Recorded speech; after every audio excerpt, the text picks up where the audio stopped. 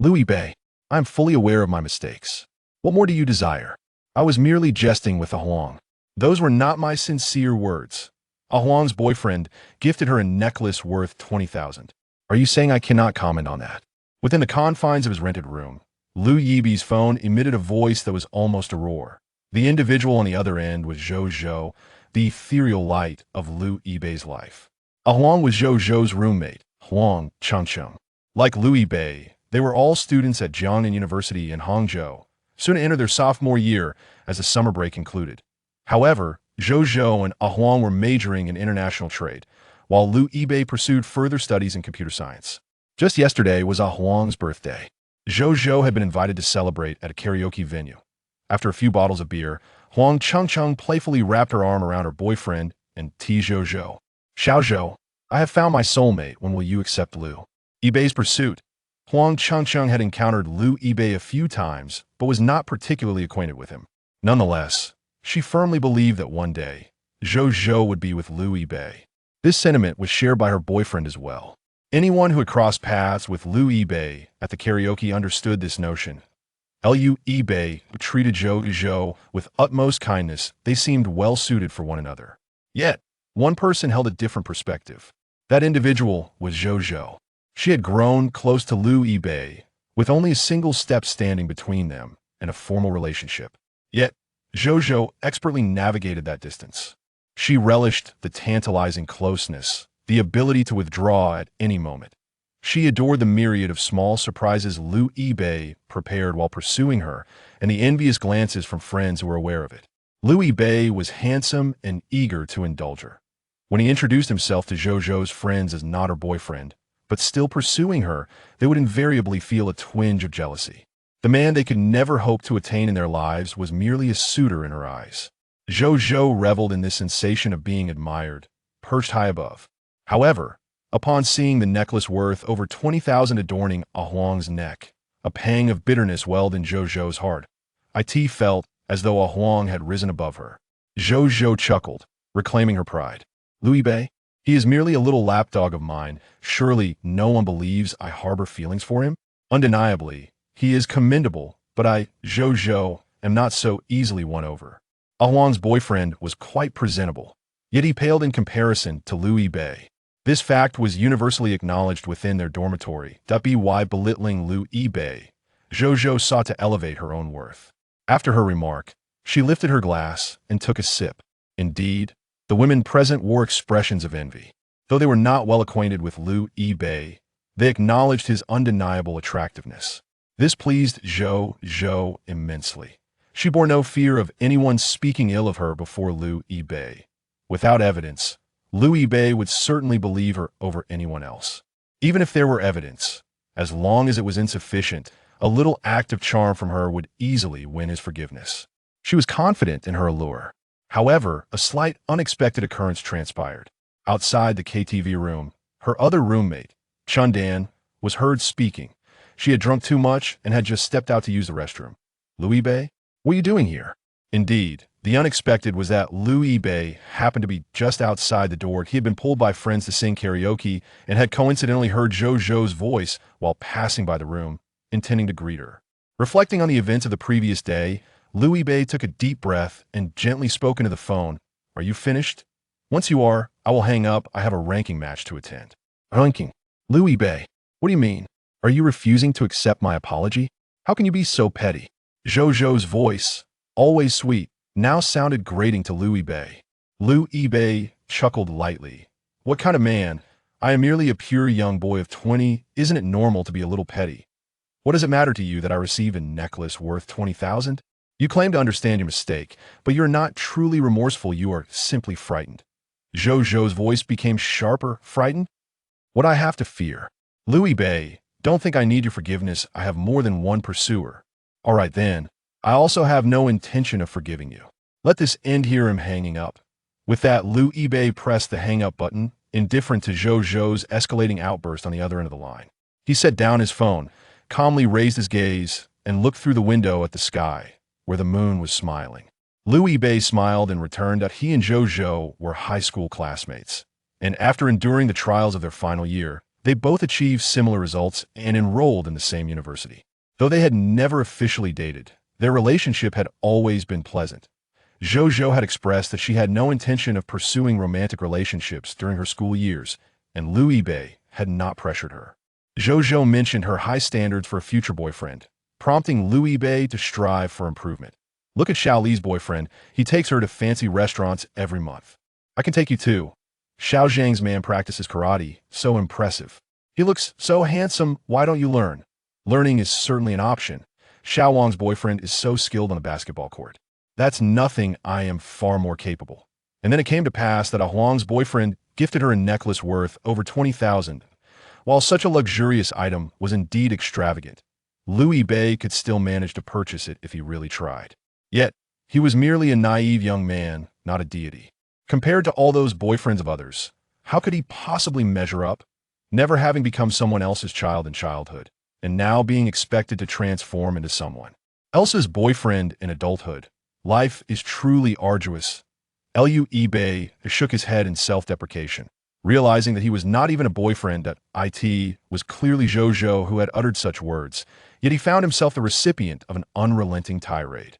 A heart full of affection squandered. Oh, but no, he was the dog in this scenario. That a devoted admirer is still a dog.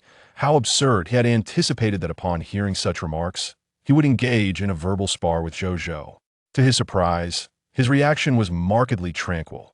Indeed, he had inherited his mother's remarkable genes. This was not an insult, it was Liu Yibei's own mother. Ms. Liu Chaoshi always maintained an expression of calm indifference during confrontations. Truly my mother's exceptional son. Splendid, Liu Yibei murmured to himself. Reflecting on Jojo's words, he whispered, "Let it go, Liu Yibei, just let it go." With a sigh, he leaned back against his computer chair. Jojo's screams faded from his ears, replaced by an unprecedented sense of serenity. Suddenly, Liu Yibei pondered why he had ever been enamored with Jojo. It seemed to be on a certain afternoon in high school, where she stood beneath the sycamore tree, dappled sunlight illuminating her round face, her smile pure and delightful. How did it come to this?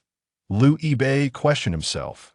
Receiving no answers in return, he shook his head again, moved the mouse a couple of times, and reignited the screen. The ranking matches were what truly mattered. He was prepared to dive back into the fray. It had already concluded he had idled for half a round. The consequence of idling was a 72-hour account suspension. Liu Yibei stared at the suspension notification. Damned, he glanced at the penguin icon in the lower left corner, its avatar bouncing around. Qing Qian. What happened? Did you disconnect? Qing Qian was Liu Yibei's good friend and gaming ally for many years. They had met online. Though they had never met in person, their bond was forged in the crucible of virtual battles. True to his ID, Qing Qian's demeanor was cool and composed, his avatar a default penguin. Ilu Xiangbei, by Yue Wang called, "We had a quarrel, and it's completely over." Qing Qian, I hope they are okay. Ilu Xiangbei, they are fine, but my account has been suspended. I fear we cannot play together today, my brother. I apologize. Qing Qian, shall we play something else? I won't engage in PvP, lest your hands tremble and lead to my downfall. Ilu Xiangbei, tremble, you say? Qing Qian, then perhaps a visit to the urologist is in order. Ilu Xiangbei, shall we farm instead? Qing Qian, 1. Ilu Xiangbei, Stardew Valley, let's commence. Stardew Valley is a farming simulation game that emphasizes a leisurely gameplay style. Liu Yibei had initially intended to confide in his good friend, even using the sentimental term by Yue Wang. Yet, his friend did not take the bait at all. As expected of Qing Qian, entirely oblivious to the world outside, solely focused on conquering Steam, Liu Yibei did not feel compelled. Although he and his good brother had shared experiences of wielding firearms, mining, robbing banks, and farming together, Qing Qian largely refrained from interfering in his personal life and family matters. Liu Yibei reminded himself to diligently learn from the adept Qing Qian, swiftly relinquishing any romantic entanglements in order to become a gaming expert. A QQ call came in from Qing Qian at Liu Yibei. As he hastily typed, "Isn't it unnecessary to report for farming?" He simultaneously clicked to answer the call. Qing Qian was typically reticent, a trait that extended beyond mere text. His lips were even more silent. During their shooting escapades, It was only Liu Yibei who babbled away. Qin Qian would only respond in writing when he had a moment to spare. Qin Qian mentioned he had no microphone. Liu Yibei replied, "Then I shall give you one." Qin Qian asked, "Are we that familiar?" Liu Yibei responded, "It's just an ordinary item, not expensive. Consider it a reward for your tireless efforts in helping me level up all these years." "No need to be modest." Qin Qian replied, "But I don't wish to disclose my home address." Liu Yibei was momentarily speechless. It wasn't due to shyness, after all, that he adjusted the volume, preparing to speak when he heard rustling noises from the other end. Had Qin Qian turned on the microphone? Goodness, surely the sun wouldn't rise from the west tomorrow. "Hello? Huh? No sound? Can you hear me?" This was Liu Yibei's first encounter with his brother's voice. It was cool and crisp, akin to the gentle sound of summer waters cascading over pebbles on a riverbank. Liu Yibei was taken aback. A feminine voice?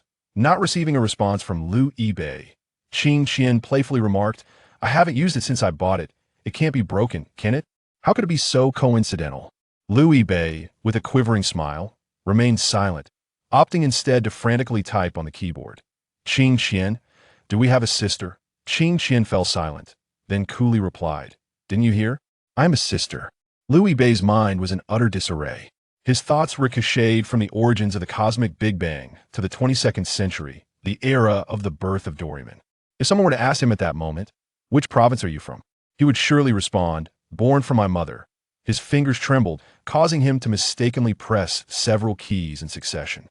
"All the way north." "Wait, bro, you mean your sister?" Qin Qian reproached him further. "Why are you typing? Playing mute? Don't tell me the microphone is broken. I can hear you breathing." Liu Yibei replied, No, bro, you mean your sister?" Qin Qian inquired, "Why does your voice tremble so?" Liu Yibei explained, "I was startled and leapt from my computer chair, only to have my toe collide with the desk leg, resulting in a failed takeoff." He twisted his toes with a fervor, akin to that of performing a spiral pill.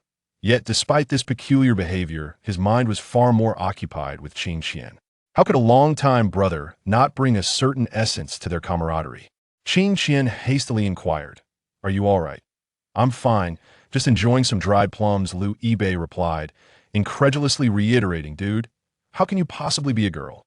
Qin Qian seemed to harbor a hint of resentment. "Who are you calling dude? Weren't you the one who said you were a boy?" Qin Qian retorted, "I never said that. It's all in your imagination.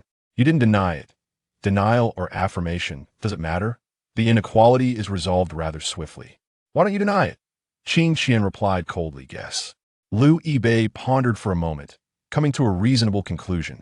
They had met in their second year of high school, at a time when they were not particularly close. Given Qin Qian's personality, it was understandable that he would prefer to remain silent.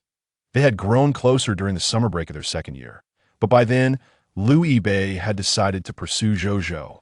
Zhou was not fond of him mingling with other girls, and if she were to discover that Qin Qian was a girl, Liu Yibei would likely have to sever ties. "Even if we're not just friends, with our relationship, I would at this point." Liu Yibei felt a twinge of uncertainty. Qin Qian asked blandly, "What is our relationship?" Liu Yibei responded, "Good brothers in spirit."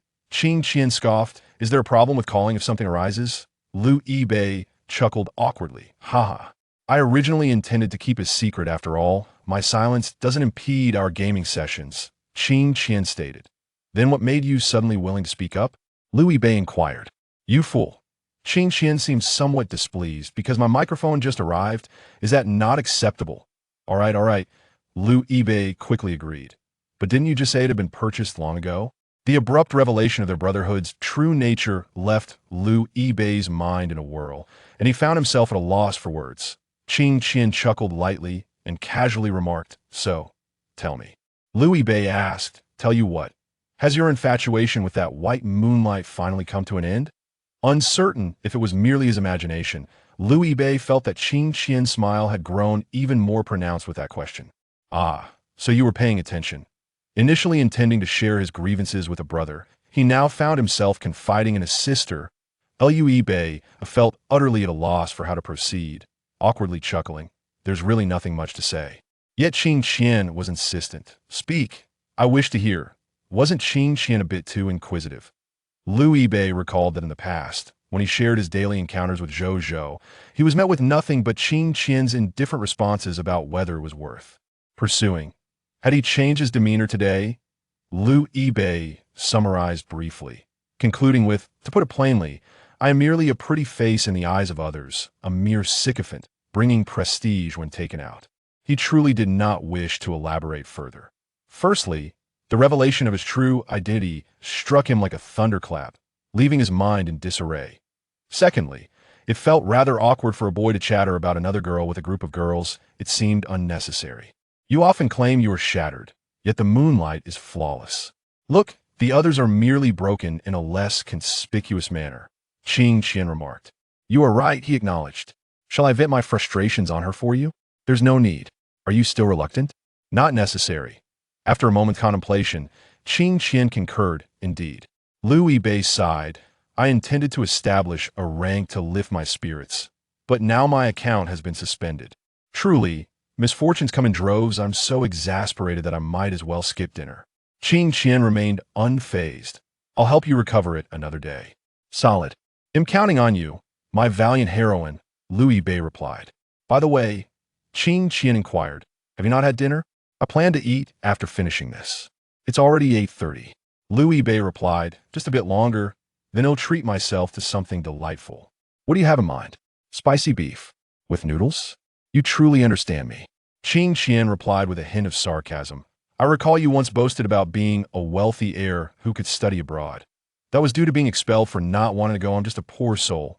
Even having to earn my own tuition and pay rent, he lamented. After being cast out, Liu Yibei hadn't returned home during the summer break, opting instead to rent a small apartment near the university. That said, considering the proximity, Zhou still preferred to apologize over the phone, which showed a distinct lack of sincerity. Are you still planning to go abroad? Qing Qian asked, her tone tinged with an inexplicable tension. Why do you ask that? Your reluctance to study abroad stems from that shattered moonlight maiden, doesn't it? Now that you've parted ways. It's only been a year of university. It's not too late to venture out, Qing Qian articulated. Liu Yibei responded, her influence is minimal. I've settled in Jiangnan for a year. Already transferring schools would be quite inconvenient. Besides, the dorm is filled with a bunch of young men who depend on me like a father. Qing Qian exhaled a sigh of relief. Oh. Speaking of which school do you attend? Liu Yibei inquired. Qing Qian retorted coolly, are we so familiar that you seek to pry into my whereabouts?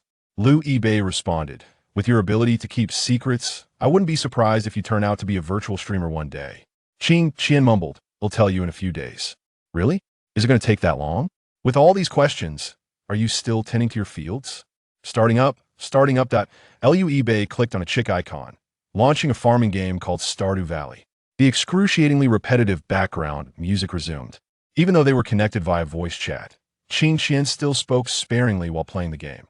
Yet, at least there were more responses such as "Ahu" and "Okay" in his ear. The general voice was crystal clear. Liu Yibei felt that the sense of communication had greatly intensified in the game Stardew Valley. One could engage in farming, mining, fishing, and animal husbandry, as well as marry NPCs, or even enter in a marriage with other players in multiplayer mode. Currently, Liu Yibei was engrossed in a fishing activity that demanded precise mouse-clicking skills. He was almost wearing out the left mouse button when his phone, resting nearby, suddenly vibrated. His concentration faltered, signaling a missed opportunity. Damn it, Liu Yibei cursed, lamenting his ill fortune. Not only had he failed his ranked match, but now even fishing was beset by distractions. He picked up the phone. Hello? Oh, leave it at the door. With a click, he hung up and remarked in his headset, delivery, wait for me. Ahu, came a response. Liu Yibei stepped outside and returned shortly. Holding a KFC delivery in hand, he sat back at his computer desk and complained into the headset. I swear if it weren't for that phone call, I would have definitely caught that.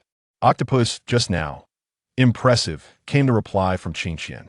As Liu Yibei was about to express his unfulfilled ambitions, a troubling thought suddenly crossed his mind. I didn't order any takeout. Who placed the order? The address, phone number, and even the name Wu Yinzu were undoubtedly his, yet he had no recollection of ordering takeout. Yeah, who ordered it? Qing Qian echoed. Liu Yibei began to list potential suspects. First on the list, Zhou Zhou. This was not a matter of suspicion, but rather a reflex from their recent communication. Ugh, Qing Qian responded. That's not right. That Liu Bei reasoned that if Zhou Zhou were capable of changing his ways, he would have done so long ago and not suddenly have change of heart. Who else could it be? Qing Qian pressed. Liu Bei pondered. Indeed, who else could it be? Qing Qian enunciated slowly. Well then, who else knows that you, poor thing, haven't had dinner? Liu Bei contemplated for a moment. I'm not entirely sure, but I can offer a possibility. Don't scold me if I'm wrong. Go on, Qing Qian urged. Could it be that you, my lady, placed the order? Qing Qian replied nonchalantly. How clever of you to think of that so quickly. I thought you were going to guess it was the mermaid next. Qing Qian continued. I just came across the address you had given me earlier. I thought to keep it confidential, wondering if you might also casually pick an address to fool me, so I decided to test it. Don't presume to judge me, Liu Bei retorted. Why would you test it with such a large order? 2 family buckets? 6 cups of cola? I'd throw up from that. Today isn't even Thursday. Is that so? Perhaps you accidentally pressed the wrong button, she suggested. You didn't even check the total? Are you perhaps a wealthy lady? Liu Bei teased. How can one navigate the world without a little spending? Qing Qian replied, somewhat impatiently. Just eat your food and stop talking so much. All right, he acquiesced. Regardless, you can't operate anything while eating, so let's watch a movie together for a while, said Qing Qian. All right, that Liu Bei accessed the interface, as there were countless websites available for streaming movies. What shall we watch? First Kiss, that film starring Sophie Marceau. Yes. What's the matter? Can't watch a romantic film after a breakup? No, I've just seen it before. With your white moonlight? Alone. Qing Qian hummed in acknowledgement and asked, haven't you ever eaten KFC before? Liu Bei glanced at the bucket of chicken, feeling a twinge of guilt. I've had it. You can eat it again even after finishing it, just as you can rewatch a film. Good to know that Liu Bei sipped his soda and bit into the golden fried chicken, feeling warmth in his stomach and heart alike. He wasn't foolish. He understood that Qing Qian would not be so bored as to engage in any experiments. By the way, thank you. Qing Qian muttered softly, just 2 buckets of chicken, and he's so easily moved he's really easy to please. That Liu Bei asked, huh? What did you say? I said, treat me to a meal in the future. In the future. Just remember it. All right. The idea of watching movies together online was initially proposed by Liu Bei. At that time, a domestic horror film was generating buzz in theaters, and Zhou Zhou invited Liu Bei to watch it. Liu Bei nodded in agreement. Fearing that he might embarrass himself by screaming in the cinema, he asked Qing Qian to accompany him and sought out a few classic horror films online to confront his weaknesses. However, when the domestic horror film was released, it received such poor reviews that Zhou Zhou found resources online and watched it with his roommate instead. This rendered Liu Bei's preparations utterly useless. What a pity. Initially, he had been led to believe that the person watching the film with him was a fierce warrior, while he had been exuding an aura of cowardice without reservation. In the end, unable to sleep from fright, it was Qing Qian who had to find several bloopers from the movie to soothe him. What a shameful memory. The past was hard to revisit, and he wondered if Qing Qian still recalled it. Why so silent? Qing Qian inquired. Nothing. Liu Bei swiftly sealed that embarrassing chapter in his mind and turned his attention back to appreciating Sophie Marceau's exquisite beauty. After watching movies with Qing Qian for such a long time, it was the first time he could hear sound from her side. Crunch, crunch. It seemed she was munching on potato chips. Her calm, gentle voice lingered in his ears, and the film they were watching was still an innocent romance. Liu Bei felt an inexplicable nervousness, momentarily at a loss for how to comment on the movie. Men are different from women. Boys are distinct from girls, too. Liu Bei consciously restrained his words, ensuring he didn't appear too foolish. Then, suddenly, Liu Bei heard a crisp and slightly elevated voice through his headphones. Those legs are truly fair. Liu Bei. Zhou Zhou returned to the dormitory. Though Jiangnan University had yet to commence its academic year, 3 members of her dorm had already returned early due to Huang Chengqing's birthday celebration. Huang Chengqing was out with her boyfriend.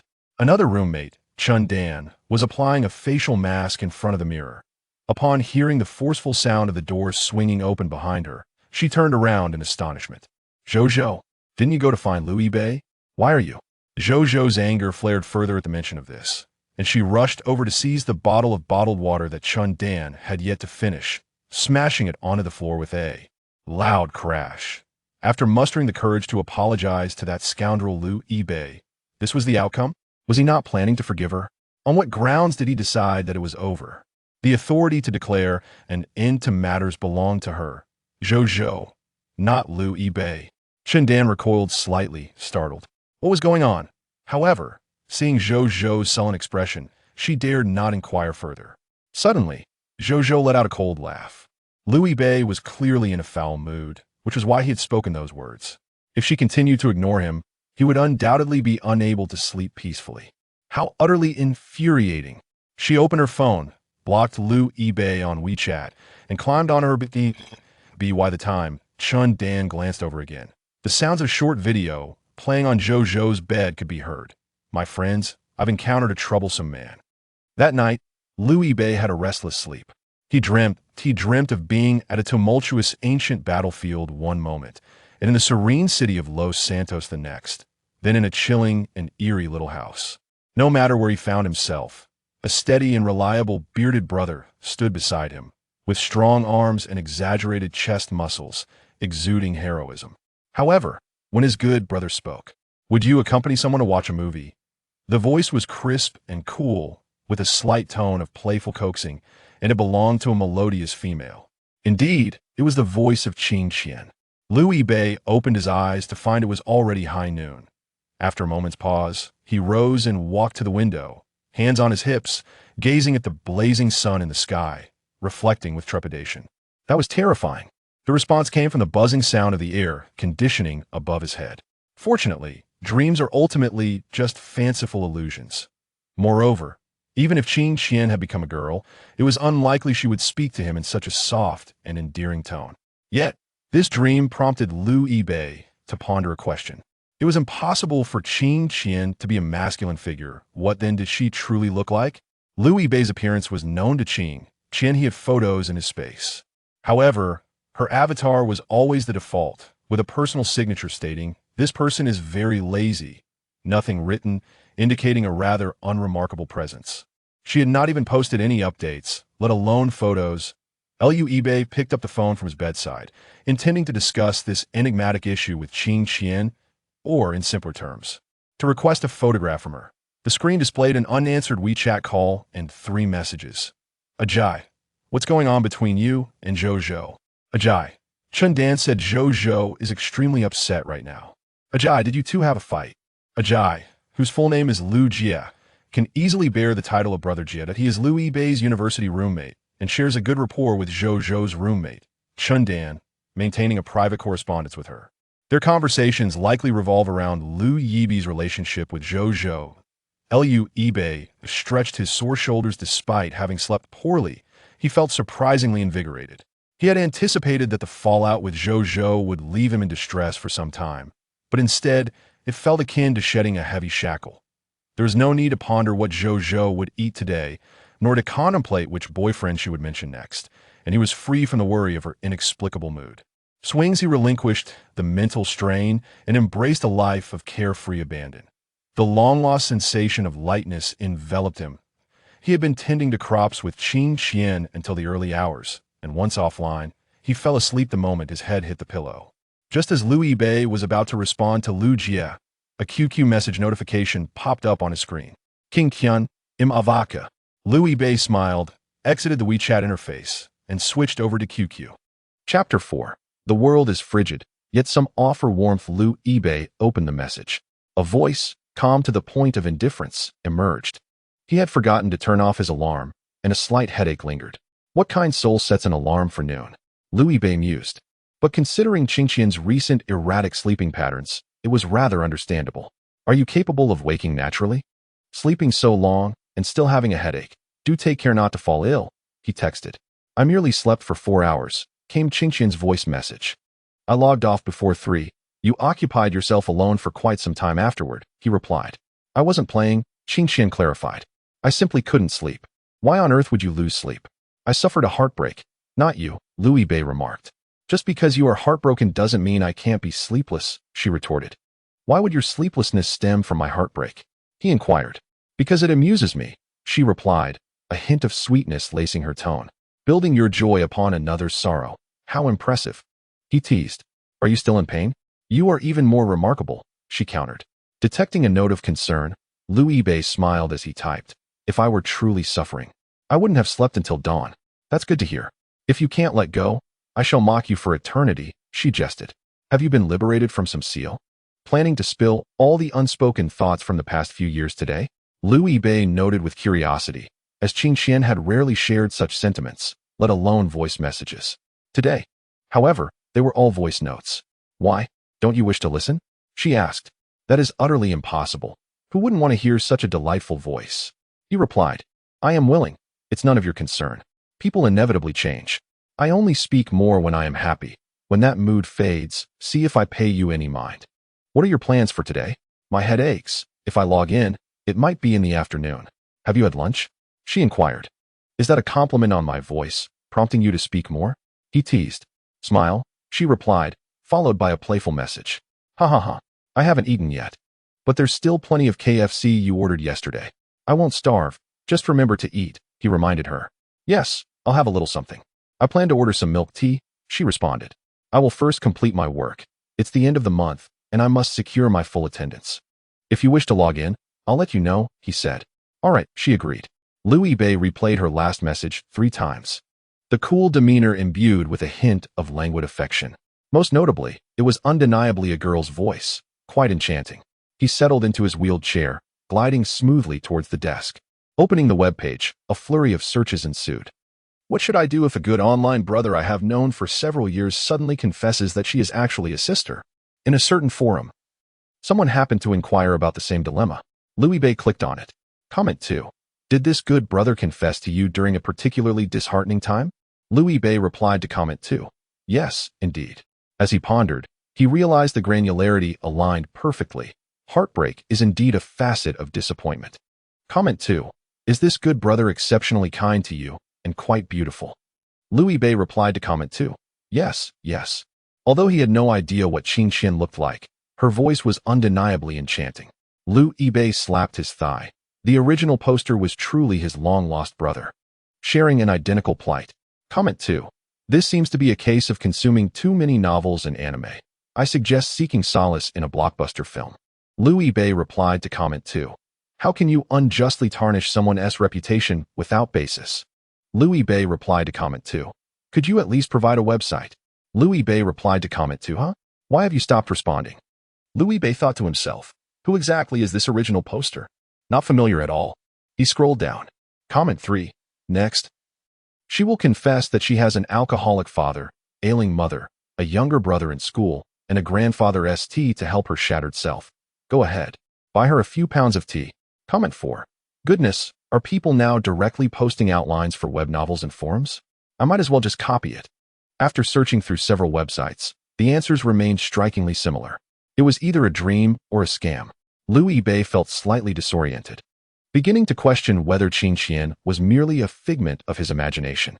He reopened his phone, clicked on the chat history with Qin Xian, and replayed the last voice message. A soft, languid, and gentle feminine voice enveloped Liu Yibei's ears. He relished the moment. It was not a dream. Liu Yibei pondered, could it be a scam? Impossible. He and Qin Xian shared years of friendship through thick and thin. Even caring for fish was not done in such a manner. Furthermore, it was someone gifting him a full family meal, not the other way around. Where was the logic in scamming through expenditure? Just then, his phone rang. An unfamiliar number. Hello? Liu Yibei answered. Oh, is this a delivery? Which place? Milk tea? Oh, just leave it at the door. I'll get it later. After hanging up, he tapped away at his phone screen. All the way north. Was the milk tea also ordered by you? Qin Xian replied almost instantly. Yes, all the way north. Qin Xian. I truly am not a mere mortal. Qin Xian. With someone generously treating him to delicious food and drink, he actually harbored suspicions of being scammed. What could Qin Xian possibly gain from him? His age? His lack of hygiene? Liu Yibei was filled with regret, feeling as if he could slap himself awake in the middle of the night. Qin Xian, I filled in the wrong address. You go ahead and drink it. Iluxiangbei, how much? I'll transfer it to you. Qin Xian, no need. I brought this upon myself. Iluxiangbei, just be more careful next time. Qin Xian, have you finished your work? Iluxiangbei, not yet. Qin Xian, still so chatty without finishing your work. Go tap your keyboard. Illusion Bei, steady. Louis Bei closed those utterly irrelevant web pages and placed his hands on the cherry-red mechanical keyboard, typing away with fervor. If the heavens did not bring forth me, Louis Bei, the keyboard's path would remain as eternal as the long night. Type away. Louis Bei's profession entailed crafting online literature, as he was a contracted web novelist for a certain site. Many, upon hearing the term writer, might feel a sense of reverence and admiration. However, in reality, individuals like Louis Bei, who remain in obscurity, possess little intrinsic value. Akin to the labor of bricklaying, writing online narratives is equivalent to moving cyber bricks. Nonetheless, despite the lack of substantial worth, Louis Bei adhered to his professional ethics. The first thing he did upon waking was update his novel. How could he allow his readers to languish in anticipation if he could not present updates promptly? How could he call himself a professional writer? Tap, tap, tap. The sound of the mechanical keyboard echoed like a barrage of bullets. Having completed his work, he resigned himself to the fact that additional updates were an impossibility, a lifelong impossibility, and he could only maintain the FAAD of full attendance each day. After updating, Louis Bei gracefully accessed the website's backend to check the comments. Reader 1. The author is too short. Reader 2. The author lacks endurance. Reader 3. The author is quite capable of padding. There's a lot of filler. Louis Bei. Let me take another look at the data. Favorites. 1. Louis Bei. Damn. How unfortunate. Quickly, I must close the page. The performance of his previous book had been commendable, allowing him to save a little money. But in the volatile world of online literature, past success does not guarantee future triumphs. Louis Bei sighed deeply, sipping his milk tea. In this indifferent world, only this cup of strawberry boba brought him a semblance of warmth. Wait. Louis Bei suddenly recalled that he seemed to have forgotten something. What was it? Oh, he forgot to reply to Lu Jia's message. Chapter 5. Let us get married. Louis Bei replied to Lu Jia.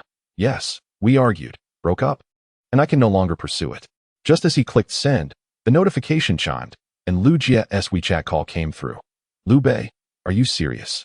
We're just saying that in anger. Louis Bei, I truly do not enjoy deceiving fools.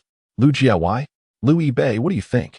Lu Jia, who had been conversing frequently with Chen Dan, should have pieced together much of the situation by now. As expected, Lu Jia fell silent for a moment. Well then, breaking up is quite all right. I also feel Zhou was a bit excessive, saying such things. Brother Bei, let me share a candid thought with you. You possess an admirable temperament. If I were in such a predicament, I would undoubtedly deliver a punch. Louis Bei chuckled.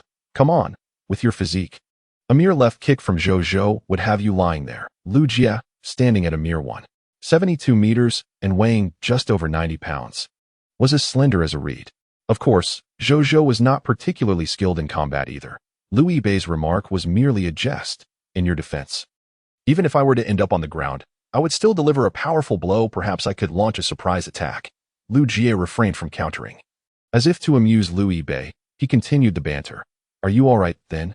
I'm perfectly fine, Louis Bei replied. I thought you were ignoring me since you hadn't responded for so long. If you remained silent any longer, I would have considered coming to see you. Lu Jia paused, then cautiously inquired. Are you feeling down? If so, how about I accompany you for a couple of drinks tonight? Louis Bei felt a twinge of guilt. His lack of response to Jiegu was not due to sorrow, but rather because he had been indulging in food and drink, lost in merriment. Lu Jia shared his surname with Liu Bei, so speaking of Shu was not an issue. However, to spare Jiegu further distress, he chose not to mention it. Are you at school? Louis Bei asked. Yes, Lu Jia replied.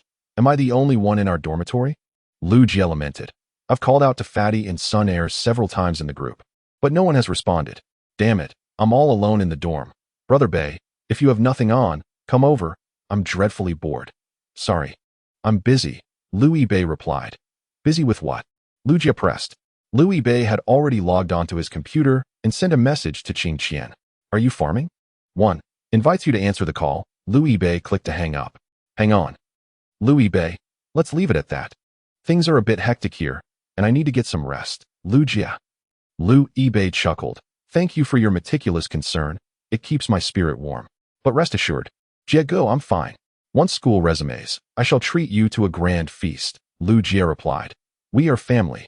There's no need for formalities. You're like my own son. If I don't care for you, who will? If anything arises, feel free to reach out to me. I'm just cooped up in the dorm. Oh, And I hope it's at Hadaleo, Louis Bay. Good son. Lu Jie then asked, can I share the matter concerning you and Zhou Zhou with Sun Air and Fatty? Sun Air referred to Zhao Sun, and Fatty was Hao Zhongwan, both of whom were roommates and akin to father and son. Louis Bei replied, go ahead, it's nothing significant, Lu Jie said. In that case, I shall go gather them for a celebration. But wait, are you busy or asleep? Which is it? Busy sleeping. Louis Bei concluded the call with Lu Jie. He dialed Qing Qian again. Louis Bei. Louis Bei. Qing Qian. I clicked the wrong button. Louis Bei. Oh, Qing Qian. Has the white moonlight found you again? Louis Bei. No, not at all. Qing Qian. Then why did you hang up on me? Louis Bei. My roommate is concerned that I, a lonely old soul in this apartment, might be left unattended, so he came to check on me. Qing Qian's tone softened slightly. Well, that's nice. Lu Bei chuckled. Who would have thought that I'm being so well taken care of by you now? Qing Qian, who is taking care of you? Louis Bei, what am I consuming right now? ISNT at your cough tea? Qing Qian, I see. Are you doing this on purpose? Louis Bei, no, I swear. I choked, cough, truly choked. Let me grab some tissues. Who would have thought I'd choke at such a moment, making this dialogue feel so awkward? Qing Qian, you had better. Louis Bei, cough. Qing Qian, drink slowly. You might choke to death. Louis Bei, all right, cough. I'm fine now. Yes, drink slowly. After Qing Qian finished speaking, an invitation to join a game popped up in the lower right corner of Louis Bei's computer screen. He could hear the weariness in Qing Qian's voice. Is your head still hurting? He asked while mining in Stardew Valley. I want to die, Qing Qian replied flatly. If your head still hurts, then take a break, Louis Bei suggested. You say that, Qing Qian remarked. After a while, Qing Qian called out coldly, I'll Bei. Let us get married. Louis Bei was momentarily taken aback, silence enveloping him. He even forgot to swallow the strawberry bubble tea he had just sipped. You've been pursuing Abigail all this time, haven't you? Abigail is a character in this farming game, and if you accumulate enough affection, you can marry her. Qing Qian said indifferently. How about we try player-to-player marriage this time? We can marry directly without needing to increase affection. Louis Bei. Oh, a game, huh? Qing Qian chuckled softly. Her spirits seemingly lifted, but the next moment she returned to her cold demeanor. What did you think? I thought I'll go fishing. Louis Bei diverted the conversation. Wow, this fish's mouth is quite upturned. Chen Dan looked at the message sent by Lu Jie. Lu Jie, my brother Bei has a good character, handsome looks, doesn't he indulge in vices, and is proficient in singing and playing instruments. He is almost maxed out in every skill. If your partner has such an attitude, the reason for the fallout is mostly self-inflicted, always seeking trouble. Hey, how can you talk like that? Chen Dan initially wanted to reply this way, but glanced towards Zhou Zhou. She was still scrolling through short videos, seemingly unperturbed. To her surprise, she found some merit in Lu Jie's words. Zhou Zhou noticed Chen Dan looking at her. What are you watching? Has Louis Bei reached out to you? She felt a twinge of delight, thinking perhaps Louis Bei was attempting to reach her through Chen Dan. Although Louis Bei didn't have Chen Dan's WeChat, he had plenty of friends who could surely help him obtain it. I shall settle the score with him later regarding the addition of other girls on WeChat.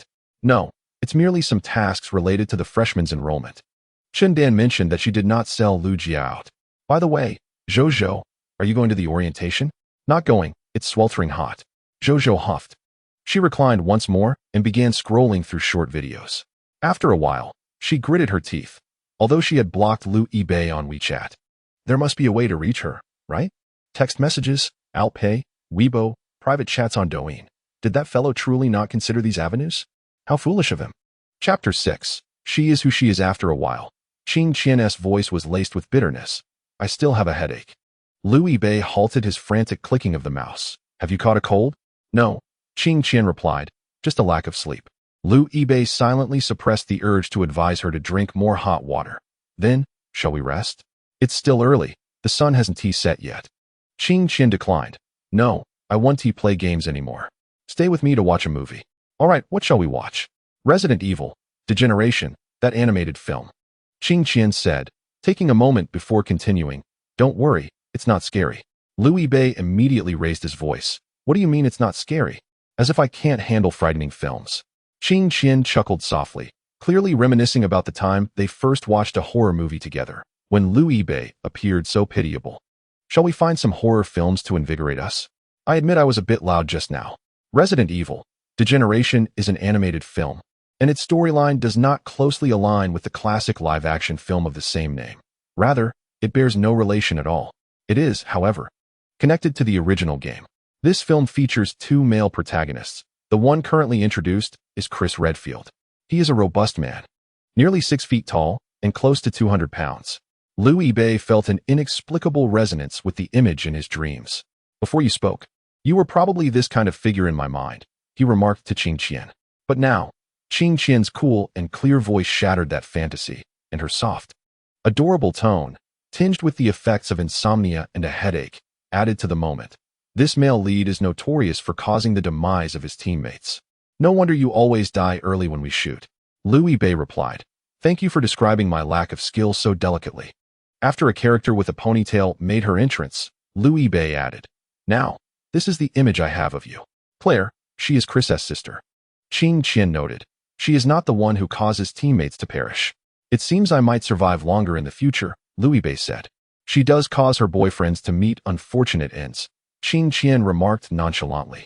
Liu Bei thought to himself that he was fortunate not to be her boyfriend, but refrained from voicing it. While watching the movie, why mention such dreary topics? The film indeed lacked terror. Liu Bei had a high tolerance for zombie-themed narratives. To instill fear in him, one would require some traditional items such as bridal garments, paper figures, or red and white candles. The film is quite exquisite, with commendable visuals. However, the plot leaves much to be desired. It's rather dull and superficial. Liu Bei summoned his courage. What do you truly look like? Previously, he had presumed that Qing Qian was male and had not inquired about her appearance. Now that he is aware of her femininity, he eagerly requests a photograph. As if this gentlemanly demeanor were merely a pretext to indulge in her beauty. Qing Qian's voice instantly turned frigid. I'm ugly, don't ask. Her icy tone seemed to strike a nerve. Although Qing Qian possesses a melodious voice, instances abound of individuals whose vocal charm belies their average looks, like that internet celebrity from a few years back who revealed her visage only after accumulating 100,000 subscribers. It's alright. I'm not good-looking either. Liu Bei swiftly diverted the conversation, redirecting it back to the film. There are far too many zombies. You, the female warrior, should take them out swiftly. His curiosity about what Qing Qian looks like is ultimately inconsequential. Their camaraderie transcends appearances. Whether she is beautiful or not, she remains Qing Qian. Noticing her silence, Liu Bei felt a twinge of guilt for broaching such a trivial matter and endeavored to conjure a more light-hearted topic. Qing Qian, however, sighed softly. In the future, Liu Bei interjected. Can I come to visit you? Talking nonsense. Whether in the future or now, you can always come to find me. After all, you have my address. Liu Bei quickly retorted. I had invited you to come over before, but you refused. What has prompted this sudden change of heart? When will you visit? The new term is fast approaching, right? Qing Qian had never mentioned whether she was still studying or had begun working, yet given their compatibility, it was evident they were of similar age. With a gentle laugh, she replied, I merely said that. You're fully responsible for the anticipation now. All right. Perhaps it was another headache. Qing Qian simply acquiesced. Liu Bei and Qing Qian sat quietly, engrossed in the film. Despite the barrier of a screen, the true distance between them felt like the ends of the earth. Yet in that moment, it was as if their shoulders brushed against one another, each capable of hearing the other's breath. Then, the scene shifted. The popular female character, Jill Valeni, made her entrance, celebrated for her beauty. In this film, she was no exception, curvaceous and undeniably alluring. Wow, Liu Bei exclaimed. That chest. Qing Qian gasped. Heaven sent a light rain to bid farewell to August, a gentle patter that ensued. Liu Bei, braving the rain, ducked into a bubble tea shop, removing his cap to allow droplets to cascade from his dark locks. Do I need to scan a code to order? He inquired of the attendant behind the counter, simultaneously messaging Qing Qian. All the way north. Is your head still aching today? The server shook her head, saying, No need, just speak to me directly. Liu Bei, who was wiping the water stains off his shirt after putting away his phone, looked up at the call of his name. Xiaoli? The girl standing behind the counter was of similar age, quite petite with smooth, sun-kissed skin. She gazed at Liu Bei with surprise, and he could see her signature canine tooth peeking from her slightly parted lips. Liu Bei and Xiaoli were old acquaintances, both having attended the same middle school, but they had not gone to the same high school. Who would have thought they would reunite at Jiangnan University? Are you working here? Back to school? Liu Bei inquired. Xiaoli, like Liu Bei, was a local from Hangzhou, though her home was a considerable distance from Jiangnan University. I came at the beginning of the month, staying with relatives nearby, she replied. Have you returned to school too? Yes, Liu Bei affirmed. Since they had lost touch after middle school, Xiaoli was unaware of the troubles he faced after being kicked out of his home. She likely also didn't know about Zhou Zhou. During their middle school years, they shared a good relationship due to their proximity, often walking home together.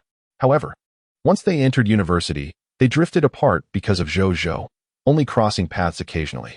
Xiaoli assessed Liu Bei, a tall and slender boy. He had always been quite handsome.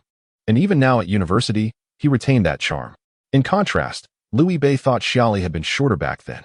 Had she perhaps grown even shorter in his eyes? Alone? Xiaoli queried. Yes, Liu Bei replied, gesturing for a grape soda. Why not just order takeout? She suggested. You came out in the rain. Liu Bei plopped down on the shop sofa, leaning back.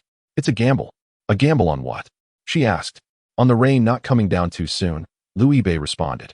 Looks like you lost, Xiaoli said, pouting. A complete loss, Liu Bei lamented. Chapter 7. Is it raining in your city? The rain intensified. I wonder if it is raining in Qingshan City. Liu Bei fiddled with his phone, awaiting a response from Qingshan, which had yet to arrive. He glanced at the dormitory group chat, where they were exchanging memes. Last night, Lu Jia had mentioned Zhou Zhou's situation in the group. His initial message read, 404 male college students' broken love life. The ordinary Liu Bei's desire for perfection has been erased, no edits. How fatty. Sunner.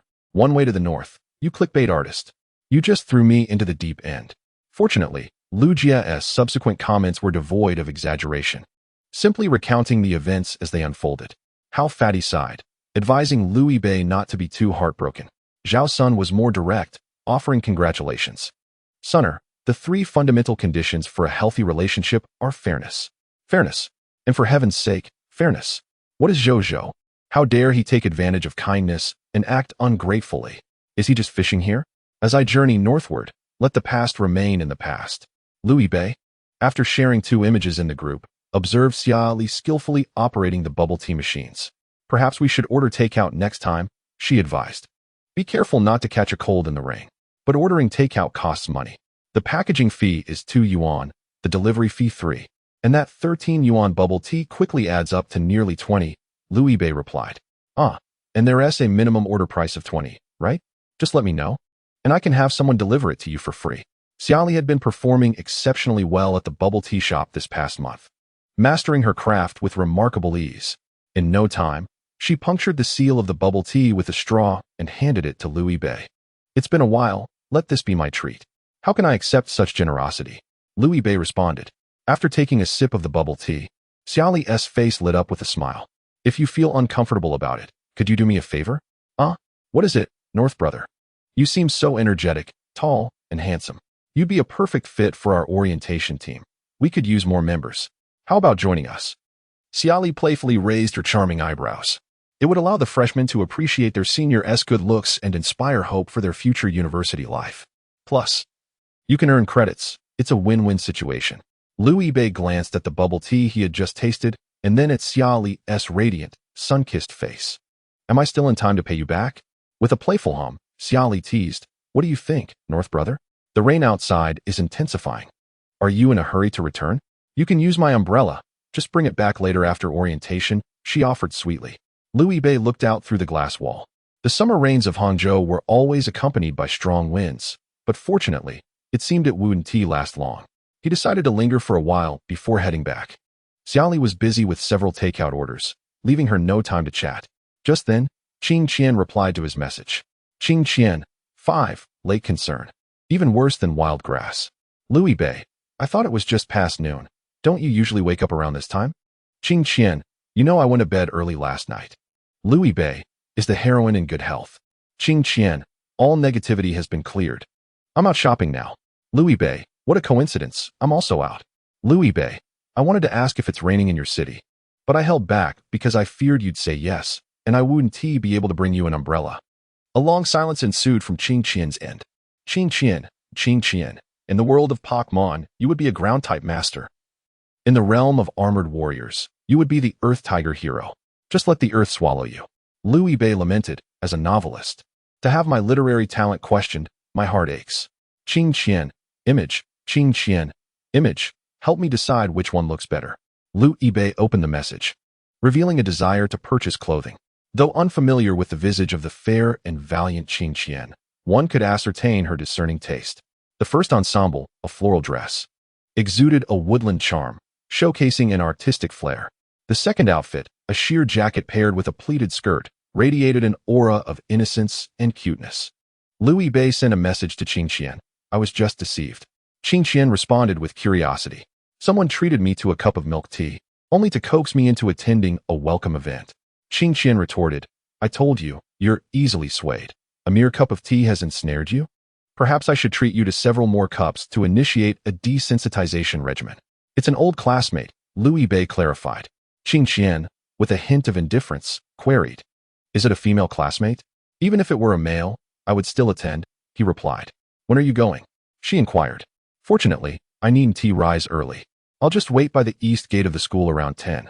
Wishing you a chance encounter with a beautiful junior, she encouraged, mostly hoping to avoid troublesome newcomers.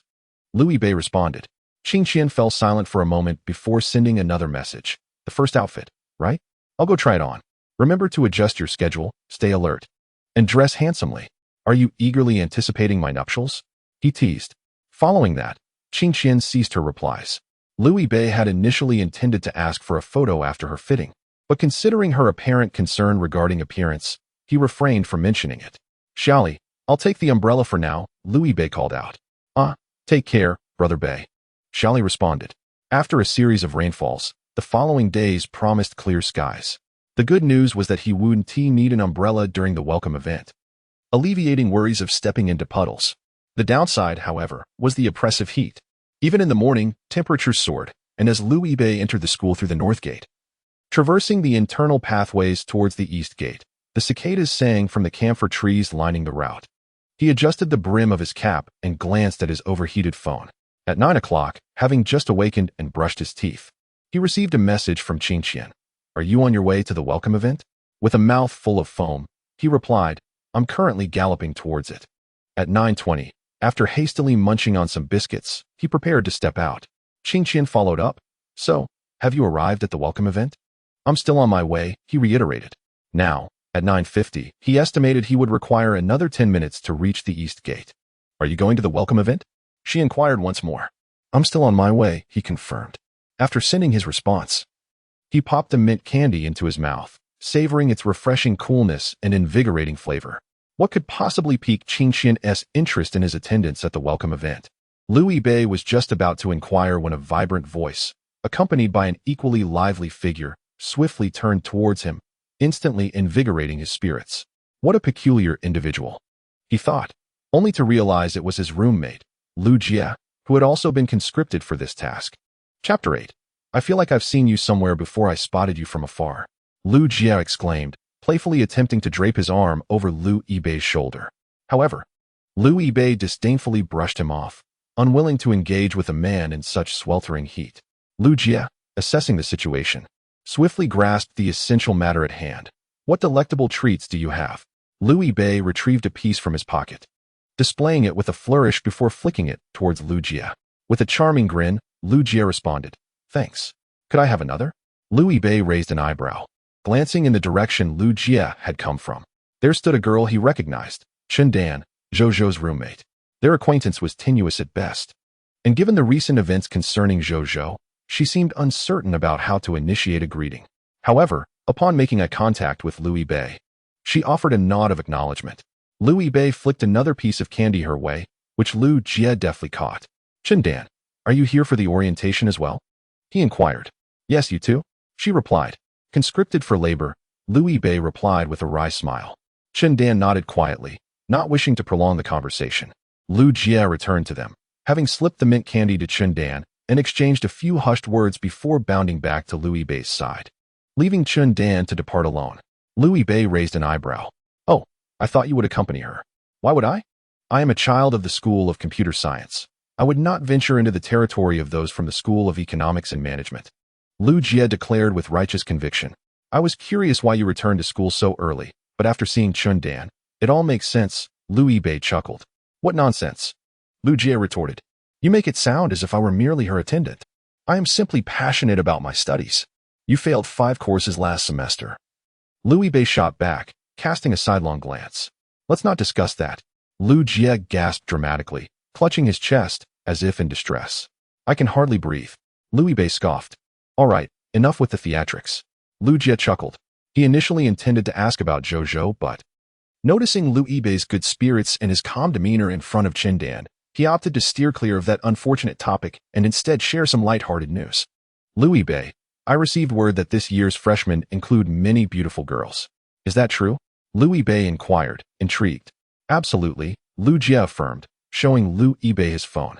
Look at this photo. It's a top-secret dossier sent by my comrades stationed at the front lines. The frontline comrades referred to fellow students already on duty at the East Gate. Upon viewing the image, Liu Yibei remarked, That's teacher Xin Shang. I know her too.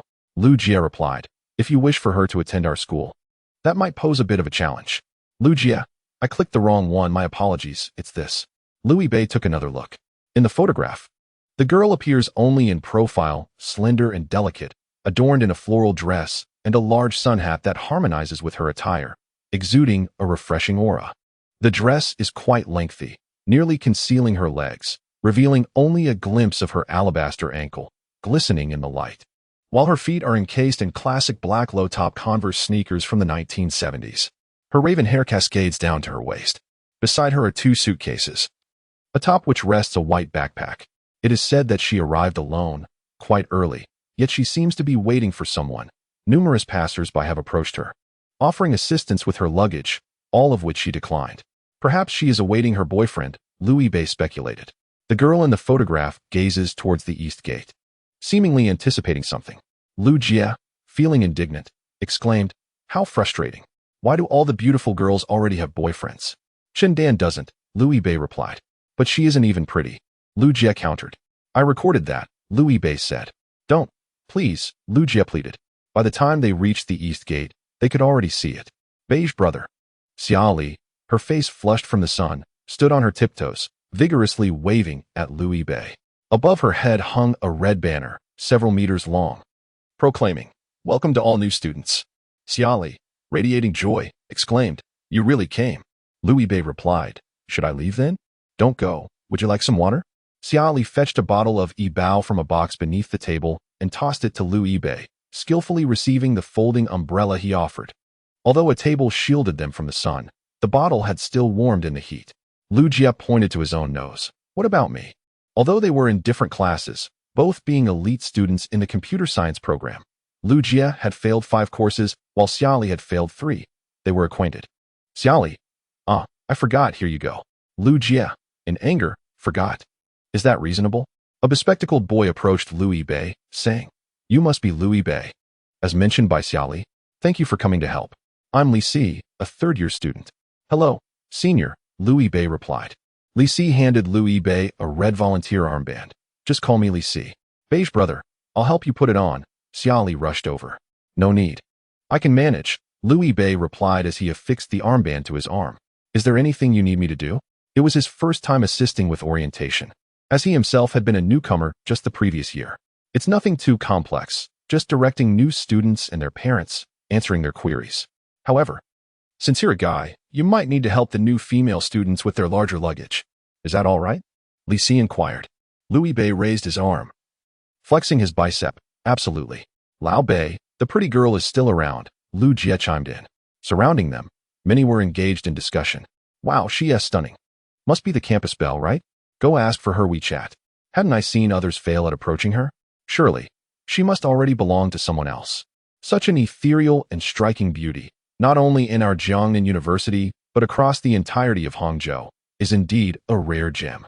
I must refrain from adding her on WeChat, lest she disrupt my resolve and hinder my pursuit of a master's pinnacle.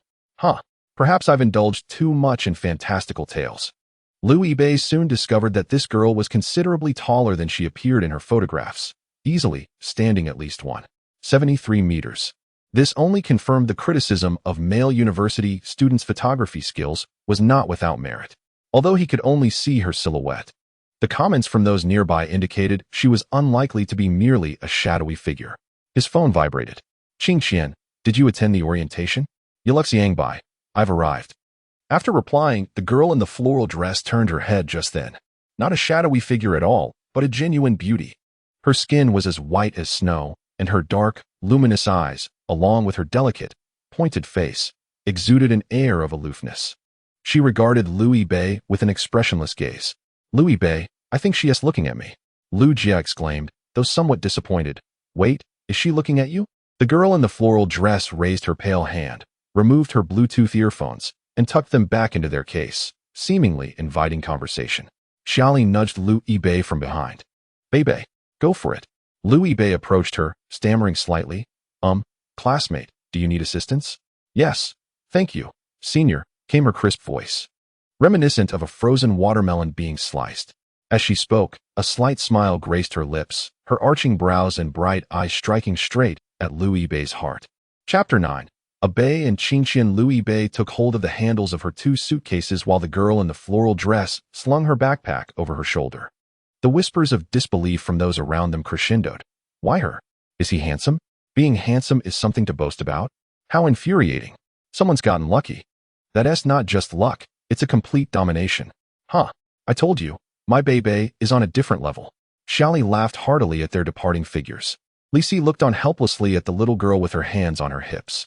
As Lu Yibei and the girl in the floral dress walked silently for a while, he noted her rather reserved demeanor.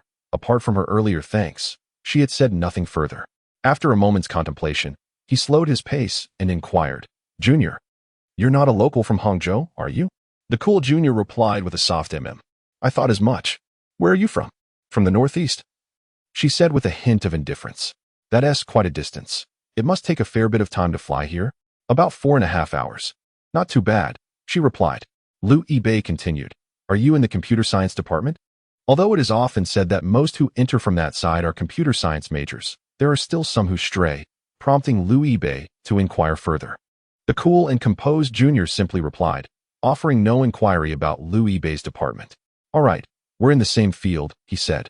The junior did not appear particularly pleased by this revelation. She merely nodded, her slender face betraying no hint of emotion. What is your name? Lu Yibei asked. The junior responded, You haven't shared your name yet, senior. Lu Yibei, he replied. I am Ji Qingqian, she said. Lu Yibei paused in his tracks. Senior, what's wrong? Ji Qingqian inquired. One moment, let me send a message, he said, retrieving his phone from his pocket. He recorded a voice message. Qing. I've encountered a rather challenging newcomer, with 2 large suitcases. Is this meant to exhaust me? He pressed send, and the message was dispatched successfully. At that moment, Ji Qingqian spoke softly into her own phone. Perhaps that junior's home is quite distant, and she doesn't plan to return this semester, thus bringing numerous personal items and clothing. If you find it burdensome, you could refuse to assist her. Lu Yibei gazed at his phone, sighing deeply as he tucked it away once more. Qing, he murmured. Ji Qingqian smiled gently. Bei. Lu Yibei observed Ji Qingqian, who was adorned in a flowing floral dress. The scorching sunlight enveloped her, casting a halo of pale gold around her. She was fair as snow, tall and slender, exuding an air of cool elegance and grace. Having known Ji Qingqian for over 3 years, this was the first time she had emerged from the confines of her computer to meet him in person. Suppressing his excitement, Lu Yibei swallowed hard and asked, Why didn't you tell me earlier you were coming to study in Jiangnan? Ji Qingqian's expression remained impassive as she playfully formed a peace sign beside her petite, snow-white face. Surprised? Lu Yibei did not answer, but muttered to himself. Am I dreaming again? This time, it's not a tall and muscular guy. Ji Qingqian tilted her head slightly, her thin lips pressed into a delicate line.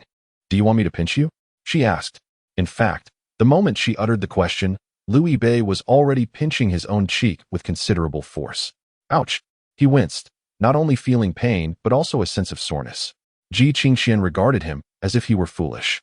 I told you to pinch, not with such intensity. Lu Yibei rubbed his cheek, realizing that he was not in a dream but had also shaken off his daze. Why would you deceive me when you are perfectly fine? What did you say? I was wondering where the ugliness lies, Ji Qingqian replied, her icy gaze narrowing slightly.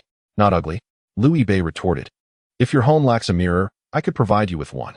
If this is deemed ugly, then there must be billions of self-deprecating girls in the world. A smile flickered in Ji Qingqian's dark eyes, yet her tone remained as frosty as ever.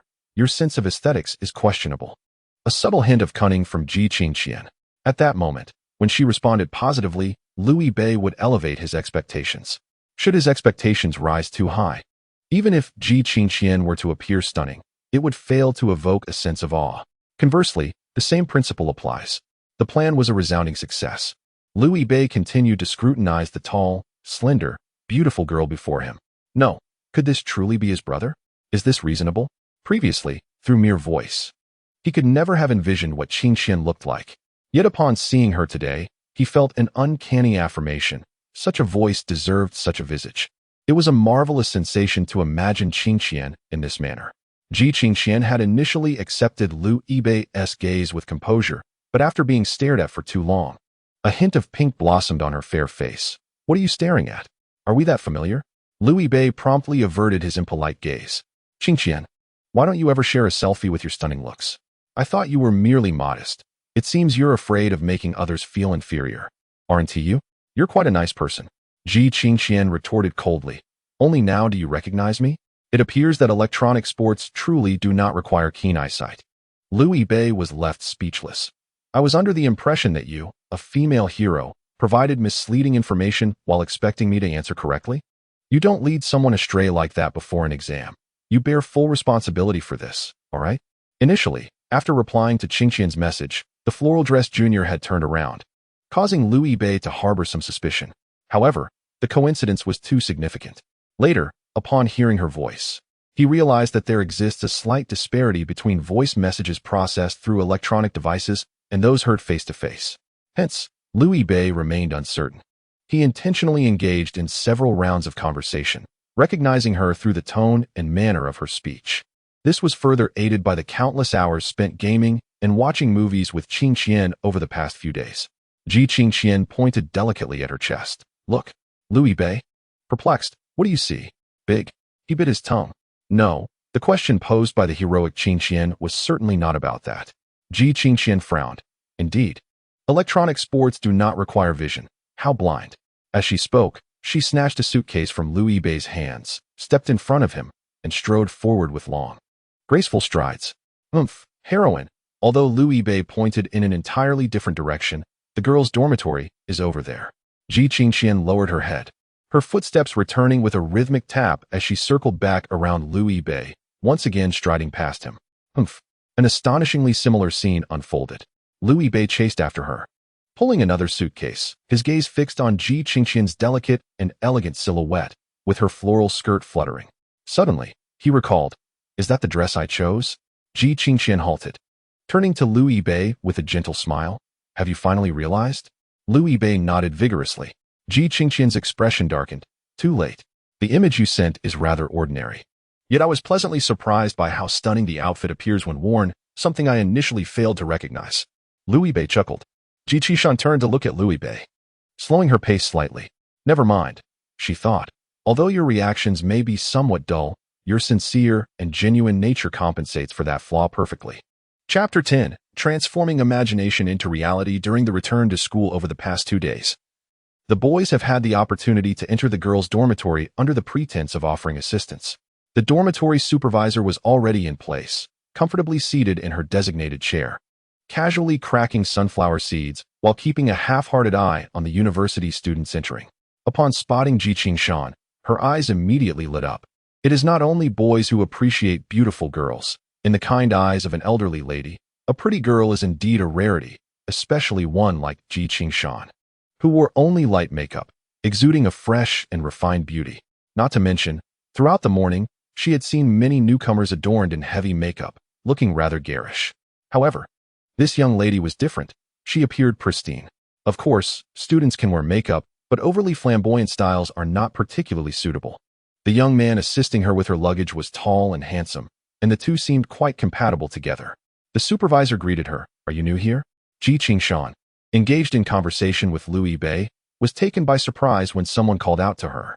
She quickly turned around, seemingly startled by the sudden address, and replied softly, Yes. Yes. Which floor? The 3rd floor. Very well, the 1st floor can be noisy, The second floor is rowdy, and the fourth and fifth are too high. The third floor is just right, the dormitory supervisor remarked. Ji Qingshan, not particularly adept at conversing with strangers, glanced toward Lu Yibei for assistance. Lu Yibei interjected, "Auntie, are you preparing for the postgraduate entrance examination as well?" The supervisor looked puzzled. What examination? With such eloquence and education. It would be a shame if you didn't pursue further studies, Lu Yibei replied. The supervisor chuckled. Quickly head upstairs, secure a good bed. Just a friendly reminder. Don't take the one by the door. Thank you, Auntie. Lu Yibei carried 2 suitcases and ascended the stairs. The supervisor couldn't help but admire. What a strong young man.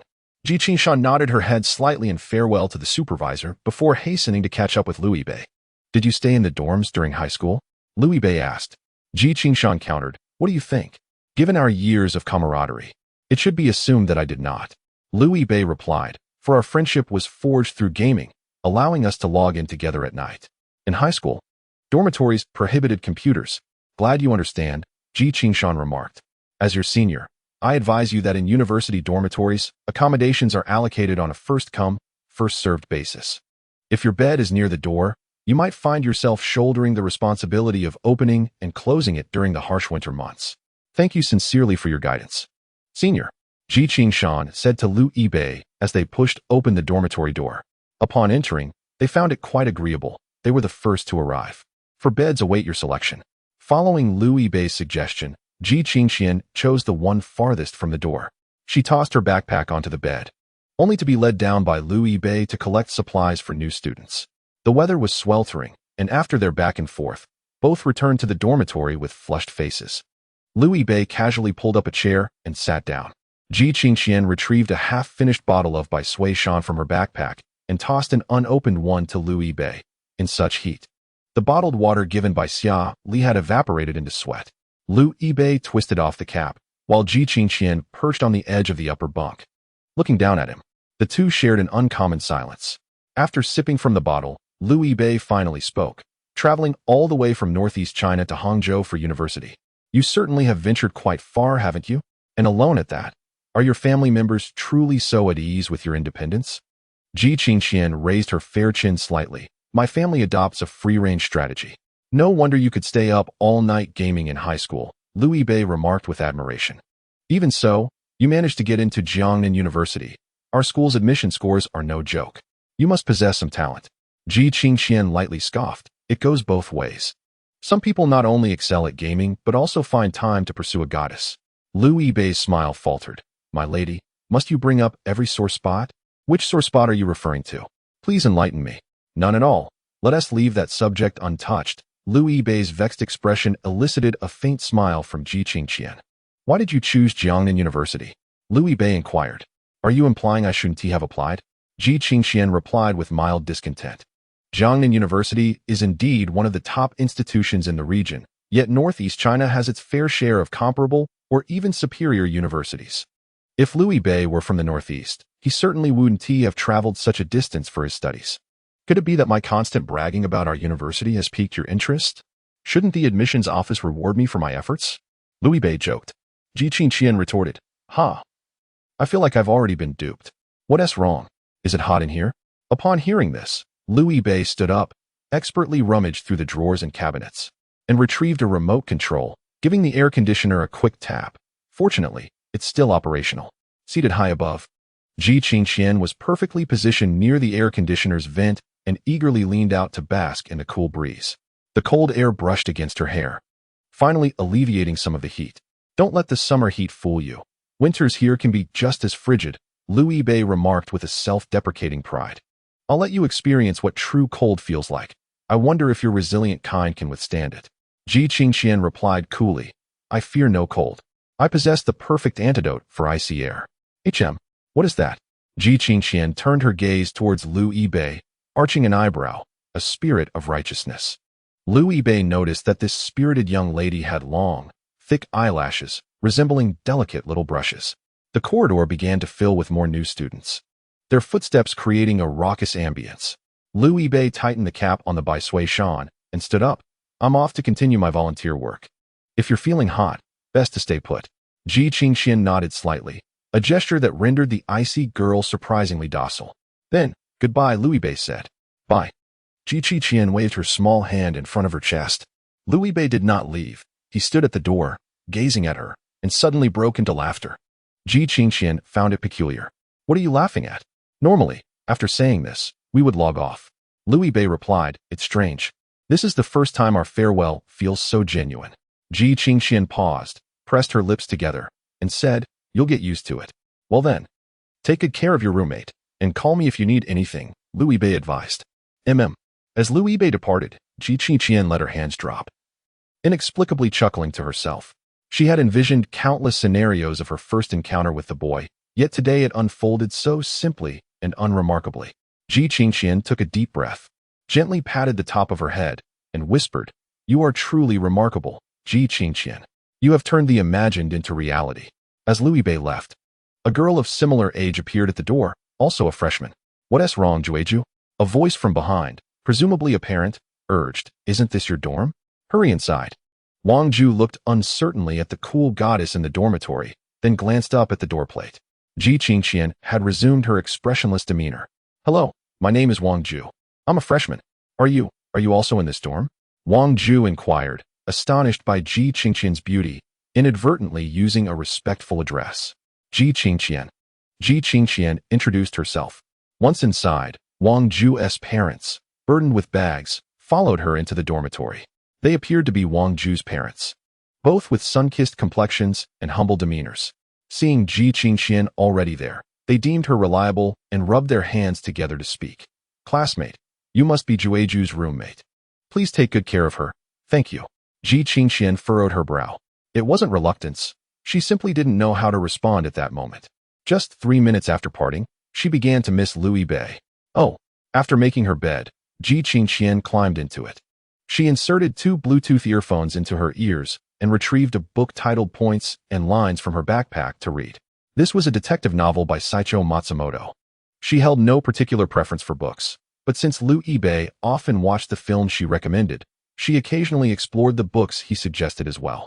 Wang Ju's parents had left, leaving her busy in the dormitory, placing a basin on the balcony and organizing her facial cleanser in her cabinet. She actually wanted to chat with Ji Qiqian, but upon seeing her frosty brows, she momentarily lost the courage to initiate conversation. So beautiful. Wang Ju believed that Ji Qiqian would undoubtedly be crowned the school belle if she were placed in her high school. However, it seemed that the more beautiful someone was, the worse their temper became. Such was the case with high school beauties. Wang Ju was merely an ordinary girl, and she felt that forming friendships with more regular individuals would be easier. The thought of having to coexist with this icy goddess for the next 3 to 4 years filled her with trepidation. Ji Qiqian raised her gaze from her book, glancing at the time, which had already elapsed for 2 hours. A slight headache prompted her to press her fingers against her temples. She then removed her Bluetooth headset and heard someone speaking to Wang Ju. Could we swap beds? I don't want to sleep next to the door. A girl with flaxen wavy hair pouted, tugging at Wang Ju's arm. I can treat you to dinner. Wang Ju appeared troubled. Sitting at another bed was a girl with braids and glasses, who was unsure how to involve herself in the conversation between the two and could only occupy herself with her phone. Noticing Ji Qiqian's gaze, she turned to her. Hello. My name is Ma Jiao Jiao. Ji Qiqian nodded. Ji Qiqian. Compared to Ma Jiao Jiao, she was more concerned about Wang Ju and the girl with the wavy hair. The wavy-haired girl had arrived last, leaving only the bed closest to the door available. As Louis Bei had mentioned, no one desired to sleep in that position, hence she was pleading with Wang Ju to switch. Wang Ju was reluctant, but also hesitant to refuse. On one hand, they would all be living together as roommates, and she did not want to create tension on the first day. On the other hand, the wavy-haired girl was trendy and fashionable, making Wang Ju feel like a rustic country girl in comparison, and she did not wish to offend her. Yet, it seemed unjust that she, who had arrived first, was relinquishing her right to choose her bed. Ji Qiqian leaped down from her bunk. All 4 beds were of the upper bunk configuration, with desks below. The other 3 assumed Ji Qiqian had come to retrieve something, as her ethereal beauty made it hard to believe she would have any desire to engage with others. To their surprise, she walked directly to Wang Ju, but instead of speaking to her, she addressed the wavy-haired girl. I will exchange with you. The wavy-haired girl, along with the other 2, was taken aback, convinced they had misheard. Go get your blankets and such. I will switch to your side, Ji Qiqian asserted. Wang Ju. recovering from her astonishment, thought, Ji Qingqian is standing up for me? Wang Ju quickly interjected, no, it's not necessary. She glanced between Ji Qingqian and the wavy-haired girl. The wavy-haired girl had delicate features, yet Ji Qingqian's striking beauty was simply unparalleled. Staring into Ji Qingqian's unwavering, icy gaze, the wavy-haired girl finally conceded. All right, never mind. I think my spot is fine too. Ji Qingqian merely acknowledged her with a sound and fell silent again. She climbed back up to her bed, lay down, resting her head against the pillow, and lit up her phone screen to the side, as if the world around her had no bearing on her existence. Ji Qingqian was preoccupied with a singular thought. When would Liu Yibei's orientation work come to an end?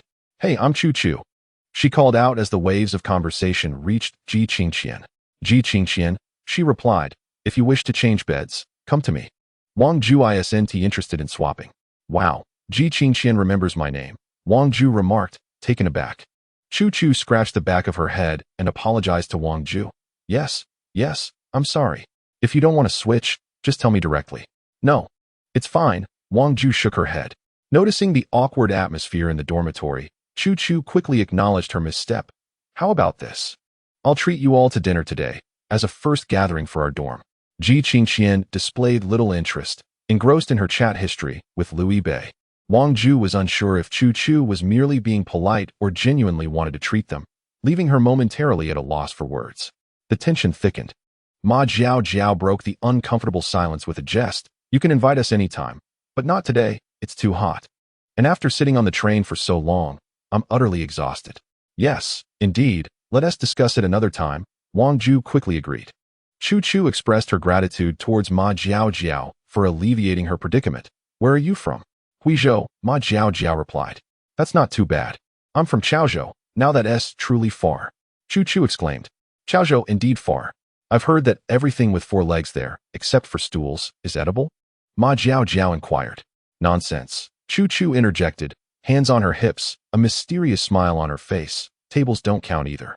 Ma Jiao chuckled and turned to Wang Ju. What about you? I'm local, Wang Ju responded. Being local is great. I wish I could study locally too. But the cutoff scores for my dream school just aren't high enough. I envy you, Wang Ju, Chu Chu remarked. After being startled by Ji Qingqian, Chu Chu quickly reflected on her approach, wishing to forge a closer bond with Wang Ju. I'm all right, Wang Ju replied, tentatively directing her question towards Ji Qingqian. And you? Northeast, Ji Qingqian answered, which relieved Wang Ju. It would have been quite awkward if the aloof goddess had chosen not to engage in conversation. Chu Chu nodded and exchanged a knowing glance with Ma Jiao. On their very first day of acquaintance, they understood each other's unspoken thoughts. So, you're from the Northeast. No wonder you have such long legs. Though, your personality isn't quite what one might expect from a typical Northeastern girl. That was fair. Chu Chu identified herself as a Chaozhou native, yet she couldn't even handle the local delicacy, oyster omelette. How did you all arrive? Chu Chu asked. I took the high-speed train for over 7 hours, she continued. I reached Hangzhou yesterday. Ma Jiao remarked, high-speed train. Wang Ju added, my parents brought me. By plane. She concluded. This time, Wang Ju refrained from asking further questions, and Ji Qingqian naturally joined the conversation. The three exchanged nods. Realizing that the seemingly aloof Ji Qingqian was not as difficult to approach as she appeared. By the way, Wang Ju probably didn't notice. But did you two have senior students help you with your luggage? Chu Chu inquired. Chapter 12. Online romance often ends in disappointment. Ma Jiao nodded vigorously. This time, Ji Qingqian remained silent, temporarily disinterested in sharing her story with Liu Yibei. How does the senior who helped you look? Chu Zhu inquired. Ma Jiao replied. I wouldn't quite say he resembles the handsome Panin. It's rather complicated. Chu Zhu expressed her astonishment. Are we truly so unfortunate? Did you notice that there's a senior in the welcoming team who looks like a celebrity, tall and handsome? Ma Jiao asked. The one wearing glasses? Chu Zhu shook her head. No? Oh, the one with glasses seems to be named Li Si. I heard he is the student council president. But it's not him. The one I'm referring to is even more attractive. Ma Jiao lamented. It seems I missed out. Initially, she had hoped that this senior would escort her to her dormitory, only to be thwarted by a friend who swiftly whisked him away. Beware of friends, family. As she spoke, Chu Zhu clutched her chest, feigning distress. Ma Jiao was astonished. Is he truly that handsome? Absolutely. I fell for him at first sight. Chu Zhu declared. He has confirmed for me that choosing this university was undoubtedly the right decision. I must ask my friend if she managed to get his WeChat. I can't wait to embark on a profound yet tumultuous romance with that senior. As she spoke, she pulled out her phone to start a conversation on WeChat, simultaneously declaring, "That senior has become my #1 target, so don't you dare compete with me." Although it was merely a jest, Chu Zhu cast a wary glance towards Ji Qingqian, apprehensive that this ice queen might suddenly leap from her bed and assert, "I'm competing with you." Thankfully, that did not occur. By the way, do any of you have boyfriends? Chu Zhu questioned, setting aside the somewhat inappropriate desire to change dorm beds. Chu Zhu demonstrated her remarkable social skills, bridging the gap in their dormitory dynamics within just a few topics. Wang Ju quickly shook her head. "No, I've never dated." Chu Zhu casually remarked, "I have, but we broke up right after graduating from high school. Graduation season is also breakup season." Ma Jiao Jiao, what about you? Ma Jiao Jiao, a bit shy, nonetheless answered yes. "Wow, that's wonderful." Chu Zhu exclaimed in shock. "Are you two in a long-distance relationship now?" Ma Jiao Jiao shook her head. "No, he also attends Jiangda and is in his second year. I worked hard to get into this university for him." "What? So you've already made your move?" Chu Zhu laughed. She wanted to ask Ji Qingqian about her romantic status, but hesitated, fearing Ji Qingqian's potential retort. After all, some people view such topics as trivial, while others consider them deeply personal, especially given Ji Qingqian's unapproachable demeanor. She glanced over at Ji Qingqian and was taken aback to see her turning over, sitting on her bed like a duck. Her intense gaze fixed on Ma Jiao Jiao. Ma Jiao Jiao felt a surge of fear under that scrutiny, wondering if she had done something wrong. "What's the matter?" Ji Qingqian asked. "So how did you meet?" Ma Jiao Jiao stammered. My goddess, I didn't realize you were so inquisitive. "We met online," she finally admitted. "Ah, so it's an online romance." Chu Zhu cheered. Ma Jiao Jiao felt a tinge of shyness as she spoke, although many deem it somewhat implausible. "I enrolled in this school for him, and I firmly believe that we will achieve a favorable outcome together." "I never anticipated you to be so audacious," chuckled Chu Zhu. Ji Qingqian's eyes sparkled with curiosity. "How did you win him over?" Ma Jiao Jiao replied, "No, it was him pursuing me. He courted me for quite some time before I acquiesced." "What's the matter? With such beauty, it's only natural that others would seek her," remarked Chu Zhu.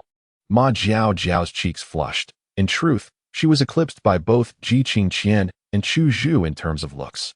Upon hearing this, Ji Qingqian lost interest, letting out a disheartened "oh" before reclining once more. Their approaches and styles were simply not comparable. She resumed staring at her phone. It had been 2.5 hours since she had sent Lu Yibei the message, "When will you be done?" Yet, he had not responded with even a single punctuation mark. Chu Zhu found Ji Qingqian's behavior somewhat peculiar and continued her conversation with Ma Jiao Jiao. "Do you have any tips for online romance? Perhaps I should learn from you, as I might also embark on a similar path with my senior."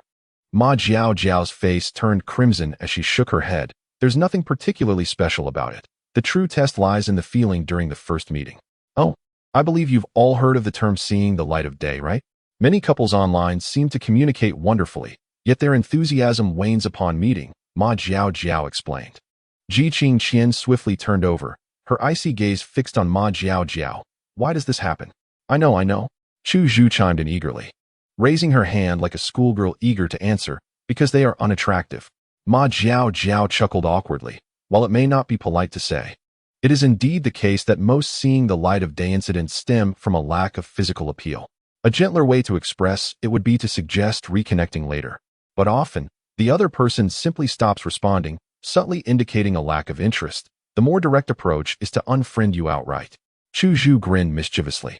"It seems your boyfriend must be quite handsome then." "Well, he is not bad," Ma Jiao Jiao admitted.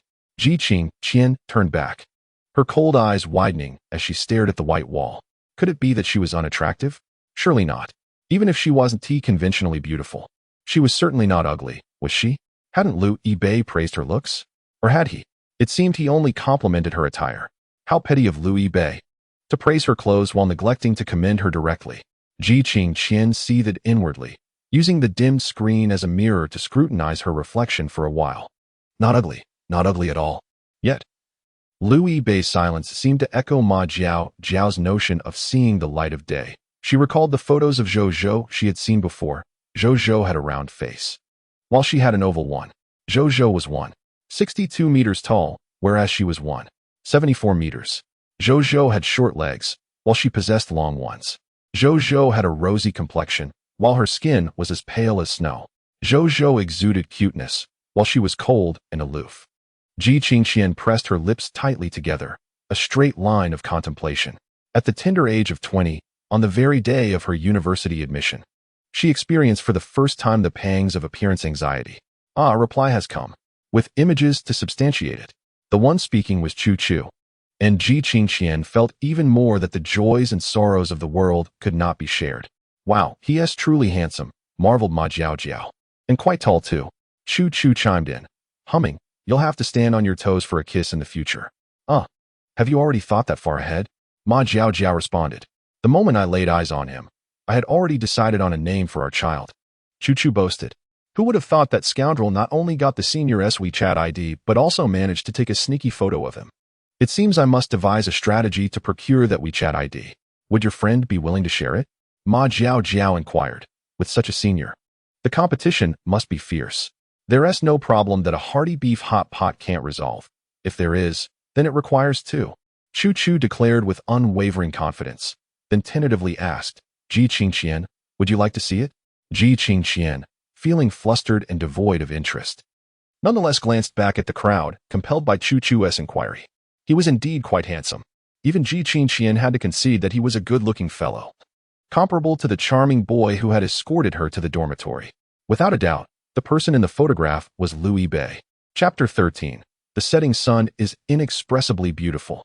Just captured a few demons. Hey, and subdued several more. Liu Yibei reached under his pillow to silence the alarm of his charging phone, then struggled to open his eyes, feeling a bit disoriented and uncertain of his surroundings. Am I still in the country? Liu Yibei pondered. Brother Bei, when will you change that dreadful ringtone?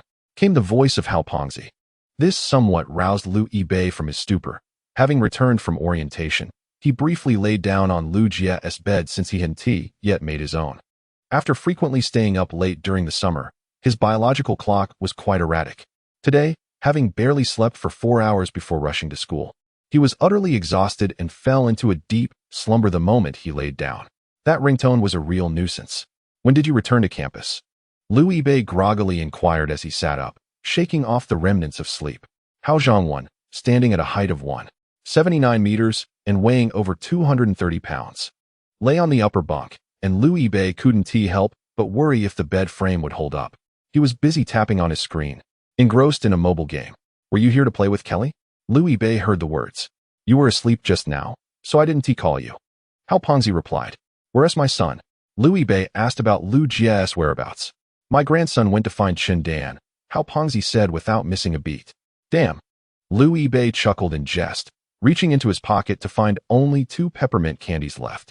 He flicked one to Hao Pengzi and then jumped down from the upper bunk. After rinsing his mouth on the balcony and chewing on the peppermint candy, he casually checked his messages. Qingqian, are you done with your business? Liu Yibei leaned against the balcony railing, gazing into the distance where the brilliant hues of sunset adorned the sky, the gentle evening breeze whispering tranquility. Everything was exquisite, save for one flaw. The distance between his dormitory and the enigmatic heroine, Qingqian, was regrettably vast, rendering his attempts to catch a glimpse futile. Hao Zhongwan emerged behind him. Did you see that, my chubby friend? Liu Yibei inhaled the relatively fresh air, reflecting, this is the realm I have built for you. Utter nonsense. Hao chuckled, playfully rebuking him. As Liu Yibei turned his gaze back to the campus, the setting sun illuminated his face, casting a melancholic shadow that suggested he was reminiscing about a cherished acquaintance. Hao, recalling Liu Yibei's recent tribulations, could not resist inquiring, Liu, is it true that you and Zhou? Liu Yibei was preoccupied with thoughts of the barbecue shop at the East Gate, which had just reopened after the owner returned home for the summer. Really? He replied. When he mentioned this revelation, none of his roommates seemed to believe him at once, and he bore no grudge against them. After all, he had a history of embellishing. Well, it's certainly a good thing, albeit rather sudden, said Hao, scratching his round face. As Liu Yibei's roommate, he felt a kinship that compelled him to support his friend, especially given the dubious nature of Zhou's actions. Breaking up is indeed for the best, Liu Yibei said pensively. It is said that we often believe people grow gradually, yet in truth, Growth can occur in an instant. If I were to be philosophical, I would call it enlightenment. Hal looked at Liu Bei and gave a thumbs up, albeit sheepishly admitting, I lack the education to articulate such thoughts, but I can certainly appreciate the depth. With your current demeanor, even if you were to drop out, you could become a sage at Lingyin Temple. May Amitabha bless us, Liu Bei said, clasping his hands together. But what of your future? Hal queried. I heard from a Jia that this year's freshmen are abundant with beautiful girls. Shall we investigate? If we encounter someone suitable, I shall take charge of the WeChat exchange. He thumped his chest, the ample flesh jiggling. Friend, there is a mirror over there. Go take a look, then reconsider your comments about my looks, Liu Bei retorted, his visage taking on a more somber expression. If you're too embarrassed to approach the new girls alone, just admit it. Don't drag me into your schemes. But speaking of the lovely freshman, he glanced at his phone, noting that the heroine had yet to respond. How? What would you do if your best friend transformed into a beautiful girl one day, with eyes wide beneath his round glasses? Fatty exclaimed, has Sunner truly lost control and gone to Thailand? Sunner refers to his roommate, Zhao Sunday. This must surely be a delight for the father. Fatty continued, relishing the thought. I've always said, rather than having you talk to Zhou, it would be better for Sunner to don women's attire and chat with you. At least Sunner could treat you to a late-night discounted Haidaleo, don't you think? Liu Bei replied, perhaps it's best to leave Sunner to serve you. As for the comment about delight, it was harmless banter among dorm brothers. He lacked the courage to utter such words to Ji Qingqian. It felt rather peculiar. Lowering the volume of his ringtone, Liu Bei quietly dialed Qingqian's number, yet it went unanswered. Fatty, he said, shoving his phone into his pocket. Is Baojian in place? Down in the bike shed. Fatty replied with a salute. May I borrow it? At your command. Zhuangwen immediately tossed the bike lock key to Liu Bei. Bro, what is up? I need to head home for a bit. I'll ride it back tomorrow. Thanks. Just as Liu Bei was about to step out, Liu Jie returned, swaying his figure. Hey, Brother Bei, are you joining the student council's welcome dinner later? Pair Brother couldn't reach you and asked me to call you. I'll pass. Truly the king of cancellations. A man who never fails to flake, Liu Jie said admiringly. He stepped aside to let Liu Bei pass, only to realize moments later, where is Brother Bei in such a hurry? Perhaps he is eager to return home and embark on his career. With his gaming skills, how could he possibly rank up? Surely he has connections. The two squatted on the balcony, watching as Liu Bei sped off on Fatty's road bike, disappearing in an instant.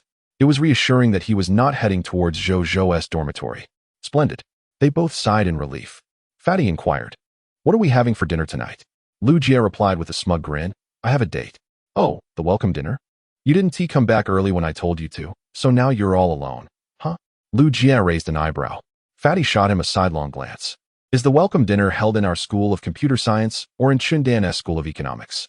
In truth, he barely spent 10 minutes on his own turf before rushing to the economics department to gather more people, Liu Jie confessed. Traitor, how can you be so proud? Fatty retorted with a scornful laugh. This isn't even mealtime yet. How dare you engage in battle with me? What is a few rounds of combat with you? Fatty scoffed. As they both squatted on the balcony, their phones simultaneously chimed with delightful melodies. Wow, Fatty, the screen is filled with grain. Even a chicken could play better than you. And what about me? Even Matewan Delivery can't match your skills. Chapter 14. Humanity is truly strange. Liu Bei dialed Ji Qingqian's number once more. Still, there was no response. I tested it. Could it be that something truly went amiss? The bicycle swiftly darted away as Liu Bei stood up and pedaled off for dozens of meters. Xiaoli was engaged in conversation with Li Si as they walked along the road. The one who came today, is he your middle school classmate? Brother Bei? Indeed. He is my buddy. We were quite close back in middle school, inseparable. Just then, Xiaoli spotted the windswept youth approaching. She raised her hand. Before she could finish her words, the bicycle whizzed past her, heedless of her presence. Li Si looked at Xiaoli and asked, really, is it that good? Xiaoli fell silent, gritting her teeth. Those were merely youthful mistakes. Ji Qingshan, wearing headphones, leaned against the balcony railing, gazing at the scenery. Ugly freak. Could you please refrain from turning on the lights? What I desire is a pitch-black stage. She removed her headphones. Go away. Ji Qingshan seemed to hang limply on the railing, listlessly observing the flow of people in the campus below. Earlier in the morning, walking beside Liu Bei, she had found the scenery of the school quite pleasant. Now, however, it appeared utterly unattractive. A look of disdain crossed her face. That Ji Qingshan. Wang Ju pushed open the balcony door and stepped outside.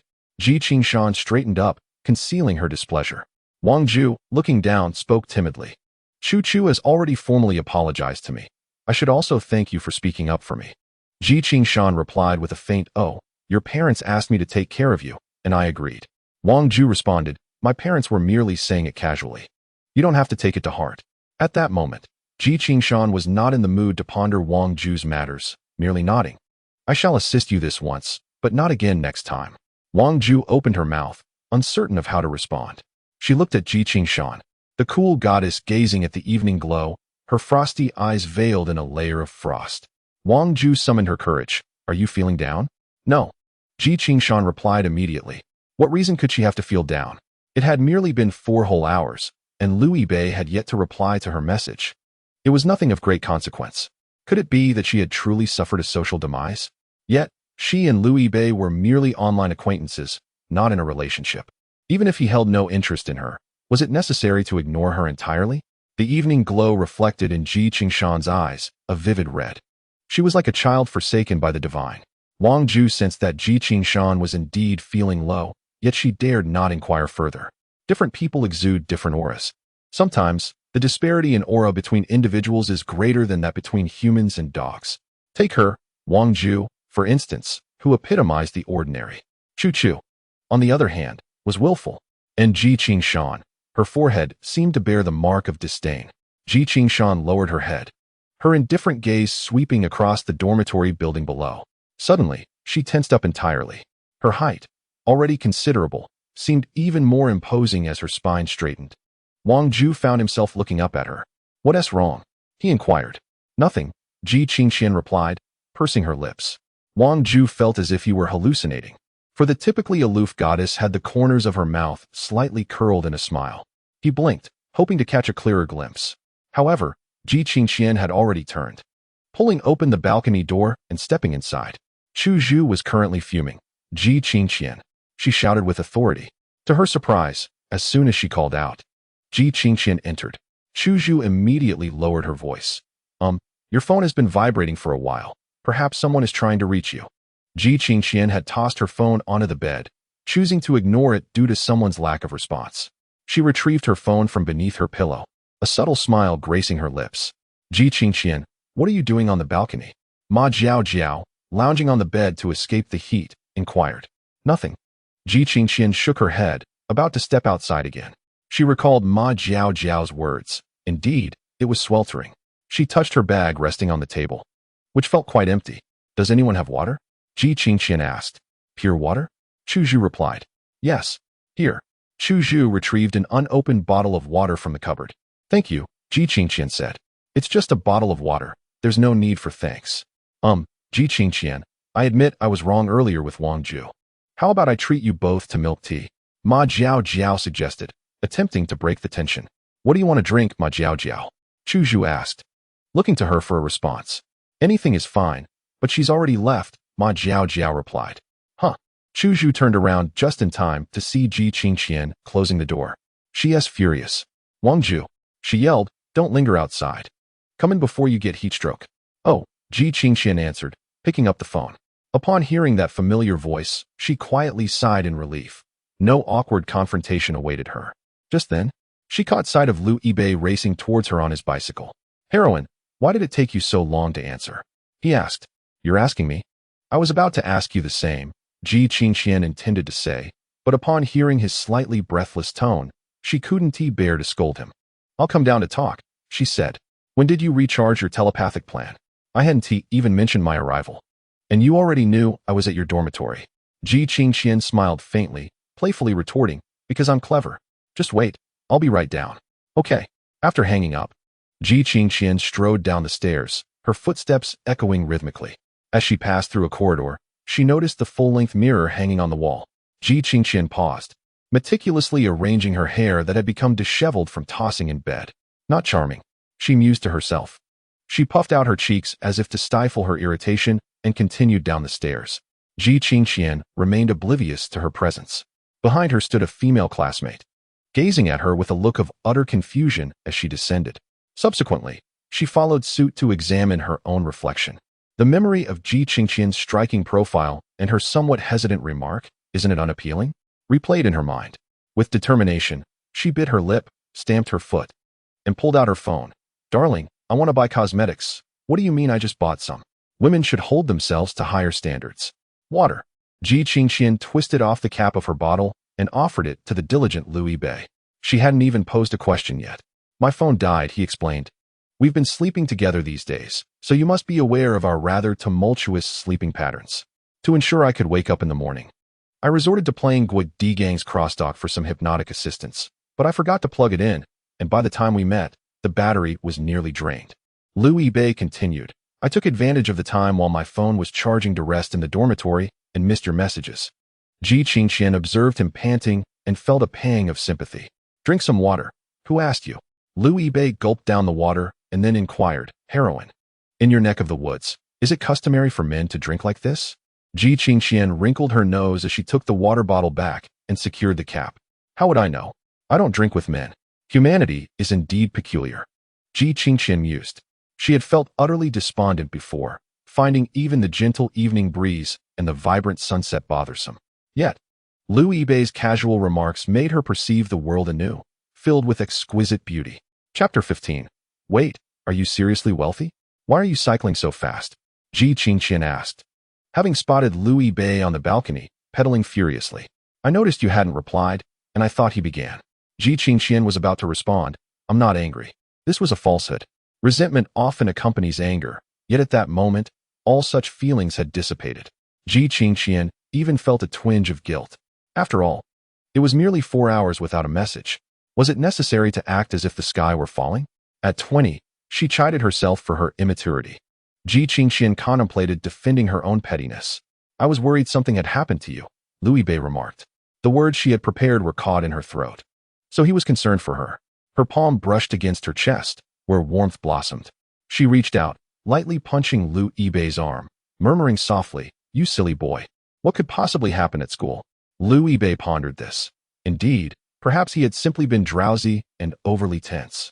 "I didn't have my phone nearby, so I didn't hear you.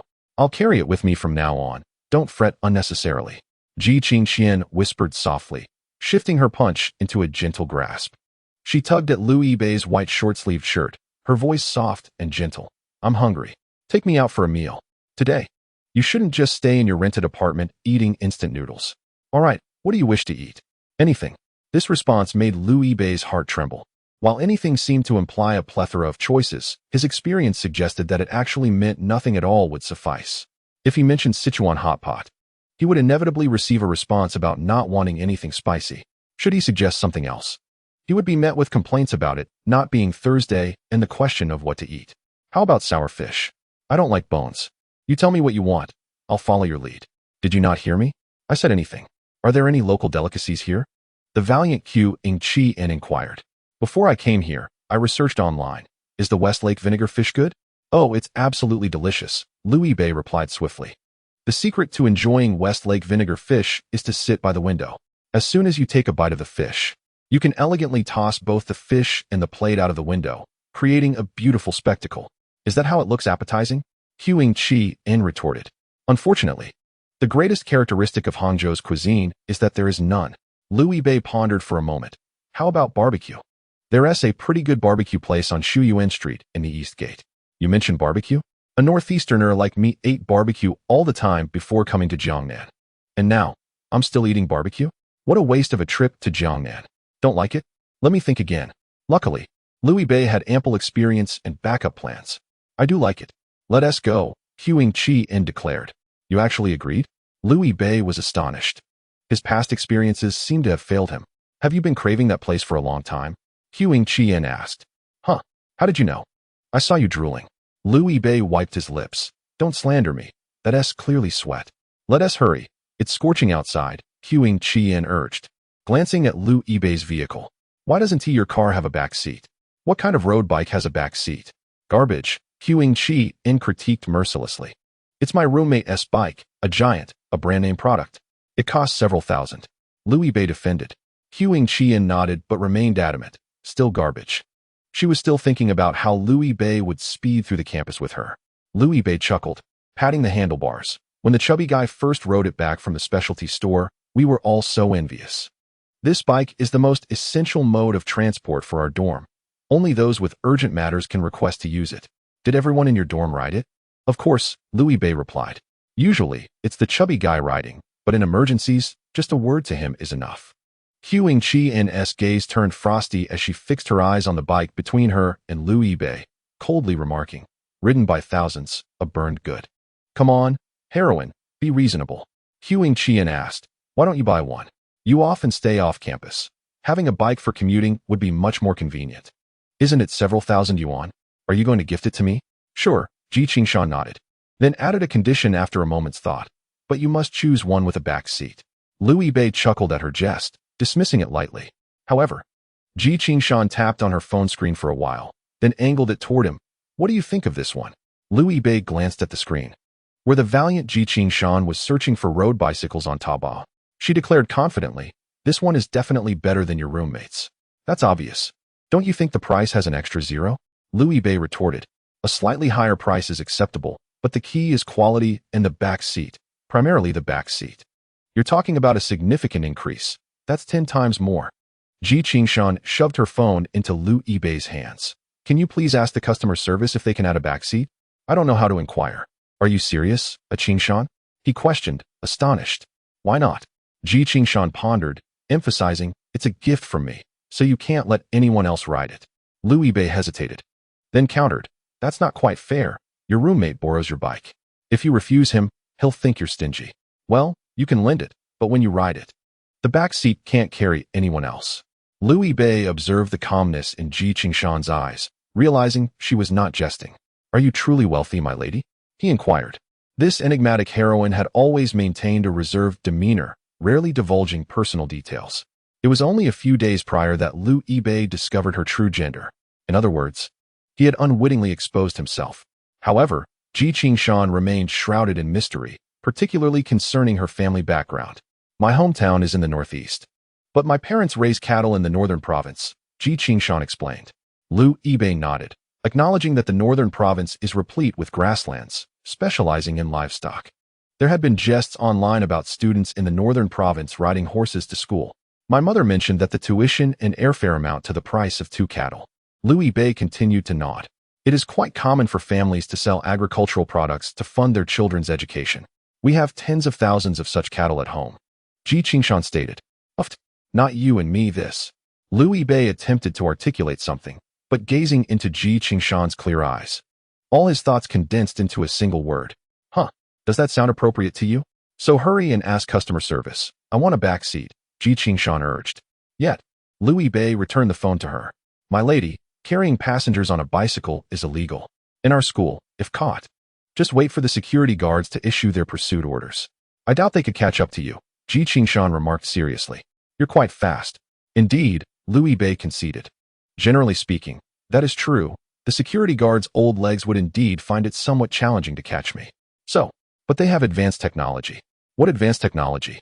Ji Qingshan blinked in confusion. Electric scooters, Louis Bay replied gravely. Ji Qingshan took the phone that Louis Bay handed over, and after a moment of silence, she reluctantly remarked, those old fools are truly despicable. Achoo. Louis Bay noticed a security guard nearby who had just sneezed. When he saw the two approaching, he kindly nodded in greeting. Chapter 16. You'd better look after passing the verdant running track. They encountered a series of interconnected outdoor basketball courts. Ji Qingshan walked along the shoulder of the path. Naturally tall, she appeared almost half a head taller than Louis Bay as she stood on the edge. Louis Bay glanced at her. Her delicate, oval face bore a serene expression, pale yet her lips were a perfect shade of crimson, akin to a delicate peach blossom adorning a blank canvas, poised to bloom and enticing. The subtlety of her features was transformed into a striking elegance by the hint of the peach blossom.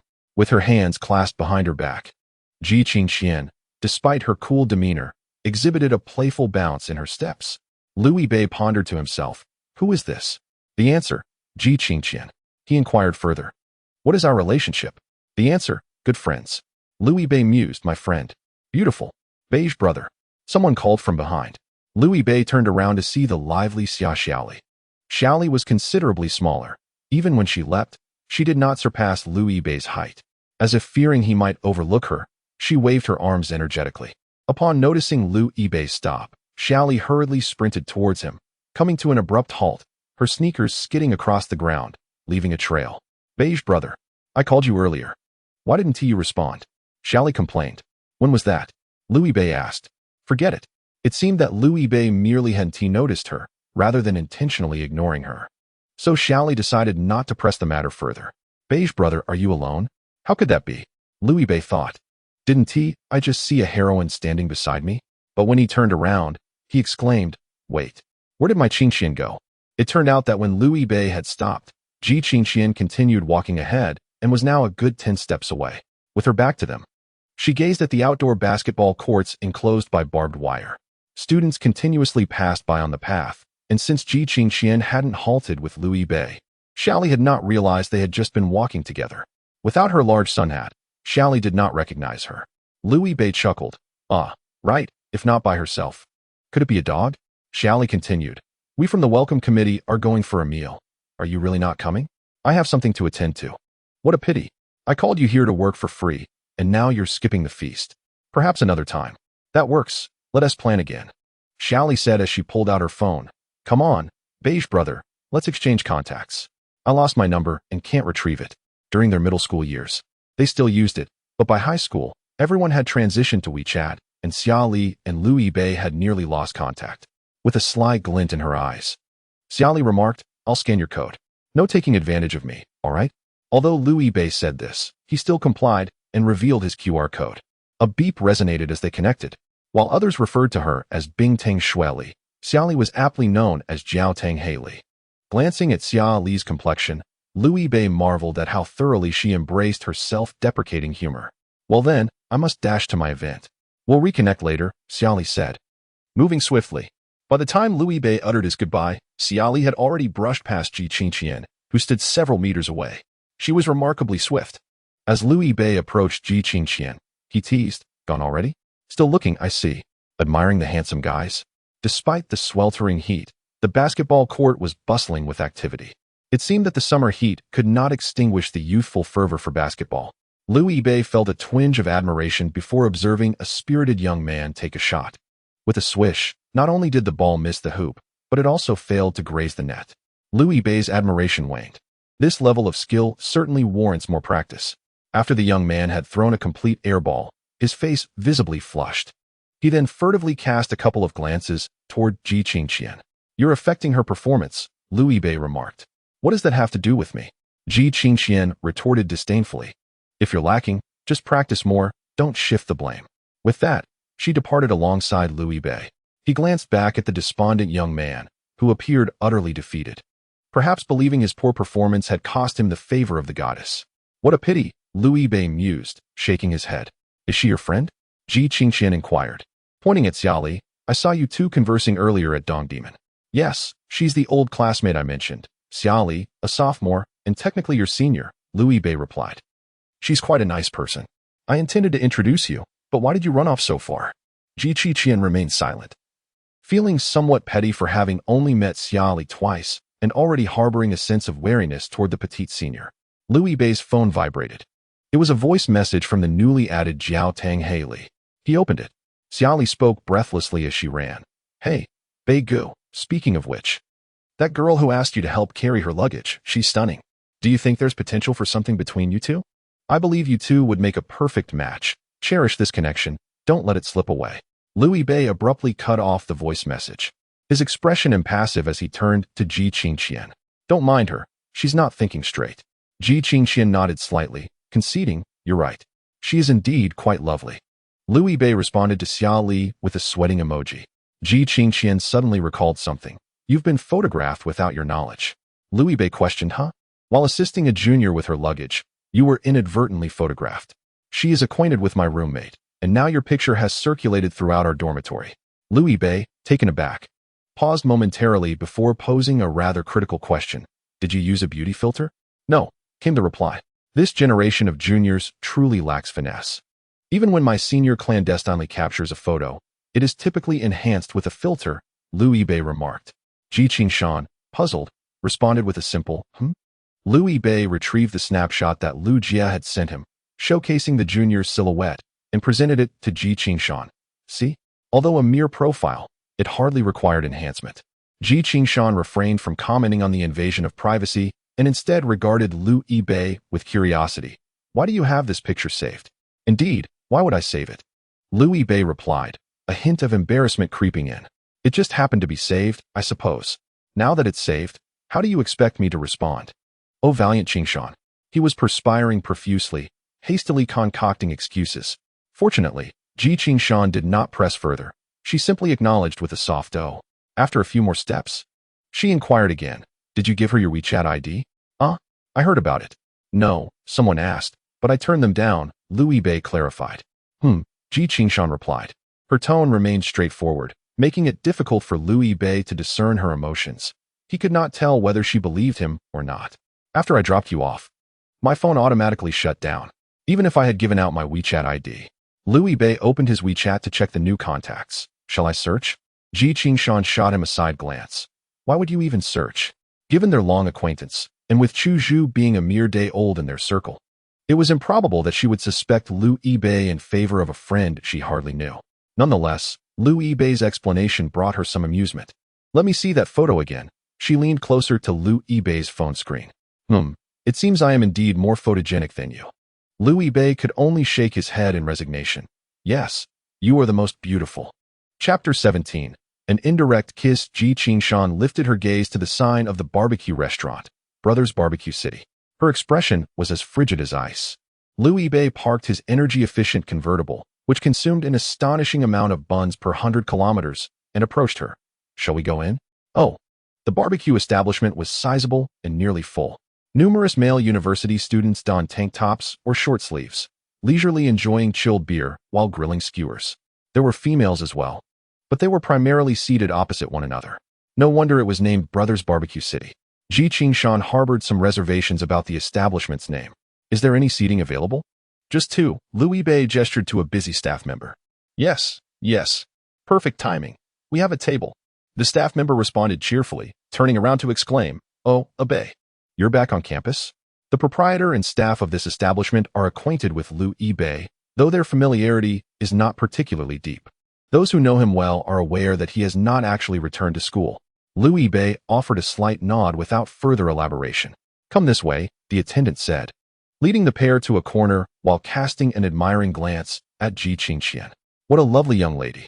Shortly thereafter, the attendant, who appeared to be of similar age to the two, playfully nudged Liu Yibei's shoulder and grinned. You are quite fortunate to have such a beautiful girlfriend. Don't speak nonsense. She is my junior, Liu Yibei replied with a wry smile. I understand. The attendant responded with a knowing demeanor. Every man has a junior, right? His lecherous gaze could inspire a melody. She is merely my younger sister, Liu Yibei sighed, then turned earnestly to the attendant. Brother Chun, you mentioned going back home for a blind date. How did that go? Brother Chin's expression shifted, and he shot back with irritation. I've been busy. I don't have time for this. Sister-in-law, please scan the code to order. This young man clearly has money. Then you must be blind, Liu Yibei retorted. This topic struck a nerve with Brother Chun, and he promptly retreated. Don't listen to his nonsense. The staff on this street are all the same. Eager for sensational news, Liu Yibei said to Ji Qingshan. She merely nodded, her demeanor aloof. Well, it seems this place isn't so bad after all. I'll leave them a 5-star review on public platforms later, she thought to herself. Ji Qingshan scanned the menu and inquired, has he never seen a white moonlight? The staff's attitude suggested that it was Liu Yibei's first time bringing a girl here for a meal. Jojo doesn't he enjoy coming to places like this with me, Liu Yibei remarked. The lighting isn't flattering for photos. She prefers Western restaurants or dessert shops where pictures turn out well for social media. He pondered for a moment. Although Ji Qingshan shared a bond of brotherhood with him, she was still a girl, and bringing her to a barbecue joint for their first meeting felt rather crude. If you enjoy such places, I'll take you next time, Liu Yibei said softly. Ji Qingshan rarely posted on social media, showing little interest in how her photos turned out. Furthermore, having grown up riding horses and consuming milk and meat from cattle and sheep, she, as a resilient Northeasterner, felt a stronger sense of belonging at a barbecue stall than at a Western restaurant. where one might order an array of dishes yet still leave unsatisfied. Yet, Louis Bei had extended an invitation. Oh, Ji Qingqian nodded. After a moment's silence, she added, I would also like to visit a hot pot restaurant. Very well, he replied. And a Japanese restaurant. Sounds good. By the way, the dumplings in Hangzhou are quite famous. You must take me to try them. No problem. Also, the zongzi from Jiahe are exceptional. When you have time, accompany me to Jiahe for the authentic Jiahe salted egg yolk meat zongzi. It's just over half an hour by high-speed train from Hangzhou to Jiahe, Louis Bei said. Ji Qingqian bit her lip, deep in thought. What else is there? Are you truly intent on draining my wallet? Louis Bei chuckled. Ji Qingqian cast a calm glance at him. If you have time, I can cover all travel expenses. Louis Bei replied. Just because you have money, does that mean you can do as you please? Apologies, but having wealth does grant one the liberty to indulge. After that, I plan to head to northeast China. Will you accompany me? Louis Bei inquired. Ji Qingqian nodded. However, I do not venture out often and am not well acquainted with many attractions. What about your hometown? In that case, Harbin's winter is quite beautiful. Louis Bei teased. Oh, so you are now willing to share your home address, are you? No longer intending to keep it a secret for a lifetime? Ji Qingqian's expression was as cold as ice. Do you know why I was reluctant to tell you before? Am I to understand that you feared I might harbor ulterior motives and disturb you? Louis Bei asked. Did you lower your guard once you met me in person and discovered I am indeed a gentleman? Foolish, Ji Qingqian retorted. Because, in the past, when you traveled to northeast China, it was undoubtedly with Zhou. Ji Qingqian did not wish to converse with Zhou, nor did she want to see her. She feared she might lose control of her overwhelming strength and lash out at her directly. So why? Louis Bei questioned. You think about it. Ji Qingqian lowered her head to order. What would you like to eat? You decide. Just order me grilled eggplant and a few skewers of chicken wings. I'm not picky. I will place the order then. Soon, Brother Chen brought dishes to Louis Bei's table, with a considerable number of guests. The promptness of the service was likely due to the boss allowing Louis Bei to skip the queue. Brother Chen was animated, his smile laced with a hint of mischief. Hee. Louis Bei raised an eyebrow. What? Brother Chen first placed a plate of oysters, followed by 5 or 6 skewers of leeks and 4 skewers of lamb kidneys. Louis Bei's expression shifted. Brother Chen whispered, Bei, I didn't realize you were so fragile. He glanced at Ji Qingqian across the table and added in a hushed tone, You ought to nourish yourself well. Good fortune indeed. Louis Bei regarded Brother Chen with an impassive expression as he sauntered away. Were you intentional or merely careless? Louis Bei asked the waitress. What did you say? Ji Qingqian poked at the plastic seal of the sanitized bowl with her chopsticks. Given Louis Bei's understanding of Ji Qingqian, she undoubtedly knew that these items had nourishing properties. She was not so naive as to lack awareness. As expected, a hint of amusement flickered in Ji Qingqian's cool eyes. You've been staying up late and have recently suffered a heartbreak. It is indeed time for some proper nourishment. Humph. She was being deliberately mischievous. Reflecting on Zhou, Ji Qingqian felt a twinge of displeasure and decided to tease this fool. Observing the server's expression and Louis Bei's reaction made her find it quite amusing. Louis Bei sighed. Qingqian, any objections? I have no objections, Louis Bei remarked. As two solitary individuals, our dining together could easily lead to misunderstandings regarding our subsequent activities. Ji Qingqian paused, the logic in his words resonating with her. No wonder the staff had regarded her with such peculiar glances. They must have assumed she and Louis Bei had further escapades planned for the night. It seemed a case of inflicting harm upon the enemy while suffering 1,000-fold oneself. Ji Qingqian felt her cheeks flush, prompting her to hastily take a sip of water. Just as Louis Bei attempted to intervene, her lips had already brushed against the bottle's opening. A question arose within her. From where had this water come? Oh, it was the bottle of Nongfu Spring previously consumed by Louis Bei. Had she just drunk from Louis Bei's water? Moreover, directly from the mouth of the bottle? Ji Qingqian's arm sprawled across the table, her forehead colliding with her forearm. She lowered her head, her panicked gaze fixated on the table leg. Qingqian, Louis Bei called out, concern lacing his tone. I'm fine. Yet, despite her words, Ji Qingqian felt her cheeks burn hotter than the midday sun. Chapter 18. Uniquely different Louis Bei observed the bottle's opening, which had been alternately graced by their lips. There existed a rather suggestive term known as indirect kissing, aptly describing the present circumstances between him and Ji Qingqian. Qingqian, the cap is back on. It's all right, Louis Bei reassured her. He had initially taken a sip from the bottle before capping it. When Ji Qingshan drank thereafter, the cap had created a barrier, theoretically mitigating any saliva transfer by at least half. Ji Qingshan lifted her frosty gaze from her arm. Does that count as sharing? You, my dear knight, must maintain some decorum. Such words should not be uttered lightly. Taking several deep breaths, Ji Qingshan finally regained control over her complexion and breathing, returning to a state of calm. After indulging in some dishes, they ordered a bottle of Coca-Cola. Ji Qingshan nibbled delicately, yet her appetite was substantial, which perhaps explained her impressive height. Approximately an hour later, their stomachs felt pleasantly full. Are you satisfied? Louis Bei inquired. Burp, Ji Qingshan replied. Then I'll settle the bill, Louis Bei said, scanning the payment code. Ji Qingshan then asked, do you recall when we first met? Louis Bei smiled, of course. It was during that winter of my second year in high school, just before the new year. Incorrect, it was in April, after the new year, he added, his brow furrowing in confusion as he slowly lowered his phone, pondering. Was it when you were ill? Both were correct in their assertions. Louis Bei had met Qingshan in winter, while she had only come to know him in the spring. For Ji Qingshan, the Louis Bei prior to April was merely a passerby, serving only as an ornament and hindrance in her life. That April, Ji Qingshan fell ill, though not severe. It necessitated hospitalization for half a month, during which she remained offline and her phone was strictly monitored. Ji Qingshan remained indifferent, spending her days pleasantly immersed in comics. On the day I regained internet access, I discovered a fool who believed I had perished, coming to lament at my place every day. Ji Qingshan picked up her phone and said nonchalantly, don't tell me about the tulips blooming at Prince Bay, or the willow leaves sprouting at Westlake, or how adorable the squirrels by the lake are, or that the doves come to peck at bread, or the sky is blue with wispy clouds, or that the breeze is just right. I got caught skipping class today, and during the spring cleaning, I got drenched. I hope I have another chance to see it all again. I'm not dead, yet you nearly made me laugh myself to death. Don't even mention it. I beg you, refrain from bringing it up. Louis Bei cradled his head in his hands, feeling as though his hair was being yanked when his past was revealed. It hurt, truly hurt.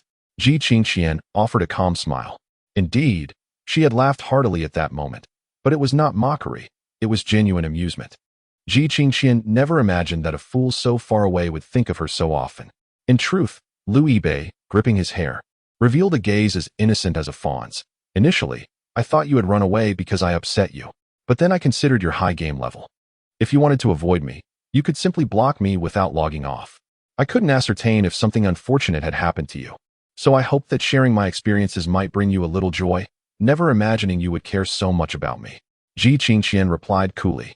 It seems rare to find someone capable of carrying you, doesn't it? Louis Bei retorted confidently. That is indeed the case. Although he felt a twinge of embarrassment recalling those little essays, Louis Bei harbored no regrets. For Ji Qingshan, it was after that incident that she truly included Louis Bei in her list of acquaintances. From that point on, she began to initiate gaming sessions with him, whereas previously, it had always been Louis Bei who sought her out. This discrepancy in their perception of the timeline of their acquaintance is what they often referred to. Ji Qingshan sighed in mild exasperation. That scoundrel Louis Bei soon declared he had found the love of his life and intended to pursue her fervently. He flirted and then fled, a cad. Later, he and Zhou were accepted into the same university. Contemplating this, Ji Qingshan furrowed her brow in discomfort. What's wrong? Did you overindulge? Louis Bei inquired. Shall we go for a walk to aid digestion? All right, Ji Qingshan replied, rising to her feet. I'll take care of the bill. Louis Bei insisted. I'll cover it, Ji Qingshan countered. Huh, when? When you were clutching your head in agony. Ji Qingshan, you schemed against me, he exclaimed, incredulous that she would resort to verbal therapy. As the two prepared to leave, Brother Chun, quick-witted and swift, dashed in front of Louis Bei, kindly offering 2 pieces of chewing gum. Freshen your breath, it brings you closer. His gaze hinted at something slightly unsavory, likely contemplating unhealthy thoughts. Louis Bei scoffed but accepted the gum, handing it to Ji Qingshan. Here, your Ida, Ji Qingshan murmured softly, glancing at Louis Bei and then at Chen Ge, expressing her gratitude in a whisper. As they exited the barbecue restaurant, the ambience of Xun Street, though not particularly vibrant, was still filled with the essence of life. However, with many university students yet to return, the atmosphere remained relatively subdued. Liu Yibei casually surveyed the surroundings and inquired if she desired some milk tea. Ji Qingqian affirmed her wish. He navigated effortlessly to a nearby tea shop. Just as Ji Qingqian intended to scan the QR code, Liu Yibei was already placing their order. Such was the efficiency of an Android device. Liu Yibei raised his eyebrows in triumph, remarking that he had long asserted the inferior signal of Apple phones. Ji Qingqian regarded him with a calm demeanor. Liu Yibei chuckled, noting that she had treated him several times before. He had initially planned to treat her this time, but felt deceived. Although he was known in their circles as a freeloader, he jested that if this continued, his conscience would surely be troubled. I have money, Ji Qingqian stated. So do I. No, you do not. Ji Qingqian was well aware that Liu Yibei had his living expenses halted, along with tuition fees and rent to pay. Leaning closer, Liu Yibei whispered, have you forgotten? I earn money from writing. I still have several thousand in my account. Ji Qingqian felt a tingle in her ears and instinctively leaned back. But upon seeing the youthful determination in his eyes, she remained rooted. Several thousand? She queried. Liu Yibei nodded proudly. You have no idea. Ji Qingqian retorted nonchalantly. I have over 500,000 in a single card. Liu Yibei was rendered speechless, realizing the magnitude of her wealth, and he marveled at her. Nevertheless, Liu Yibei composed himself and returned to the menu, insisting on having some input, lest he feel embarrassed to accompany her next time. Ji Qingqian, observing his unwavering seriousness, paused before conceding. All right, then order what you like. With military training coming up, you need to adjust your schedule. Drinking milk tea at this hour will keep you awake. Perhaps opt for a fruit tea with lower polyphenol content. He agreed. The shop was not crowded, and after placing their order, it wasn't long before they were alerted to collect their drinks. Liu Yibei instructed the staff, pack them separately. Yes, that cup alone, and the other 4 together. Qingqian, take these 4 cups back with you. Ji Qingqian was taken aback. I can't possibly drink that much. I didn't mean for you to drink it all.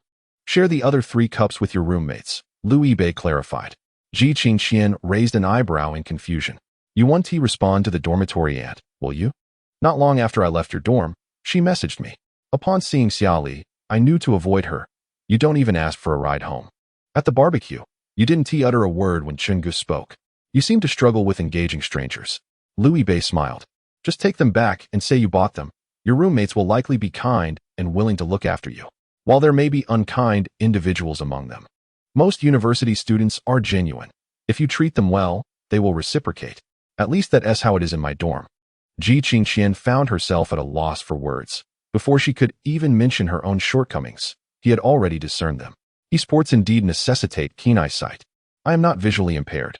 Liu Yibei playfully draped the packaging string over Ji Qingqian's slender fingers, remarking that everyone possesses their own strengths and weaknesses, and there is no shame in that. If you require assistance, do not hesitate to ask me.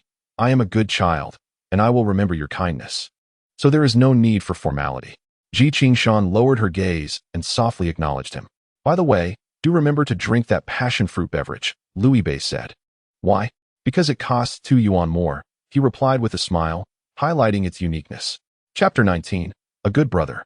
Wealthy and generous Liu Yibei prepared to ride back in his new energy 2-wheeled convertible. Ji Qingqian accompanied him to the parking area. I shall take my leave now, Liu Yibei said to Ji Qingqian. Although he could traverse the school to return, the paths within the campus were undoubtedly inferior to those outside. Ji Qingqian raised her hand in farewell, saying, all right, goodbye. Was it a figment of his imagination? Liu Yibei surprisingly perceived a hint of reluctance in the usually aloof Ji Qingqian's words. After some contemplation, he dismounted. Never mind, I have nothing pressing to attend to. Let us take our time. I shall escort you back to your dormitory. Originally, the first order of business upon returning was to gather others for a game. Yet the very person he intended to summon stood before him now. What was the point of calling anyone? Ji Qingqian raised her perfectly straight, dark brows slightly. All right. Give me the milk tea. I'll hang it on the bike, Liu Yibei instructed. Before handing it over, Ji Qingqian retrieved her unique passion fruit drink, inserted the straw into the sealed cap, and took a sip. So sweet. Delicious, isn't it? Liu Yibei inquired. Indeed, Ji Qingqian replied, her tone involuntarily lifting at the end. She then glanced at the road bike and suddenly declared, Obey, you carry me. But I am not a knight. I've mentioned there's no rear seat. Liu Yibei responded helplessly. Ji Qingqian, however, remained resolute. You can carry me. How old are you this year, knight? He continued to grasp the handlebars. Yet, Ji Qingshan had already seated herself on the bike. As Liu Bei walked while pushing the bike, with Ji Qingshan perched on the seat, it resembled a playful scene of a child at play. I'm 3 years old, Ji Qingshan stated expressionlessly. While the knight may indeed struggle with interactions with strangers, she remained indifferent to the gazes of onlookers. Many passers-by expressed curiosity or kindness towards their peculiar mode of transportation. Fortunately, nightfall obscured the faces of those around them. Liu Bei mused. Otherwise it would have been rather awkward. I'm tired. It's a perfect moment to rest, Ji Qingshan remarked. Aren't you concerned about my fatigue? Liu Bei responded. This is far more exhausting than merely pushing the bike. I treated you to a meal, Ji Qingshan said. Had I known, I would have let you cover the milk tea as well. Only now did she express regret. It was too late. Thank you for once again allowing me to experience the harshness of society. As they paused, Liu Bei instinctively glanced down at Ji Qingshan's feet, due to her seated position. Her skirt was notably shorter than when she stood. Not only could one behold the delicate ankles, but also the elegantly proportioned, snow-white calves. Liu Bei couldn't help but gaze upwards at the enchanting night sky, then cast a glance at the straw being nibbled by Ji Qingshan. The night sky was exquisite. And so was she. He then lowered his gaze to the road, and once again to the calves beneath her skirt. The road was straight, and so was its allure.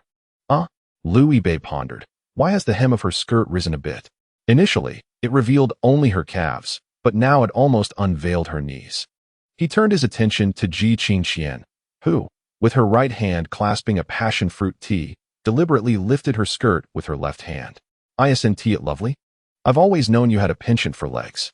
Liu Bei denied this with some difficulty. I'm not, don't say such things. You've worked hard driving me around. I permit you to gaze a little longer.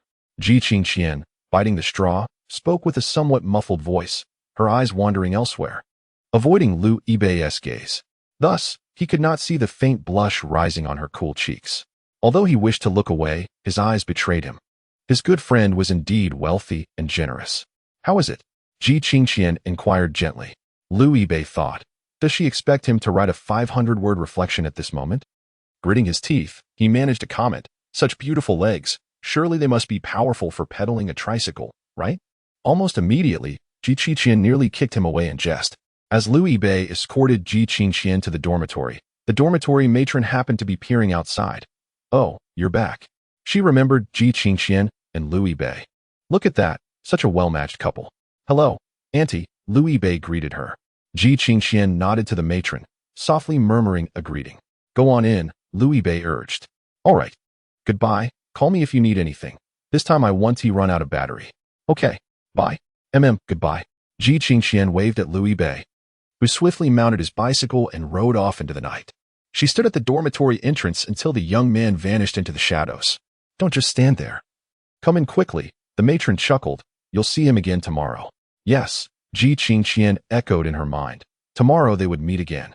The thought made her unable to suppress a smile, her lips pressed together tightly. Thank you, Auntie, she said, ascending the stairs with a light step. Why is that silly child thanking me? The matron mused, amused. Upon returning to her dormitory, Ji Jiajiao had just finished her shower and was chatting with the other two roommates while drying her hair. Upon seeing Ji Qingshan, their conversation awkwardly halted. It wasn't that they disliked Ji Qingshan. Rather, they found her ethereal presence somewhat daunting, rendering them hesitant to speak loudly. You're back. Ji Jiajiao was the first to break the silence. Ji Qingshan gently spoke, extending the paper bag in her hand. Here, share this. Wang Ju reached out to accept it, and the three of them glanced around. Oh, did this iceberg actually bring us drinks? They had been outside for some time, and perhaps the beverages had warmed. Ji Qingshan observed their hesitation and frowned slightly. Don't you like fruit tea? No, Ma Jiaojiao quickly denied. It's just surprising that they would bring us drinks. Because it was of significance, Ma Jiaojiao reiterated in her heart, astonished. Ji Qingshan exclaimed softly, initially reluctant to elaborate. But upon recalling that it was purchased by Liu Bei, she insisted they should appreciate it. Therefore, she patiently explained, we're about to start military training, and adjusting our schedules is crucial. Milk tea has a high concentration of tea polyphenol, which can interfere with sleep. Fruit tea is a better option. The others were even more astonished. She bore an expression that seemed to disdain the world, yet displayed such thoughtfulness? After a moment of silence, Chu Chu swiftly seized a cup of strawberry tea. Hey, that cup was my choice. Ma Jiao Jiao protested hurriedly. I got it first, it's mine. Chu Chu retorted. I'll treat you another day. Sigh, Wang Ju, which one do you want? I'm fine with any cup, she replied. The dormitory erupted in lively chatter once more, with Ji Qingqian joining in. She typically preferred tranquility, yet this atmosphere felt quite pleasant. She intended to take a shower, only to realize, I forgot to bring shampoo. It was her first time traveling alone, and she had thought she was well prepared, only to discover her oversight. Use mine. I brought extra, 2 bottles. Dove, do you mind? Ma Jiao Jiao offered. Chu Chu chimed in. How about Schwarzkopf? I have that. Ji Qingqian glanced at the two. Thank you. What are you being polite for? We'll be living together for 3 to 4 years, Ma Jiao Jiao laughed. Chapter 20. Dora Qingqian and Nobita Bebe Liu Yibei's dormitory was located in room 404 of male dormitory building 4. Hence their group chat was named 404. Upon returning to the apartment, Liu Yibei's first action was to inform the valiant Qingqian of his safe arrival before checking in on the group's activities. Jia, I forgot to ask on the way back. Did you get that beautiful sister as we chat this morning? Ilu Xiangbei. I already said my phone was dead, brother Jia. Liu Yibei thought this was not entirely a lie. He truly did not have Qingqian's contact. His roommates were good fellows, yet quite boisterous. Since Ji Qingqian was not fond of interacting with strangers, it was better to keep them from disturbing her for now. He would introduce her to them once she had acclimatized. Jia, useless. If I had gone myself, I would have certainly created a story. Sun Air. If you had gone yourself, there wouldn't be a story, just a disaster. Jia, I'm going at 8. If you dare, face me in the dormitory. Sun Air. I don't like playing with Chin Dan. Why would I return so early? As Liu Yibei set his phone down, he faced his computer, stretching his hands. With the new academic term fast approaching, he needed to prepare some backup material. As he gazed at the screen, it seemed to gaze back at him. Suddenly, a smile crept across his face. He felt as though he caught a glimpse of the heroic figure of Qingqian within the confines of the monitor. He quickly slapped his own cheek, reminding himself to stay focused. Awaken, Liu Yibei. This is the time for writing, not for daydreaming. Yet, he couldn't help but acknowledge the undeniable allure of Qingqian's figure. Coughing lightly, he urged himself to suppress such inappropriate thoughts. Beast, he chided himself. He held a pure relationship with the heroine. How could he entertain such notions? Was it truly the excess of oysters he consumed today? Gathering his thoughts, he opened the author backend, diligently patrolling the comments section. One comment caught his attention. Please update. Author, I can do anything. Liu Yibei chuckled softly, typing in the reply section. An update is utterly impossible, not in this lifetime. Just as he was about to send it, he inadvertently glanced at the donation section. What? A few thousand? This individual just gifted something worth 1888? He quickly deleted his previous response and typed anew. Please take a break. I will write immediately. Before he could send that, a call from Qingqian came through. Was she really calling from her dorm? Liu Yibei answered, but instead of speaking, she sent a message. I can't sleep. What's wrong? He inquired, recognizing the bed. She replied, that's unfortunate, he responded. Perhaps it's not the bed, but rather you, she clarified. Liu Yibei paused, taken aback. What do you mean by that? If I don't hear your voice before sleeping, I can't fall asleep. Just talk to me, and perhaps I will doze off, she explained. Just like when we used to play games, you could speak even when I was silent. Glancing again at the text he was about to send, he deleted it once more and rewrote, an update is utterly impossible, not in this lifetime. All right, Liu Yibei said, I will keep you company. Yes, sing me a song. It's been a while since I've heard you. What would you like to hear? Anything will do. Just sing, she replied. Clearing his throat, Liu Yibei softly began to sing. In a certain myth, there was a couple who bore a peculiar child, with 2 hairdos soaring high and bare little feet. Childish. Are you trying to entertain a toddler? She teased. Weren't you the one who said you were 3 years old? As I tread upon the twin wheels of fire, the Qianquan circle held firmly in hand, the Hunyuan silk envelopes me, guarding my essence. The Xianyuan arrow is drawn taut, and soon, the gentle breaths emanating from the other end of the line grow warmer. Liu Yibei, with a soft chuckle, dismisses the interface of plants versus zombies.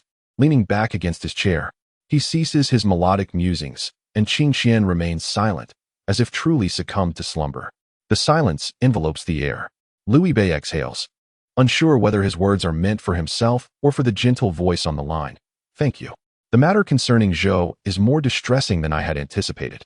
At least during the time before I received your call, I felt a wave of nausea, as if I were on the brink of retching. I cannot fathom why such calamity has befallen me. I am but a good person, yet find myself at the mercy of a gun's aim. And then, you appeared.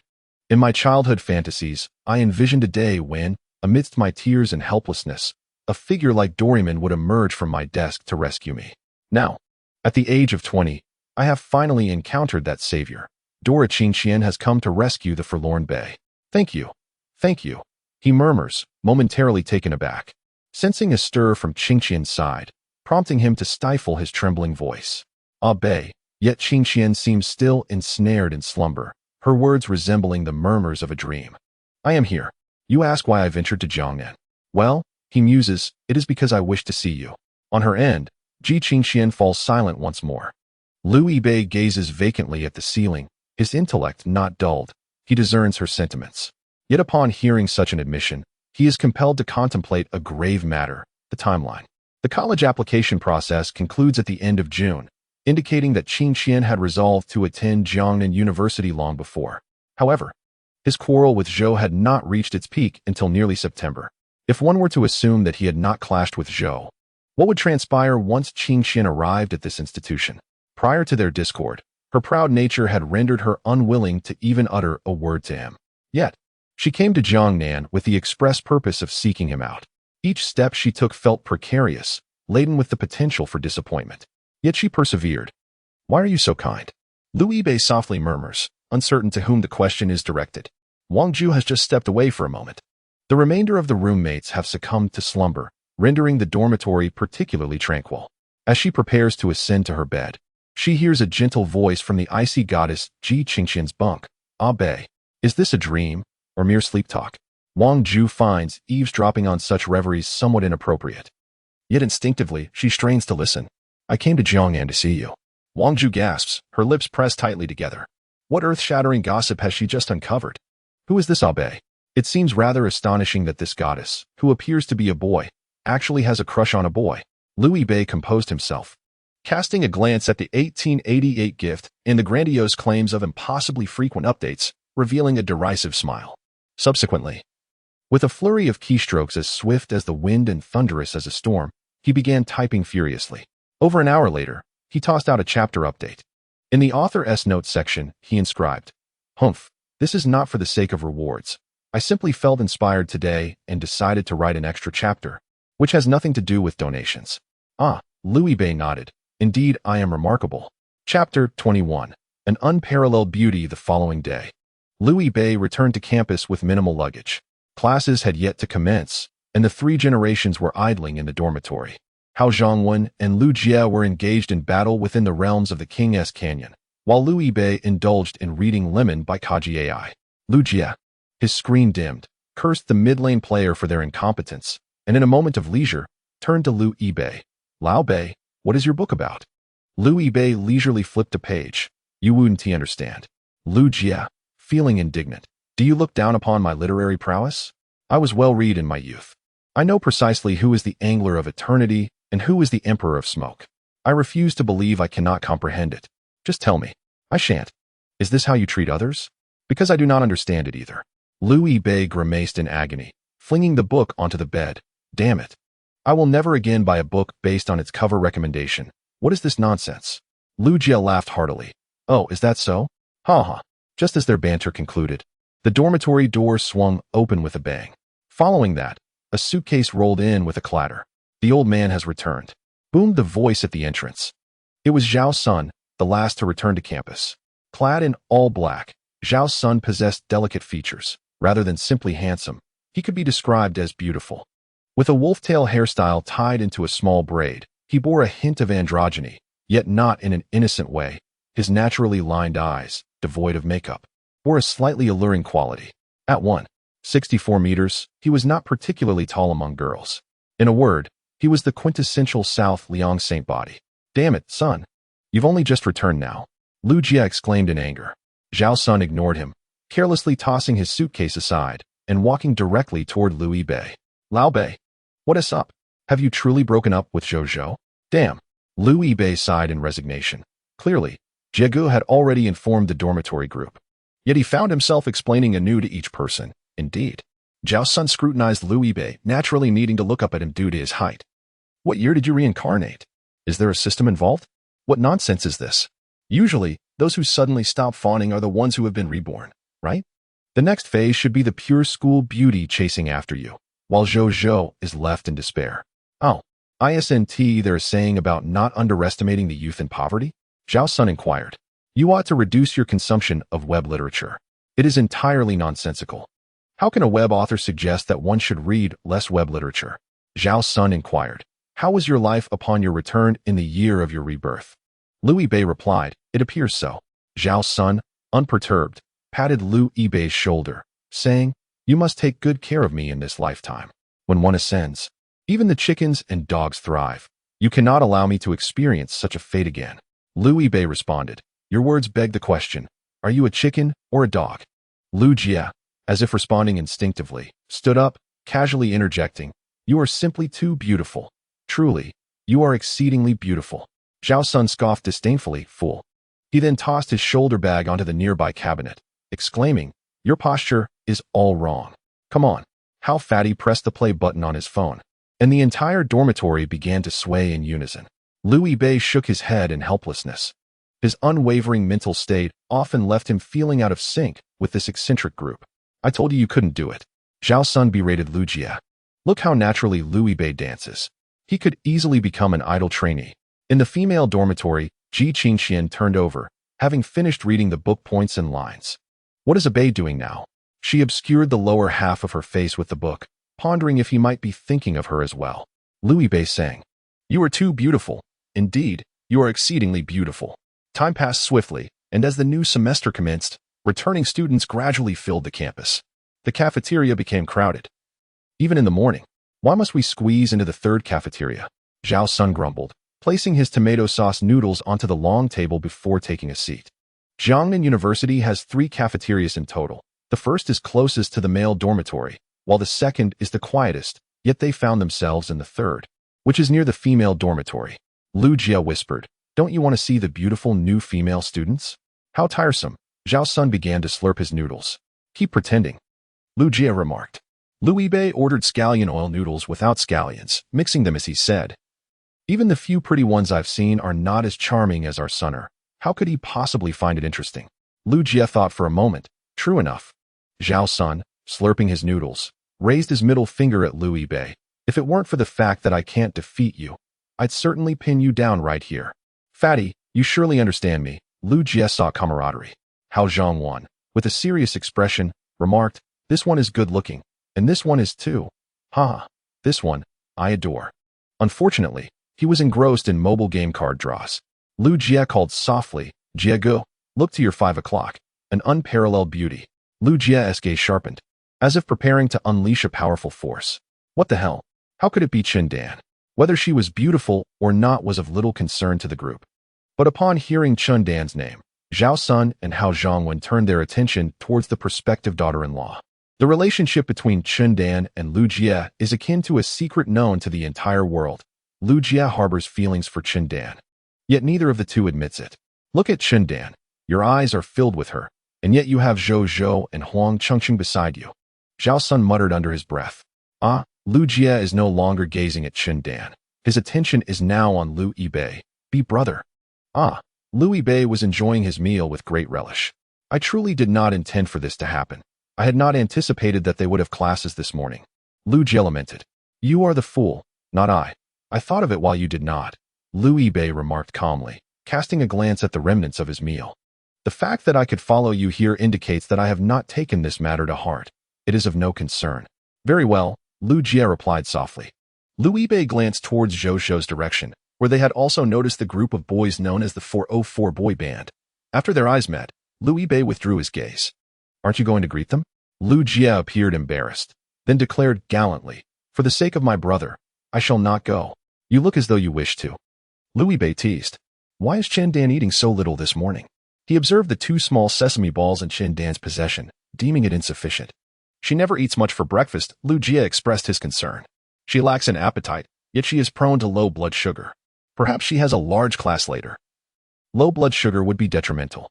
Louis Bay suggested, I have placed some candy and snacks in Fatty's backpack. You should take some to her, and in return, treat me to milk later. Huh, you don't want to go? Then do not blame me for not mentioning it, Louis Bay stated. Is it just for Chindan? Lu Jia inquired. Do you think I have an abundance of snacks? Louis Bay laughed as he chided. I need to eat as well. All right then. Just say you bought them. Do not implicate me. Fine. In chapter 22, titled The Choice She Made, the idol, Lu Jia trotted over with a bounce in his step. Zhao Sun observed Lu Jia's retreating figure. Lu Bei, Jia is superior to you in this regard. Indeed, Zhao Sun concurred. Chindan is quite a good person. He added, I remember. She once bought us water, Louis Bei noted. She even helped me move some things, Hao Zhongwen chimed in. Louis Bei and Zhao Sun exchanged glances at Fatty's substantial physique, then turned back to observe Chindan's slender form. It is not Fatty. This is where you are being unreasonable, Louis Bei remarked. People were eager to help move. Hao Zhongwen quickly interjected. How naive, Zhao Sun mused. She willingly volunteered. Chindan noticed Lu Jia approaching with a buoyant demeanor.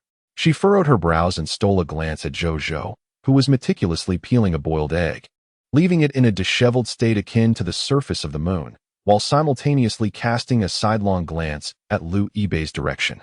Though Zhou Zhou remained silent, both Chindan and Huang Chengcheng were aware that she had been waiting for Lu Yibei's call. Yet, many days had passed without a single ring from him. A few days prior, Huang Chengcheng had earnestly advised Zhou Zhou to seek out Lu Yibei and apologize sincerely. Zhou Zhou's reaction was one of indifference. She simply replied, I understand, yet remained inactive, still awaiting Lu Yibei's introspection. Chindan reminisced about their encounter on the day of orientation, where Lu Yibei's gaze was clear, his steps light, and the sunlight cast a radiant glow upon him, making him even more strikingly handsome than when he pursued Zhou Zhou, embodying the vigor of youth. He greeted her without uttering a single word about Zhou Zhou, and at that moment, Chindan sensed that something had gone awry with Zhou Zhou. Huang Chengxing tugged at Zhou Zhou's sleeve and whispered, It must be Lu Yibei who brought him here. Zhou Zhou felt a flicker of joy within. His expression still taut, but now laced with a hint of arrogance. If he doesn't come on his own, I certainly won't forgive him so easily. Chindan found it perplexing. How could Zhou Zhou, clearly at fault, dare to use the word forgive? Lu Jia approached Chindan. Hey.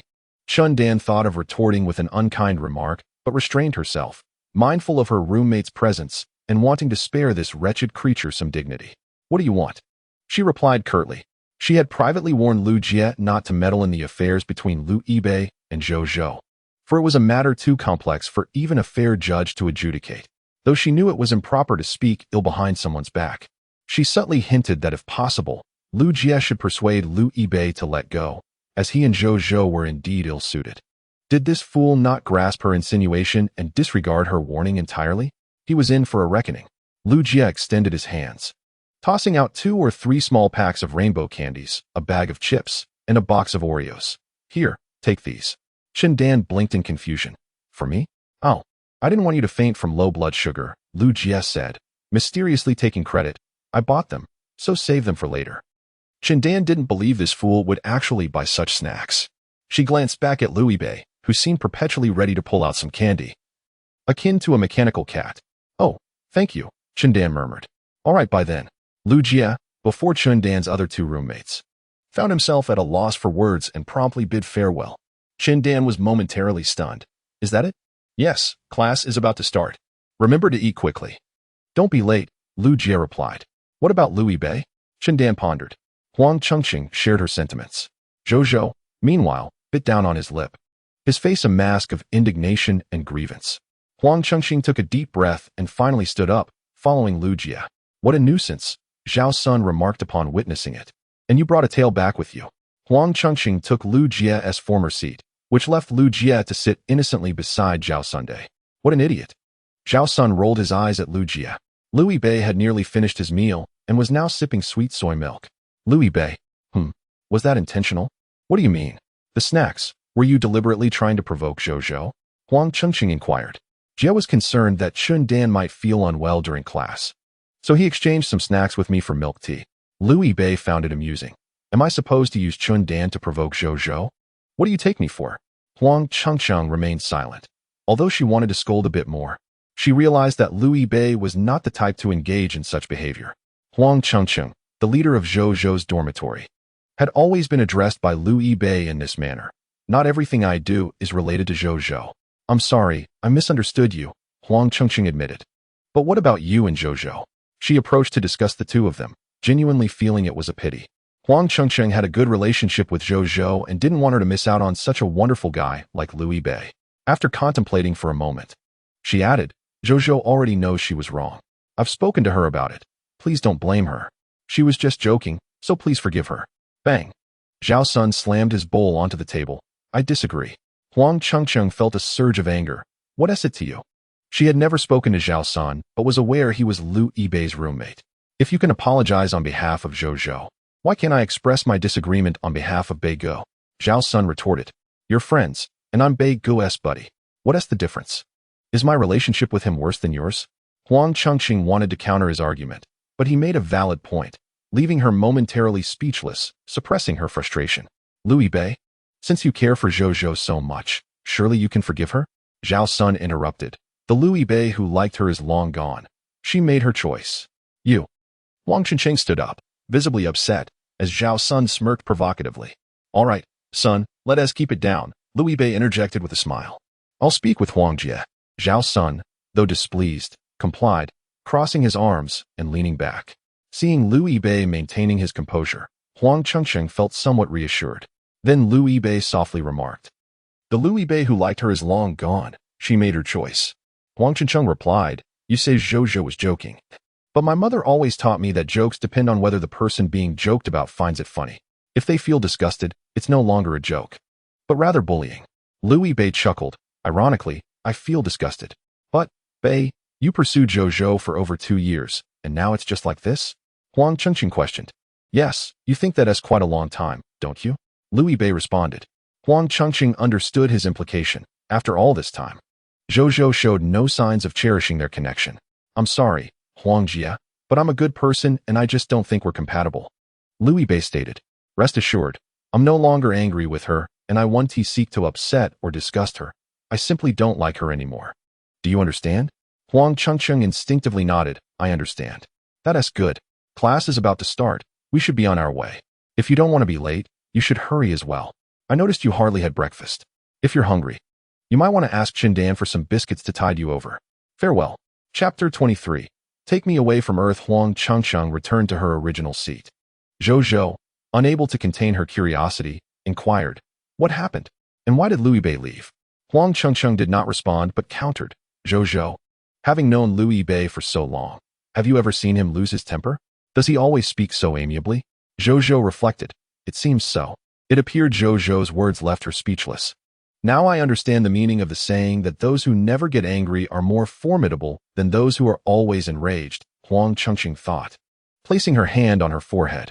What did he say to you? Zhou Zhou pressed on.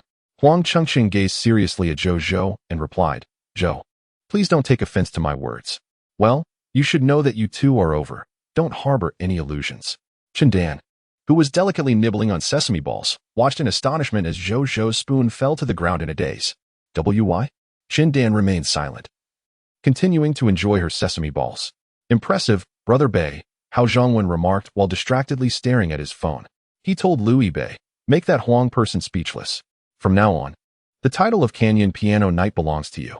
Lu Jie added, let me know when you can roast those shark-toothed teammates. Lu Yibei replied earnestly to Lu Jie, Brother Jie, Huang Chengxing cannot outmatch me because I hold the advantage. You are criticized because of your lack of skill. You are inherently at fault, and I cannot assist. Damn. Lu Jie swore. You should let me confront her. What a fool. Zhao Sun, the #1 critic of 404, had a different approach to banter than Lu Yibei. While Lu Yibei preferred a logical debate, Zhao Sun would launch direct, scathing insults, even involving ancestral curses when necessary, and could deliver rapid-fire retorts. You aren't angry? Zhao Sun asked. I am, Lu Yibei replied nonchalantly. I would like to engage her in a verbal duel, but if I do, Brother Jie will surely intervene. And Chun Dan is sitting over there. I wouldn't want to put her in a difficult position. Brother Bei, you're truly touching, Lu Jie remarked. The #1 critic of 404 was left speechless. He glanced at Lu Jie, contemplating before saying, but this may not necessarily help you. Lu Yibei suddenly realized. You are right. I was careless. Damn. Hao Zhongwen sighed. I told you. You are a traitor. Don't let my bond with Lao Bei be compromised. Lu Jie clutched Lu Yibei's shoulder. I will definitely support you. Lao Bei, whatever you say, I will follow without question. Zhao Sun scoffed, but your debating skills are practically non-existent. Hao Zhongwen continued lamenting. One is a 1, the other is 0. And you talk about brotherhood. Get lost. Lu Yibei and Lu Jie simultaneously kicked out. The hefty fellow quickly rolled a short distance forward before returning. On another note, Brother Bei, your self-proclaimed good deeds are truly astounding. I never would have anticipated such a statement. If you're lacking, just practice more. Here, I reward you with a card draw. Oh, how delightful. Lu Yibei rolled up his non-existent sleeves and declared, Behold my divine skill. With a swift tap, he exclaimed. Damn it. Hao Zhongwen immediately bellowed. It's a 10 consecutive draw. Who in their right mind would draw single cards? Lu Jie was taken aback. A golden legend. Hao, astonished, echoed, what? You actually achieved a miracle with a single draw? What kind of luck is this, Lu Bei? Lu Yibei pulled out his phone and glanced at the screen. Qingqian, hurry and take me away from Earth. Indeed, fortune had been smiling upon him lately. A light chuckle escaped Lu Yibei.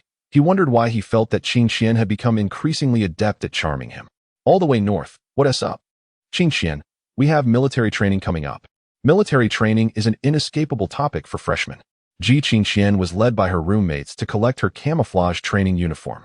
Upon returning to her dormitory, she casually washed it and hung it on the balcony to dry. Chu, filled with concern, remarked, It's so hot. I hope I won't die out there. I'm a delicate flower. I asked a senior, and he said the military training at Jiangnan University isn't too exhausting. It mainly involves some drills and maintaining military posture, Ma Jiao interjected. The senior was her online boyfriend, a second-year student at Jiangnan University. Has your senior taught you how to skip military training? Chu inquired. That is probably not possible, Wang Ju replied, observing Chu's frail appearance, which seemed ill-suited for high temperatures. Qingqian, do you think you can endure the training? Chu asked. Qingqian, who had remained silent, appeared unfazed by the impending military training. I can manage, she assured, noting that her constitution was reasonably robust. If you find it difficult, don't hesitate to speak up. We'll help you request leave, Chu reminded her. Okay, Qingqian nodded. Chu scrutinized Qingqian's delicate features and asked, What sunscreen do you use? Anessa.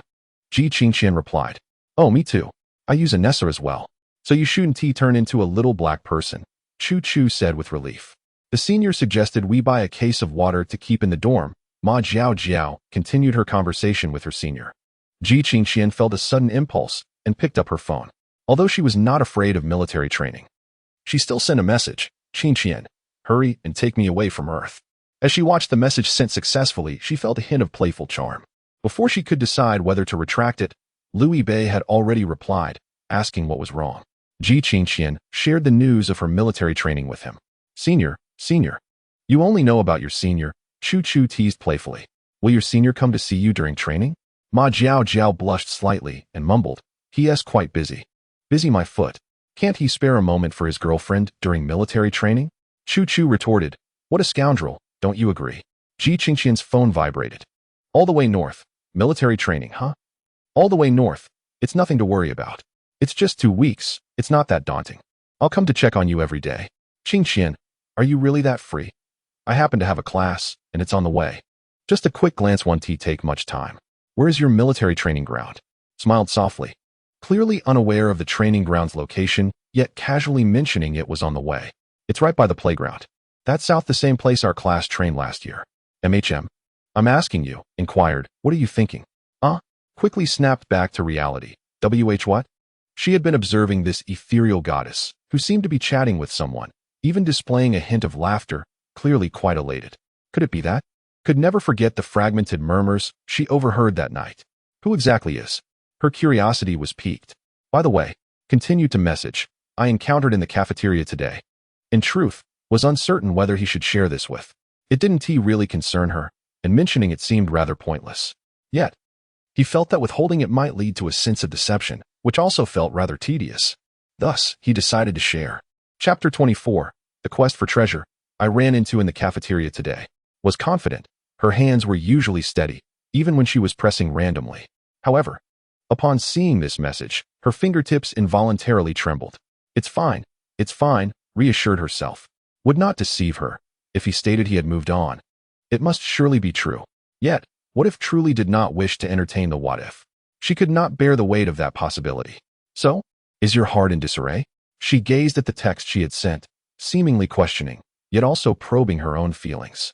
Fortunately, S' response was swift enough to alleviate her burden of spiraling thoughts. Absolutely not. Just wanted to inform you. Why are you telling me this? Had no inkling of why he felt compelled to relay this to. He too was contemplating this conundrum. It was a strange sensation, akin to the fear of being found out by if he failed to report it proactively. Just thought I'd keep you in the loop. The wording seemed rather peculiar, but he decided against altering it, sending it off as is. Meanwhile, sitting in class, remained oblivious to the fact that a certain heroine in the girls' dorm was staring at his odd message, striving to keep her lips pressed tightly together. Her hands may have steadied, yet the corners of her mouth struggled to suppress a smile. Oh, got it. What does got it imply? Should it be taken at face value, or was she upset that he had encountered? It seemed unlikely that would be angry over such a trivial matter. However, S' thoughts inevitably veered toward the notion that she might indeed be upset. What game are you playing? In the realm of the King's Canyon. Lu Jie leaned over and softly inquired. Lu Yibei dimmed the screen, engaging in a reading comprehension exercise. Lu Jie remarked. The class they attended was on the theory of complex variables. Is there a reading comprehension question? Lu Yibei's phone vibrated. He resumed his reading. Qing Qian, are you in class? Lu Yibei discreetly extended his phone's camera beyond the edge of the desk, aiming it at the podium, capturing a perfect snapshot of the balding middle-aged teacher. Lu Xiangbei. Image. Lu Xiangbei. Currently being tormented. Qing Qian, I originally intended to call you. Lu Xiangbei. What's the matter? Qing Qian, can I call you if nothing's wrong? Lu Xiangbei. That's not it. Lu Xiangbei, just a bit of fun. I'm being targeted by the enemy sniper. Without your assistance, this match will certainly go awry. I'll chat with you after class. In simpler terms, the teacher had discovered the act of covert photography. The teacher adjusted his glasses with a middle finger and shot a piercing gaze at Lu Yibei. Lu Yibei quickly straightened his posture. As for Lu Jie, he had just revived from the fountain and rushed back to the front lines, ready to engage in battle. Damn it. Lao Bei, look at how I'm playing Li Bai. One word. Perfection. This match is surely in the bag. Lu Yibei remained silent. Lu Jie asked. He lifted his head to see a bald head glaring at him. Student over there, please respond to the question I posed. Class dismissed. Lu Jie lunged forward, gripping Lu Yibei's neck. Lao Bei, have you forgotten our father-son bond? I was pleading for help with my eyes, and you remained silent. Lu Yibei stepped back to evade. I certainly did not remain silent. After pausing, he added with a grin, wasn't I just throwing you under the bus? Your mother. How Pongzi intervened to prevent the two from turning on each other. Instead of this squabble, why not contemplate the greater matters of life? Lu Jie retorted, like what? What to eat later? Zhao Sun remarked, and the four fell into silence, indeed pondering a significant life decision. Just eat something, Zhao Sun suggested. The flavors are a bit strong, Lu Yibei noted.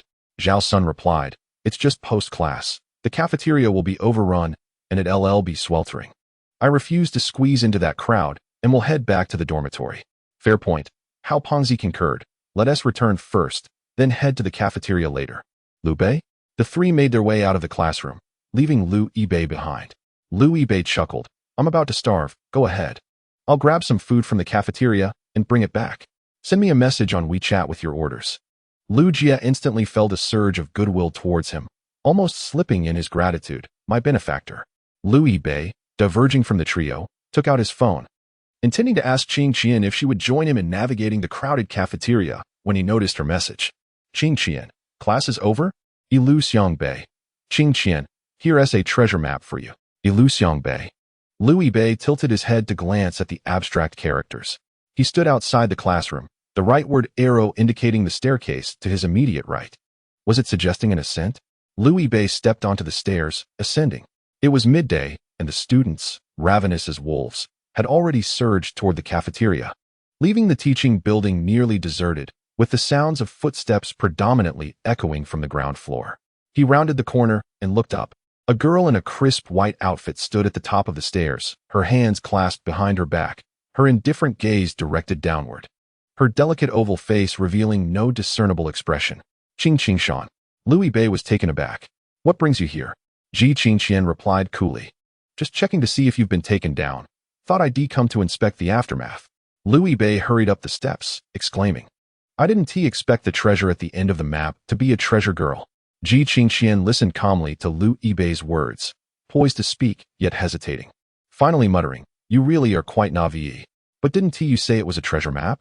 Louis Bei retorted, somewhat indignant. Is everything all right? I was worried some people might be too fragile, so I came to observe. Ji Qingqian was reluctant to acknowledge that the some people referred to her own self. She longed to engage Louis Bei in conversation, but he had a class to attend. Rest assured, Louis Bei smiled. I'm not that fragile. I've nearly been healed by you. Is your resolve intact? Ji Qingqian glanced sideways at him.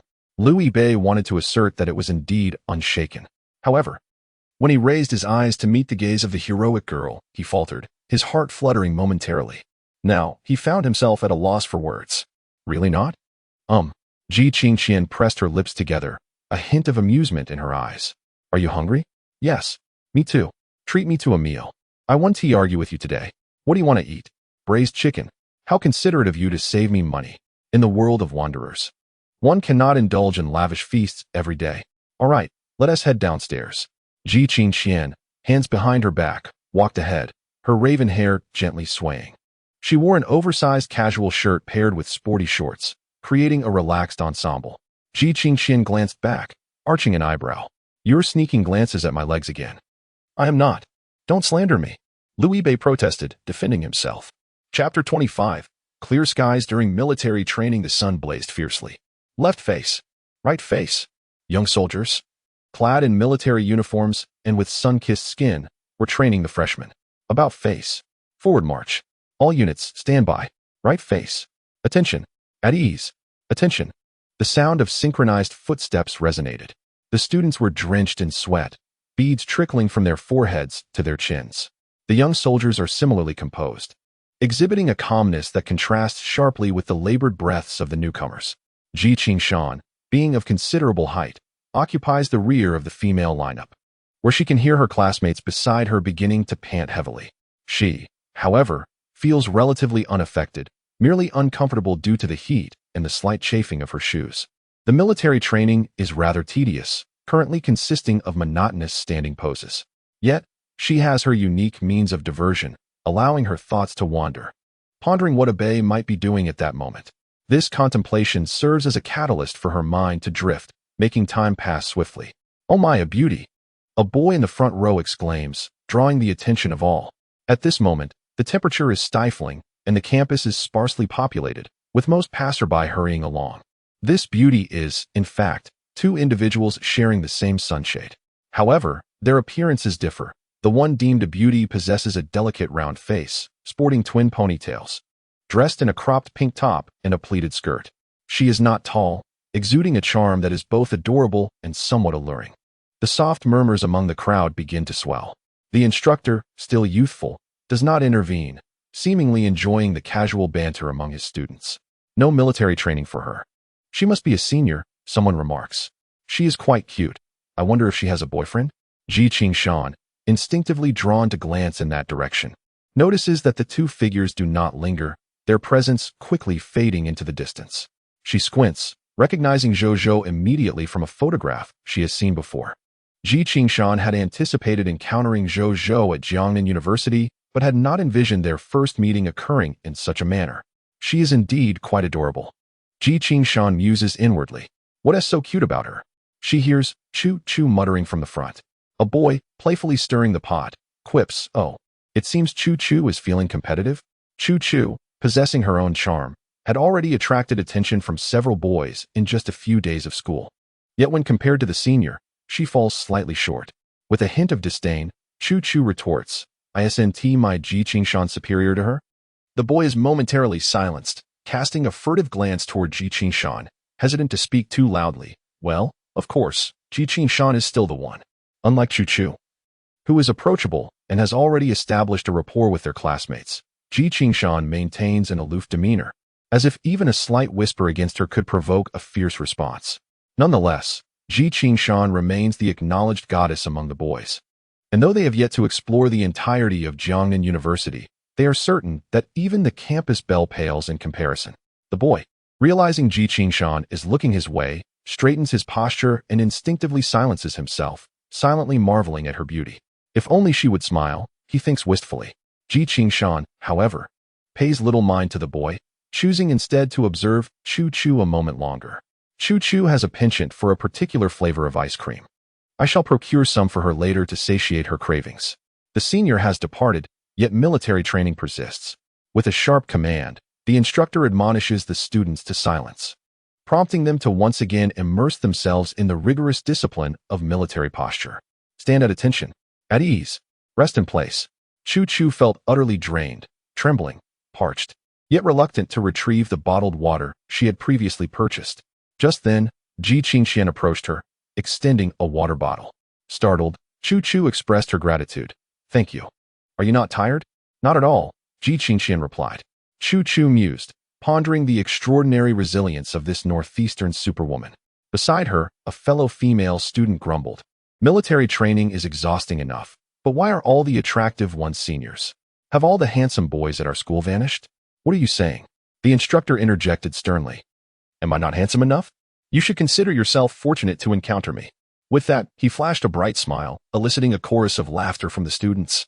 The instructor, still youthful at heart, enjoyed jesting during breaks. Choo Choo, Choo Choo. Suddenly, Ma Jiao Jiao darted over, tugging at Choo Choo's sleeve, suppressing her excitement. Senior, senior. What senior? Choo Choo, still in awe of Ji Qingshan's athleticism, turned sharply at Ma Jiao Jiao's words. Your senior? Yes, he has arrived. Choo Choo immediately became engrossed in gossip. Ji Qingshan followed her gaze. Under the shade of a nearby tree stood a tall boy with a side-parted hairstyle, smiling warmly in their direction. Choo Choo assessed him as somewhat handsome.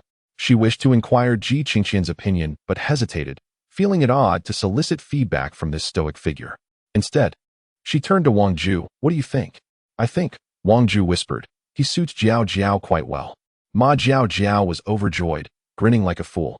I mentioned to my senior that he could stop by to see me while passing through. Some girls spotted this senior. Oh look, there's a handsome guy over there. He is quite good looking. Could you fetch his WeChat for me? Ma Jiao Jiao immediately became alert. Ji Qingshan recalled Louis Bei, who had mentioned he would come to see her. However, since Louis Bei's class was in the afternoon, it was reasonable that he was not present now. Moreover, Ji Qingshan preferred he did not come. Although he claimed it was on his way, after examining the school's map, she realized that his classroom was quite distant from here, requiring a detour. With the heat so intense, if Louis Bei were the one undergoing military training, he surely would not wish to make the trip in vain. Senior, senior. Choo Choo, more animated than Ma Jiao Jiao, seemed ready to tear at her friend's sleeve in excitement. My senior, she whispered, biting her teeth to contain her exhilaration. Ma Jiao Jiao quickly turned to look. A tall, slender young man was striding purposefully towards their military training ground, a cap pulled low over his forehead. Yet, it was still possible to discern that he was the senior previously featured in Choo Choo's mobile photos. His name was Louis Bei. What could he possibly want? Ma Jiao Jiao inquired. Ji Qingshan also found it curious. He was encroaching too closely, not to mention the presence of instructors. Any misunderstanding regarding the disruption of military training would be unfortunate. Monkey brother. To everyone's surprise, Louis Bei called out to the instructor, Do you remember me? The instructor paused, momentarily taken aback, then chuckled with a hint of reprimand. Louis Bei, you rascal, you're still alive. How could I possibly be dead? Louis Bei approached the instructor, tossing away his Coca-Cola can. With one hand previously tucked in his pocket, now discreetly gesturing towards Ji Qingshan, he tilted his gaze slightly. In an instant, she caught his eye. Are you tired? Can you hold on? Louis Bei inquired through his eyes and gestures. Ji Qingshan responded with a subtle sign in front of her abdomen, assuring him, I'm fine, holding up well. A smile broke across Louis Bei's face, causing the corners of Ji Qingshan's eyes to crinkle with delight. An unspoken understanding blossomed between them. Ji Qingshan mused, despite Louis Bei's military training intentions, he certainly wouldn't let her make the trip in vain. Yet, she too was resolute in not yielding to him. Thus, they were equally matched. Chapter 26. How impressive is your senior? The instructor's surname was Sun, with the full name Sun Bing. Short and slender, it was only natural for him to earn the nickname Monkey Brother.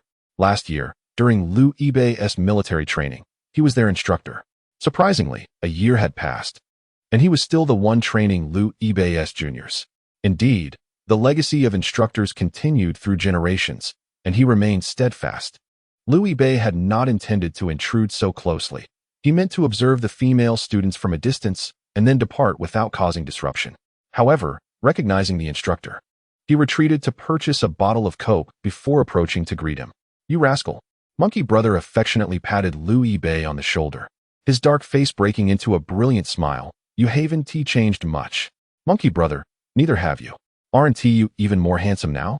Let me see, you used to resemble Yu Yan, but now you have a touch of Zhao Wei," Liu Yibei replied. "Ah, you truly know how to flatter." Monkey Brother patted Liu Yibei's shoulder more vigorously, nearly knocking him off balance. "Monkey Brother," a bold freshman girl called out, mimicking the others. The instructor momentarily froze, shooting a glare at Liu Yibei. "You rascal. I almost forgot. This year's freshmen are still addressing me correctly as instructor. Listen to them. How imposing is the title of instructor. Yet here we are, reverting to last year's Monkey Brother, tending towards becoming a comedic figure again." The girl chuckled and asked, "Monkey Brother, is this handsome fellow your senior? You seem quite close." "Senior, which major are you in? You are quite handsome. How charming." The students cast aside their fatigue and heat, clamoring with enthusiasm for Liu Yibei. If encountered individually, these girls might act shyly. Yet, when the entire class comes together, they strike with full force, even teasing the senior. "Yes, we are talking about you, senior," Monkey exclaimed, "and it's you from the computer science major, in your second year. Named Liu Yibei, still unmarried. Feel free to engage with him." Liu Yibei felt helpless, as if he were being solicited for marriage. He glanced at Ji Qingshan, who maintained her usual calm demeanor. However, unlike before, her black hair was tied into a ponytail beneath her military cap, giving her a youthful appearance that softened her aloofness. A sheen of sweat adorned her cheeks, enhancing her delicate look, reminiscent of a freshly peeled soft-boiled egg. Liu Yibei casually surveyed Ji Qingshan's classmates. Besides himself, several boys were discreetly observing her. How fortunate! Liu Yibei envied that during his military training, his class lacked such attractive female classmates. "Your senior is quite extraordinary." Monkey continued to promote Liu Yibei.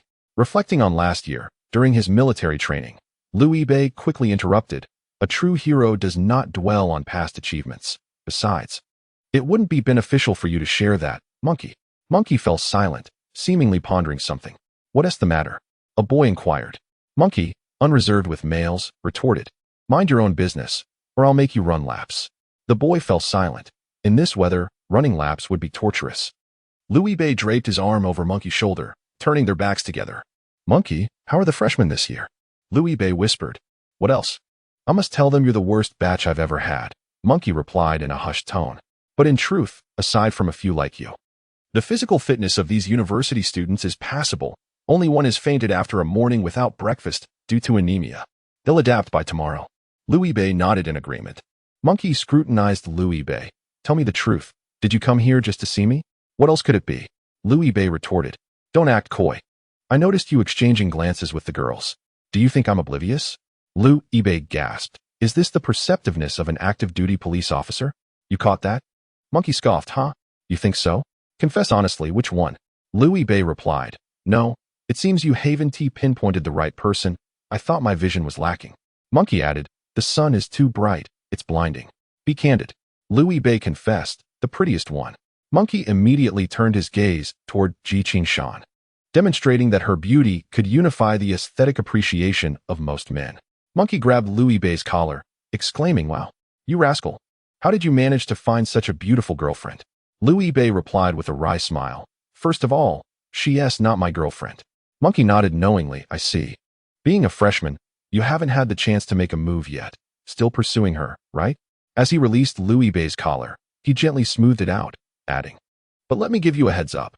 This girl is stunningly beautiful and as cold as a mountain. I noticed a few boys trying to talk to her this morning, but she didn't even acknowledge them. The challenge is quite high." Liu Yibei chuckled. "Really? Is the fair maiden that aloof? Or perhaps, she simply struggles to engage with strangers?" Monkey glanced at Liu Yibei, saying, "But you, my friend, are quite the catch yourself, handsome and all."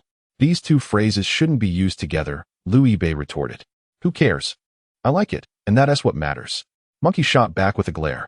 "You might actually have a chance, so give it your all." Louis Bay wanted to clarify that the situation wasn't tea as it seemed, but seeing Monkey's unwavering confidence, he realized that no matter what he said, it would not change his mind. Changing the subject, Louis Bay asked, "By the way, how busy are you guys in the army lately?" "Busy? Do I look like I have time to manage these little rascals' military training?" Monkey replied. "Not busy is good. It means peace," Louis Bay noted. "You've got a point there," Monkey responded. As the two almost transitioned from discussing poetry to the philosophy of life, the bell rang for the lunch break. Monkey, suddenly alert, exclaimed, "Damn. You little brat kept me for over half an hour." Originally, students were only supposed to have a 10-minute break, but they had leisurely sat through an entire class. Louis Bay made a scissor gesture, exclaiming, "Yay." He then directed the gesture towards his junior classmates, shouting, "Yay, aren't I impressive, seniors?" The students were nearly in stitches, exclaiming, "Impressive. The senior is truly remarkable. We love you, senior. Do you have a girlfriend? If not, how about I be your girlfriend? If you do, how about swapping? If you don't like girlfriends, a boyfriend is fine too." Lunchtime was of utmost importance, and Monkey could not afford to keep them late, so he announced the dismissal. The students, especially the girls, continued to cheer. "Senior, will you come back this afternoon? Don't forget us. We will miss you." One girl, upon the announcement of dismissal, quickly grabbed her phone from the side and rushed to Louis Bay, asking, "Can I add you on WeChat, senior?" Sure, Louis Bay replied. But as he reached into his pocket, his expression changed. "Oh, where's my phone? I think I left it in the dorm. Sorry about that." His words were undoubtedly a polite refusal. However, he had preserved enough dignity for himself, so the junior sister who approached him for WeChat had little to complain about. Merely pouting in resignation. "Oh, how unfortunate." Louis Bay observed the valiant Qingqian, initially intending to ask her later if she would like to join him for lunch. He noticed that 3 girls had already crowded around her. They must be her roommates. Louis Bay felt a sense of relief. It seemed that the heroine had cultivated a good rapport with her companions. He had previously worried she might be solitary. Louis Bay addressed Sun Bing, "Brother Monkey. How about I treat you to a meal?" Brother Monkey kicked the air in mock exasperation. "You want a student to treat me? How shameless. Our military instructors have principles. We dine together, so just manage yourself." All right, Louis Bay acquiesced, turning and sprinting towards the second cafeteria. Qingqian, truly popular. Louis Bay read the message from the season's heroine, pondering for a moment before tapping the screen. "Why? Attracting the gaze of the entire world, yet failing to captivate you. What use is that? Qingqian, just die, will you?" Louis Bay couldn't help but chuckle. Engaging in playful banter with the heroine daily brought him a peculiar joy. "Qingqian, didn't you say you forgot your phone?" "Why? A miscalculation. It was actually in another pocket. Who could have anticipated that?" "Qingqian. Oh, Qingqian. So, I can add the junior sister as a friend now?" "Why? Stop wronging people. Just look at this." "Why? Screenshot of the friend request." "Why? The last person who added me was Xiaoli, so it's all good." As she glanced at the screenshot Louis Bay sent to clear his name, she unconsciously pressed her lips together, the corners curving upward slightly. "Qingqian, why are you in such a hurry?" She turned her gaze to Wang Ju, who was walking alongside her. The latter was staring intently at her. "What's wrong?" "Nothing," Wang Ju replied with difficulty, the flames of gossip igniting within her. "Louis Bay? It's Louis Bay." Wang Ju did not know him personally, but the senior's name shared the character Bay with the ice goddess's dreamlike murmurs. Moreover, he had coincidentally appeared during the goddess's military training. Could it truly be mere coincidence? Perhaps not. Furthermore, Wang Ju couldn't shake the feeling that Louis Bay and Ji Qingqian's gazes often collided, whether intentionally or not. How she longed to ask her. Yet, considering the personal nature of the matter, coupled with the goddess's reticent demeanor, Wang Ju found herself unable to voice her curiosity. Were they truly chatting with that senior? Wang Ju wished to sneak a glance, but ultimately refrained. Firstly, eavesdropping on someone's conversation felt rather unethical. Secondly, given Ji Qingqian's towering height, the disparity meant she simply couldn't see. Chu Chuxin was still quite excited. "Senior. Not only is he handsome, but he is also so interesting. A perfect male idol template." Mgagi found it amusing. "I thought you would rush out to ask for WeChat. Didn't your friends say they were reluctant to give you the senior's WeChat ID?" CH replied. "The senior mentioned he didn't have his phone. It would be rather ungrateful of me to approach him again. Yet, you were still a step behind." Mgagi remarked. When WYN went up to ask for someone else WeChat, you stood right beside me, completely motionless. Who knew that fellow could be so swift? CH muttered, then continued, but what good is speed? In matters of the heart, one must deliberate carefully. Agio nodded and inquired. You're not feeling shy, are you? CH's face flushed crimson. What nonsense are you spouting? Agio immediately understood, chuckling. I see you speak so grandly in the dormitory. It turns out our beauty CH is merely a master of words, while her heart remains quite innocent. Be quiet. That is not it. Ju softly asked JQ what do you think of that, senior? JQ glanced at the messages on her phone and sharply critiqued, he's an idiot. Ju exclaimed, it must be that ABI. Q why are you in such a hurry? LYBI couldn't decipher the message. Was he in a rush? He denied it, providing screenshots for proof. His usual trio of denials was standard. There was no indication he was hurried. Just because he was a bit quicker than usual didn't mean he was anxious. Absurd. YL not anxious. YL my speed has always been like this over the years. YL where's the anxiety? YL not anxious, don't overthink it. LYB I felt satisfied. Now, JQ should be able to appreciate his calm demeanor. After dinner, LYB I packed some dog food to take back to the dormitory.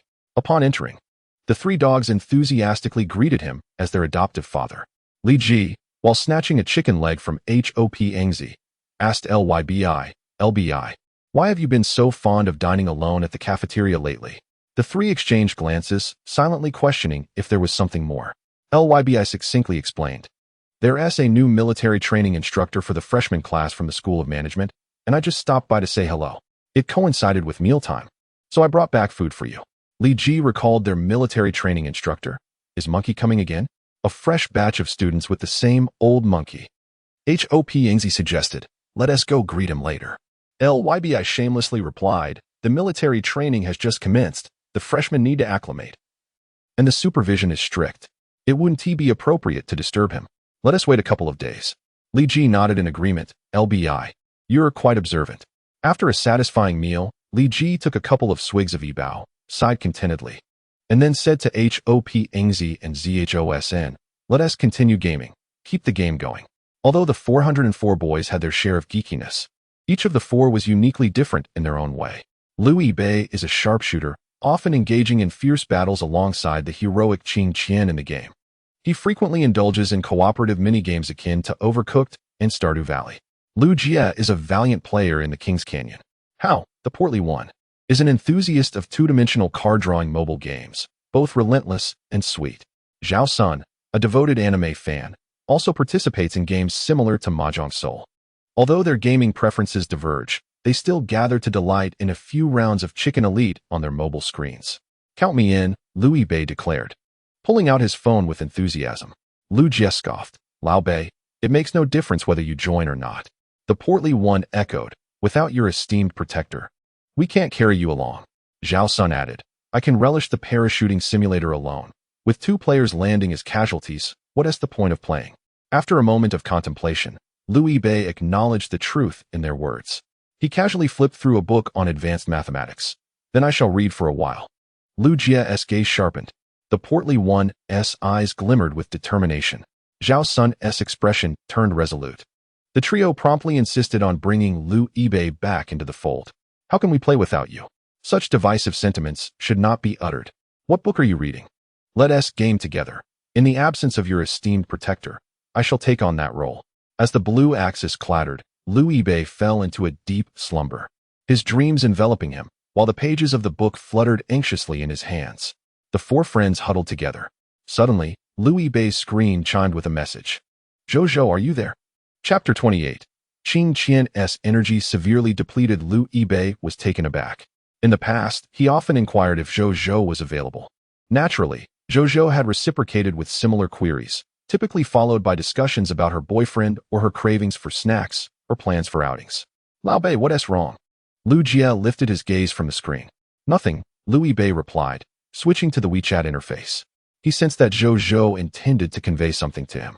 However, just as mackerel can spoil, can pineapples have an expiration, and even cling film has a shelf life. Many things in this world bear a deadline, including words. Once this period elapses, they are only fit for decay. Listening or not becomes inconsequential. He swiftly removed Zhou from his friends list. He rarely deleted contacts, having allowed Zhou to linger there for quite some time. He then returned to the Chicken Elite interface. "Let us begin," Louis Bei exclaimed, a smile gracing his face. Observe, his reflexes are indeed swift. Zhou's life had become exceedingly dull. Previously, no matter where she wandered, Louis Bei would mysteriously appear, asking if she wanted candy or snacks. At that time, Zhou didn't find these encounters particularly romantic and even found him somewhat bothersome. Yet, during this period, apart from that one instance in the cafeteria, she had not encountered Louis Bei even once. She recalled the words once spoken by Huang. "What you perceive as a serendipitous encounter is, in fact, a meticulously orchestrated rendezvous by Louis Bei." In the past, Zhou had not considered this to be particularly precious, but now, after Louis Bei had vanished from her life, she felt an inexplicable shift in her daily rhythm. Ordinarily, Louis Bei would have brought her a sweet, refreshing drink, boasting about how delightful his mung bean soup was. Zhou would have playfully dismissed his enthusiasm, questioning the appeal of mung bean soup. It was meant to be that way, yet everything had changed. She spent her days listlessly languishing in her dormitory, no longer encountering that familiar figure on her way to class, nor did anyone inquire if she preferred vanilla or matcha-flavored ice cream, producing it as if by magic.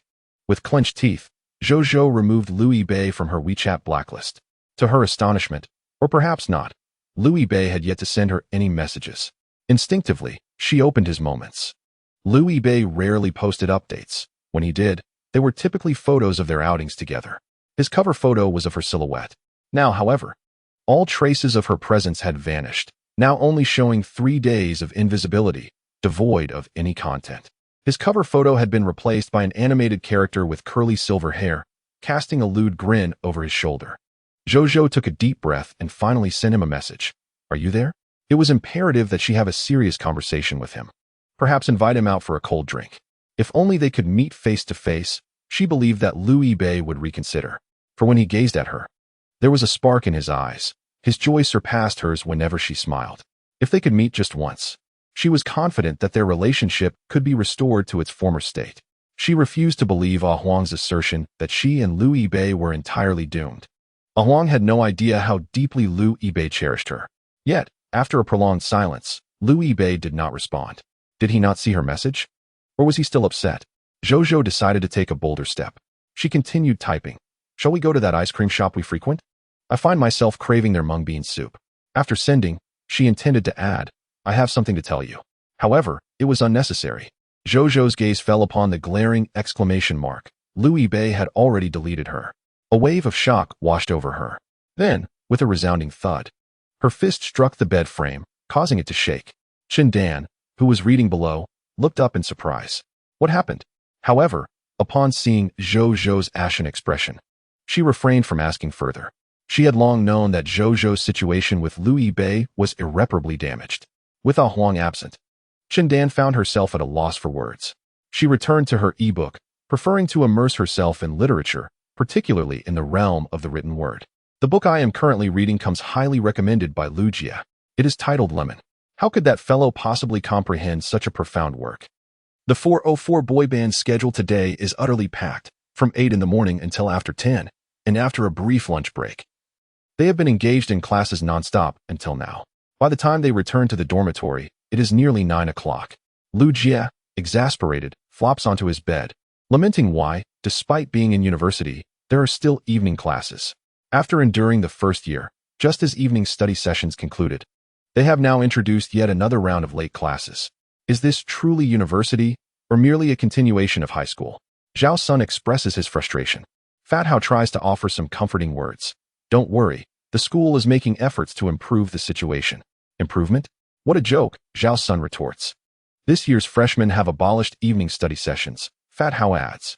Zhao Sun is caught in a dilemma, torn between wanting change and resenting it.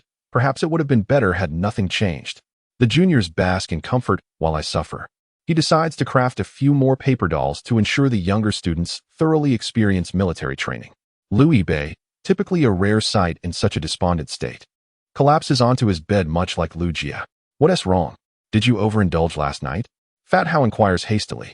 Louis Bei buries his head in his pillow and gestures an obscene sign at Fat Hao. His body is sounding alarms. Crisis. His energy levels are critically low and in dire need of replenishment. Ji Qiqian has been preoccupied with military training these past few days, leaving her exhausted and unable to converse much. Previously, she had expressed a desire for his company to fall asleep, yet now it seems she disregards his existence entirely. Upon returning to the dormitory, Louis Bei cannot call Ji Qiqian every night, but he would at least spend an hour or two chatting. However, last night they only exchanged a couple of words before she succumbed to slumber, leaving him feeling abandoned and out of sorts. Throughout the day, she hardly has time for her phone. When he suggests dining together, she goes out with her roommates instead. The pain of feeling forsaken weighs heavily on him. His phone vibrates, jolting him back to attention. He pulls it out to find a message from Ji Qiqian. Qiqian, image. As he opens it, he sees a familiar pair of black Converse low-top sneakers, with her 2 white socks tucked into the shoe openings. This leaves Louis Bei utterly bewildered. What is the intention behind her sharing a picture of her shoes? Is this some peculiar privilege? He is not that eccentric, after all. Regardless, he decides to save the image quietly. Shortly after, another message arrives. Qiqian, image. He opens it to reveal a delicate and translucent foot. A slender ankle appears in this perspective, revealing slightly curled, rounded toes. Louis Bei stands tall and respectful. Chapter 29. Do you have a story? Journey north. What's wrong? Qiqian, it hurts. Qiqian, my shoes are rubbing, my heels are sore. While the pain is not overwhelming. Standing for the past 2 days and marching in formation has been quite uncomfortable. Each rub feels akin to a dull knife scraping against the skin. Ma Jiaojiao is the first to notice Ji Qiqian's predicament. She inspects Ji Qiqian's shoes closely and inquires, "Do you understand what this signifies?" "What?" Ji Qiqian responds, "It means the Converse you purchased is authentic. Genuine ones tend to chafe, while counterfeit ones are somewhat better." Ma Jiaojiao then examines Ji Qiqian's sore spot and hands her a band-aid, saying, "Apply this on your irritated heel. Though it may not be of much use, it's better than nothing." Ji Qiqian acknowledges with a hum and applies the band-aid before moving again. While it cannot be described as miraculous, it is certainly better than having nothing at all. Journey north. Don't you have any other shoes? Qiqian, I do. Qiqian, high-top Converse. Journey north. Journey north. Who goes to military training with just canvas shoes? Ji Qiqian purses her lips. Ma Jiaojiao expresses a similar sentiment. But this is her first time participating in military training. Back in high school, she had simply skipped it. Now in university, it is far more challenging to avoid. And with Louis Bei promising to come see her, she stands there obediently. Ma Jiaojiao asks if she should accompany her to buy new shoes, but Ji Qiqian declines. "You can accompany me to buy shoes tomorrow," she states. Having not seen him all day, she wishes to go out together. Journey north. Sure. Ji Qiqian instinctively raises her eyebrows, as if the redness on her heel has become less bothersome. Still in pain, Ji Qiqian? Chu Chu inquires with concern. Ji Qiqian shakes her head. Not really. The band-aid is quite effective. Chu Chu acknowledges with a sound and continues to gossip with her roommates. That senior came again today. Ji Qiqian pauses. How come I didn't know? She clearly hasn't seen Louis Bei all day. Chu Chu is taken aback, as this question would be normal coming from Ma Jiaojiao or Wang Ju, but it feels odd when Ji Qiqian asks, almost as if she is particularly interested in that senior. Wang Ju observes Ji Qiqian carefully, mentally categorizing her. That senior must be a Bei. When you were in line, you didn't turn back, Chu Chu explains. He glanced over for a moment before leaving, seemingly in a hurry for class. Why would he steal a glance if he was in such a rush? Ma Jiaojiao interjects. Wang Ju quickly interrupts. So what happened next? She instinctively seeks to protect Ji Qiqian, deciding it best for her to keep her interest in a Bei private for now. Chu Chu blushes instantly. There was. And then what? Ma Jiaojiao inquires eagerly. I smiled at him, and he simply walked away, said Chu Chu. Ma Jiaojiao, greatly disappointed, retorted. Are you really that naive? Why on earth? This one do? Chu Chu, unimpressed, shot back. Well, why don't you share how far you've progressed with your senior? Why should I tell you? Oh, come on. You wouldn't happen to know of any affordable hotels nearby, would you? We haven't reached that stage. It's an online romance. We hardly met in person. Ma Jiaojiao could hardly tolerate Chu Chu's mischievous thoughts. How did you even start this online romance? Chu Chu inquired. We matched while playing PUBG, of course. Ma Jiao Jiao replied. Chu Chu was taken aback. Why have I remained single for so many years despite my prowess? Ma Jiao Jiao rolled her eyes. Who knows?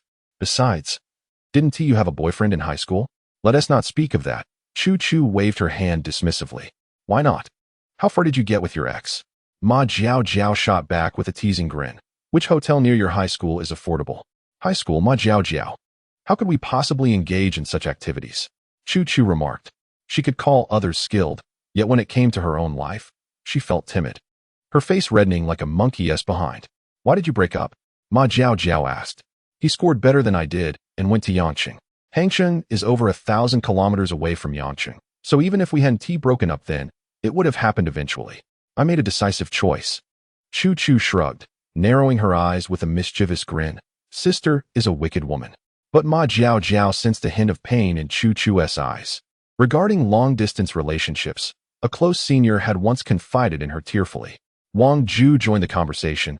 Her boyfriend got into Rongqing while she stayed in Jiangnan. Within a month, he cheated, and she found a new boyfriend, who, coincidentally, was from Rongqing and was childhood friends with her ex roommate. Wow, that is quite explosive. Chu Chu's gossip-loving spirit ignited. What a small world. Do elaborate. Ma Jiao Jiao asked. Was the person he cheated with male or female? Chu Chu and Wang Ju were left perplexed. Ma Jiao Jiao, with utmost seriousness, responded, in Tianfu Rongqing. Isn't it a free-for-all? Ju, don't mind her. Do continue, Chu Chu urged. Wang Ju narrated the tale for nearly 10 minutes. Both Chu Chu and Ma Jiao Jiao leaned back in their chairs, reveling in the diversity of life's experiences. Only Ji Qingqian remained detached from the conversation. After a moment's thought, Chu Chu approached her. Ji Qingqian, do you know any interesting stories? Share one. We've hardly heard you speak of yourself. Or perhaps something you've heard. After days of interaction, they discovered that this seemingly icy goddess wasn't as cold as she appeared. At times, she was more endearingly awkward than frosty. Ji Qingqian paused, intending to say she had nothing, but upon noticing the eager gazes of her 3 roommates, she hesitated. She pondered for a moment, softly murmuring in affirmation, and began to speak. This is a story told to me by a friend about someone she knows. Ma Jiao Jiao contemplated whether this friend might indeed be herself, but fearing that Ji Qingqian might cease her narration, she held her tongue. The individual in question was a boy, inherently awkward and lacking in social skills, which often led to misunderstandings and caused him to be disliked. Consequently, he gradually grew averse to social interaction, frequently retreating to solitude to engage in gaming. Ji Qingqian spoke at a measured pace, as if reflecting slightly after each segment before continuing. Ma Jiao Jiao and the others listened intently, for Ji Qingqian seldom shared such lengthy discourse. Then, during his second year of high school, he encountered a gaming friend, a vivacious girl. At this juncture, Ma Jiao Jiao interjected, Isn't that similar to my experience? Did you meet her in person? Yet, Ji Qingqian shook his head, responding matter-of-factly, No, it's different. Jiao Jiao, refrain from interrupting. Let Ji Qingqian finish, Chu Chu advised. Chapter 30. How can there be so many perfect endings? Ji Qingqian continued. Initially, the boy held a disdainful attitude towards the girl. Her shooting skills were abysmal, her movement even worse, and she lacked awareness. She couldn't even hear footsteps. Her sole contribution seemed to be hindering his progress, coupled with her incessant chatter about matters unrelated to the game, sharing tales from school, interactions with classmates, and asking if he had encountered anything amusing. However, the boy seldom ventured out, had no friends, and even his school attendance was only 50%, making it impossible for him to relate to her words. His disdain for her only intensified. Chu Chu timidly raised her hand. A question. Ma Jiao Jiao cast a glance at her, thinking, You interrupted me, and now you want to ask? Ji Qingqian inquired. Chu Chu queried. If the boy finds the girl so detestable, why does he continue to play with her? Ji Qingqian contemplated. Well, her voice is pleasant, and she rarely curses or uses vulgar language. Ma Jiao Jiao and Chu Chu exchanged knowing glances. Gaming without foul language was indeed a remarkable quality. However, Wang Ju offered a differing perspective. I wonder if the boy is, in fact, somewhat envious of the life the girl describes. Noticing Ji Qingqian's gaze upon her, she quickly lowered her head. I merely stated that offhand. Ji Qingqian's eyes brightened slightly, and she pressed her lips together, neither confirming nor denying Wang Ju's assertion. Perhaps you are correct, for an event of significance ensued. The group leaned in as Ji Qingqian continued, after 3 months of acquaintance. The boy still harbored considerable aversion towards the girl. He would never invite her to join unless she actively approached him. Then, in April of that year, the boy fell ill with a minor ailment and underwent a minor surgery, spending 15 days in the hospital. During that half-month, his parents forbade him from going online or using his phone. While he adapted with relative ease, the girl became increasingly anxious. A young woman, yearning for the attention of a young man, sends him messages daily, unable to wait for him to come online. The tulips at Prince Bay are blooming beautifully. I hope you can come see them, she writes. The willow leaves by West Lake are budding. This year is quite late, but spring is never afraid of tardiness. The breeze is gentle, the clouds are light, the world is enchanting. Can you see it? The squirrels by West Lake are so adorable. Look, the doves are friendly and will peck at the bread in your hand. Today, there is an overwhelming amount of homework. I fell asleep in class and got reprimanded by the teacher. During the big cleanup, I got drenched. It was quite irritating. These are trivial anecdotes. At this point, Ji Qingqian's voice softened even further. Yet, she expresses these thoughts every day, striving to showcase the brighter aspects of her life to him. Eventually, the two reconnect. The young woman confides that she is uncertain whether something unfortunate has befallen him or if he is merely feeling down. If it is the latter, she hopes her shared stories might bring him some cheer. If something has truly happened, her words would let him know that someone is missing him and wishes for his happiness, even from afar. The young man, amused, reflects that he never imagined someone could find him so entertaining.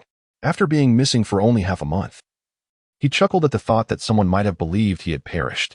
It felt strange to him, this concern from someone he had never met. A peculiar seed began to sprout in his heart. From that day forward, he found her less bothersome, even somewhat endearing. Her daily musings took on new meaning. He started venturing out, noticing the small flowers blooming by the roadside, the laughter of the elderly woman selling snacks, and the wafting smoke from the grandfather's pancake stall, which danced above his head before drifting away. These details, once overlooked, now captivated him. He wished to share these moments with her, to engage in genuine friendship beyond the confines of their online interactions. He pondered why he felt such a profound concern for her. Then, one day, she revealed that she had developed feelings for another boy and intended to pursue him earnestly.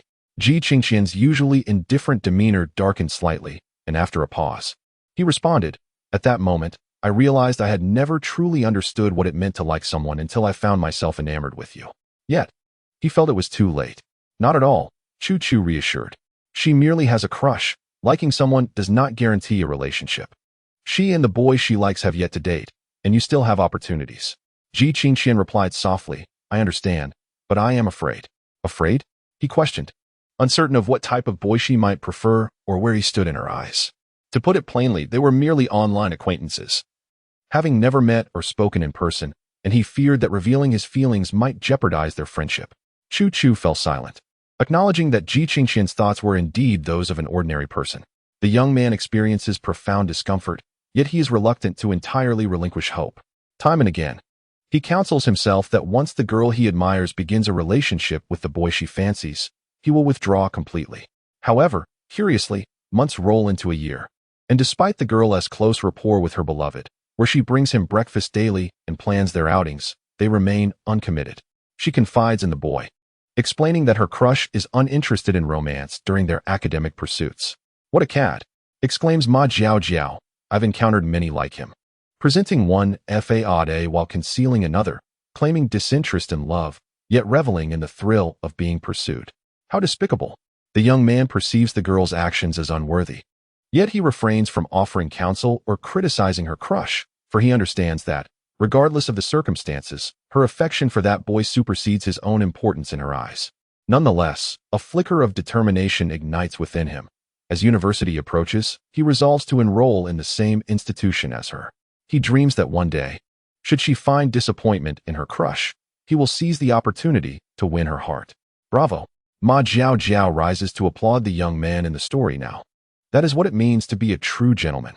However, Wang Ju expresses concern, asking, what if the girl never becomes disenchanted with the boy, or worse, they become a couple?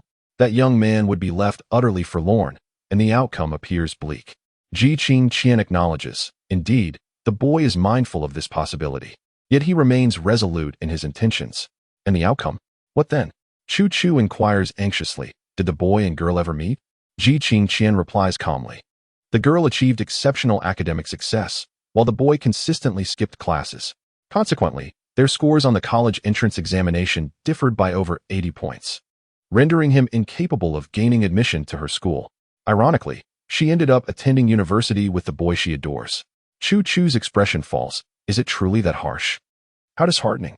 Ma Jiao Jiao sighs but soon chuckles. Well, one cannot expect countless perfect endings. Ji Qingqian gazes at her vibrating phone. The outcome materializes in messages. On my way north. Have you slept yet? I'm downstairs. On my way north. Come and enjoy some watermelon. Female hero. Life seldom offers perfect resolutions. Yet, fortunately, she is striving earnestly for her aspirations.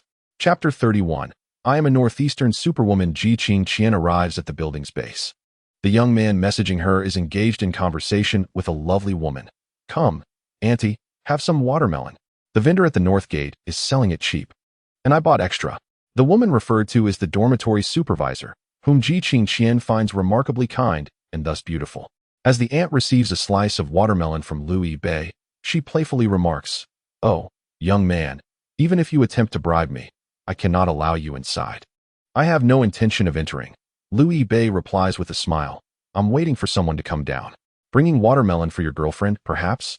The dormitory matron's recollection of Louis Bei and Ji Qingqian remains vivid. Good looks tend to leave a lasting impression. With a smile, she remarked, Sending watermelons was a tactic we used in our youth to win hearts. It feels rather cliché now. Young ones like you should opt for something like milk tea instead, unless you wish to risk insomnia from drinking it at night. Louis Bei replied effortlessly. But how can that be deemed cliché? It should be regarded as classic, a piece of wisdom passed down from your generation. The matron chuckled heartily.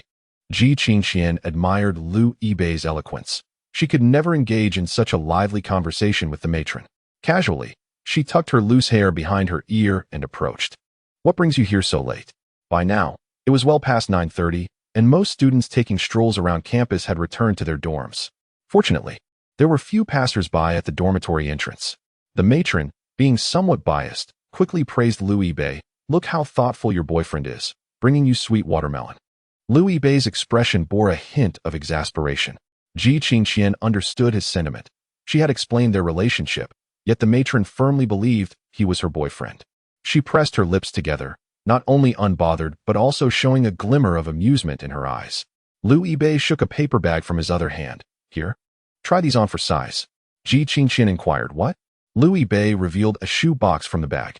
Only then did the matron realize it was not a watermelon he brought, but shoes instead. Louis Bei affirmed. She mentioned the shoes were uncomfortable and caused blisters.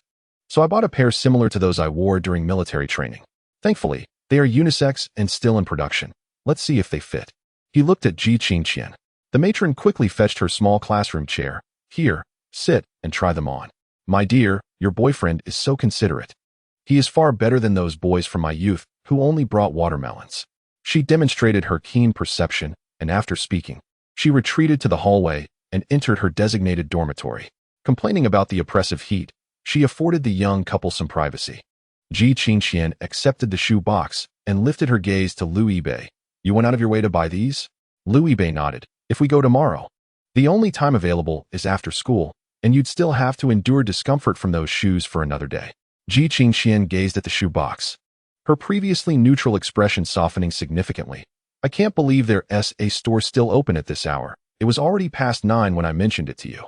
Most shoe stores and malls close by 9, or at the latest, 9:30. But you must have taken time to get to the store within the campus. Louis Bei raised his thumb in admiration. When I arrived, the clerk was about to lock up, and I might have inadvertently caused them to work overtime. I wonder if they cursed me under their breath. If they had closed, you would have made a fruitless trip. Ji Qingqian remarked. Louis Bei shrugged. One must give it a try. Ji Qingqian recalled Wang Zhu's remarks from their dormitory days. Even if boys ventured into the girls' city, the likelihood of any fruitful outcome was slim. Yet, just as the youth before her asserted, one must give it a try. Louis Bei was unafraid of failure, and thus, neither would she. Let us give it a go, Louis Bei suggested. All right. Ji Qingqian glanced at the brand printed on the shoebox. How much is this? It's Antat, a domestic brand, quite affordable and comfortable, Louis Bei replied. How much did Aunt Ta pay you for this advertisement? Ji Qingqian inquired while seated on a chair brought in by the aunt. Upon opening the shoebox, she was greeted by a pair of blue and white sneakers. How ugly. Louis Bei quickly interjected, no matter how much they paid me, I won't be receiving anything for this. Ji Qingqian had come down in flip-flops. With a swift kick, she discarded her slippers and slipped her bare feet into the new sneakers. She didn't bother tying the laces, standing up to stretch a little. Quite comfortable. Better than Converse. That's good to hear. Ji Qingqian sat down, and after removing the new shoes, Louis Bei carefully placed them back in the box. I also bought you 3 pairs of long socks to better protect your Achilles heel, dear heroine. How thoughtful of you, Ji Qingqian remarked gently. As a senior, I naturally possess more extensive military training experience, Louis Bei replied, shoving the shoebox back into the paper bag. You've hit the jackpot, Junior. Such a show-off. Ji Qingqian huffed playfully, then curiously asked, how did you know my shoe size? It was written on the insole of the photo you sent me, Louis Bei explained. Really? Indeed. Ji Qingqian hadn't even noticed as she took out her phone to check the album. It was there, albeit quite obscurely. She shot a glance at Louis Bei. You really pay close attention. Nonsense. Louis Bei defended. I simply have good eyesight. I saw it at a glance. It would be rather creepy to scrutinize someone's shoe photos. Is that so? Ji Qingqian seemed somewhat skeptical. Louis Bei nodded earnestly. Exactly. Ji Qingqian tilted her head, gazing at Louis Bei, who, feeling somewhat awkward, averted his gaze.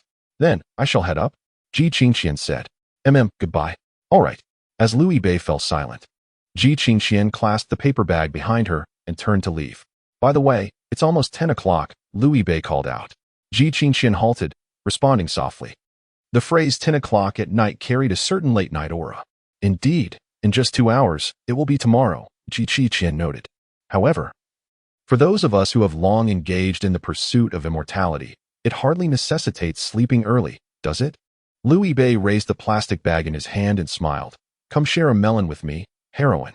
Ji Qingqian turned around, a hint of dissatisfaction gracing her delicate, slender face. You mention it's so late. I thought you were bringing it for someone else. We have military training tomorrow. I worry it might tire you. Louis Bei replied. I am not that fragile. Ji Qingqian flexed her arm, as if showcasing her muscles, and earnestly declared, my roommate praises me as the Northeast Wonder Woman. Fortunately, she did not elicit a laugh from Louis Bei.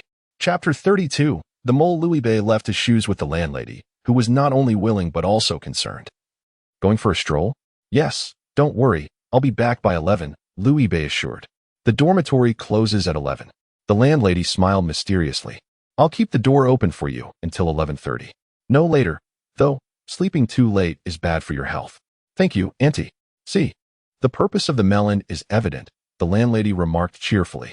Watching the young couple walk out together, she suddenly recalled a term her daughter often mentioned. It was called. Oh yes, Kay. The landlady never expected that at her age, she could still keep up with the trends. Ji Qingqian had a peculiar habit akin to that of a child. She insisted on walking along the curb as if it were a mission, believing that falling off would signify failure. As she walked, she nibbled on the watermelon.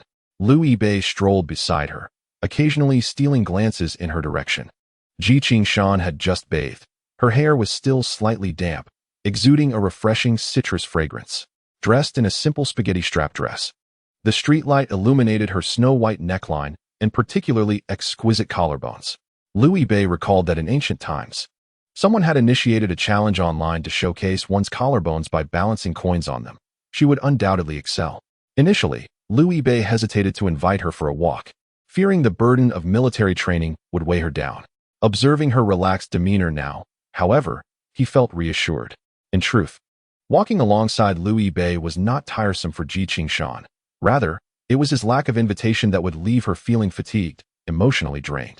Bei, I didn't look at your legs, Ji Qingqian said, momentarily taken aback as she glanced at Louis Bei with suspicion.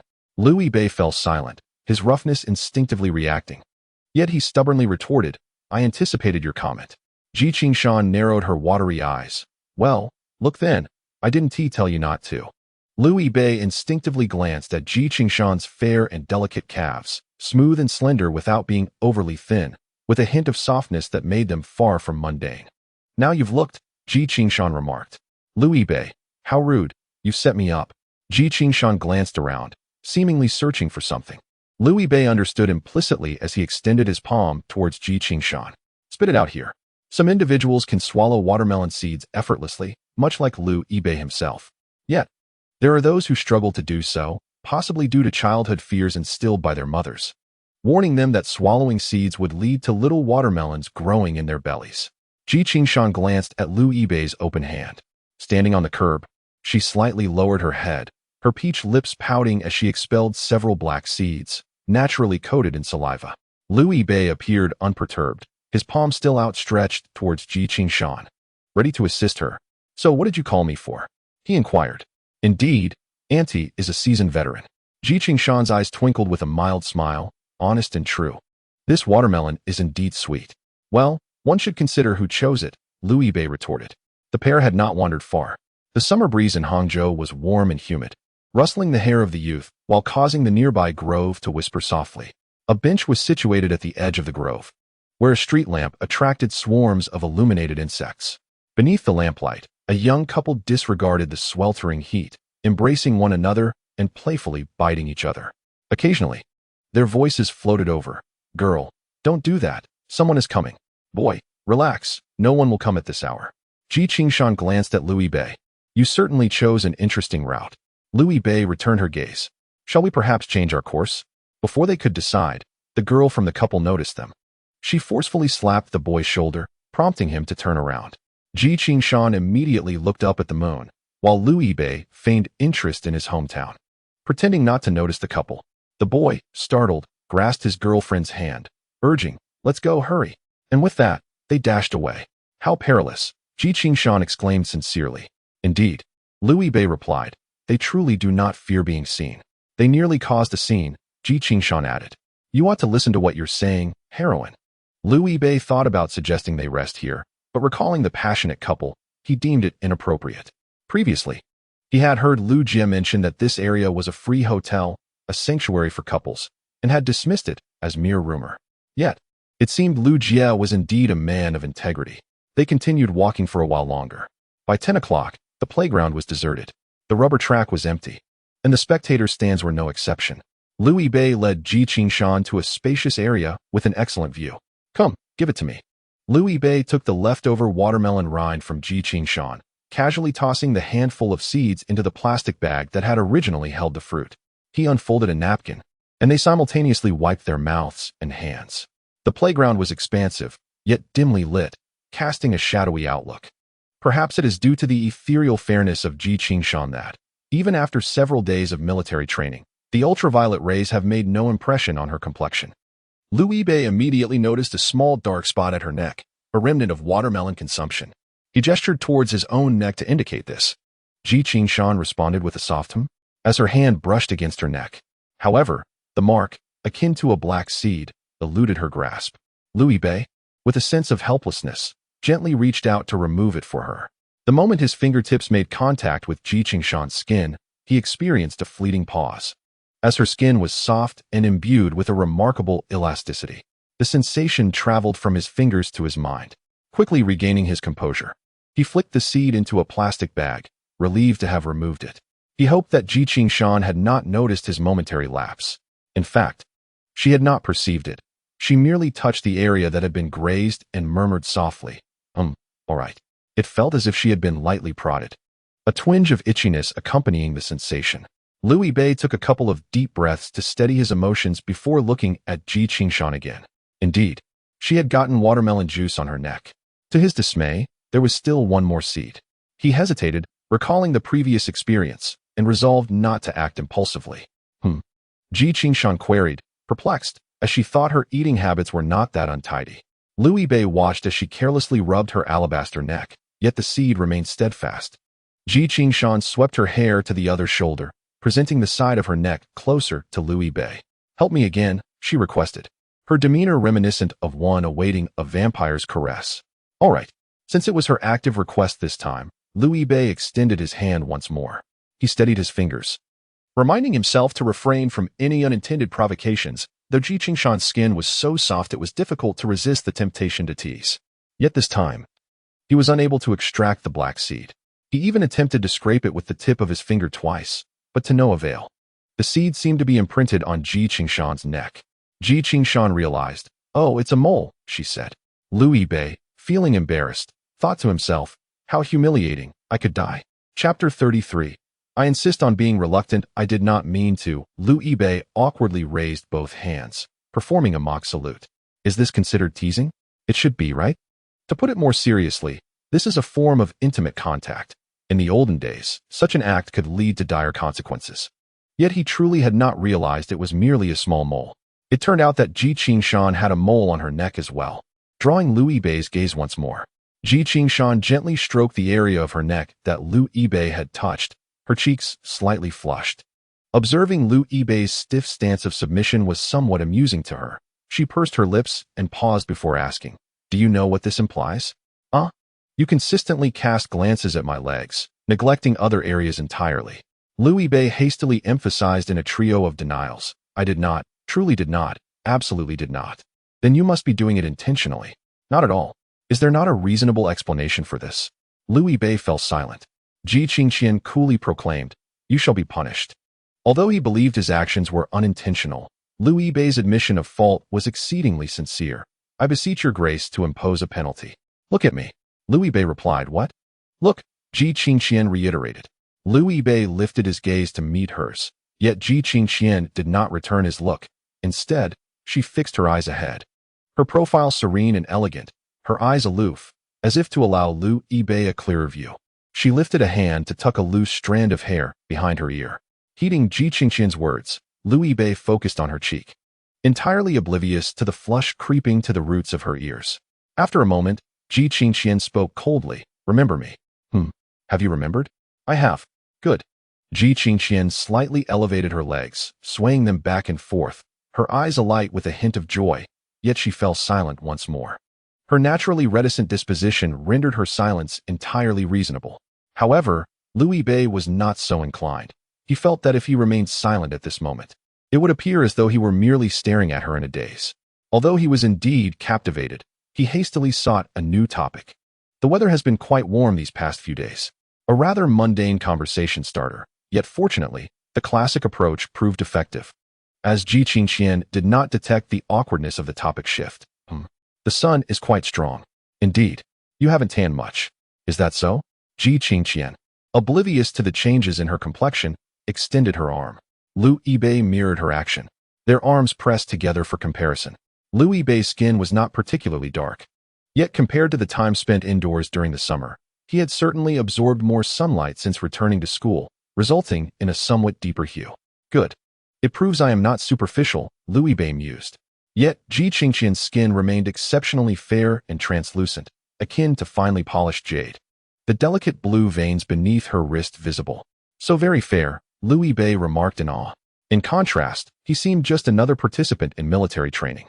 "I can withstand the sun well." Ji Qingqian found no reason to take pride in this. Lu Yibei's complexion was quite appealing as well. In the next moment, however, an idea seemed to cross her mind, her brows narrowing, lips pressed tightly together, as if suppressing a laugh. Lu Yibei had never witnessed this playful side of Ji Qingqian and quickly inquired, "What is it?" "Oh, nothing." Ji Qingqian appeared to be in mild distress from holding it in. She weighed her options, took a deep breath, and spoke again. "I can endure the sun," which can be abbreviated as "I endure the sun." Lu Yibei's brows twitched uncontrollably. "Fair maiden, do refrain from turning such banter upon yourself." Ji Qingqian turned her face away, letting out a couple of soft chuckles before turning back, her smile now considerably subdued. "This is not ideal. I originally did not intend to share it. But it would indeed be a pity to withhold such a joke from you, wouldn't it?" Lu Yibei's eyebrows twitched slightly. "As long as you know." Ji Qingqian raised her delicate eyebrows. "Aren't you going to laugh?" Lu Yibei deadpanned. "Ha ha." He then added with a hint of sarcasm, "At such a young age, all you do is drive around like a veteran." "I am older than you," Ji Qingqian replied with a newfound composure. "Don't boast," Lu Yibei retorted. "You still pretend to be mature. Once you turn 25, you'll realize the advantages of being young." "You're 20, right?" Ji Qingqian inquired. "Yes," he confirmed. "I'm also 20. I was born in January, on the 2nd. Ji Qingqian lifted her chin slightly, a hint of pride in her voice. "You should call me sister." Lu Yibei felt something was amiss. Although they were the same age, Ji Qian was more than half a year older than him. He was a sophomore, while she was just a freshman. Do students in your area start school a year later? No. I repeated a year, Ji Qian explained. Louis Bei fell silent, his mouth slightly agape in disbelief. You don't believe me? Just as Ji Qian finished speaking, she was taken aback by a sudden movement. By the time she processed what had happened, her chin was resting on Louis Bei's shoulder, and his arms were completely encircling her. Louis Bei held her tightly. For a moment, Ji Qian was dazed, unable to utter a word. What was happening? Once she realized she was being embraced, the warmth of his body sent a rush of heat to her cheeks. Instinctively, she wanted to push him away, but his embrace was not intrusive. It felt rather appropriate, his hands resting in all the right places. Moreover, he held her gently, as if fearing that too much pressure would shatter her. Bei, what's wrong? Ji Qian murmured softly, cautiously patting the young man's back in a comforting manner. The suddenness of the embrace was so unconventional that she began to worry for Louis Bei. Louis Bei was roused by Ji Qian's concerned voice. Upon hearing her mention repeating a year, memories of her words during a half-dream state flooded his mind. Come to Jiangnan. I want to see you. That phrase had already touched his heart, but he had not anticipated that this silly girl had actually repeated her final year of high school. Louis Bei felt a lump rise in his throat, almost to the point of tears. He awkwardly released her slender figure. Did I scare you? Yes, Ji Qian replied candidly. Are you all right? I'm fine, Louis Bei said, suppressing the thick sensation in his throat, speaking lightly. I'm just glad to have startled you. We've known each other for 3 years, and this is our first face-to-face meeting. I wanted to give you a hug from the very beginning, but it felt inappropriate at first, so I waited until now, just to give you a little scare. In moments of heightened emotion, it is indeed difficult to control oneself. This embrace caught Louis Bei completely off guard, prompting him to swiftly concoct an excuse for himself. Ji Qian gazed intently at Louis Bei, who sniffed and inquired. What's the matter? Why the anger? Boredom, Ji Qian replied. You're the one making it boring, Louis Bei retorted. How could it be so dull that you resorted to repeating your senior year? Fool, Ji Qian remarked again. You're the fool, Louis Bei countered. To be foolish enough to repeat your senior year, just to encounter a boring and foolish person at this wretched school. Isn't repeating exhausting? Louis Bei asked softly. Not at all. I'm a genius. I simply wasn't prepared the first time. Ji Qian nonchalantly summarized the trials of the past year. How can you play games while repeating? Isn't it too strenuous to juggle high-intensity gameplay with studying for your exams? Louis Bei's eyes glistened with a hint of sorrow. Although Ji Qian never explicitly stated it, Louis Bei sensed that her motivation for gaming was to seek him out. Upon reflection, it appeared that since last year, she had indeed not participated in many games, dedicating all her gaming time to Louis Bei. I've already declared that I'm a genius, Ji Qian scoffed. Unlike someone of your mediocrity. It's somewhat tragic, Ji Qian thought, that the only connection she felt with the youth before her was through gaming. Thus, she felt compelled to persist. Moreover, without my assistance in your gameplay, you would have long been eliminated and abandoned the game, Ji Qian stated. Chapter 34. Embrace and Depart. The CAD, what did you score on your first exam? Louis Bei asked. I was 80 points behind you, Ji Qian replied, feeling frustrated by that number. Had she studied diligently, she wouldn't be in such a dismal situation. 80 points isn't insignificant. You can still secure a spot in a university, Louis Bei remarked. I hold myself to higher standards. Is that unreasonable? Ji Qian replied coolly. Fair enough, Louis Bei murmured. But don't your family say anything to you? He asked softly. The college entrance examination is of utmost importance for students. Repeating doesn't guarantee an improvement over the first attempt. Louis Bei thought Ji Qian's behavior quite irrational. She ought to prioritize her future above all else. As I've mentioned, my family adopts a free-range approach, Ji Qian said. And besides, have you forgotten? My family is wealthy, Louis Bei replied. Now that you mention it, realizing that he had not considered her circumstances thoroughly, Ji Qian had already mapped out her future path. So, good students, don't emulate this. Ji Qian murmured, fool. What more could Louis Bei say? He could only give a thumbs up, impressive. Ji Qian propped herself up with her hands on the ground, her slender form leaning back as she gazed at the pitch-black sky. Bei, she called. You mentioned wanting to give me a hug upon our first meeting. Yes, but since it was our first encounter, it wouldn't have been appropriate to act too boldly, so I saved it for today. Right. It's been over a week since our first meeting, hasn't it? Roughly. Ji Qingqian's calm gaze fell upon Liu Yibei. In just a week. You feel ready for an embrace? I cannot fathom what you might do given another month. Liu Yibei hurriedly defended himself. No way. Don't make it sound like I'm some kind of weirdo. Ji Qingqian narrowed her eyes. Oh, is that so? Yes, it is, Liu Yibei replied. Perhaps, maybe, Ji Qingqian reiterated. Regardless, you startled me. My heart is still racing. Ji Qingqian found it difficult to cope with such unexpected situations. Whether it was their first indirect kiss during a barbecue, spitting out watermelon seeds, or this embrace. I'm sorry, Liu Yibei apologized once more. Next time. You should say something first, Ji Qingqian suggested. This left Liu Yibei utterly bewildered. Ji Qingqian slowly added, you must wait for my approval. Wait, is that even a thing? Liu Yibei asked. It's quite perplexing, honestly. Ji Qingqian replied nonchalantly. It depends on my mood. Odd, truly odd. Does that mean that when Ji Qingqian is in a good mood, it's within reason to request an embrace? Actually, Ji Qingqian's tone softened. Just like you. I wanted to hug you when we first met, but I was too shy. I see, Ji Qingqian scoffed. Yet here I am, still restraining myself. While you have succumbed to the whims of desire. Truly pathetic, Liu Yibei. No, don't phrase it so strangely, Ji Qingqian. Isn't it correct? While it is. Couldn't there be a more palatable way to express it? For instance, after a period of deepening understanding, bravely taking the first step? The first step is to launch a sneak attack? At this point, calling the police on you wouldn't be unreasonable. Ji Qingqian's expression remained impassive. No, please don't. Ji Qingqian. All right, I admit my fault. Liu Yibei clasped his hands above his head in a gesture of surrender, and Ji Qingqian's brows curved slightly. Satisfied with his attitude of contrition, they sat together for a moment longer, and as the clock approached 11, Liu Yibei proposed. Shall we head back? It's getting late. As Ji Qingqian took out her phone to check the time, she received a call from Chu Chu. My roommate, Ji Qingqian informed Liu Yibei. Liu Yibei nodded, glancing at his own phone messages. The girls' dormitory remains united. Look, not a single member of the 404 boys group has called him. The world can be so cold. Only Zhao Sun left a message. Son, are you coming back?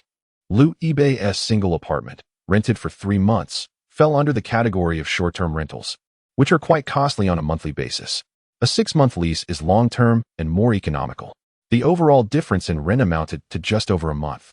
So he opted for a lease until the year's end. Sometimes, when work gets busy, even though his son does not voice it, he feels it would be inappropriate to disturb them late at night. His son is still young, growing, and needs his sleep. They must think that their father has returned to a safe house.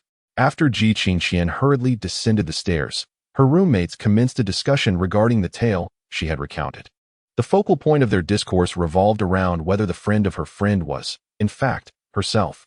However, one must ponder that a friend's friend could indeed be oneself. Yet, the question remains, is she the protagonist or the heroine in this narrative? In the story, the male lead harbors affections for the female lead, while the female lead is enamored with the nefarious second male character. Nevertheless, this ice-cold goddess appears impervious to the affections of the world. Moreover, the male lead returned something to Wang Ju, who grasped a crucial clue regarding Abe. While she felt capable of comprehending some aspects, much remained shrouded in ambiguity. I suspect it might be Ji Qingqian, yet the likelihood of that seems rather slim. When Chu Zhu voiced this thought, Ma Jiao had just finished her shower and intended to rest, while Wang Ju lay on her bed. Upon checking the time, it was nearly 11 o'clock, and Ji Qingqian had yet to return. Perhaps we should call her, Ma Jiao suggested. Didn't you add her on WeChat? Should I call, or will you? Queried Chu Zhu. The two exchanged glances, uncertain about the whereabouts of the Ice Queen, feeling somewhat hesitant to disturb her. Wang Ju was just about to volunteer to make the call when Chu Zhu bit her lip and declared, I'll do it, even if she scolds me. It is far better than her encountering any misfortune. With that, she dialed the number. However, upon reflection, it seemed Ji Qingqian had never scolded her. In fact, just a couple of days prior, she had treated her to ice cream. Ah, indeed, the formidable aura she exudes fosters a sense of impending reprimand. Ji Qingqian, it's nearly lights out. Why are you not back yet? Liu Yibei could hear the female voice emanating from Ji Qingqian's phone. I'm here, Ji Qingqian replied, uncertain how to articulate her situation. Liu Yibei opened his mouth, attempting to convey through lip reading. I got lost while taking a walk and have just found my way back. Ji Qingxian stated, watching Lu Yibei's lips as she mimicked his instruction. It's fine. The lady is quite understanding. I shall return shortly. After saying this, she nodded in response to a few more words from the other end before ending the call. Lu Yibei, perplexed, mused on the absurdity of a heroine nodding at someone while on the phone. Your dormitory relationship seems quite amicable. They genuinely care about you, he chuckled. Shall we go? Ji Qingxian glanced at the time, dimming her screen. Indeed, it was nearly 11. However, the lady had mentioned that she could leave the door open until 11:30. Stretching her limbs, she regarded the standing youth with a cool demeanor and inquired, Do you wish to leave so soon after embracing? What a cad, Lu Yibei replied. He opened his mouth, intending to say something. But observing Ji Qingxian's desire to linger a while longer, he swallowed his words. Then let us stay a little longer, Lu Yibei suggested, responding to Zhao Sun's message at the same time. All the way north, no return. Chapter 35, Paranormal Events? After 11 o'clock, it is the most gentle moment of summer in Hangzhou. A gentle evening breeze caressed the air, neither too hot nor too cold, while the distant croaking of frogs resonated in the background. Lu Yibei sat for a while beside Ji Qingxian, who stretched her long legs gracefully. The young man endeavored to hone his night vision. Ah, Lu Yibei, she called, prompting him to hastily avert his gaze. Did you attend military training today? Yes, he replied. I didn't see you, she noted. How do you know then? My roommate mentioned it. She saw you and just called me, Ji Qingxian explained. She said she smiled at you. Lu Yibei strained to recall the moment. Oh, her. Ji Qingxian tilted her head slightly. Do you remember? Lu Yibei rummaged through his memories, selecting the fragment to delete. Not very clearly. Does she know we are acquainted? Ji Qingxian shook her head. Why not introduce me to your roommate? Is knowing me something to be ashamed of that makes you tongue-tied? Lu Yibei teased, clutching his heart with exaggerated flair. Ji Qingxian's expression turned troubled. I don't know how to say it. Lu Yibei chuckled lightly, dropping the act. I was just joking. If you don't know how to introduce me, then let it be for now. There will be opportunities in the future. Just go at your own pace. Ji Qingxian nodded in acknowledgement. Understanding her difficulty in social interactions, Lu Yibei was particularly considerate and gentle towards her. However, Ji Qingxian, while warmed by his kindness, felt the need to voice her discontent. You came to see me, she said, a hint of annoyance in her tone. It's not like you were here to see someone else, so why didn't you let me know before leaving? Were you busy with classes? Lu Yibei laughed. I was afraid of being chased by the instructor. Why did you tease him like that? Next time, let me know before you leave, she insisted. And Lu Yibei promised her he would. All right, she added thoughtfully, but you don't have to come at noon every time. Aren't you afraid of fainting from the heat? Lu Yibei replied, It's precisely because I'm afraid of the heat that I come at noon. Ji Qingxian understood then. He was worried she might struggle with the intensity of the training, which explained his choice of timing. His thoughtfulness truly touched her. I'm fine, she murmured softly. Indeed, I can tell. A true heroine from the Northeast, aren't you? Impressive, right? She said playfully. Suddenly, a soft moan echoed through the night. It carried a tinge of pain and a hint of relief. Lu Yibei turned to Ji Qingxian. That wasn't me, she quickly denied. She looked at him. Then it certainly wasn't me, Lu Yibei stated, recognizing the distinctly feminine sound. In the dark of night, with the wind rustling softly, the mysterious moan lingered. Ji Qingxian noticed the tremor in Lu Yibei's eyes, recalling how timid he had been while watching a horror film together. Don't be afraid. I'm here, she reassured him, pressing her palm against his as if to instill courage. It wasn't me. Lu Yibei, feeling helpless, remarked, I am not timid to this extent. The girl softly replied. Do not. Lu Yibei clarified. Let me state in advance, it is not fear. I merely find this situation rather peculiar. Encountering such circumstances in the dead of night would elicit a sense of strangeness in anyone, wouldn't it? However, it is by no means fear. The peculiarity triggers a series of chain reactions in my mind, leading to a surge of stress that prompts my body to release certain chemicals, Lu Yibei asserted resolutely. Ji Qingxian commented, according to universal values, the chain reaction you describe is known as fear. Stay right here, I will go investigate. Ji Qingxian intended to seek the source of the sound, while Lu Yibei gazed at the delicate profile of the girl as she slightly turned away. He stood up, taking a deep breath. I will accompany you. If anything happens, you stay behind me. Upon reflection, he concluded that it was unlikely to be a supernatural occurrence. Indeed, how could one easily encounter the paranormal? He reassured himself. Having come to this realization, he felt an unexpected sense of courage. How could Ji Qingshan, a girl, venture alone to investigate? Ji Qingshan lowered her gaze, feeling Lu Yibei's hand firmly grasping her fingers. Well, I am still a bit tremulous, she admitted. Yet he stood protectively in front of her. All right, Ji Qingshan smiled, and the two proceeded towards the steps leading to the audience area. As they descended the steps, illuminated by the dim streetlight, they beheld a couple engaged in a rather intimate exchange. The girl exclaimed, "Do not do that. Someone is coming." The boy replied, "Do not worry. At this hour, no one will pass by." Lu Yibei exchanged glances with Ji Qingshan. Have we stumbled upon such a scene before? He thought, exasperated. What are you two doing again? It was the girl who first noticed them, giving the boy a vigorous slap on the shoulder. Startled, he turned around. Lu Yibei, no longer indifferent, kindly cautioned, "My friend, perhaps you should check the time." The boy, irritated by the interruption, was about to retort. But the girl quickly glanced at her phone. "Ah, it is 11:20. She exclaimed, furiously pounding her boyfriend's chest. "It's all your fault for keeping me out so late. What if I cannot return to my dorm?" Clearly, the boy had also lost track of time, visibly alarmed. "You ought to be more mindful of the hour," Lu Yibei suggested. "If worst comes to worst, you could always rent a room outside. It wouldn't cost much." "Look who is talking. Aren't you in the same predicament?" The boy shot back. Lu Yibei wanted to argue that their circumstances were different when he suddenly felt something soft in his palm. Upon glancing down, he exclaimed, "Oh no," and released his grip. "I didn't mean to." Lu Yibei chuckled awkwardly. There were so many unexpected events this night that he had lost count of how many times he had uttered that phrase.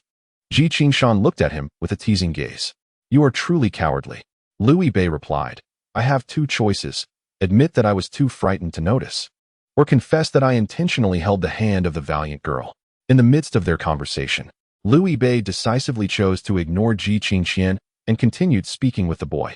Having exchanged pleasantries with the dormitory supervisor, they realized they could still return in time. The boy was taken aback, questioning if such a thing was permissible. As they departed, Lu Yibei turned to Ji Qingshan, who nodded in response, as if the girl had grasped a lifeline. "Which dormitory building are you in, classmate?" "Building 10, Ji Qingshan replied. "Wonderful, I'm in building 10 as well." The girl sighed in relief and implored, "Could you please take me along?" Lu Yibei nodded at Ji Qingshan, who in turn acknowledged the girl. The two gentlemen watched from a distance as the two ladies entered the dormitory. Perhaps the supervisor noticed Ji Qingshan trailing behind and, wanting to avoid any overt display, quietly reprimanded them before allowing them inside, thus averting any potential mishap. "Hey, which dorm are you in?" After leaving the girls' dormitory, the boy followed Lu Yibei, hoping to hitch a ride like his girlfriend had. "I don't stay in the dorm." Lu Yibei's words shattered the boy's expectations. "I'm planning to climb over the wall to leave the campus. Want to join?" The boy replied, "What, bro?" Chapter 36. The campus Belle competition commences. Jiangnan University is quite expansive. If one is not well acquainted with the campus, getting lost is entirely plausible, especially at night. Ji Qingshan's roommates harbored no doubts about her account. Upon her return to the dormitory, several roommates were nestled in their beds, their faces illuminated ghostly white by the glow of their phones. They inquired if she was all right, and upon receiving a negative response, fell back into silence. Ji Qingshan brushed her teeth in the dark and climbed into bed, feeling somewhat fatigued. Yet, before drifting off to sleep, she sent a message to Lu Yibei. "Qingshan, have you returned to the dorm?" "Northbound. I'm back at the apartment." "Qingshan." "Northbound. The supervisor said she would leave the door open for you, but the male supervisor didn't make any guarantees to me." Ji Qingshan's heart raced. Of course, the supervisor was only responsible for their dormitory.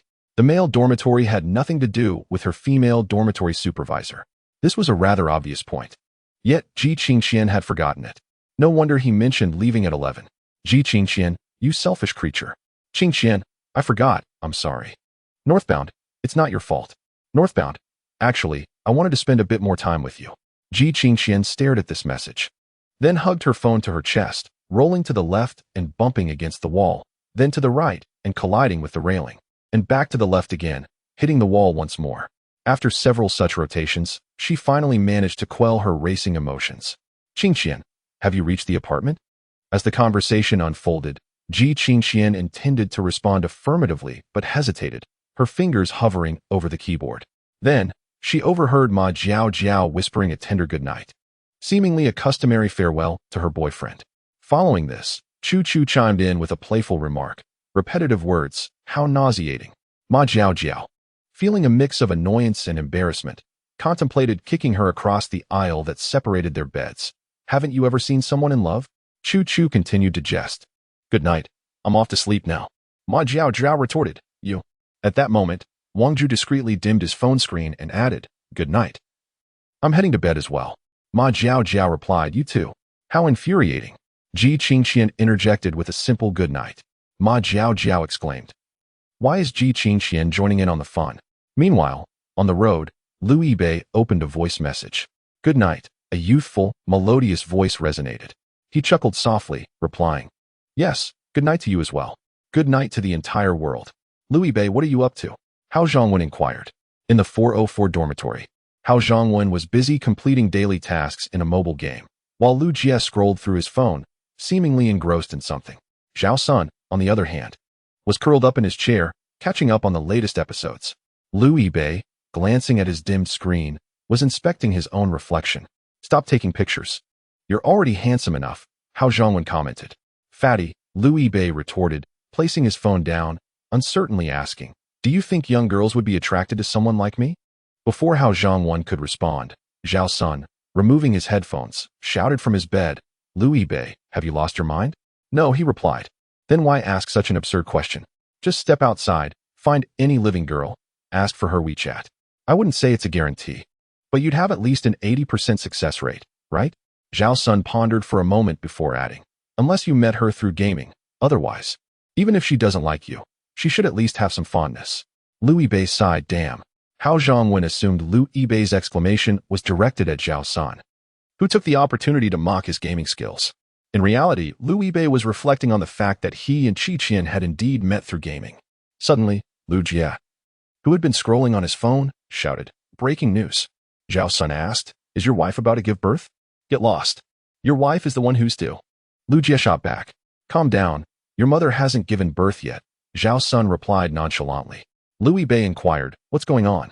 Lu Jie directed a middle finger at Zhao Sunday. The new round of campus beauty selections has commenced. The Jiang University Campus Wall WeChat account is now open for voting. Lu Jie announced. Zhao Sun, unimpressed, put his headphones back on, muttering, that's less exciting than if you were pregnant. In truth, nothing could be more shocking than the prospect of a Jia expecting a child. Lu Yibei leapt from his bed and gently patted Zhao Sun's shoulder, urging him to take a look. Zhao Sun pouted, but nevertheless opened the link that Jie Gu had shared in their dormitory group. Lu Jie and Hao Pengzi pulled their chairs closer. Who do you think the campus belle will be? Lu Jie inquired. It must be Sister Lizzie, Hao Pengzi replied. Sister Lizzie referred to Jiang Zile, a third-year student majoring in media studies. To Lu Yibei and his companions, she was a senior. Last year, during the voting, her popularity soared.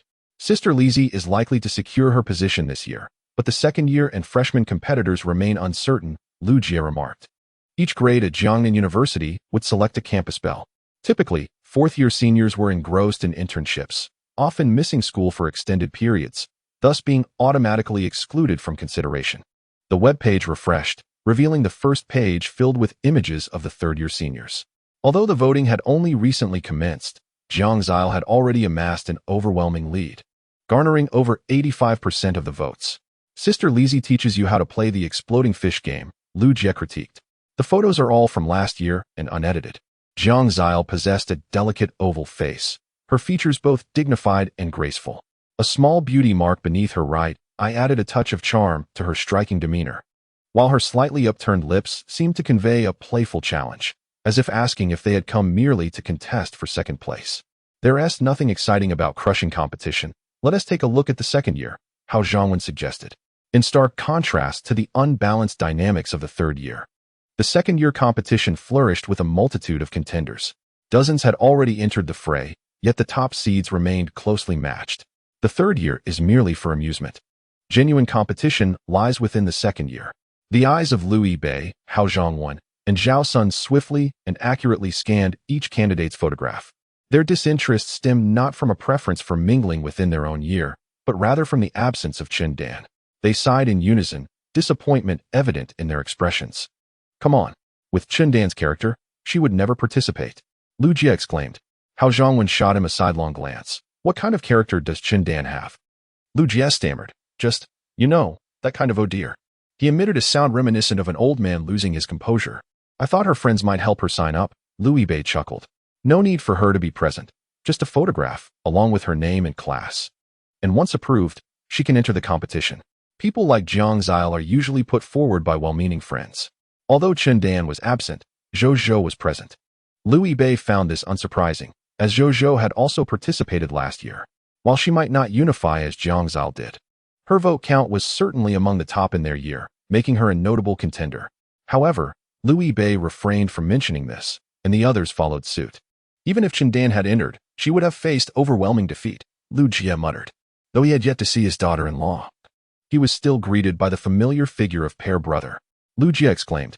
Amidst a sea of delicate features, the sun-kissed girl with a radiant smile stood out remarkably. The photograph of Xia Li was taken by someone else, exhibiting little to no retouching, even lacking a beauty filter, emphasizing her natural charm. It was likely that she hadn't registered herself. You must admit, pair brother appeared quite handsome among this crowd, Lu Jie remarked. Lu Bei stroked his chin thoughtfully and then decisively pointed. Vote for her. In the third grade, they had cast their vote for Jiang Zile, while in the second grade, they chose to bestow this precious vote upon Xia Li. Zhao Sun clicked the mouse twice, successfully casting the vote. Look at the first grade newcomers. Lu Jie urged eagerly. I have a feeling we will surely catch a glimpse of the younger sister who will need a Bei's help with her luggage on orientation day. Ever since their encounter, Lu Jie had been incessantly talking about the valiant girl, Qing Qian. Lu Bei's failure to acquire her WeChat during that chance meeting was, in Lu Jie's eyes, an unpardonable sin. Lu Bei was utterly useless. Lu Jie reiterated, if it were me, not only would I have her WeChat, but I would have already arranged a dinner date. When it came to casual banter, Jie Ge was undeniably formidable. Is there a possibility? Zhao Sun scoffed, glancing disdainfully at him. If it were you, she wouldn't even allow you to assist her. Fatty Hao could no longer hold his tongue. You already have Chen Dan. How can you still have thoughts about your junior? I certainly don't recall teaching you to be a scoundrel. Lu Jie tolerated Zhao Sun's comments, but he could not abide by Hao Zhongwen's words. He retorted loudly. Why do I have Chen Dan? Who said she belongs to me? When did it ever state that Chen Dan is mine? How did she become mine? The entire dormitory had recognized Lu Jie's affection for Chen Dan. Yet the poor boy remained obstinate, believing he was concealing it well. Fatty hesitated for a moment, then tentatively asked, So, does that mean I can pursue Chen Dan now? Damn you. Without a second thought, Lu Jie kicked Fatty Hao. A scuffle ensued, ultimately resulting in Fatty's overwhelming advantage due to his weight. With a grip akin to an unyielding bond, he restrained Lu Jie's slender frame. After a brief struggle, he snugly tucked Lu Jie's neck under his armpit. Sonner, quickly check the first grade. I want to see what enchantment this junior possesses that has kept Jie Ge talking for so long. Zhao Sun navigated to the first grade page. Lu Bei also focused intently. Given Ji Qingqian's temperament, she would likely have no interest in such events, but as previously mentioned, registration did not require the individual's consent. Surely, someone had been captivated by the beauty of the valiant girl, prompting them to enroll her. Lu Jie, caught in discomfort, still shouted, It's her. There was no need for a meticulous search. The moment the page loaded, their gaze was drawn to a girl in military attire, her hair tied in a ponytail. She bore a serene expression, exuding an air of cool detachment. The photograph, seemingly a candid shot taken during military training, was not particularly clear.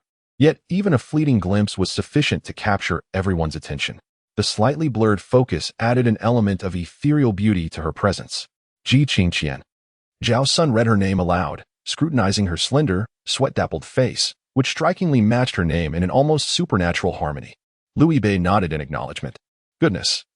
The votes for the valiant Ji Qingqian are on par with Jiang Zile's, both exceeding 85%, although voting had only just commenced. Her status as the undisputed school beauty seemed firmly established. She is indeed popular, Lu Bei chuckled, feeling a mix of surprise at Ji Qingqian's soaring popularity and an inexplicable twinge of melancholy, akin to discovering that a beloved niche song had suddenly become mainstream. This girl is astonishing. Her prowess rivals that of Sister Lizzie, Fatty remarked in admiration. Moreover, her beauty could not be said to surpass Jiang Zile's. Rather, they each possessed their unique charms. As for the tranquility and coolness of her demeanor, It was distinctly her own. Hao Zhongwen gazed at the computer screen and instinctively released Lu Jia. Lu Jia stretched his neck and declared proudly, "I told you, that girl is stunning. And now you believe me. I must admit, this time you have not exaggerated," Diego, Hao Zhongwen conceded. Without waiting for Lu Yibei's command, Zhao Sun directly cast a vote for Ji Qingqian. Lu Yibei pulled out his phone, navigated to the voting interface on the public account, and took a screenshot before sending it to the valiant girl. All the way north, screenshot. All the way north, the school beauty indeed. It was already evening. After dinner, and the new students in military training were likely resting in their dormitories. As anticipated, Ji Qingqian replied almost instantly. "Qingqian. Boring. Qingqian. I didn't sign up myself." The girls' dormitory was also abuzz with discussion regarding the matter. Ji Qingqian showed little interest. Yet both Chu Chu and Ma Jiao Jiao were utterly captivated by such gossip, especially since Chu Chu was one of the contestants. Naturally, she hadn't signed herself up. In her words, she had entered the competition, but before it even began, she had already lost. However, Chu Chu's vote count was dismally low. To be precise, among the entire freshman cohort, aside from their dorm's Northeast girl superhero, the vote tallies remained quite meager. Chu Chu could be considered a general among the diminutive. As she glanced at Ji Qingqian, her eyes reflected a mix of resentment and indignation. Chu Chu placed considerable importance on appearances, despite having prepared herself mentally from the outset. Aware that she would not be a match for the ice goddess, she had not anticipated such a staggering gap in votes. Chu Chu calculated that even if her votes were multiplied by 20, they would still not surpass Ji Qingqian. Ma Jiao Jiao comforted her, patting her shoulder. "Losing to Ji Qingqian is nothing to be ashamed of." Chu Chu cast a glance at Ji Qingqian, who sat on the bed, her gaze fixated on her phone, completely indifferent to their discussion. This perfectly illustrated the sentiment of "I lack interest, while you lack talent." Despite Ji Qingqian's expressionless demeanor and her lack of attention, Chu Chu still felt as though she was being mocked, her youthful heart shattering into countless pieces. Wang Zhu inquired of Ma Jiao Jiao, "Do you want me to sign you up as well?" "No, thank you." Wang Zhu quickly declined. "Everyone is so beautiful. It would be quite embarrassing for me to participate. Going north, you are quite famous now. I fear you may become a stranger in the future." "Going north, but I understand. The bright moon should illuminate the ditches." "Going north, who can claim ownership of Mount Fuji based solely on love?" As she gazed at the 3 messages sent by Lu Yibei, Ji Qingqian's cold demeanor softened slightly, her brows knitting together. "He truly. Qingqian, how tacky. Qingqian, and you, foolish one, Mount Fuji is private property." Chapter 38. Use sparingly. Lu Yibei observed the response from the valiant Ji Qingqian, a foolish grin spreading across his face. His mischief for the day had been thoroughly enjoyed. The other 3 in the dormitory were still engrossed in analyzing the vote count for the campus belle, or rather, studying the freshman, the valiant girl. "I somewhat understand Brother Jia's feelings now," Hao Zhongwen remarked. Indeed, Zhao Sun nodded in empathy. Lu Yibei looked up. "What? You didn't even ask for her WeChat?" Hao Fatty exclaimed. "This is a once-in-a-lifetime opportunity." Lu Yibei retorted. Zhao Sun continued. "She stood at the east gate for so long, and so many approached her. Yet she chose you, Lao Bei. Isn't it just like I said? As long as you're not gaming, most girls would take a liking to you. Opportunities were raining down, and yet you let them slip away? You had such good footwork during the shooting game. Where was it then?" Lu Yibei lamented. Lu Jia was even more heartbroken. "That's why I am so frustrated." "Seize the moment, Lao Bei." Lu Yibei replied. "It mentions her class above." Hao Fatty suggested. "How about this? We'll accompany you, Lao Bei, to wait for her. Good things come to those who wait." "Yes. It's never too late to mend the barn after the sheep are lost." Zhao Sun nodded. "Computer science, right? Which class?" "Lao Bei. Didn't you mention that Monkey Brother is a mentor in that class? Is it the same one?" Unexpectedly, Zhao Sun had caught onto a blind spot. Lu Yibei could only nod silently. He thought Zhao Sun had discovered that his previous visit to that class was a ruse to see the valiant girl. But little did he know, Zhao Sun's imagination was quite peculiar. "You went over there and still didn't dare to ask for her WeChat? Lao Bei, when did you become so shy?" Lu Yibei replied. "It's not like that. Could it truly be that Zhou Zhou has led you astray? I find myself genuinely concerned for you, Zhao Sunday. A fear of women, perhaps?" "How?" the rotund fellow inquired. Lu Jia cast a worried glance at Lu Yibei, stating, "In the past, with your social skills, obtaining a WeChat ID would have been effortless. Is there something you cannot disclose? Liu Yibei inhaled deeply. Damn it. I initially intended to interact with you all as a regular person, yet what I received in return was suspicion. Very well, I shall lay my cards on the table. I will cease pretending. Fine, I concede that I do possess her contact information, though it is not WeChat. We have indeed been communicating lately, and have even dined together. Do not fret. Nonsense. Liu Jie raised his voice. Do not assume I am oblivious. The person you are chatting with has a default penguin avatar. What girl would use such an avatar? Liu Yibei contemplated. Indeed, how could a girl possibly use such an avatar? Were it not for the fact that the heroine Qing Qian truly possesses such a distinctive character, he would not have taken 3 years to realize she was a girl.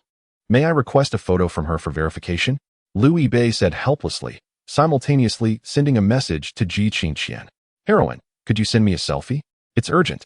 If it resembles the one on the public account, I shall not acknowledge it, Liu Jie remarked. Of course, it will be entirely different. Liu Yibei replied. Soon, a response arrived. Image. Liu Yibei hastily opened it, just about to comment on it. However, as the image loaded, he fell silent.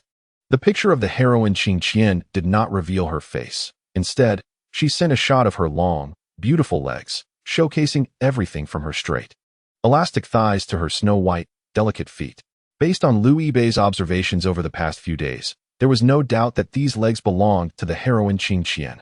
A photo is a photo, and a selfie is a selfie. Yet, use it sparingly. Let me know when you're done with it. Liu Yibei thought.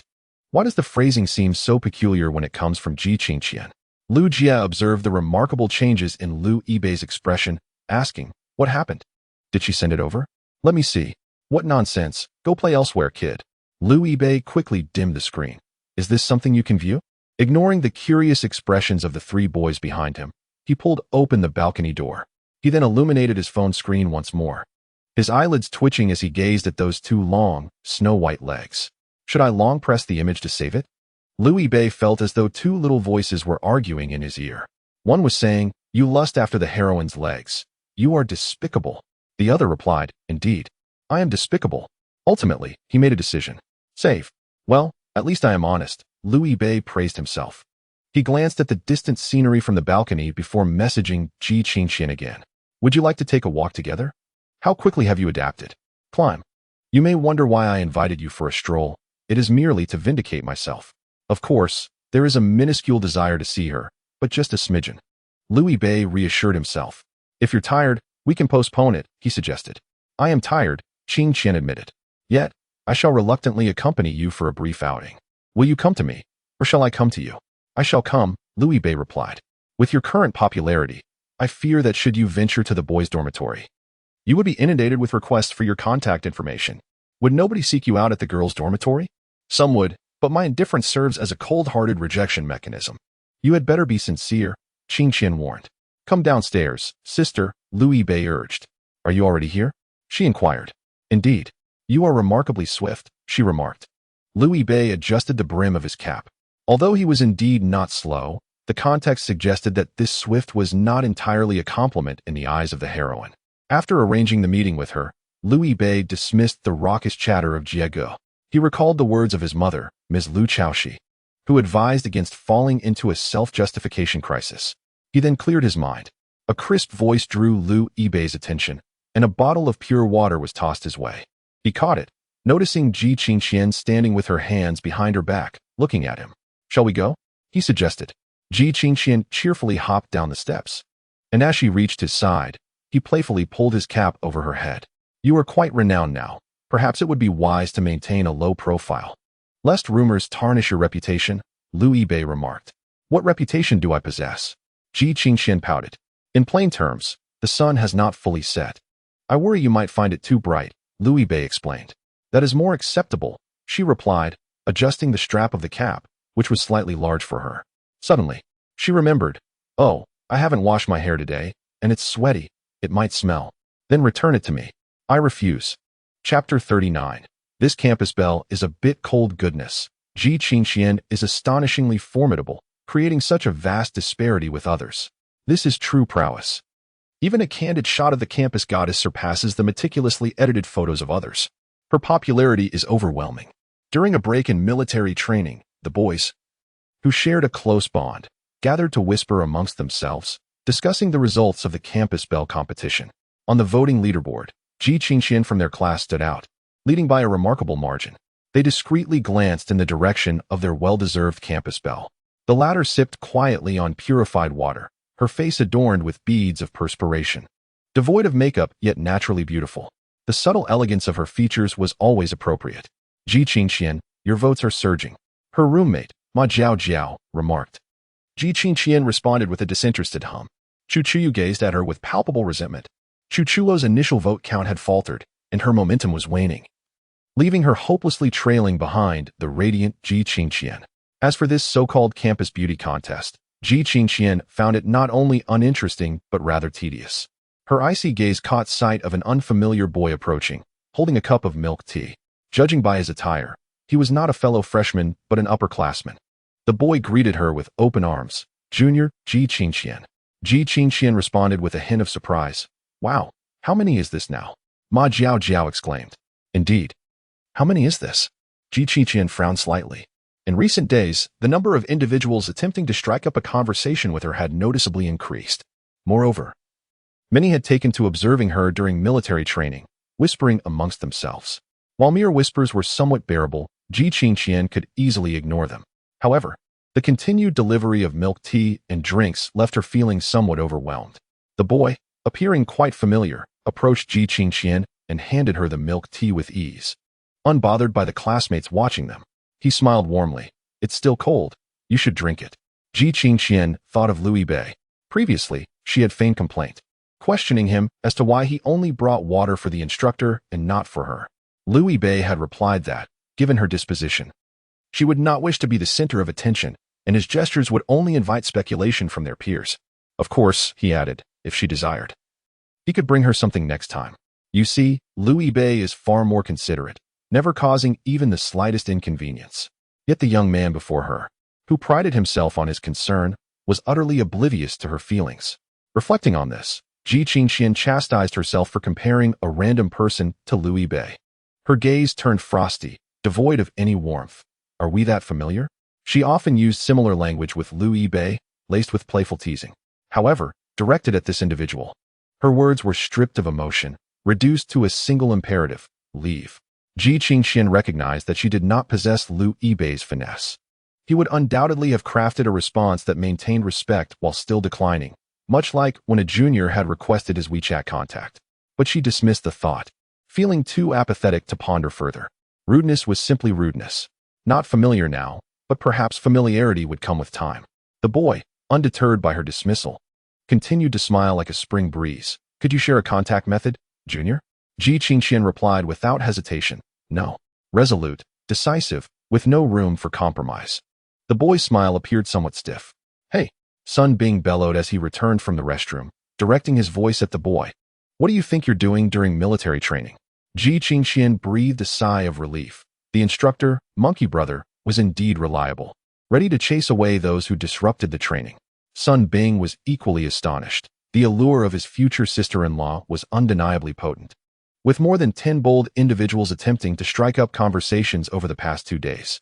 It seemed that Liu Bei had a long way to go if he wished to pursue this girl, especially since she was right under his nose.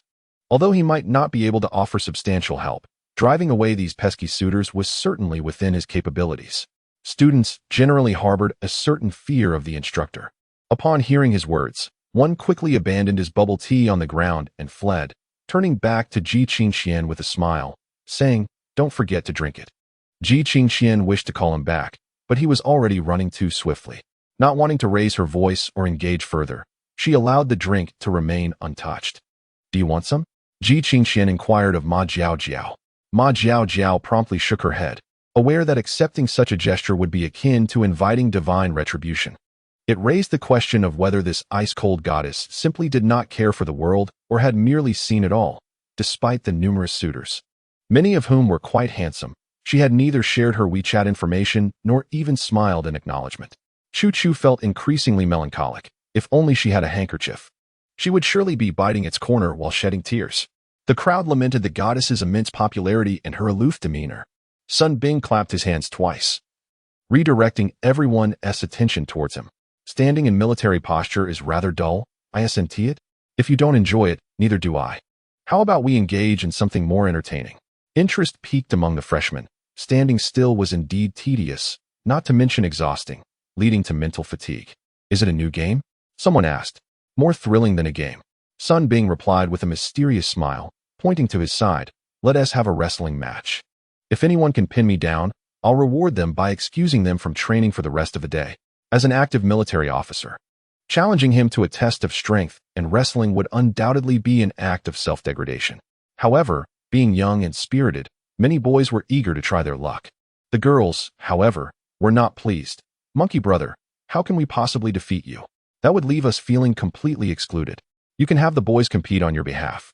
If they win, the reward can be transferred to you. Sun Bing replied with a grin. But whether the boys agree depends on your charm, doesn't it? Can you create a sense of involvement? The girls hesitated, their gazes already drifting towards their male classmates. The afternoon was still long, and the heat was oppressive. Everyone was eager for a respite. Monkey King, playing this again, huh? Sun Bing heard a familiar voice in the distance. It was Louis Bei. Not only Louis Bei, but he was accompanied by 3 boys as well. This time, the 404 boy band had assembled, and they were heading to class. However, before class commenced, Lu Jie suggested he come over to greet Monkey King.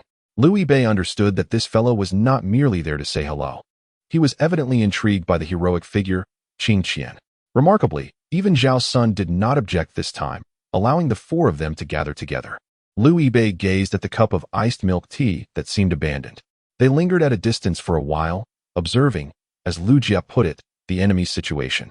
Louis Bei was uncertain whether Jie had detected any adversarial movements, but he did notice an unfortunate soul failing to strike up a conversation with Ji Qingqian. Chapter 40 Monkey King, Monkey King. Sun Bing held a vivid impression of Louis Bei. However, his roommates were less memorable. After pondering for a moment, he first recognized Hao Zhongwen. Fatty, how come you're still so plump after a year? Hao Zhongwen replied helplessly, I'm trying to lose it. Sun Bing turned his attention to Zhao Sun, lost in serious contemplation. You're that one Zhao Sunday, Zhao Sun interjected. Yes, that's right. With a little prompting, Sun Bing's memory began to revive. You were the talkative one, right? Did you join the school debate team? Zhao Sun scoffed. Who in their right mind would join that?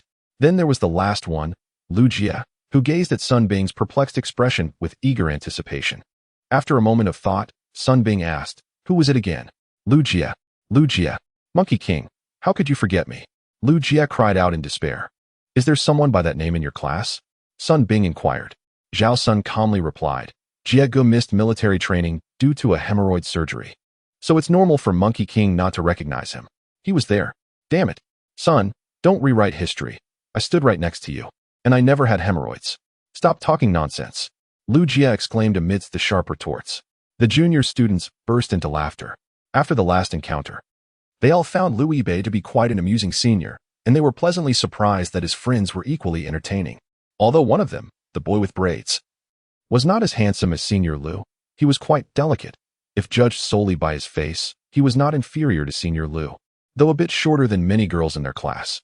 Senior, what exciting activities do you have planned for us this time? We can hardly wait. Senior, during your absence, we were utterly bored. We long awaited your return. The freshmen cheered. Geez, Lu Jie murmured to Zhao Sun. Why is Louis Bei so popular? Zhao Sun replied quietly. I told you before, it's only natural for Louis Bei to be well-liked. Sun Bing immediately became wary. The last time Louis Bei had come, he had been cornered for over 30 minutes. This time, he needed to be extra cautious. Stand still and don't move. Sun Bing issued commands to Louis Bei with caution and vigilance. Observing from the sidelines was acceptable, but he should not disrupt his rhythm. Louis Bei chuckled softly but nodded in agreement. He turned his gaze towards the enchanting yet aloof heroine, Ji Qingqian, who met his eyes for a brief moment before averting her gaze. Lao Bei, I must admit, this sister is far more captivating than in her photographs. Lu Jie remarked quietly, but her aura is overwhelmingly strong. Hao Zhongwen chimed in. When faced with others' advances, her defense was impeccable from every angle. Honestly, if I were to ask for her WeChat, I doubt I would even dare meet her gaze. Indeed, her demeanor exuded a chilling coolness. Zhao Sun nodded in agreement. Even uttering a single word seems as though one might be devoured by a lurking predator. Louis Bei mused. I can't shake the feeling that they harbor some misconceptions about the heroine. She is rather charming, not nearly as intimidating as they claim. Why not take the initiative yourself? Lu Jie suggested to Liu Bei. I initially intended to be your wingman, but her status is too elevated. I fear I might not be of any assistance. Zhao Sun questioned Lu Jie. Are you certain it was this junior who approached Liu Bei for help with her luggage? She hardly seems the type to do such a thing. I too find my memory wavering, Lu Jie admitted. However, on orientation day, though subtle, her demeanor towards Liu Bei was distinctly different from how she interacted with others. Just push a little further and observe Monkey Brothers' moves, Liu Bei encouraged. Their primary interest lay in Ji Qingqian, yet Sun Bing's mention of wrestling piqued their curiosity, as they had experienced it the previous year. Witnessing the younger students compete against him would indeed be entertaining. Sun Bing reiterated the rules of the competition, whether the freshmen comprehended them or not. It was simply about wrestling. Is there no one brave enough to challenge? Sun Bing asserted with an imposing gaze that, despite his modest height, commanded respect. Students were eager yet hesitant, and for a moment, no one dared to be the first to step forward. After a short while, someone finally stood up. I'll give it a try. This individual was roughly Liu Bei's height, standing above 6 feet, with a complexion as dark as Sun Bing's. His arms and neck were robust, exuding a sense of athleticism rather than bulk. As he prepared to enter the arena, the students erupted in cheers. Go, Chenwei. Weiga takes Viagra. Brave man. Wei soar courageously. If something goes awry, it's on you. The loudest cheers came from 3 boys. Liu Bei exchanged glances with his 3 companions. A strong sense of DJVU washing over them. So, your goal is to take down the instructor, is it? Chenwei inquired softly, despite his towering and muscular presence. Precisely, Sun Bing affirmed. If you win, you can bestow the rewards upon others, correct? Chenwei asked again. Sun Bing chuckled. You haven't even competed yet, and you're already contemplating the aftermath? You possess quite the confidence. Chenwei chuckled softly, his smile genuine. As the two stood face to face, Zhao Sun offered a cautionary remark. Be careful, monkey brother. Let us not have a repeat of last year's unfortunate start. Losing face just once is enough. Sun Bing, feeling embarrassed, turned around and retorted angrily. Only you would say such things. Shut up. With a hearty laugh, Sun Bing and Chun Wei began to push against each other's arms, exerting their strength. Wrestling is essentially a test of strength, where the stronger opponent topples the other to claim victory. Although proper wrestling competitions have various rules, Sun Bing and his classmates sought mere amusement, favoring simplicity. The two faced off, locked in a stalemate, neither willing to yield an inch. Lu Jie, astonished, exclaimed, Is Monkey Brother holding back? No, Liu Bei shook his head, equally surprised by the strength of the boy named Chenwei. Initially, it seemed that Monkey Brother had underestimated his opponent, but now he was fully engaged. His face reddened from exertion, mirroring Chun Wei's own flushed visage. Both let out muffled shouts, stubbornly refusing to retreat. No way. Zhao Sun stammered, flabbergasted. I was just joking. How is Monkey Brother so unlucky to encounter another strongman? It was the same last year. Monkey Brother was, after all, an active police officer in the armed forces, and it felt as though there were few capable of matching his strength. Yet here he was, repeatedly facing such formidable opponents. Noticing the veins bulging at Monkey Brother's temples, Liu Bei pondered momentarily before urgently instructing Fat Hao. How can we let Monkey Brother fight without his signature music? Quick, play the sound system. The freshmen were captivated by the intense wrestling match. Upon hearing Liu Bei's words, they were still processing it when Fat Hao swiftly pulled out his phone and pressed play. A grandiose song filled the air. Monkey Brother, you are truly remarkable. No mountain can hold you down. Out jumps the Monkey King. Sun Bing was momentarily stunned. Uffed. That little rascal. His anger dissipated instantly, only to be decisively thrown to the ground by Chun Wei. Chapter 41. Thank you. Senior Chun Wei's face flushed as he gasped for breath. His opponent, Instructor Sun Bing, lay in a rather undignified position. The audience erupted in laughter. Senior, you claim you don't put on a show? That song has completely thrown you off balance. They cheered. Chun Wei, the credit for this victory is shared equally between you and Senior Liu. Sun Bing struggled to rise, catching his breath before glaring sternly at Liu Bei. You little rascal. Liu Bei shrugged innocently. Monkey Brother, you had the music advantage and still couldn't win. It merely shows your skills are lacking. Don't blame others. Sun Bing pointed at Liu Bei. All right, you got me there. In truth, Sun Bing bore no grudge against Liu Bei. One must even express gratitude towards him.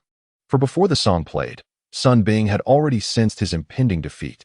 This clever maneuver led the group of rascals to believe that his loss stemmed not from a lack of strength, but rather from external interference, thus providing him with an exit and preserving his dignity. With his hands on his hips, Sun Bing turned his gaze towards the tall, dark-skinned newcomer. Truly, fate had not favored him. He had once again encountered a formidable opponent. Chen Wei, is it? Yes, instructor. Chen Wei stood at attention as if reporting for duty. How can you possess such immense strength? Report, instructor. I have been plowing fields back home. Sun Bing queried. Instructor, do you keep your word? Chen Wei whispered. Of course. The flush on Sun Bing's face finally began to fade. It seems you wish to bestow the reward upon someone else? Chen Wei nodded vigorously. Indeed. Speak then. Let us see which fortunate lady has caught your fancy, Sun Bing prompted. Even though he had won the competition and could freely designate a recipient. When it came time to utter the name, Chen Wei felt a twinge of embarrassment and lowered his head, unable to meet the gaze of the lady in question. Merely murmuring 3 words, Ji Qingqian. Sun Bing was momentarily taken aback. His first instinct was not to look at the lady herself, but rather towards Liu Yibei. Liu Yibei was equally startled before breaking into a wry smile. Qingqian's popularity is indeed remarkable. Oh, so, Chen Wei, you have taken a liking to the goddess Ji? Goddess, look at how earnest my little Wei is. Surely you can accept his kind offer. The newcomers began to jeer, their voices rising in a cacophony. Ji Qingqian remained silent, glancing at Liu Yibei before resolutely stating, no. Chen Wei was taken aback by the abruptness of the rejection, left speechless. Huh? Ji Qingqian fell silent again, seemingly gathering her thoughts before finally managing to utter 3 words. I am not tired. After speaking, she turned her gaze towards her roommate. Chu Zhu.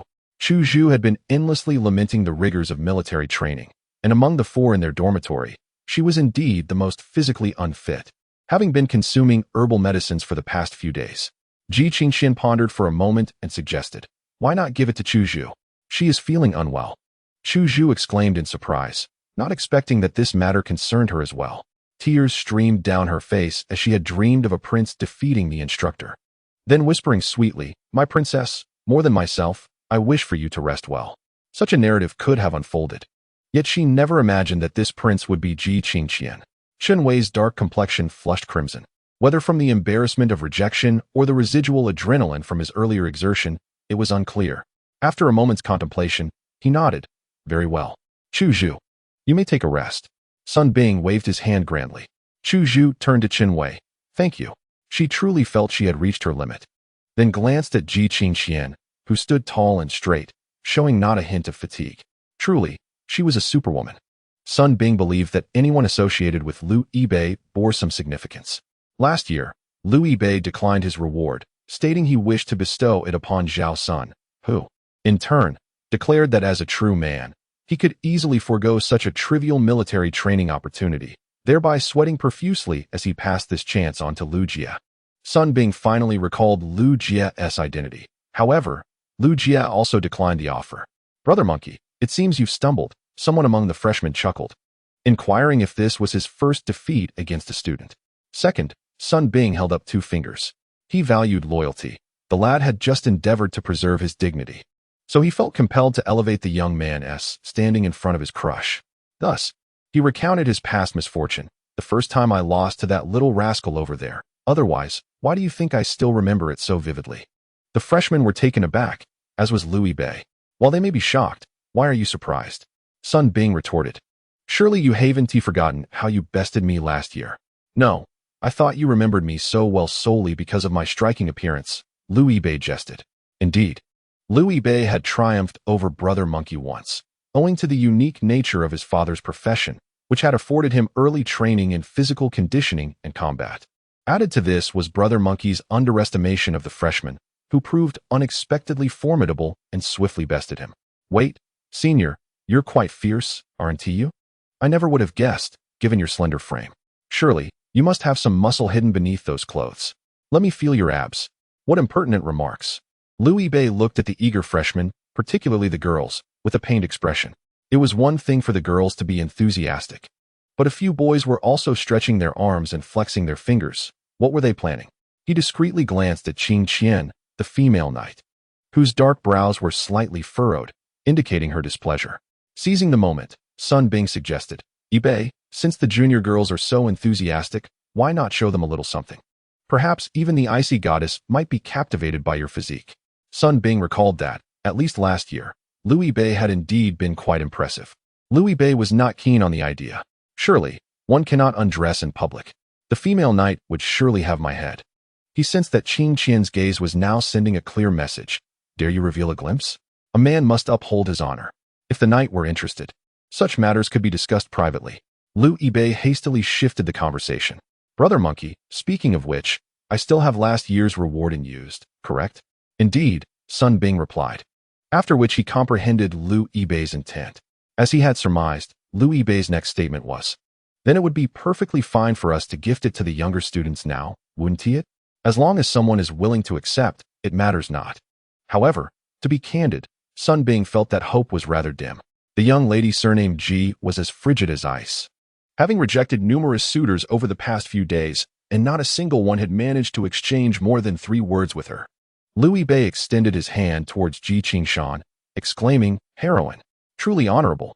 I happen to have a reward here. I shall present it to you. And you may rest with your friends. Just as everyone anticipated yet another resounding rejection, Ji Qingshan surprisingly nodded obediently in front of the crowd, stating, all right, thank you, senior. Chapter 42. Only drink what you buy. Had the Ice Queen melted? The newcomers glanced at Ji Qingshan, who still maintained her indifferent demeanor. Yet she had clearly just uttered, all right, thank you, senior. Though it was merely a 5-word phrase, its implications were of acceptance and agreement, a stark contrast to rejection. This was the first instance in recent days that this icy goddess had accepted the goodwill of the opposite sex. The newcomers could not help but look at their senior Liu Bei, then glance at Chen Wei, who appeared even more tormented upon hearing her words. The disparity was striking. Not only the newcomers, but even Liu Bei's own sons were equally astonished, whispering amongst themselves. Lu Jie, is it not so? Liu Bei? Zhao Sun, roughly. Why does it feel less challenging than I imagined? Hao Zhongwen, Liu Bei is indeed going to quietly strive and astonish us all. Jie Ji's assertion held merit. This campus belle treated Liu Bei distinctly from others. Liu Bei smiled at Ji Qingshan, and though she wished to return a smile, she was uncertain of how to appropriately express her emotions under such scrutiny, ultimately settling for a subtle tightening of her lips. Yet Liu Bei could still discern the faint glimmer of amusement in her eyes. Monkey brother, do you think this senior Liu has outdone you?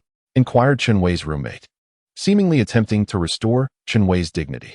Sun Bing had yet to respond when someone else interjected on his behalf. The senior has clearly won the instructor's favor. Has he not? While Chen Wei is indeed formidable, it was ultimately with the senior's assistance that he slightly triumphed over the instructor. Is it not evident who is more capable? Sun Bing did not anticipate such a response. He glanced at Liu Bei, silently questioning, is this part of your scheme? Scheme? Nonsense, Liu Bei replied. It certainly exceeded my expectations. He had performed merely to elevate Monkey Brother's standing, never anticipating it would inadvertently enhance his own. Sun Bing, an honest man, remained loyal to Liu Bei, but would not belittle Chen Wei's prowess. I cannot say. This requires the two of them to compete before a conclusion can be drawn. Upon hearing this, Chen Wei seemed eager to test his mettle, declaring, Senior, I admit, I cannot surpass you. Yet Liu Bei interjected. Upon his arrival, he pondered the significance of competing with this individual. The junior sought to outshine him solely to enhance his standing in the eyes of the enchanting Qing Qian. However, Liu Bei believed that such frivolous tactics were unnecessary. Furthermore, it was unlikely that the heroine would develop any fondness based on such trivial matters. Moreover, time was of the essence. Liu Bei remarked, if we don't leave now, we shall be late for class.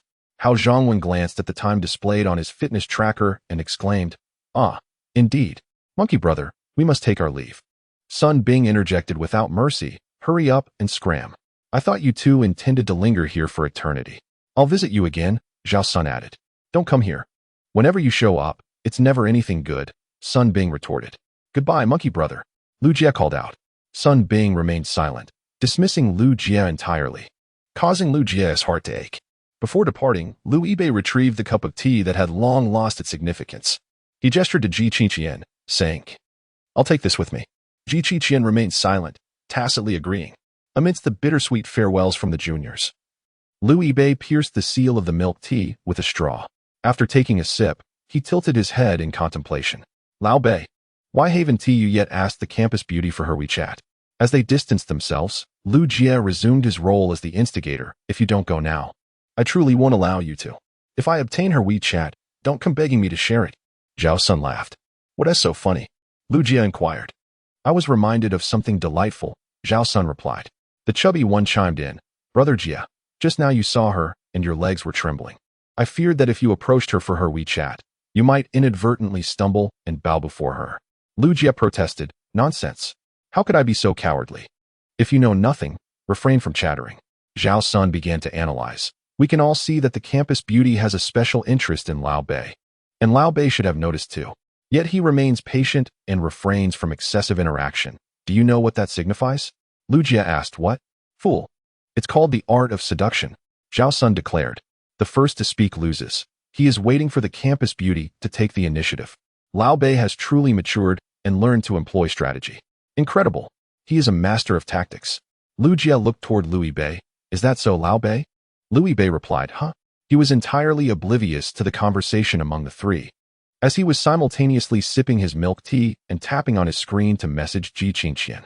All the way north, your taste is truly lacking. Qingqian, what did you say? Ji Qingqian had been granted a moment of respite, although she remained on the military training grounds. She could sit aside and engage with her phone. All the way north, that cup of milk tea I sent you. All the way north, it's terrible. Chu Chu sought refuge in the shade of a tree, pulling Ji Qingqian to sit beneath it. As Ji Qingqian read the messages from Louis Bei, she lightly pressed her lips together. Qingqian, did you see? The passage refers to someone delivering milk tea to her. As Ji Qingqian read the messages, she felt that Louis Bei must be aware of her annoyance regarding the unpalatable milk tea. She couldn't help but furrow her brows. However, the subsequent message caused her to relax her expression. Louis Bei commented on the incompetence of the delivery team, who could not even discern the preferred flavor of the milk tea. He then inquired about her availability later, proposing to treat her to a more delightful beverage. A smile graced Ji Qingqian's lips as she replied, acknowledging his cleverness and entrusting him with the responsibility of selecting milk tea from then on, stating that she would only drink what he purchased. As Louis Bei read the words on the screen, he chewed on the somewhat glutinous tapioca pearls, pondering how such a simple act of ordering milk tea could evoke an impression of a lifelong commitment. Meanwhile, Lu Jie leaned over and teased Louis Bei about his peculiar smile, curious about what he was looking at. The classroom buzzed with chatter as the 404 boys group settled in. Just 2 minutes before class began, Louis Bei dismissed Lu Jie with a wave, who resumed his conversation with Hao Zhongwen about the attractive new female students. Praising Ji Qingqian for her beauty, Hao Zhongwen agreed, marveling at how she appeared even more stunning than in her photos, rightfully earning the title of campus beauty. Lu Jie, however, criticized her fashion sense, to which Hao Zhongwen retorted that her camouflage outfit hardly warranted such scrutiny. Lu Jie smugly pointed out her ugly shoes, claiming they clashed completely with her look, prompting Louis Bei to consider inviting them to the milk tea shop after class. As the conversation continued, Ji Qingqian turned off her phone screen and glanced at Chu Chu, who seemed restless despite the shade. Chu Chu's fair complexion was tinged with a hint of red, suggesting she had something to say. After a brief pause, she remarked that Louis Bei was quite unique. What she truly wanted to express was her observation of Ji Qingqian's special treatment of Louis Bei, contrasting it with her usual dismissive attitude towards other boys. Yet, upon meeting Ji Qingqian's cold gaze, she lost the courage to voice her thoughts, recognizing that personal matters were not hers to inquire about. The defeat in the campus beauty contest was one thing, but to be effortlessly surpassed by her in the realm of the admired senior was quite another. Chu Chu harbored a deep-seated unwillingness to accept this, yet upon seeing Ji Qingqian's radiant face, she couldn't help but ponder whether it was truly surprising. Wasn't it to be expected? Upon further reflection, however, she still felt a twinge of resentment, revealing her inner conflict. Ji Qingqian did not refute Chu Chu's assertion. Indeed, Louis Bei was quite extraordinary, while others referred to her as a goddess, though intended as a compliment. It felt somewhat trite with repetition. Louis Bei's moniker of heroine conveyed a more elegant and carefree aura, reminiscent of a wanderer traversing the realms. Chu Chu fixed her gaze on Ji Qingqian's exquisite features and earnestly encouraged her. You must strive harder. Ji Qingqian, somewhat perplexed by Chu Chu's words, paused momentarily before responding softly, Oh, Chu Chu looked skyward, her eyes filled with melancholy, contemplating the love affair with her senior that was destined to end before it even began. Days passed, and the campus beauty contest reached a state of equilibrium. Many sought novelty, and there were only a few bold enough to approach others directly within the school. Thus, when Louis Bei mentioned that things had calmed down on her end, Ji Qingshan understood. Although voting had yet to conclude, the outcome was largely predictable. For the third-year students, Jiang Zile had held the title of campus beauty for 3 consecutive years. In the first year, Ji Qingshan was poised to continue the legacy, while the second year saw the competition among the candidates for the top 3 positions remarkably close, with even the fourth contender trailing closely behind. The highest number of votes went to Zhou Zhou, followed by Su Wenxiu, who had no connection to the 404 boy band. From her photograph, one could easily discern that she was indeed a literary girl, characterized by her black-rimmed glasses. The third place was claimed by Xia Li, whose popularity seemed to stem from someone backing her with votes. Lu Jie, however, found it hard to accept that she had garnered such a position, conceding that while she was somewhat handsome, ranking third was astonishing. Louis Bei retrieved textbooks from Hao Ponzi's backpack, ready to face the impending detention as soon as the teacher arrived. Your Xia Li has quite the social circle, he remarked. Her personality is such that while she may not be to everyone's taste, she is certainly not disliked. Being a member of the student council, she frequently hosts events and knows many people. When they saw her competing, those friends would come out to support her, playfully teasing, "Isn't that our summer beauty?" Lu Jie scoffed, resorting to emotional appeals. Not a hint of sorrow was felt regarding the conclusion of the beauty contest. Rather, Zhao Sun was eagerly anticipating the next event, the campus heartthrob selection. Following the beauty contest with the heartthrob contest was a cherished tradition at Jiangnan University. Zhao Sun's enthusiasm was not spurred by a desire to participate himself, nor did he aim to elevate Lu Jie's status, but rather due to the unique nature of the heartthrob selection, which differed from the beauty contest in that it was a unified vote across the entire school. Several years ago, the student body elected as campus heartthrobs either athletic figures with dark skin or idle trainees clad in suspenders, all undeniably handsome. However, one year, an unexpected event occurred when a photograph of Ultraman 7 was mistakenly approved during the selection process. As a result, this luminary from the land of light was elected as the campus heartthrob of Jiangnan University with an astonishing tally of 93 votes. Following this incident, the selection criteria for campus heartthrobs became rather liberal. The identity of the candidates, even their humanity, ceased to be of concern as long as they conformed to the male, masculine, or masculine-identified standards. Anyone could participate. In the most controversial year, the title of campus heartthrob nearly went to a certain veteran from Japan named Kato. But due to legal regulations, the selection committee became somewhat more restrained. Nevertheless, the core spirit remained unchanged. As long as it was compliant, anyone could nominate their favored candidate. Louis Bei vividly recalls that last year's finals featured a showdown between Wu Yinzu and Diga. One embodied the epitome of a perfect male god, while the other represented a childhood hero transformed into light. Their vote counts were neck and neck, exceedingly close. Ultimately, it was Jiang Zile, the then second-year campus belle, who personally campaigned for her beloved heartthrob, performing a battle song titled Miracles Reappear in front of the audience, which solidified the outcome. The pairing of Jiang Zile and Diga garnered quite a bit of attention. Reflecting on it now, Louis Bei can't help but exclaim, "How abstract." Zhao Sun marveled as he checked the voting status for the heartthrob on the campus WeChat public account. This year's frontrunner is still Diga. As expected, Louis Bei remarked, "I suspect it will still be him. The influence of senior sister Jiang is too significant. Even if he falls behind temporarily, once the campus belle performs her battle song again, who could withstand that?" However, the gap between the second and first place is quite narrow, and there is a subtle momentum suggesting an overtaking, Zhao Sun noted. "Is there another contender?" Louis Bei inquired, intrigued. Zhao Sun looked at him, stating solemnly, "It's Degu." Louis Bei pondered. Diga and Degu are set to battle? Why would one dream of such a thing? Fighting against oneself? He mused inwardly. Whose brilliant idea is this? Indeed, only Diga can defeat Diga. Zhao Sun, a staunch supporter of Diga, found himself uncertain about whom to vote for. At that moment, Hao Zhongwen interrupted their conversation. "My performance fee has just been credited. Let us go out for dinner tonight. My treat." Lu Jie, both flattering and enthusiastic, responded, "Dad." Zhao Sun and Lu Yibei clasped their fists in salute to Hao Zhongwen, exclaiming, "Good big brother." They then turned to Lu Jie, saying, "Good nephew." To which Lu Jie retorted, "Get lost." Hao Zhongwen's performance fee referred to his earnings from music copyrights. He possesses a notable talent in music, composing small songs for sale. As a newcomer in the industry, his fees are relatively modest, but selling a single piece could still yield 3,000 to 4,000. This endeavor requires far more inspiration than writing online novels. Hence Hao Zhongwen regards it merely as a hobby, occasionally earning a bit of extra cash. "Let's go to Haidaleo," suggested Lu Yibei. "I previously mentioned treating Jiegu to Haidaleo. It seems we both have the same idea." "What's the problem?" replied Hao Zhongwen. Chapter 44. The desire to share is the pinnacle of romance after a day of military training. As Ma Jiao settled back into her dormitory, she immediately began tapping away on her phone. Chu Chua understood her intentions. "You spend all your time chatting with that senior of yours. I cannot fathom how you find so much to discuss." Ma Jiao shot her a sidelong glance, retorting, "The pinnacle of romance is the desire to share.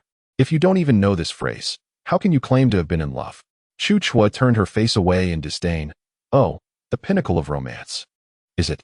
I can share that I had delicious fried chicken legs for dinner." "What about you?" "I had fried chicken legs as well," Wang Ju chimed in. "What a coincidence." Indeed, Wang Ju suppressed a laugh. Ma Jiao rolled her eyes. "What a fool, what a performance." They went to the cafeteria together and ordered the same meal. "Only Wang Ju is willing to play along with you," Ma Jiao remarked. "Ju is far more endearing than your senior. You cannot even begin to envy that," retorted Chu Chua. The pinnacle of romance is indeed the desire to share. Already lying in bed, Ji Qingqian overheard this phrase. She considered herself rather indifferent to matters of the heart and had little understanding of romance. However, after hearing Ma Jiao's words, she suddenly felt an urge to share something with Lu Yibei. Yet, as she pulled out her phone, she found herself stymied at the first step. What should she share? It seemed there was nothing particularly interesting. She genuinely envied personalities like Chu Chua and Ma Jiao, who seemed never to experience awkward silences. "Ma Jiao," she began. After spending these days together, Ma Jiao could now converse calmly with this icy figure. No longer did she instinctively sit up straight upon hearing her speak. This time, she responded without even lifting her gaze from the screen. "What do you usually talk about with your boyfriend?" "Everything," came the reply. "That's too broad. Give me an example." "For instance," Ma Jiao said, tilting her head to gaze at the earnest goddess. "Ji Qingqian, why do you ask?" Ji Qingqian found herself at a loss for words. "You would be trying to chat with someone else and struggling to find a topic, would you?" "No." Ji Qingqian felt her cheeks warm, as if a little secret had just been uncovered, and she reclined again. "Is it that senior?" Ma Jiao's interest was instantly piqued. Casting aside her phone to focus entirely on Ji Qingqian, "I sensed a different attitude towards that senior of yours." "Oh, have you exchanged WeChat contact?" "No," Ji Qingqian replied. "What WeChat?" "It's all." Ma Jiao remained unconvinced. "It's still you, Ji Qingqian. Just look at Chu Chua, who seems to chat effortlessly, only to be overtaken unexpectedly." Chu was sulking, her cheeks puffed up like a pufferfish. "Ma Jiao you." Yet Ma Jiao was well aware that Chu's feelings for Senior Lu were not much different from her own. They merely found him handsome. In truth, neither had expressed any genuine affection, having never exchanged even a word. Thus, she felt emboldened to tease her without restraint. "It's nothing to be ashamed of," Ma Jiao said, patting Chu on the back. "Losing to Ji Qingqian is not disgraceful." Disgraceful or not, Chu couldn't shake off her sense of dissatisfaction. She thought to herself and then shouted, "Ji Qingqian." Ji Qingqian responded with a startled, "Huh?" Chu marched resolutely to Ji Qingqian's bedside, grasped the railing of the bed, and stared intently at her face. Ji Qingqian blinked, puzzled. After a prolonged gaze, Chu finally exhaled. Yes, upon seeing that face, her feeling of discontent was considerably alleviated. Losing to such a visage was indeed nothing to be ashamed of. "What were you two discussing?" Ma Jiao inquired. "Nothing," Ji Qingqian replied as always. She felt somewhat shy and added, "Please don't ask." Wang Ju stepped in to rescue Ji Qingqian. Being the only one who had caught a glimpse of the truth regarding Ji Qingqian and Lu Yibei's relationship, she had been discreetly protecting her secret until Ji Qingqian chose to reveal it herself. Ma Jiao, understanding and considerate, refrained from pressing further and offered Ji Qingqian a response. You can talk about anything. If you meet someone who makes your heart flutter, even a simple hello from them can feel sweet. Oh, Ji Qingxian replied, thank you.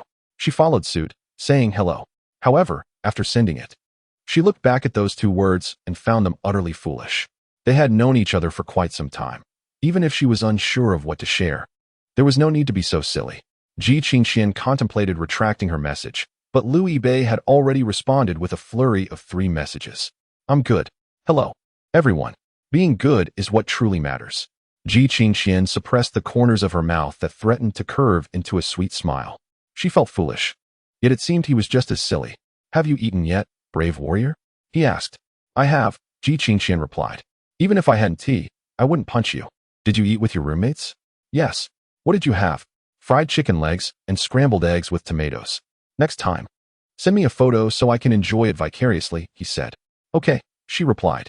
Ji Qingxian sensed that Liu Yibei understood her uncertainty about what to share, guiding her step by step. Although it resembled the way one might coax a child, his approach was gentle. She found this method of communication quite delightful. Haven't you eaten? She asked. No, the dishes just arrived, he replied, followed by a photo. Ji Qingxian opened it to take a look. It is a hot pot with a duck-shaped base, accompanied by freshly served red beef, with dry ice swirling in mist. Inside the Haidaleo restaurant, Liu Jie savors the moment, licking his lips and swallowing saliva, while Zhao Sun and Hao Peng indulge in fruits as they await the spicy broth to boil. Liu Yibei, however, is fixated on the 2 exclamation marks on the screen. Qingxian's way of expression is quite intriguing. Her candor is evident, and the multiple exclamation marks at the end of her sentences signify her excitement. It is rare to see even one, yet here she is, using 2. Liu Yibei reflects for a moment, feeling slightly embarrassed. On the day he first met Ji Qingxian, he had sworn to take her out for hot pot, yet he ended up eating alone without her. Such a breach of promise certainly warranted her multiple exclamation marks. You're such a scoundrel, Liu Yibei, he texted. I'll scold myself first. Please don't be angry, my lady. Humph, came her reply. This time, my roommate has earned some money, so I'll treat the whole dormitory to a meal. Just give me a time slot, and I'll take you out immediately. Tomorrow, she replied. All right. I'll come find you tomorrow. Go ahead and eat. Don't let yourself go hungry. Okay. Ji Qingxian set her phone down with satisfaction. Liu Yibei is truly impressive. He managed to quell her anger before it even had the chance to rise. She assumed he was now engrossed in his meal when suddenly her phone vibrated again. Video, he sent. Wow, someone celebrated a birthday at Haidaleo. How embarrassing. Should I arrange something similar for you, my lady? Please no, she replied. I just saw someone in a Tifa costume walk by outside, typical of Hangzhou. I'm stuffed. The watermelon was good, but I ordered too much beef. Heading back now, I grabbed some snacks to take home. Do you want any? Wow, why are there so many people on the subway at this hour? On my way home, I'll work a bit. The messages flooded Ji Qingxian's sight, and her eyes sparkled with joy beyond the words. She replied to each one attentively. The words may have been few, but her responses were sincere. Ji Qingxian thought to herself that the desire to share is the highest form of romance, and thus, Liu Yibei must be the most romantic person. Chapter 45. You are beautiful. The next day, Ma Zhaozhao gazed at the dark clouds looming in the southern sky. It seems like it's going to rain. Chu Chu approached from behind, placing her hands on Ma Zhaozhao's shoulders. I wish I lived next door to you. Ma Zhaozhao replied. You're also a songshu, so we must be in sync. Chu Chu said, who is singing duets with you? I'm merely stating that it's going to rain. Let us hasten to the dining hall. After dinner, we can relax in the dormitory, urged Chu Chu. The instructor had already called for dismissal, but upon noticing that Ji Qingxian remained unmoved, Chu Chu quickly exclaimed, Ji Qingxian, it's time to eat. This goddess, usually so frigid, displayed remarkable enthusiasm when it came to dining. Ji Qingxian shook her head. I shall not go today. Are you feeling unwell? Inquired Chu Chu, reaching to touch Ji Qingxian's forehead. I will eat outside, Ji Qingxian replied. Chu Chu nodded in agreement. All right then, shall we all eat out together? After all, I promised to treat you to a meal, Ji Qingxian. What would you like to eat? However, before she could finish her question, Ma Zhaozhao tugged at her sleeve, shaking her head to signal her to refrain from meddling. Initially oblivious, Chu Chu was taken aback by Ma Zhaozhao's gaze and hesitantly asked Ji Qingxian, Are you going out to eat alone? Ji Qingxian shook her head. With whom? Chu Chu inquired more cautiously. Ji Qingxian remained silent. Ma Jiao Jiao then wrapped her arms around Ji Qingqian's neck, forcibly pulling her closer. Ji Qingqian, before you head out, why not return to the dormitory for a shower? We shall go to the dining hall first. As they walked away, Ma Jiao Jiao whispered in Chu Chu's ear. Who else could it be but that senior? Has it progressed so quickly? Are they already meeting? Chu Chu was astonished. It's hard to believe that senior is pursuing her so fervently, Ma Jiao Jiao mused. From an ordinary perspective, Ji Qingqian was certainly not the type to take the initiative. It could only be that Liu Yibei was the one courting her. Wang Ju, believing he had uncovered a certain truth, smiled faintly, concealing his achievements. Ji Qingqian, the goddess, was not merely proactive. She was boldly advancing, all to ensure that her beloved Bei would traverse from the northeast to the south. Once her roommates departed, Ji Qingqian turned to head toward her dormitory. After a day of military training, she was indeed in need of a shower and a change of clothes. What should she wear? Bei adored her legs, so she needed to devise a way to captivate him. All the way north. I'm downstairs. Liu Yibei messaged the gallant Ji Qingqian. She did not respond, presumably still in the shower. Thus, Liu Yibei was not overly anxious. He divided the oranges he had acquired from Fatty with the dormitory aunt. Concerned that lingering near the girl's dormitory might not reflect well, he moved away slightly, squatting by the roadside to play with a black and white cow cat. He had heard that this cow cat had been at the school longer than he had, truly deserving of the title Cat Senior. Liu Yibei, meow meow, Senior. Have you found a girlfriend after being at school for so long?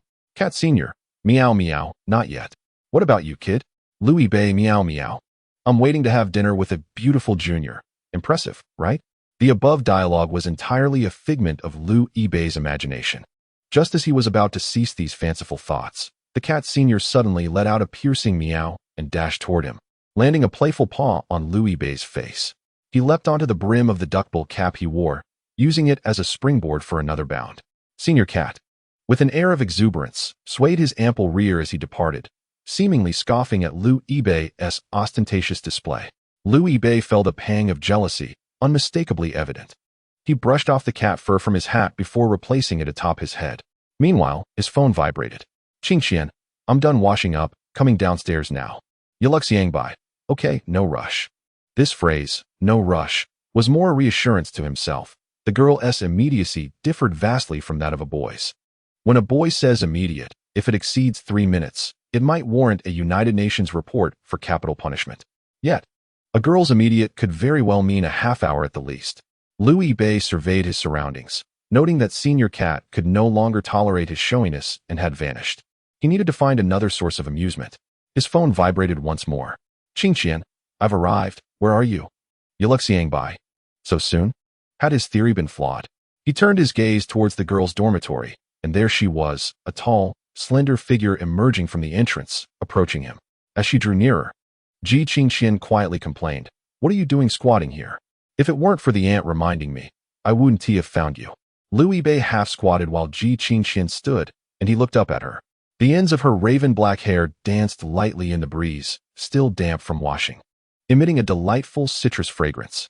She donned a short-sleeved white shirt, adorned with a pale blue checkered tie at the collar, while her pleated skirt matched the tie in color, creating a harmonious ensemble. The skirt fell just above her knees, with her slender legs enveloped in black over-the-knee socks. On her feet were classic Converse canvas shoes, albeit in a high-top style this time. Liu Yibei instinctively glanced at the expanse of flawless skin visible between her skirt and socks. Few might know that this area possesses a formal designation, known as the Absolute Territory. Ji Qingqian regarded Liu Yibei with an impassive expression. Upon meeting her gaze, Liu Yibei quickly withdrew his eyes, standing up to feign brushing non-existent dust off his clothes in an attempt to ease his embarrassment. How could she be so strikingly beautiful? It was almost unfair. He inadvertently found himself lost in admiration. What? Liu Yibei inquired. The term referred to in Ramaji translates to high school girl. Initially a concept exclusive to Japan, it had proliferated in recent years, evolving into a fashion style, much like the one Ji Qingqian embodied at that moment. With her hands clasped behind her back, Ji Qingqian pursed her lips and softly queried, Is it suitable? Despite her seemingly casual tone, her left hand was nervously fidgeting with her right index finger. I once thought that a character from a beautiful girl manga had stepped out of the pages. Liu Yibei remarked. So, is it suitable? Absolutely suitable. Is it attractive? incredibly attractive. Liu Yibei took a moment to reassess the striking appearance of his companion, Qin Qian, feeling somewhat at a loss for words. With such beauty, do I appear rather unremarkable in comparison? He was taken aback to discover that Qin Qian had gone to great lengths to prepare herself before stepping out. Meanwhile, Liu Yibei donned his usual oversized white shorts, embodying the essence of comfort over style. Qin Qian scrutinized his face, meticulously observing from left cheek to right, before breaking into a gentle smile. It's all right. You look good too. Liu Yibei turned his face slightly away, his cheeks flushing with embarrassment. Chapter 46. Hold my hand after receiving such flattering compliments. Qin Qian's nerves dissipated entirely, leaving her feeling content. I haven't worn this outfit since I bought it, she remarked nonchalantly. Liu Yibei paused, realization dawning upon him. So, I'm the first to see you in it? Qin Qian detected a hint of joy in his tone and nodded in affirmation. Boys, she mused, find happiness in being the first to achieve something, no matter the circumstance. Ah, here, Liu Yibei said as he moved behind Qin Qian, smoothing out the slightly wrinkled collar of her shirt. Did you rush out in a hurry? Yes, Qin Qian replied. I already told you it wasn't urgent. But you waited downstairs for quite a while, he countered. It didn't take long. Take your time. Liu Yibei smiled. I won run away. Shall we go now? All right, Qin Qian agreed. As she prepared to follow Liu Yibei, he waved farewell to the kind-hearted dormitory matron. Goodbye, Auntie. Qin Qian turned to see the matron beaming at them. Goodbye, Auntie, Qin Qian echoed, though at her volume, it was questionable whether the matron could hear her. The sight of the young couple walking side by side not only brought a smile to the matron's face, but also stirred her memories. Ah, youth. This is what youth is. She reminisced about her own youthful days spent on dates with her uncle. How delightful. Today's evening sky lacked the warmth of the sunset, casting a rather somber hue. The evening breeze sent leaves swirling, and the temperature dropped slightly. Liu Yibei gazed towards the southern sky, contemplating the possibility of rain. Due to the dreary weather, the roads outside the school were relatively empty. Wow, beautiful. Isn't that the campus belle? What was her name again? Qin Qian. You fool. Perhaps it was her, or perhaps it wasn't he. And who was that beside her? Her boyfriend? Wow, things move quickly. I didn't realize the new campus belle already had a boyfriend. It could be true, or it could not. Listening to you speak is like hearing a captivating tale. Despite this, some individuals among the crowd managed to recognize the enchanting beauty of Qin Shan, the young heroine. Fortunately, no one approached her to engage in conversation. After all, the bold and thick-skinned are but a minority. Liu Yibei felt as though he was standing beside a celebrity. And just as he intended to lower the brim of his hat, Qin Shan's delicate hand reached out, grasping the cap's visor and deftly placing it atop her own head. Don't worry, I washed my hair today, Qin Shan whispered, adjusting the strap. Liu Yibei was taken aback, then chuckled softly. Ah, quite troublesome. Qin Shan mumbled, clearly not fond of being recognized. Being exceptionally attractive inevitably incurs a certain price. It is only natural to stand out. Liu Yibei smiled, reassuring her, but rest assured. Since you're a newcomer, people are particularly curious about you. After some time, this novelty will wear off. He likened it to Li Zijie, who, despite maintaining high popularity, no longer attracted attention when walking down the street. There was one point Liu Yibei refrained from mentioning. If he continued to accompany this young heroine on her walks, he would likely have to concede that she had a boyfriend. Consequently, the number of individuals interested in her would dwindle.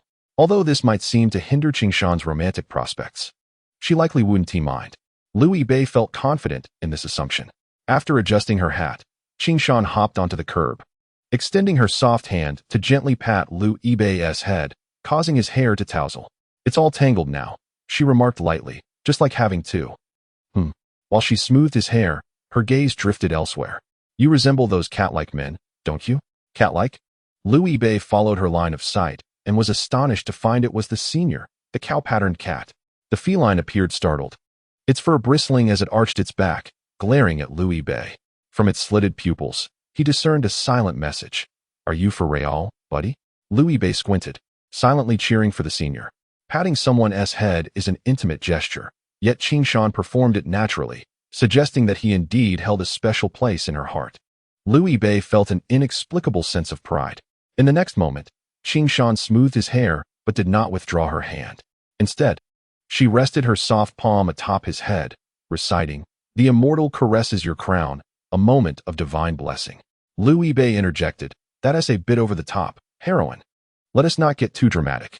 Upon exiting the school gate, Qing Shan planned to hail a taxi. As a native of Hangzhou, Liu Yibei pointed out a flaw in her plan. Given the traffic at this hour, that half-hour journey could easily take over an hour and a half. We should take the subway instead. Ji Qingqian obediently withdrew her phone used to hail a taxi. The nearest Haidaleo hotpot was located at the lakeside Intai by West Lake, where Liu Yibei had also made a reservation. The journey via subway was straightforward, requiring no transfers. However, the station they boarded was the most outrageous stop on the entire Line 1 in Hangzhou.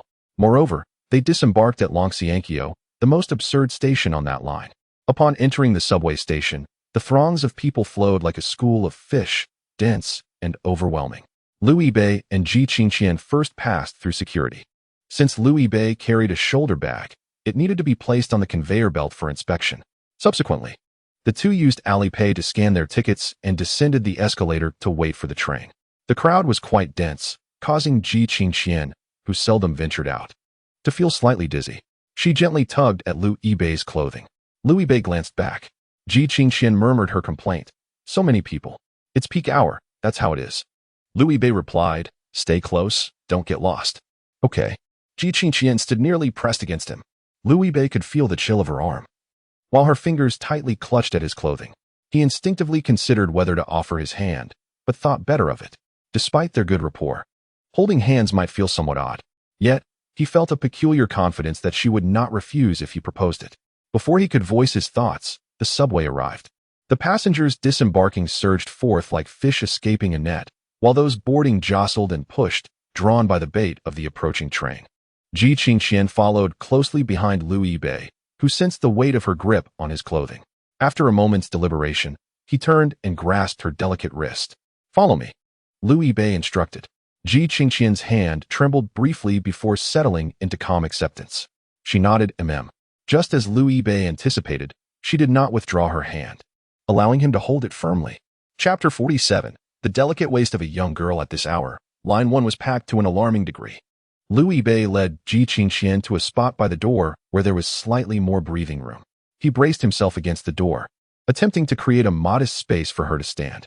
The posture of the two, regardless of intent, inevitably resembled a wall slam. By this time, Liu Yibei had released Ji Qingqian's wrist, but the pressure of the crowd kept them in close proximity. He had to stoop slightly to avoid bumping into the brim of her hat. Sorry, Liu Yibei said. Ji Qingqian, confused, asked, why are you apologizing? Liu Yibei himself was unsure what he was apologizing for. In the midst of their proximity, inhaling the refreshing citrus fragrance emanating from the female night, he often found himself under the illusion of having violated her personal space. Suddenly, someone jostled Liu Yibei from behind. Despite his remarkable stability, he instinctively leaned forward in response. Fortunately, he readjusted swiftly, preventing himself from tumbling into the embrace of the female knight. Ji Qingqian, acting on instinct, reached out a hand, gently blocking him, her palm landing precisely on Liu Yibei's abdomen. Yet, when he regained his balance, she did not withdraw her hand, but instead began to softly caress his midriff with her delicate fingers. You truly possess them, Ji Qingqian murmured. Liu Yibei replied with a puzzled expression, abdominal muscles? Ji Qingqian recalled that Sun Bing had mentioned Liu Yibei's well-defined abs. Quite pleasant to the touch, she remarked softly. Liu Yibei raised an eyebrow, his demeanor becoming slightly rigid. He realized he had misjudged the situation. Who was truly crossing boundaries here? You shameless rogue, she retorted without a hint of embarrassment. You've been staring at my thigh since earlier. We are both guilty. Liu Yibei defended himself. I haven't laid a hand on you. Can the nature of our actions truly be compared? I was merely observing. Ji Qingqian lifted her delicate face, her lips curling slightly. Do you wish to touch? Liu Yibei took a couple of deep breaths, turning his somewhat flushed face away, and reluctantly replied, no. Humph. Ji Qingqian withdrew her hand, though beneath her calm facade, a faint blush crept to her ears. Upon arriving at Longxiang Bridge Station and exiting the crowded subway, both felt a sense of relief. Liu Yibei stretched his waist, exhausted. Let us go. The subway station led directly to a shopping mall.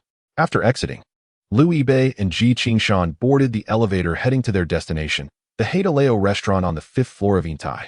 This particular establishment was perpetually bustling with patrons, and given it was mealtime, the crowd was even more substantial. I once endured a wait from 6 to 9 o'clock, Louis Bei informed Ji Qingshan. It's quite ridiculous. Ji Qingshan nodded obediently, trailing behind him.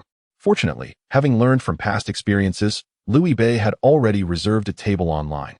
Their timing was impeccable as they arrived. The hostess promptly called out their reservation number. 2, please, Louis Bei said. The hostess gestured, this way, please, as they stepped into the restaurant. The staff on either side greeted them with enthusiastic welcomes. Welcome. The exuberance of Hadaleo's hospitality caught Ji Qingshan slightly off guard, prompting her to tug at Louis Bei's sleeve. After guiding them to their seats, the staff handed over the menu while remaining nearby to assist with ordering. Observing Ji Qingshan's slight discomfort as they sat across from each other, Louis Bei smiled and assured the staff, I'll call you once I've made my selections. After the attendant acknowledged and departed, Ji Qingshan finally breathed a sigh of relief. The crowd was overwhelming. She murmured, it's making me a bit dizzy. Glancing around, her attention was captured by a distant table showcasing a noodle-pulling performance. The young attendant skillfully wielded the noodles like a meteor hammer. Is there really such a noodle acrobatics? She exclaimed softly. That's it. I've only seen it online before.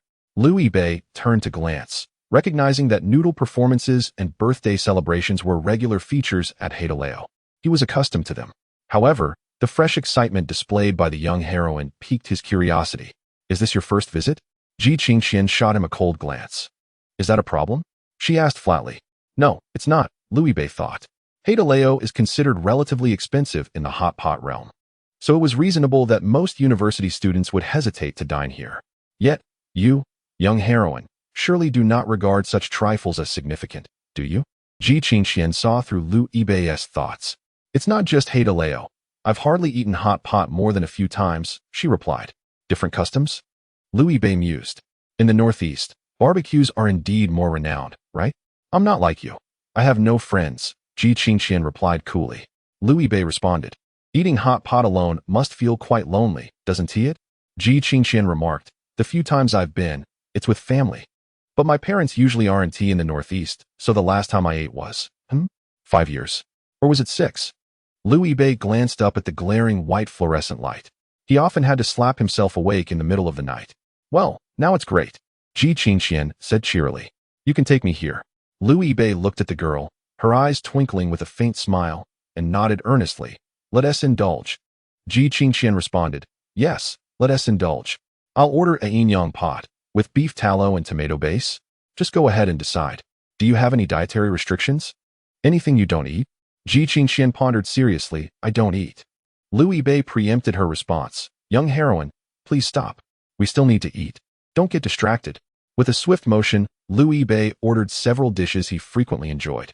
After placing the order, he was about to call the attendant when Ji Qingshan stood up and approached his side. Get up. Louis Bei, perplexed but obedient, rose to his feet. Ji Qingshan nestled herself into his row of seats. The seating arrangement at Hadaleo was designed for 4, originally set as Qing, table, Bei. Now it transformed into empty, table. Qing Bei, I want to sit with you, Ji Qingshan stated, leaning against the inner wall of the booth. Louis Bei chuckled, all right. After summoning the attendant once more, Ji Qingshan felt considerably more at ease, hidden behind Louis Bei. The server handed an apron to Louis Bei, who glanced at the menu. Your dishes will be served shortly. Please wait a moment, she said. Thank you, Louis Bei replied, turning to hand one of the aprons to Ji Qingshan. Put this on to avoid staining your white shirt. It can be quite troublesome to clean. Ji Qingshan did not take it, but instead tilted her fair neck toward Louis Bei. With a sigh, Louis Bei adjusted the apron and draped it around Ji Qingshan's neck. Turn around. Let me tie it for you, she instructed. All right, Ji Qingshan obediently responded. Louis Bei fashioned a lovely bow, which accentuated the girl's slender waist. How delicate, Louis Bei thought to herself. After tying the apron, Louis Bei stood up. Where are you going? Ji Qingshan inquired. To get the condiments. Louis Bei pointed toward the nearby condiment station. Would you like to join me?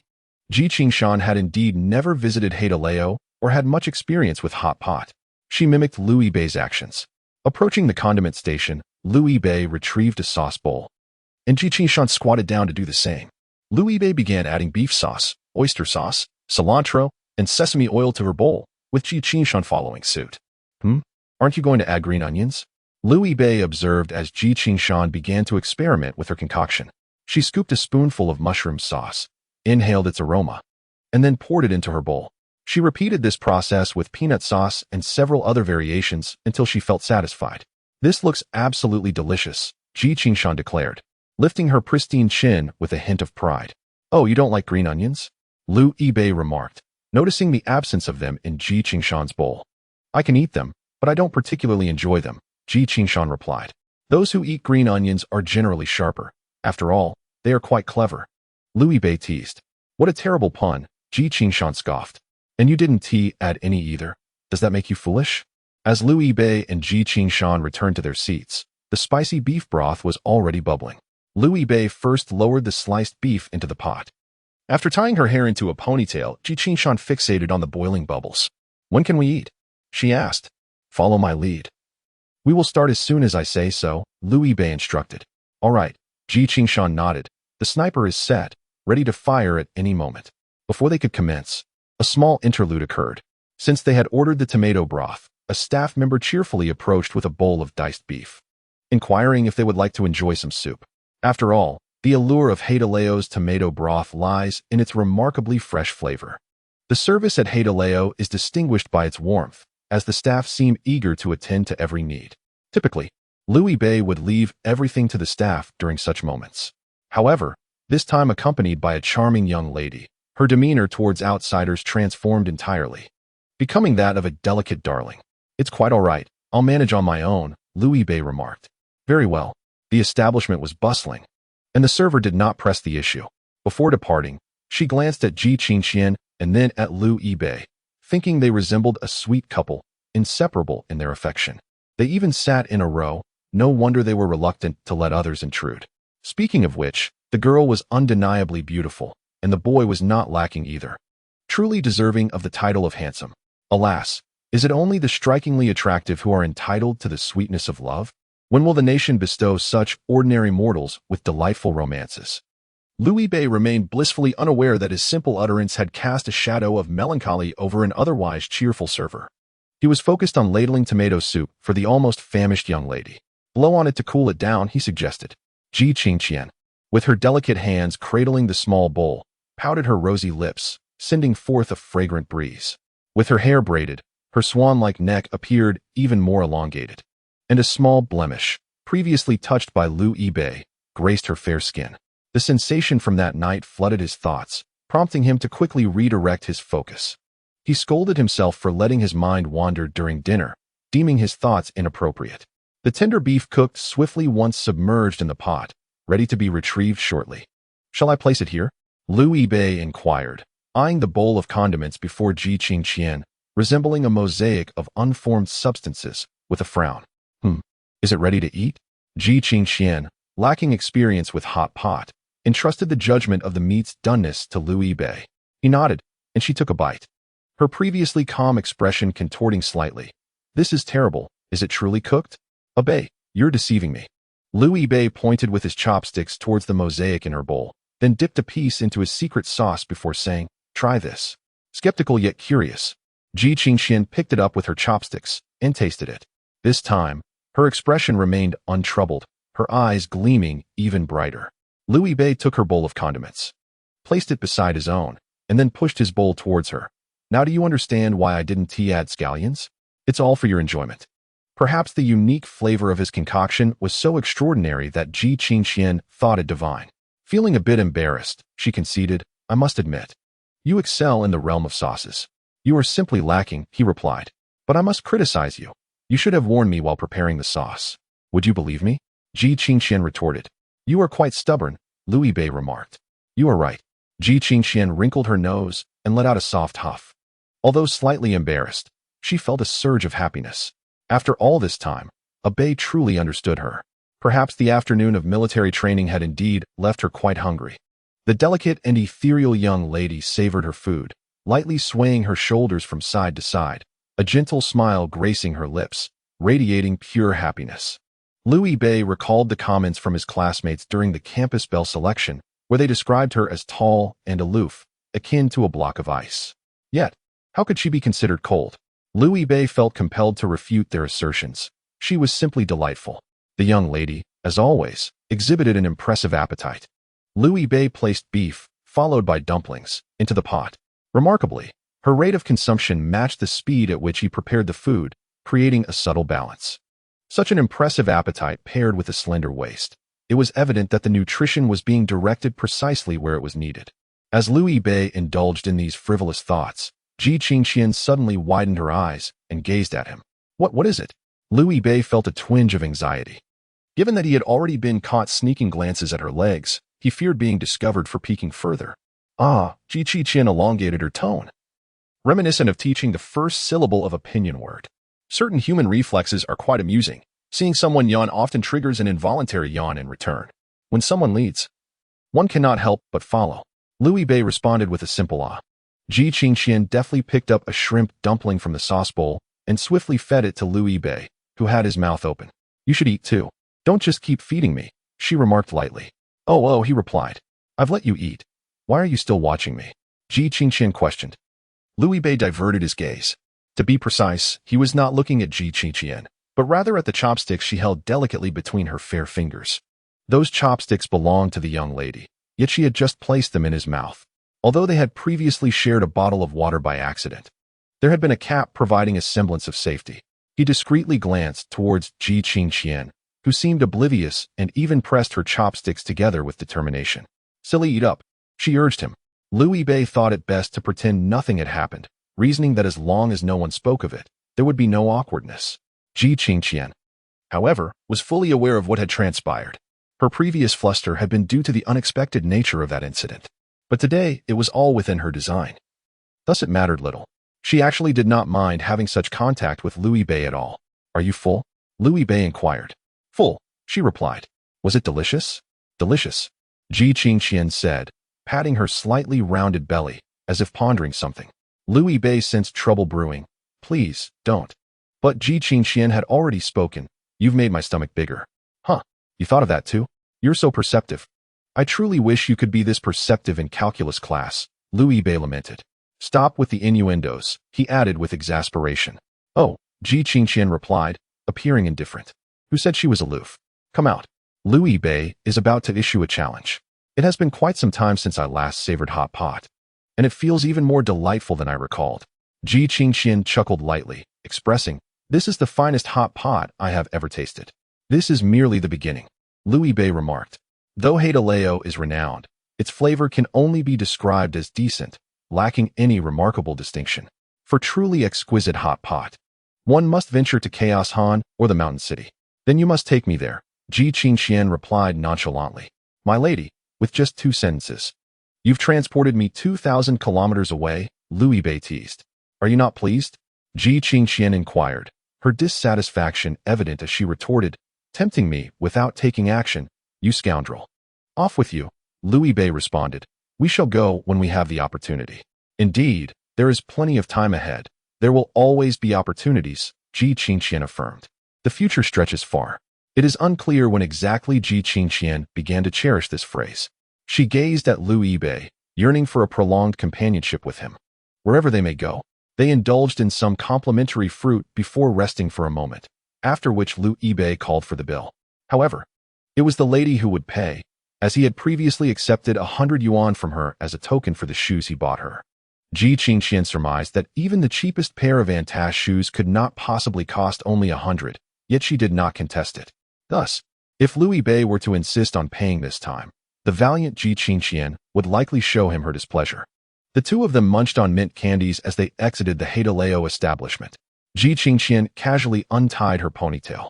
Louis Bei had just thought that she looked better with her hair tied up, exuding a spirited charm. But once her dark tresses cascaded down, he found that her flowing hair was even more enchanting, exuding an ethereal grace. Please hold this for me, Ji Qingqian said, handing him the hair tie. The hair tie was half teal and half white, quite lovely. Confused, Louis Bei asked, hold it? You could simply tie it around your wrist. Just hold it. Ji Qingqian insisted. Louis Bei paused momentarily before acquiescing, taking the hair tie and wrapping it around his right wrist. Ji Qingqian pursed her lips, her eyes gleaming with joy. It suits you quite well. Louis Bei smiled, raising his wrist, indeed. The Hadaleo is located on the 5th floor of the 77 Intai city. After a satisfying meal, Liu Bei initially intended to accompany Ji Qingxian downstairs, but upon glancing toward the ground floor, he pulled out his phone to check the weather. I was originally going to stroll around Westlake with you. Originally? Ji Qingxian frowned. Is it not possible now? Why? It's raining, look. There are people down there with umbrellas. Although there is a saying that a sunny Westlake is not as beautiful as a rainy one. This holds true only during the day. A rainy Westlake at night is shrouded in darkness, with slick paths posing danger. The weather forecast also indicated rain. Liu Bei showed her his phone. Ji Qingxian pouted, her expression revealing frustration as she grumbled, "Damn the weather. We'll find another chance next time." "Oh," Ji Qingxian said displeased. "So are we heading back?" Strolling through the mall, one might say that such places lack distinctive charm, as they are merely reflections of each other, as Liu Bei remarked. Ji Qingxian raised her eyebrows and regained her spirits. "It doesn't matter. As long as you are by my side, every place has its own allure. Or rather, you are the true allure." A wave of tenderness washed over Ji Qingxian as she tilted her head and mused. "Indeed, you are particularly colorful," she said. Liu Bei responded with confusion. "What do you mean, my lady? I truly haven't glimpsed anything this time." Together, Liu Bei and Ji Qingxian meandered through several shops, indulging in some light shopping while passing the time. Eventually, they found themselves before a row of gas-upon machines nestled within the mall. From a rational standpoint, Liu Bei understood that these machines were rather unwise investments. The trinkets dispensed here were far from guaranteed to be those one desired. Even if one did win a coveted item, he felt that it could easily be purchased online for 29 yuan. Yet, from an emotional perspective, the allure of drawing a surprise was irresistible. Humans are inherently drawn to the thrill of chance, be it card draws or unboxing. As they set out for some lighthearted fun, they agreed to adhere to a rule: one turn each, no greed involved. Liu Bei established this pact with the lady warrior beforehand. "All right," Ji Qingxian nodded in agreement. He scanned the QR code for 58 yuan, securing just 2 chances in total.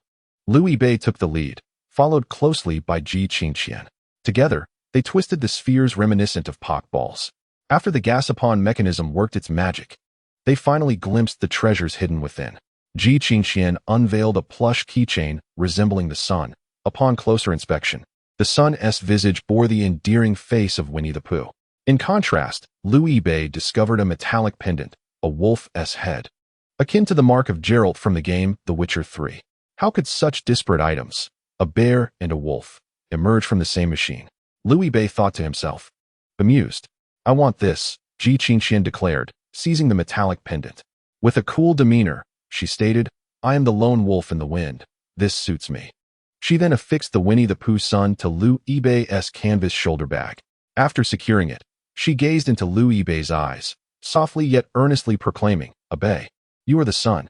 Ji Qingxian's typically cool gaze radiated warmth with her heartfelt declaration, as if Liu Bei truly illuminated her life. She looked at him with sincerity and fervor. Liu Bei found himself at a loss for words, instinctively averting his gaze, unsure of how to meet her eyes. Ji Qingxian's throat moved as she sincerely asked, "So, can you make the rain cease?" "How could that possibly be done? TSK, what a useless sun," she teased. "Even at night, the sun is of no use, is it?" Ji Qingxian pouted slightly. "Shall I call a taxi then? It's already past 9 o'clock. While it's not particularly late, Zhujiang has never been known for its nightlife, and 77 Intai closes at 10. "Indeed," Liu Bei replied. "It shouldn't be too congested now." After rummaging through his messenger bag, Liu Bei revealed its contents to Ji Qingxian: a folding umbrella and a long-sleeved shirt. Glancing at the temperature outside, which had dropped, he advised, "Put on the shirt first." Ji Qingxian eyed the shirt and then him, somewhat disdainfully. "A checkered shirt? Dear heroine, let us not forget that we are computer science majors. Is not the checkered shirt our exclusive attire for aspiring programmers?" Chapter 50. I am very happy, and hope you are too in Jiangnan. The autumn heat of September does not easily dissipate. However, on rainy nights, one can still feel a chill in the air. Ji Qingxian, tall and slender, found Liu Bei's checkered shirt to be 2 sizes too large for her. The long sleeves dragged down, revealing only the tips of her delicate fingers. She glanced sideways at the young man beside her, who was holding the umbrella for her. This was the first rain she experienced since arriving in Hangzhou. It was also her first time dining at Hadaleo, and her first occasion sharing an umbrella with a peer. Fortunately, all these firsts were shared with this young man beside her. Although these experiences were ordinary, Ji Qingxian felt that in the future, they would carry a unique flavor when reminisced. The Didi taxi they summoned arrived swiftly.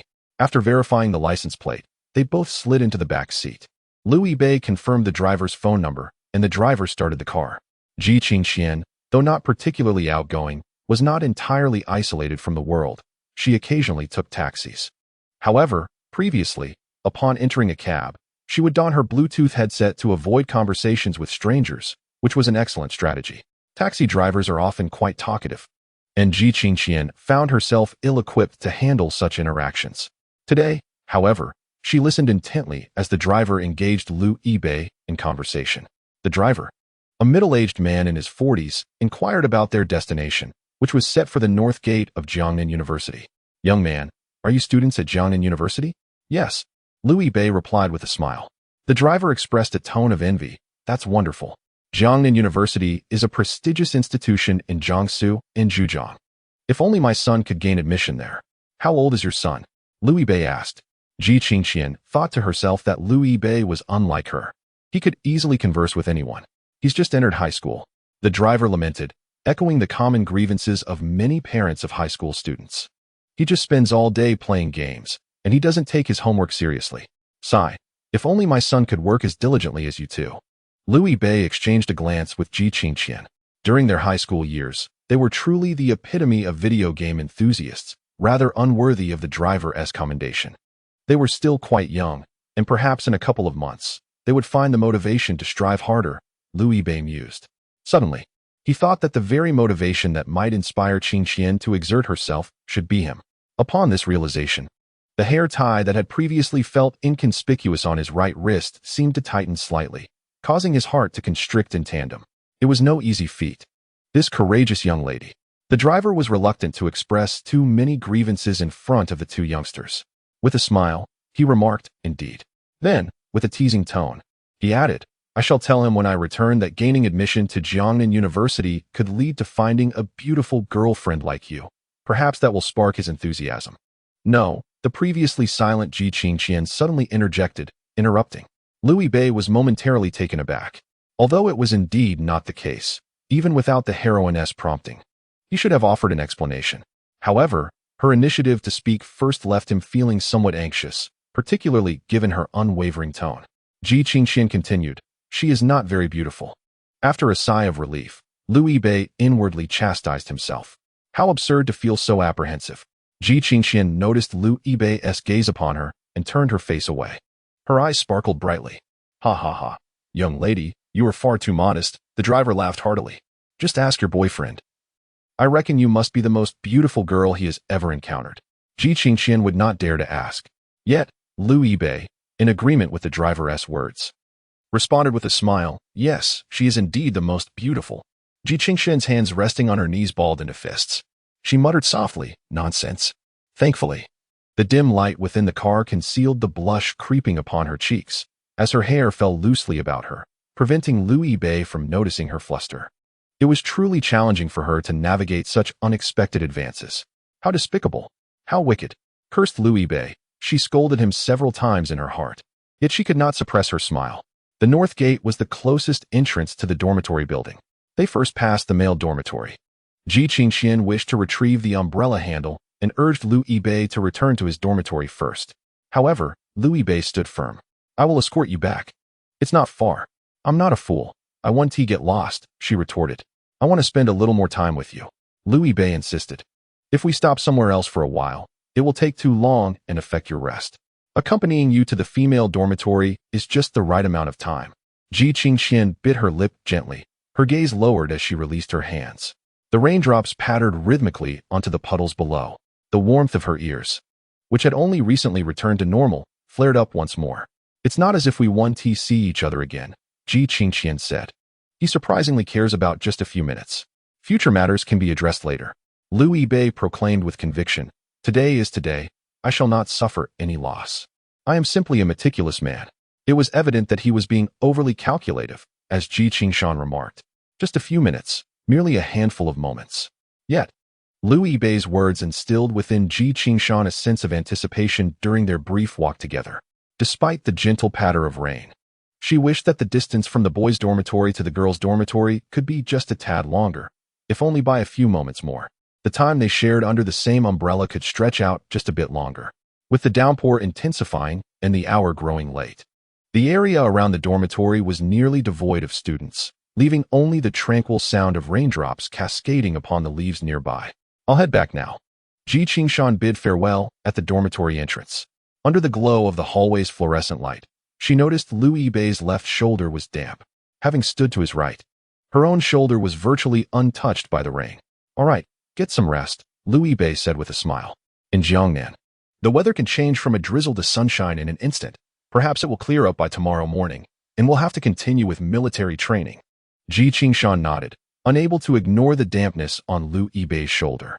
I'm off then. Goodbye, he said, just as he turned to leave. Abe, Ji Qingshan called out. He replied, noticing the subtle lift of her lips, a faint yet genuine smile. I had a great day today, she confessed. I hope you did too. Liu Yibei was taken aback by her candid expression of feelings, something he had not anticipated. Even more surprising was when he glanced at her side. What? Ji Qingshan followed his gaze to find the dorm's supervisor standing beside her. The supervisor quickly suppressed her maternal smile, adopting a serious demeanor. The weather is quite nice today, with both wind and rain. When did you two return? Oh, I didn't hear anything. You can pretend I'm not here. Ji Qingshan lowered her head, disregarding her farewell to Liu Yibei, and swiftly scurried into the stairwell like a startled hamster. Liu Yibei chuckled, Goodbye, Annie. Chapter 51. Even the circus should raise your salary. Ji Qingshan hurriedly ascended to the third floor, her head bowed. Standing before her dormitory, she took a deep breath. How embarrassing. The moment she spotted the dorm supervisor, she nearly felt mortified enough to dig a hole to hide in. Shortly after, her phone buzzed with incoming messages. All the way north. Heroine, you didn't even say goodbye. All the way north, disappointed. All the way north, it feels like today's events ended abruptly. Qingshan, goodbye. As she took a deep breath and pressed the voice recording button, she gently spoke into her phone. Goodbye. She clicked on the voice message sent by Liu Yibei. I am also very happy, perhaps even a little happier than you. His words struck her heart like an arrow, leaving her feeling both flattered and amused. It was effortlessly charming, teasing her emotions with such ease. Trying to maintain her composure, she typed back, You had better mean it. Just then, a call from Wang Ju interrupted her thoughts. She quickly ended the call and opened the door to her dormitory. Inside, Wang Ju was present, and her phone was now away from her ear. What's wrong? She asked. Oh, the rain is pouring so heavily. And you haven't come back, so I was a bit worried, Ma Jiao replied, but her words faltered mid-sentence. The three roommates scrutinized her intently, as if she had painted her face in an odd manner. Confused, Ji Qingshan felt she had controlled her facial expressions adequately upon entering. Then, she realized something was amiss. She instinctively raised her arm. The sleeves of her shirt were longer than her arms. She then touched her head, noticing her duckbill cap still perched atop it. She had forgotten to return the hat and shirt to Liu Yibei. Clearing her throat, Ma Jiao broke the suspicious silence in the dormitory. Qingshan, what did you and Senior Liu eat? Initially, she had merely suspected, but now she was certain that the person Ji Qingshan had dined with was indeed Liu Yibei. This shirt was unfamiliar to her, and she recalled seeing Liu Yibei wear the very cap now resting on Ji Qingshan's head. Ji Qingshan could only respond honestly, Haidaleo hot pot. Not bad, Ma Jiao smiled. How was your conversation? Ji Qingshan hesitated, contemplating how to respond. After a moment, she succinctly replied, Pretty good. Ma Jiao was evidently satisfied. She leaned over and playfully nudged Chu Zhu, whose expression was almost comical. I told you, right? Previously, she had mentioned to Chu Zhu that Ji Qingshan was going on a date with Liu Yibei, but Chu Zhu had remained skeptical. It wasn't that she doubted Ji Qingshan's charm could win over Liu Yibei. Rather, it was the fact that this newly crowned school beauty had a rather aloof demeanor. After all, the school year had only just begun. If she were to be subdued so swiftly, how could it ever do justice to her aloof demeanor? Yet now, she finds herself firmly ensnared by this capricious fate. It seems that the delicate blossom of romance within this icy facade is indeed beginning to unfurl. She gazes incredulously at Ji Qingshan, questioning where the miscalculation lies. After removing Lu Yibei's checkered shirt and tossing it onto her bed, Ji Qingqian coolly states, "I am going to take a shower." Having already bathed, she now must cleanse herself anew after the lingering sense of hot pot. It is only then that the trio realizes that the once distant campus beauty is adorned in attire they have never before encountered. Once Ji Qingqian enters the bathroom with her basin and towel, Ma Jiaojiao quietly hisses to Chu Chu, "This seems rather different from what I anticipated." In her mind, she envisioned the senior relentlessly pursuing Ji Qingqian. However, Ji Qingqian's outfit appears to suggest that she is equally invested. Ma Jiaojiao marvels at Lu Yibei's adeptness. Chu Chu, dismissing Ma Jiaojiao's conjectures, dramatically clings to Wang Ju's shoulder. "Juju, there is yet another traitor in our dormitory. You must not abandon me." Previously, Chu Chu had labeled Ma Jiaojiao a traitor for being the only one in their room with a partner. Ma Jiaojiao adjusted her glasses. The lenses glimmering. The current situation is 2-2. It's uncertain who the real traitor is. Juju, we must resist this encroachment. We absolutely cannot compromise with these love-struck fools. Chu Chu gazes intently at Wang Ju's profile. "You wouldn't be secretly dating, would you?" Wang Ju hastily shakes her head, feeling certain that no one would wish to pursue a relationship with someone as ordinary as herself. "Juju, you truly are my most loyal ally," Chu Chu proclaims. Deeply moved, she then retrieves her phone and opens the game Chicken Elite. "Hey, Ma Jiaojiao, how did you and your boyfriend get together? Share some insights." "What should I say once the microphone is on?" Chu Chu inquires. "I think you are the only true traitor in our dorm," Ma Jiaojiao retorts sharply. While assuring Wang Ju of her fidelity to the single life, she cunningly solicits dating wisdom from Ma Jiaojiao. Ma Jiaojiao and Chu Chu play 2 rounds together. In the first match, they both perish, landing in a box. In the second match, they alter their strategy, surviving longer, yet still fall before reaching the final circle, succumbing to sniper fire within the safe zone, achieving a rather lackluster 16th place. After their gaming session, the 2 girls lean against each other, as if transcending the mundane, their souls momentarily liberated. "It must be a cheat, right?" Chu Chu muses. Ma Jiaojiao offers no response. Chu Chu, growing more resolute, asserts, "It is undoubtedly a cheat. My skills are unparalleled, my hiding spots are ingenious, my movements are agile. There's no reason for them to hit me. It must be a cheat." Just then, Ji Qingqian emerges from the bathroom, drying her hair with a towel, interrupting Chu Chu's fervent declaration. "Chu Chu, if I recall correctly, you are from Chaos Han, right? What's the matter? Is the hot pot over there particularly delicious? I must say, our Chaos Han beef hot pot is unparalleled. Nothing else can compare. Could you recommend a few establishments? I would love to try it someday. Is a recommendation even necessary? If you ever visit Chaos Han, I will gladly take you there," Chu Chu remarked. At that moment, Ma Jiaojiao tugged at her sleeve. Chu Chu glanced at Ma Jiaojiao, then at the somewhat awkward Ji Qingqian. She recalled that earlier that afternoon, Ji Qingqian had suggested dining out, and she had foolishly offered to accompany her, only to discover that she was on a date. At that moment, it felt just like this one. With a sigh, Chu Chu twisted open the cap of a bottle of Nongfu Sanquan, holding the vivid red cap to her nose and asking Ma Jiaojiao, "Do I resemble a clown?" Ma Jiaojiao responded earnestly, "Even a circus would have to raise your salary." Chapter 52. I devoured the table. Luo Bei. Fei has arrived? In dormitory 404. Hao Fat raised his head hurriedly before focusing intently on his phone screen. "Fei has indeed come," Lu Yibei affirmed. "Damn it," Lu Jie cursed under his breath. His journey in the gaming realm with Hao Zhangwen had been riddled with misfortune. Lu Yibei glanced over and inquired, "Where's Sun Air?" Just as he spoke, Zhao Sun entered from the balcony. "Luo Bei, you're back," he exclaimed, turning to cast a glance at the drizzling rain outside. "It's really coming down hard. What's wrong?" Lu Yibei chuckled. "Are you worried that a little rain would trap me there?" Before Lu Yibei could feel touched, Zhao Sun shattered his delusions. "Get lost. I didn't think you'd actually return today," he retorted. "I've been diligently crafting rain dolls, yet the heavens still showed mercy to those training in the military, unleashing such a torrential downpour. Last year during our military training, we certainly didn't have such good fortune." Lu Yibei replied, "Your indifferent expression saddens me. The rain in September is indeed merciless." Before he could finish his rendition of a modified version of the classic song June Rain, Lu Jie slammed his phone onto the table, exclaiming, "What the hell is this?" Zhao Sun inquired, "Has Chen Dan found a boyfriend?" He was well aware that Lu Jie was engrossed in a game, but couldn't resist teasing him. Get lost. Lu Jie snapped.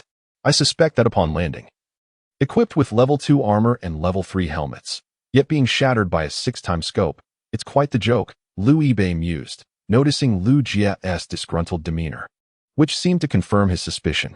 Can you blame me? Lu Jie protested. Then blame Fatty? Lu Yibei chuckled. Neither can I be blamed, How Fat chimed in. But this time, it isn't entirely Lu Jie's fault.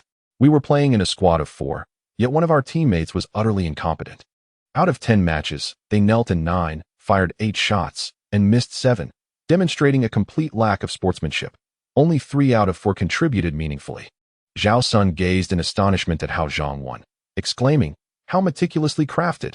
After exiting the game, Lu Jie remained unsatisfied and noticing how Zhang was still immersed in the Battle Royale interface. He remarked, Fatty, move your little fingers and file a report. Jie Gu, I've told you, your mental fortitude is lacking, Zhao Sun admonished. Indeed, Lu Yibei chimed in. It's just a game, Zhao Sun insisted. Just a game, Lu Yibei echoed. After playing with Lao Bei for so long, how could you be so easily rattled? Zhao Sun questioned. Exactly, Lu Yibei retorted, but then, pondering for a moment, he playfully nudged Zhao Sun's rear with his knee, exclaiming, damn you. While reprimanding Jie Gu is one thing, don't drag me into it. Lu Jie tossed his phone aside, seeking to lighten his mood, and inquired, Lao Bei, where did you go to have fun? I went out to dinner with some people. Lu Yibei replied. Lu Jie was not surprised. From the basketball team? Or someone else? He knew that Lu Yibei had a good rapport with people. Not being a member of the basketball team, but maintaining a close relationship with the team captain. The catalyst for resolving the previous incident between him and Zhou was indeed their shared gaming experience with the captain and others. Someone else, Lu Yibei clarified. Male or female? Hao Zhangwen casually asked. It was easy to surmise that they were male, not due to Lu Yibei's lack of female acquaintances, but because he had isolated all his female peers due to his prior connection with Zhou. A female, Lu Yibei honestly responded. Lu Jie was taken aback and then inquired, is it Li Zigo? She kept mentioning you after the welcome dinner when you didn't show up. No. Then who? Lu Jie asked, his curiosity piqued. Have you met any new girls recently? Lu Jie inquired enthusiastically. Could it be that I'm about to have a daughter-in-law? Ji Qingqian. Lu Yibei stated. Lu Jie feigned disinterest. Here you go again. Have you even begun to court her? Previously, Lu Yibei had concealed his connection with the female knight, Ji Qingqian, while Lu Jie had persistently encouraged him to request her WeChat to foster their relationship.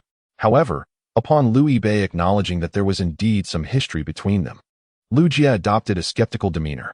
Lao Bei, I admit you possess some charm, but Ji Qingqian is a campus belle competing with Li Zijie, and her temperament is far colder. How long have you known her, that you think you could invite her out for dinner? Lu Jie scoffed. Don't tease me with such absurd notions, all right?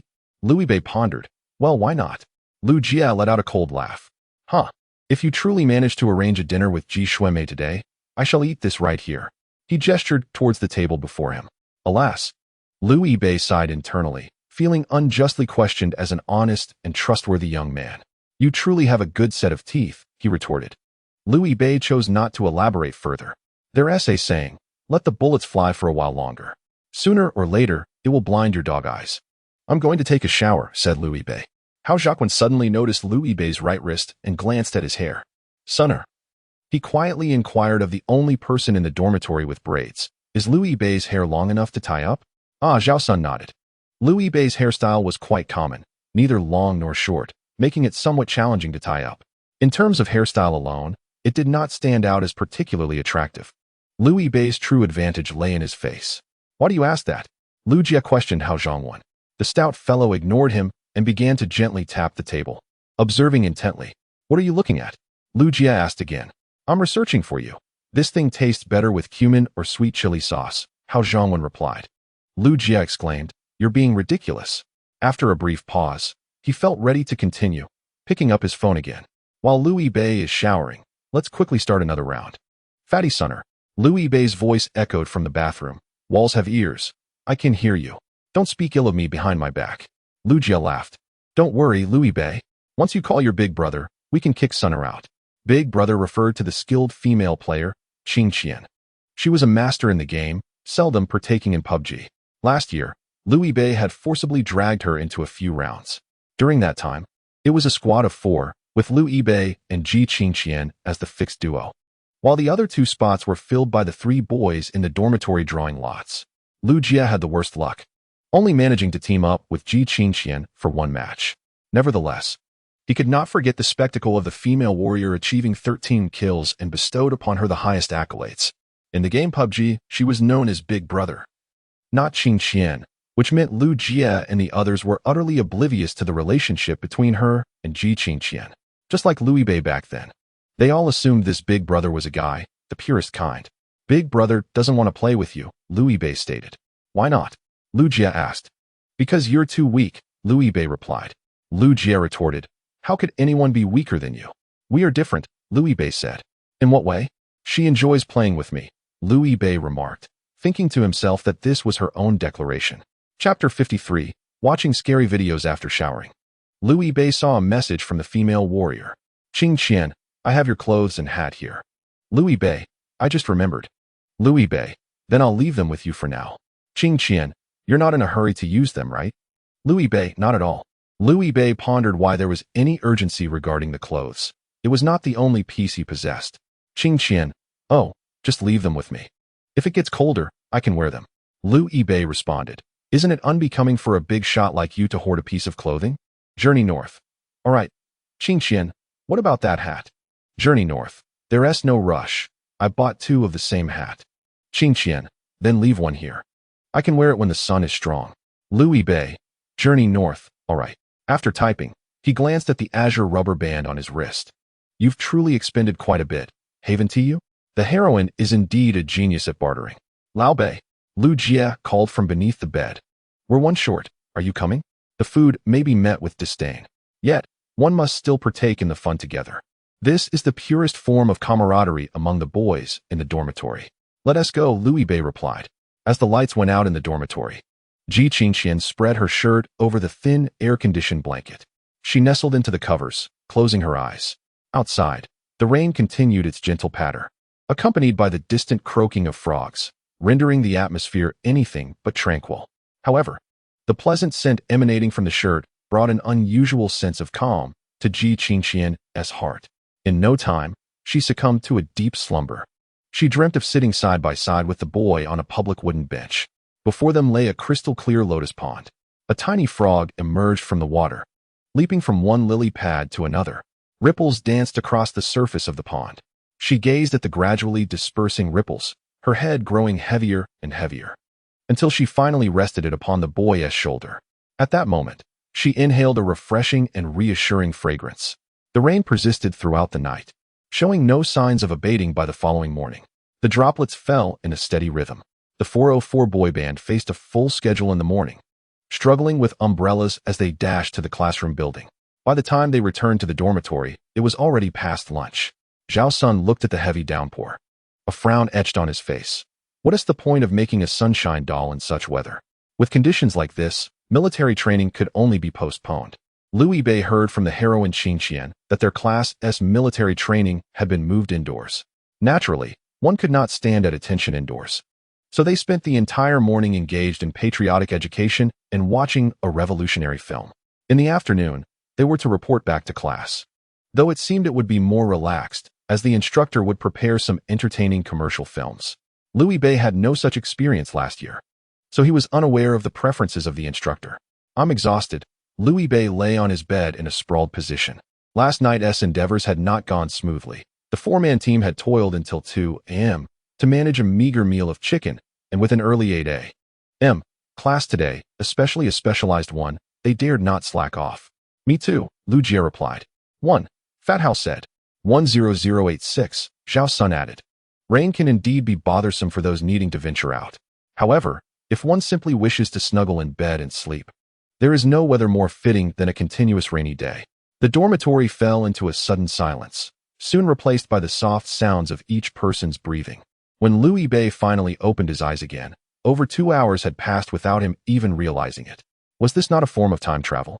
He mused, reaching beneath his pillow to retrieve his phone and check for messages. Although he had told Qingqian, the girl warrior, that he would take a short nap, he had still received several messages from her during his slumber. Qingqian, I've left. Qingqian, I'm in the classroom. Qingxian, waiting for the instructor. Qingxian, bored. The messages felt rather stiff. Rather than sharing, they resembled a formal report. Yet, they were undeniably charming, a delightful quirk. Just as he was about to respond, another message arrived from Ji Qingxian. Qingxian, the instructor chose to screen a war film. Louis Bei, weren't we supposed to watch something entertaining this afternoon? Qingxian, are you awake? Louis Bei, not really, just communicating with you telepathically. Qingxian, perhaps you should try connecting to my brainwave port, then we could watch the movie together. Louis Bei, attempting to connect now. Louis Bei, connection failed. Level insufficient. Qingxian, useless. Louis Bei, what is the title of the movie? Qingxian, you're definitely going to love it. Qingxian, the war hero Kageyama. Louis Bei, goodness, the war hero Kageyama? Upon reflection, it truly is a curious choice. But what was the instructor thinking? Showing a horror film like Juon in broad daylight. Was he eager to witness the students' terrified expressions? What a morbid sense of humor. Louis Bei had seen Juon before, but only a small segment. He had watched it with Qingxian, and after just the opening scene, he felt utterly uneasy, hastily remarking that his cabinet had moved before abruptly stopping the film. However, it seemed that she had managed to watch the entire series alone without flinching. That woman was a bastion of unwavering composure. Qingxian, do you want to watch it? Qingxian, I'll record a segment for you.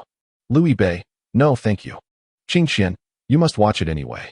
Louis Bei, how can you force a well-mannered gentleman? Yet without further ado, Qingxian sent another message. Qingxian, recording now. Qingxian, just don't click on it then. Louis Bei, how can one possibly resist clicking? He retracted his previous statement. Where was this sense of security coming from? This woman was incorrigible. Louis Bei stared at the playback icon, a triangle nestled within a circle on the screen. Glancing around, he noticed that the other 3 roommates were still sound asleep. He was not alone. Here goes. Louis Bei forcefully tapped the screen, first silencing the volume. The camera swayed, yet it failed to switch to the rear lens. All he could see was the front camera's image, revealing the striking yet expressionless face of the heroine. Louis Bei locked eyes with the heroine for 3 seconds, during which he began to question whether the video had frozen. However, in the next frame, the young woman raised her fingers in a playful gesture beside her face, winking her right eye at him. Despite her seemingly indifferent expression, her actions were undeniably whimsical. And this contrast momentarily overwhelmed Louis Bei, leaving him with a single thought, so adorable. Nevertheless, he quickly regained his composure, suspecting that the heroine might be deliberately lowering his guard. The main event was yet to come. Then, the video concluded. Louis Bei, Qingxian, have you finished watching? Qingxian, I knew you wouldn't be able to resist clicking in. Qingxian, clumsy yet playful. Qingxian, but your courage is commendable. This is your reward. Chapter 54. For the sake of the children, the allure of Kayako elicited gasps of astonishment from her classmates. Many girls huddled together, covering their eyes with their hands, peeking through their fingers. Ji Qingshan had watched numerous films with Louis Bei, so many that she had lost count. Yet, a screen had always separated them. Thus, Ji Qingshan was unaware of the expressions Louis Bei displayed while watching movies. Would he, like those girls, curl up in fright during a horror film? Just the thought of it struck her as somewhat endearing. Qingxian, let's watch a horror movie next time. Northbound, I won't. Qingxian, you must, regardless. Qingxian, don't worry, I'll be right beside you. Northbound, I won tea. Qingxian, what are you afraid of when I'm sitting next to you? Louis Bei initially intended to dismiss her with a nonchalant response, but paused upon reading her words. He had assumed that her suggestion to watch a movie implied a shared viewing experience, but she was referring to sitting side by side. Oh right. His mind, still somewhat groggy from sleep, was jolted into clarity by the realization of how close he was to Qingxian. He couldn't help but smile. Northbound, then choose something relatively mild. Qingxian, all right, I'll let you know once I've picked. Northbound, something mild, all right? Don't pick any literary masterpieces. Ji Qingshan squinted her eyes, glancing at another girl nearby who, upon being startled, let out a shriek and dove into her roommate's embrace. Satisfied, she let out a soft hum. Perhaps she should select something slightly more terrifying, otherwise, it would be quite dull. Many were watching the film while occasionally glancing at Ji Qingshan. This film, Juon, was among the top tier of horror movies, and to be honest, it was genuinely frightening. They were eager to see if the icy beauty of the campus would falter. Unfortunately, their hopes were dashed. Ji Qingshan alternated between lowering her gaze to her phone and raising it to the screen, her expression remaining utterly unchanged. Even when the ghost in the film emitted a chilling creak, she remained unfazed. The grudge had been well crafted. Ji Qingxian had been awed by it during her initial viewing. However, this was her second time, and she could navigate through it unscathed. The boys were disappointed, but the girls began to gaze at her with admiration. She was so cool. Chu Chu awkwardly took a seat beside her, intentionally drawing closer, nearly pressing against Ji Qingxian. I'm not afraid of you being scared. Chu Chu stammered, forcing a smile. Ji Qingxian replied, I'm not afraid. Chu Chu insisted, I think you are. Ji Qingxian retorted, you're so clueless. Can't you tell I'm not scared? Ji Qingxian remained silent. Suddenly, a light tap on Chu Chu's shoulder was followed by a cool breeze brushing against her neck. Oh, my fate is so tragic. Chu Chu shrieked, her cry more piercing than the film's victims, drawing the attention of many. Ji Qingxian frowned and rubbed her ears. Meanwhile, Ma Jiao Jiao, who stood behind Chu Chu, leaned on her shoulder and laughed uncontrollably, tears streaming down her face. Chu Chu, on the other hand, was in tears from fright. Ma Jiao Jiao. She retaliated with a flurry of playful punches aimed at her chest. Hey, think about my future children. Ma Jiao Jiao quickly apologized. If you don't enjoy movies, let us play games instead to distract ourselves. Just then, Wang Ju, sitting nearby, also appeared quite startled. Wang Ju smiled sheepishly. She too found this genre daunting, though she managed to maintain her composure better than Chu Chu. Aren't you scared? Chu Chu asked. Not really. Can the ghost really crawl out of the screen? Ma Jiao Jiao scoffed. Ji Qingxian contemplated suggesting that she avoid the grudge and opt for the ring instead. Actually, I watched it with a senior before. These things only frighten me once at most, Ma Jiao Jiao remarked, turning to Ji Qingxian. You're not afraid of this type either, right? Ji Qingxian shook her head. Just like you. Ma Jiao Jiao nodded, assuming Ji Qingxian meant they had both seen it, when in fact, Ji Qingxian had been referring to watching it with her senior. It felt a bit odd to call him Senior Bei. It gave her a sense of being overshadowed by him. Ji Qingxian mused. Then let us play games together. Ma Jiao Jiao took a seat on Ji Qingxian's other side, while Wang Ju settled beside her. The goddess exuded an air of aloofness, creating an invisible barrier that deterred anyone from sitting next to her during the movie. Do you play PUBG?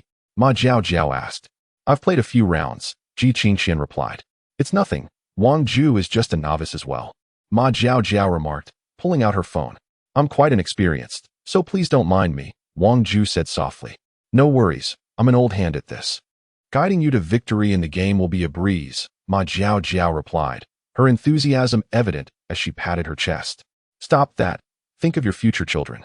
Ma Jiao Jiao quipped, casting a glance at Chu Chu's rather unremarkable figure, eliciting a soft hum from her. Why did you stop there?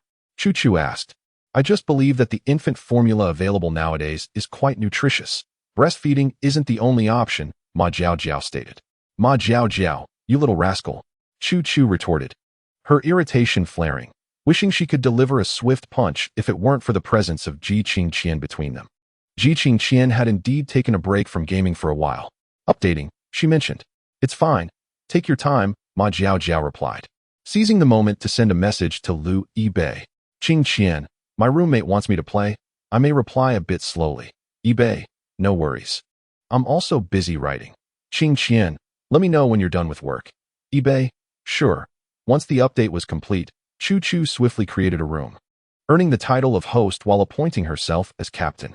Listen to my plan. We will implement a one-on-one strategy with veterans mentoring newcomers. I will guide Ji Qingxian. And Ma Jiao Jiao, you'll take Wang Ju. Any objections? No, not at all. They unanimously agreed. The four of them leapt onto the same spot, though separated by a distance. According to Chu Chu, this was a strategy to maximize their resources efficiently. Ji Qingxian, if you find a weapon, hand it over to me first. We are not the only team landing here. Battle will commence shortly. Just stay behind me, and I will ensure we secure victory. Chu Chu instructed. Understood, Ji Qingxian replied. Chu Chu felt pleased with the current arrangement. While she could not compete with Ji Qingxian in looks or speed in finding a partner, at least when it came to gaming, she held the upper hand. Though finding confidence in a game was a rather sad endeavor, Chu Chu found herself smiling until the thought almost brought her to tears. Chapter 55. Sneezing means someone is thinking of you. Chu Chu and Ji Qingxian landed in the same building. You search the second floor, and I'll take the first. Chu Chu asserted with the calmness befitting an experienced player. Ji Qingqian, like a new recruit, complied obediently. After scouring the first floor, Chu Chu only managed to acquire a small pistol and 2 health potions, causing her anxiety to rise. They were not the only team that had landed here, and lacking sufficient weaponry would leave them vulnerable. As a competent captain, Chu Chu could not afford to let any slip-ups occur in Ji Qingqian's limited advantages. Otherwise, it would be too embarrassing. Ji Qingqian swiftly dashed down the stairs. "You're not supposed to go upstairs to scavenge," Chu Zhu remarked, "although you're a novice. Surely you can manage such a basic task." Immediately, she observed Ji Qingqian clattering as she discarded her level 2 armor, ammunition, and other equipment before Chu Zhu. "Fortune seems to favor you," Chu Zhu commented. Ji Qingqian merely acknowledged with a hum. "The second floor is quite bountiful," Chu Zhu muttered. While she insisted on having a proper headgear and armor, Ji Qingqian's character remained unadorned. "I'll check upstairs once more," she declared. "I've already searched," Ji Qingqian replied. "What if you've overlooked something?" Chu Zhu countered. Ji Qingqian contemplated the futility of their separate searches. Her comings and goings did little to save time. However, she decided against chastising her teammate too harshly in the spirit of camaraderie. Chu Zhu ascended to the second floor, finding nothing at all. Suddenly, a startled cry echoed from Ma Jiao's direction. "Wang Zhu, save me." Wang Zhu was in a state of panic. "Where are you? Where is everyone?" By the time she finished her frantic exclamations, she was silenced by a volley of bullets. Unable to contain her sarcasm, Chu Zhu remarked, "You fell and became a box? You're all utterly useless." Wang Zhu sheepishly replied, "It's all my fault." Ma Jiao interjected, "Don't blame us. That squad is heading towards your direction, 2 of them. Your teammates should be nearby." Chu Zhu gasped, "What?" Ji Qingqian, "Hurry upstairs." No sooner had she spoken than footsteps echoed ominously. She instinctively raised her weapon in defense. "You must go save Ji Qingqian," Ma Jiao urged, her view shifting from the death perspective back to Chu Zhu. I was just about to," Chu Zhu stammered. The sounds of gunfire erupted from downstairs. Ji Qingqian, however, remained remarkably composed, leaving Chu Zhu uncertain of her fate. She yearned to sneak a glance at Ji Qingqian's screen to ascertain her condition, but feared being ambushed. Although she longed to rescue Ji Qingqian, recklessly charging down would only lead to her own demise. "I'm dead," Ji Qingqian stated. "How did everyone end up as boxes? My entire squad has dwindled to just me?" For a moment, Chu Zhu feared Ji Qingqian was declaring her own demise. "No," Ma Jiao corrected, having shifted her perspective to Ji Qingqian's. "The enemies are dead, 2 of them. You can come down now," Ji Qingqian announced. Chu Zhu was baffled. She had already searched downstairs, even stowing a small handgun in her possession. How could Ji Qingqian have? She couldn't resist casting a sidelong glance at Ji Qingqian's screen, where she was looting the enemy's supplies, exuding an aesthetic of beauty amid their lack of weapons. "How did you manage that? Did you leave behind a pot? Just a single pot? Is this even reasonable?" "Ninghong Tailang," Chu Zhu exclaimed in astonishment, only to have her head sniped. "Ji Qingqian, save me," Chu Zhu cried out. But her positioning was poor, and she was swiftly discovered, receiving 2 fatal shots and meeting her demise.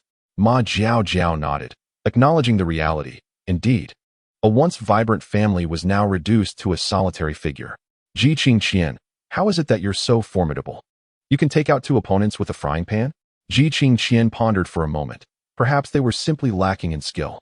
Ma Jiao understood that Ji Qingqian did not mean any offense, yet the remark still left her feeling uneasy. If those 2 were indeed unskilled, what did that say about her and Wang Zhu, who had fallen to them? What direction did they set up their sniper? Ji Qingqian inquired of Chu Chu. Chu Chu provided a rough location. "Qingqian, loot my box," Chu Chu reminded her. "I'll loot it upon my return," Ji Qingqian replied, dashing out of the door. As Chu Chu had indicated, several small teams had indeed landed here, but they were no match for Ji Qingqian's prowess.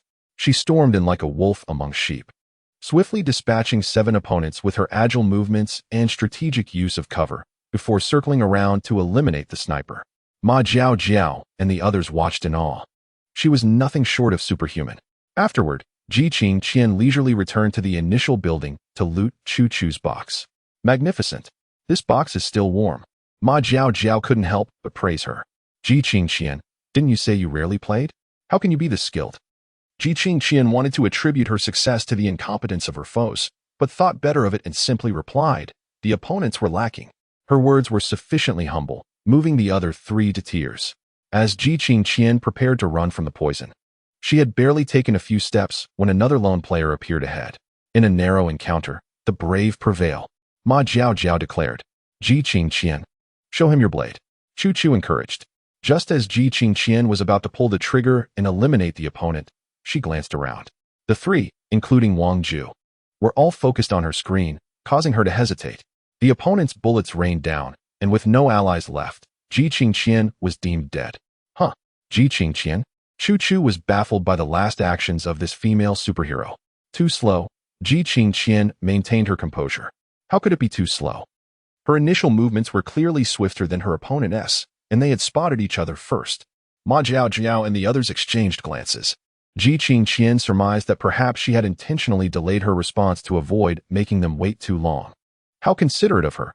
Tears welled in their eyes at the thought of family. Now, let us discuss our next strategy. Wang Ju, you will accompany me.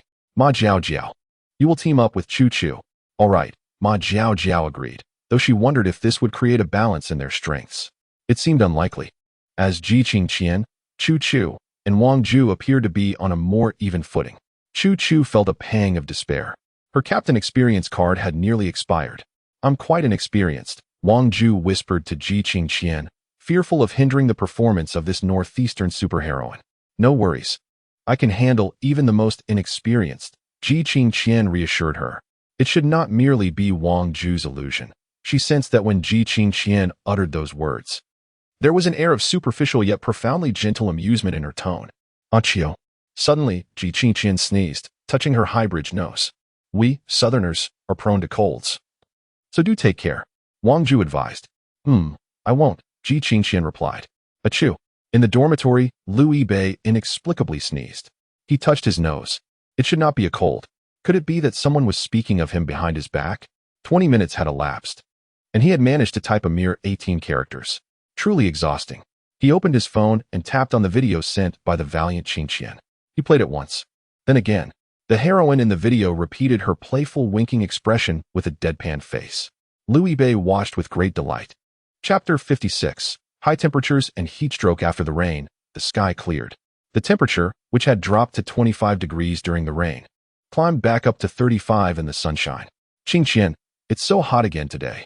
Qingqian, I miss yesterday's rain. Northbound, that's Jiangnan for you. Winter and summer linger far longer than spring and autumn. Northbound, remember to drink plenty of water. Qingqian, straight man. Northbound, I merely suggested you drink water. I didn't say it had to be hot. Northbound, you need to stay hydrated. We have military training to attend to. Qingqian, speaking of such terrifying matters, I will not converse with you any longer. Alas, no matter how daunting, it would inevitably come to pass. This was the conversation Liu Yibei had with Ji Qingqian that morning. Shortly after, she surrendered her phone to participate in military training. Liu Yibei hurried off to class. His morning was packed with lessons, and after 2 professional courses, he had to switch buildings for electives. Lu Jia yawned profoundly. Another early 8. Curse it. How can it be another early 8? Fact. How Ponzi looked somewhat lethargic. If only the electives could be swapped with the professional courses, it wouldn't be so bad. It is well known that both professional and elective courses in university serve as opportunities for napping. However, one could sleep more soundly during the electives.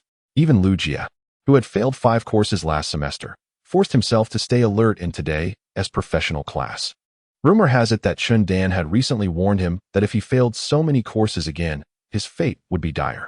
The earnest admonitions of the teacher pale in comparison to the threat from a beloved girl. One truly becomes a slave to love, Zhao Sun remarked. Damn, what are you saying? I simply think retaking exams is exceedingly embarrassing, which is why I am working extra hard, Lu Jia retorted. Zhao Sun shot him a glance. I didn't mention you. Why are you so worked up about it? So anxious? Lu Jia was caught off guard. His face flushed. Who says I'm anxious? It's just that, well, He fumbled for some time, but could not articulate a coherent response. If he were not anxious, he would have noticed that Sun had misspoken. It should be to take offense rather than to take a seat. How Ponzi pointed out. Lu Jia thought for a moment and realized, damn, Zhao Sun, I did it on purpose. I can tell you're anxious, aren't you?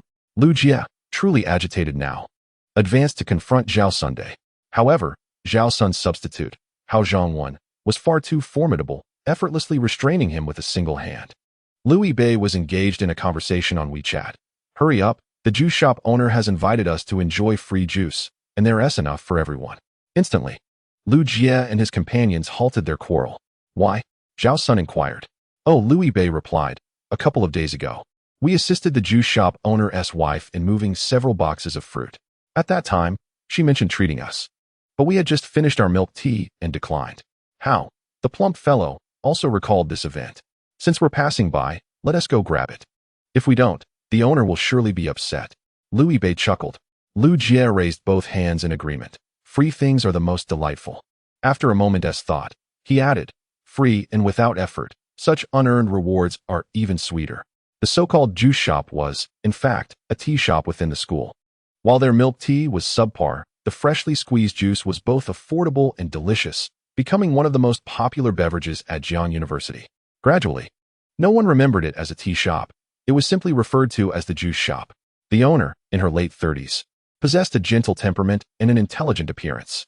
Aware that Liu Yibei was accompanied by 3 others, she generously added 2 extra cups for them. It was indeed a sweltering day. The owner smiled, her eyes subtly adorned with fine crow's feet, perhaps a testament to her tireless efforts. As she distributed cup after cup of juice to the members of the 404 male group. After enjoying your sister's juice, the heat feels diminished, Liu Jie remarked charmingly. Paired with his cheerful demeanor, it somehow appeared a tad mischievous. Thank you, Liu Yibei said. I ought to thank you all. The owner replied, for helping me move the fruit. It was a mere convenience, Liu Yibei laughed. It also served to get our friend here some exercise.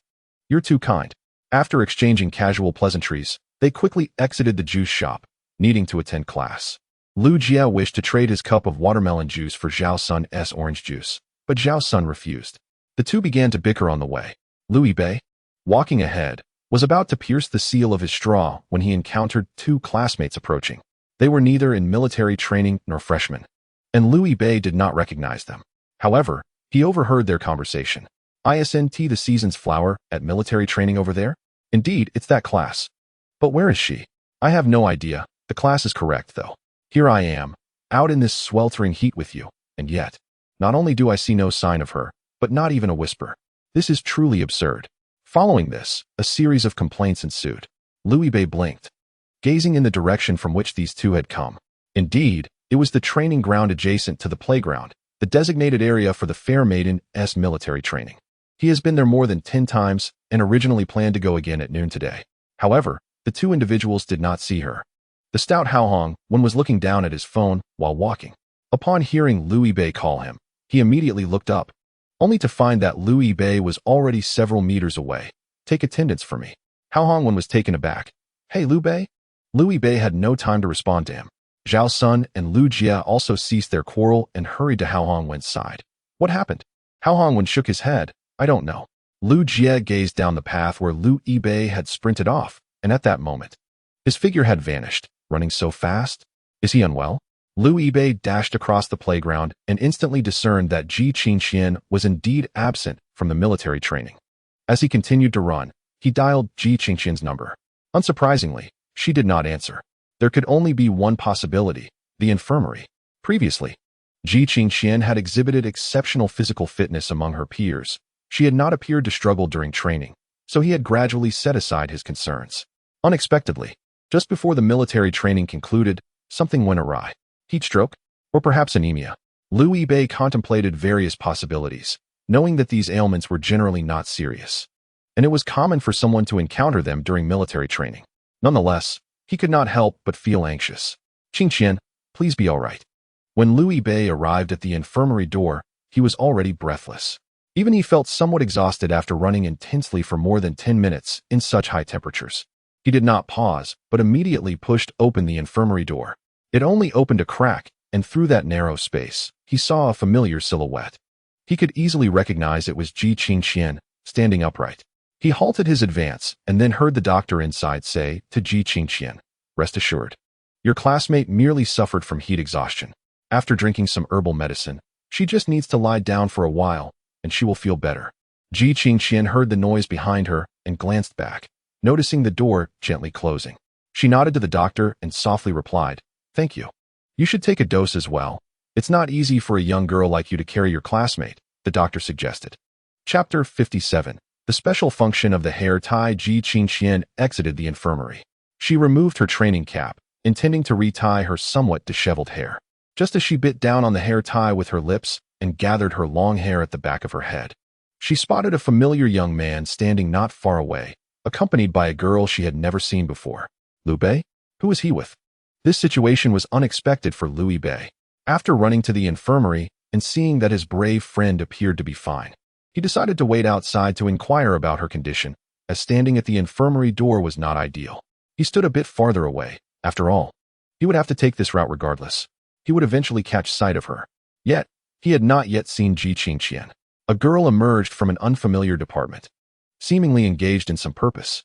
Liu Bei leaned against the white wall, and upon hearing a sound, he lifted his gaze. Their eyes met, and a unique brilliance sparked in her gaze. The corners of Liu Bei's mouth twitched, an ominous premonition washed over him. In the next moment, just as he had anticipated, the girl approached him briskly. Can we exchange WeChat? The modern young women truly possess a remarkable assertiveness. Liu Bei scratched the back of his head, contemplating how to refuse. The glitch of claiming he had forgotten his phone would not suffice. He had been engrossed in his phone while waiting for Qingqian, and it was still in his grasp. Before he could utter a refusal, the girl suddenly seemed to notice something, her eyes fixating on the tricolored hair tie wrapped around his right wrist. A flush crept onto her cheeks as she murmured, "Sorry to interrupt," before turning on her heel and departing. Liu Bei raised his wrist, studying the attractive hair tie. "Oh, indeed, the talisman you provided is quite effective," he mused aloud, though it was intended for the not-so-distant Ji Qingqian to hear. He keenly sensed the presence of someone lurking behind the wall. Ji Qingqian slowly revealed herself, her slender, oval face adorned with a hint of resentment. "I truly apologize for ruining your moment." "What moment?" "You alleviated a bothersome situation for me," Liu Bei chuckled. As he approached, Ji Qingqian finally emerged completely from around the corner. Her complexion was pale, her breathing steady, apart from the slight displeasure in her eyes. She appeared much like her usual self. Liu Bei exhaled in relief and began to address her discontent. "I don't know her." "I know. It was our first encounter. I could tell. You didn't give her your WeChat. Do you think my hearing is impaired?" "I heard." Ji Qingqian understood that Liu Bei's charm was the reason for his popularity, which should have been a source of joy. Yet, she found herself unable to feel elated. As a sense of possessiveness gnawed at her, Liu Bei sighed. "Should I return the hair tie?" "If you wish to return it, then do so." "Then I shan't return it. I plan to keep this treasure," Liu Bei replied. It seemed that an unspoken rule had emerged in this world. If a boy had a hair tie around his wrist, it was undoubtedly a token from his girlfriend. In other words, boys with hair ties on their wrists were already taken. This was precisely why the girl had ceased her pursuit upon noticing Liu Bei's adornment. Oh, of course, this is not absolute. For instance, Liu Bei's roommate, Zhao Sun, being a long-haired gentleman, has purchased a multitude of hair ties. However, wearing them all day can lead to them getting easily damaged. "Could you perhaps send me another one when the time comes?" Liu Bei inquired with a smile. Ji Qingqian seized upon the phrase "wearing them all day." The displeasure in her eyes dissipated in an instant, her brows and eyes curving into a smile. "You can always request more from me. I have plenty to spare. Just hope, dear knight, that you don't send them carelessly," Liu Bei jested. "I certainly won't," Ji Qingqian replied, her delicate nostrils flaring slightly as she whispered, "I've only given you one." At that moment, her heart raced. The softness of her words tinged with a hint of ambiguity. She quickly tucked a loose strand of hair behind her ear and shifted the conversation. "If you find it hard to secure a girlfriend, don't blame me," she began, but then fell silent, realizing it was unwise to curse herself in such a manner. "What brings you here?" she redirected. "Are you feeling unwell?" As she spoke, Ji Qingqian raised her hand to touch Liu Bei's forehead. Many people are accustomed to this gesture, as if any ailment could be discerned from the temperature of one's forehead. Liu Bei did not shy away, allowing her to press the back of her hand to the center of his brow. "I'm fine," he replied. "And you?" Ji Qingqian lowered her hand, recalling the sound of the infirmary door opening and closing moments ago. "Did you open the infirmary door just now?" "Yes," Liu Bei nodded. Ji Qingqian understood everything. "You came to find me?" Liu Bei chuckled. "Indeed. Why did you arrive early?" Ji Qingqian asked. In the past, Louis Bei typically visited around noon. And if there were classes, he would check on her during the afternoon before lessons. Yet now, it was barely past 10. Consequently, Ji Qingqian thought she could simply return to the ranks before noon, so she did not bother to retrieve her phone. Little did she expect Louis Bei had merely altered his schedule and happened to pass by. "You worried for nothing," Louis Bei remarked. Ji Qingqian gently apologized. "Worrying for nothing is actually a good thing." Louis Bei smiled. "Worrying for nothing signifies that there is nothing to be concerned about. Are you accompanying a classmate to the infirmary?" "Yes, Choo-choo. She suffered from heat stroke," Ji Qingqian explained, adding, "She is my roommate." In case Louis Bei was unfamiliar with her. "You carried her here?" "Yes." Louis Bei observed the brilliant sunshine outside, the temperature sweltering. "You truly are an extraordinary woman from the Northeast. As I mentioned, there is no need to worry about me," Ji Qingqian suddenly recalled. "Aren't you supposed to have class today? How do you know? You showed me your schedule. You remember it so well. I'm a genius. I can memorize it with just a glance," Ji Qingqian stated. In truth, she had studied Louis Bei's schedule for quite some time, although she was still undergoing military training. The class schedule had already been released. She hoped to find a time when both of them were free to enjoy some leisure together. "I skipped," Louis Bei confessed. "You naughty student," Ji Qingqian chided. "It's an elective. It's not a big deal," he replied. Louis Bei observed as Ji Qingqian's distinctly black and white eyes shifted. Instantly comprehending her thoughts, "I skipped class out of concern for you, so please don't follow my example. I usually have perfect attendance." "I see," Ji Qingqian nodded. Her hands clasped behind her back. After a moment of contemplation, she added, "I apologize for taking away your precious first time." Louis Bei pressed the cup of icy fruit juice against her cheek, causing her to shiver slightly from the unexpected chill. "Drinking water or juice 1 tea silence your chatter," he remarked. Chapter 58. "I'll share my juice with you." Louis Bei pierced the seal of the juice cup with a straw. Ji Qingqian accepted the drink with both hands and took a sip. "Is it really just 1 cup? It's so delicious. What else could it be?" Louis Bei glanced around, not spotting a trash can, so he stuffed the straw wrapper into his pocket. "Surely, I wouldn't go out of my way to buy you juice after military training, would I? This cup was originally for me. You've just benefited from it." The two settled on the steps, a seldom visited and cool spot. According to protocol, Ji Qingqian should have returned to her class after escorting a classmate to the infirmary to resume military training. Yet, rules are rigid, while people are dynamic. Louis Bei trusted that the instructor would not be unreasonable. Ji Qingqian held the juice cup, bringing the straw close to Louis Bei's face. "Would you like a drink?" Louis Bei replied, "The straw is dripping. I can't tell if it's condensation from the ice, the orange juice, or perhaps the saliva of the heroic Ji Qingqian." Looking into her clear, unpretentious eyes, Louis Bei felt momentarily dazed. From the first instance when she accidentally drank from his cup, it was evident that she understood the boundaries between genders. However, considering the second time she had playfully shoved her chopsticks into his mouth during hot pot, in the current situation, it seemed she disregarded such distinctions. Louis Bei gazed at the straw for a while, feeling somewhat frozen. Yet, to Ji Qingqian, he appeared indifferent. "Oh, you're being picky," she remarked lightly. "Not at all." "Humph, can I not drink then?" "If you wish to drink, I won't deny you." Despite her words, Ji Qingqian took a hearty sip before offering the straw to Louis Bei's lips. He opened his mouth and took a gentle sip. Indeed, it was delightful, sweeter than usual. Rationality whispered to him that it was merely an illusion, while emotion suggested that perhaps the heroic Ji Qingqian's very essence was sweet. Morality cautioned him that contemplating such matters further might border on the inappropriate. Louis Bei instinctively glanced at her rosy lips. She was in military training, undoubtedly without makeup. Yet her lip color was perfectly vibrant, not too bold, yet not lacking vitality. He felt that Ji Qingqian was, in many ways, just right. Excess can be burdensome, while scarcity can be inadequate. It is the perfect amalgamation of these elements that has sculpted this seemingly flawless young lady. Ji Qingqian became aware of Louis Bei's gaze upon her. She bit down on her straw, subtly shifting her hips to one side. Louis Bei noticed this slight movement. "Are you serious about taking a step back?" he inquired, as the slightest gesture bore a surprisingly significant impact. She felt the heat rising, a hint of embarrassment washing over her. "Did it only dawn on you now?" Louis Bei sighed in resignation. When engaged in games or playful banter, this young heroine exhibited a reflex akin to that of a deity, yet, at times, she appeared utterly oblivious. Liu Bei also adjusted his position slightly towards Ji Qingqian, maintaining the distance they had established. We are in the same boat. I am also sweating and have an odor. Ji Qingqian regarded Liu Bei earnestly.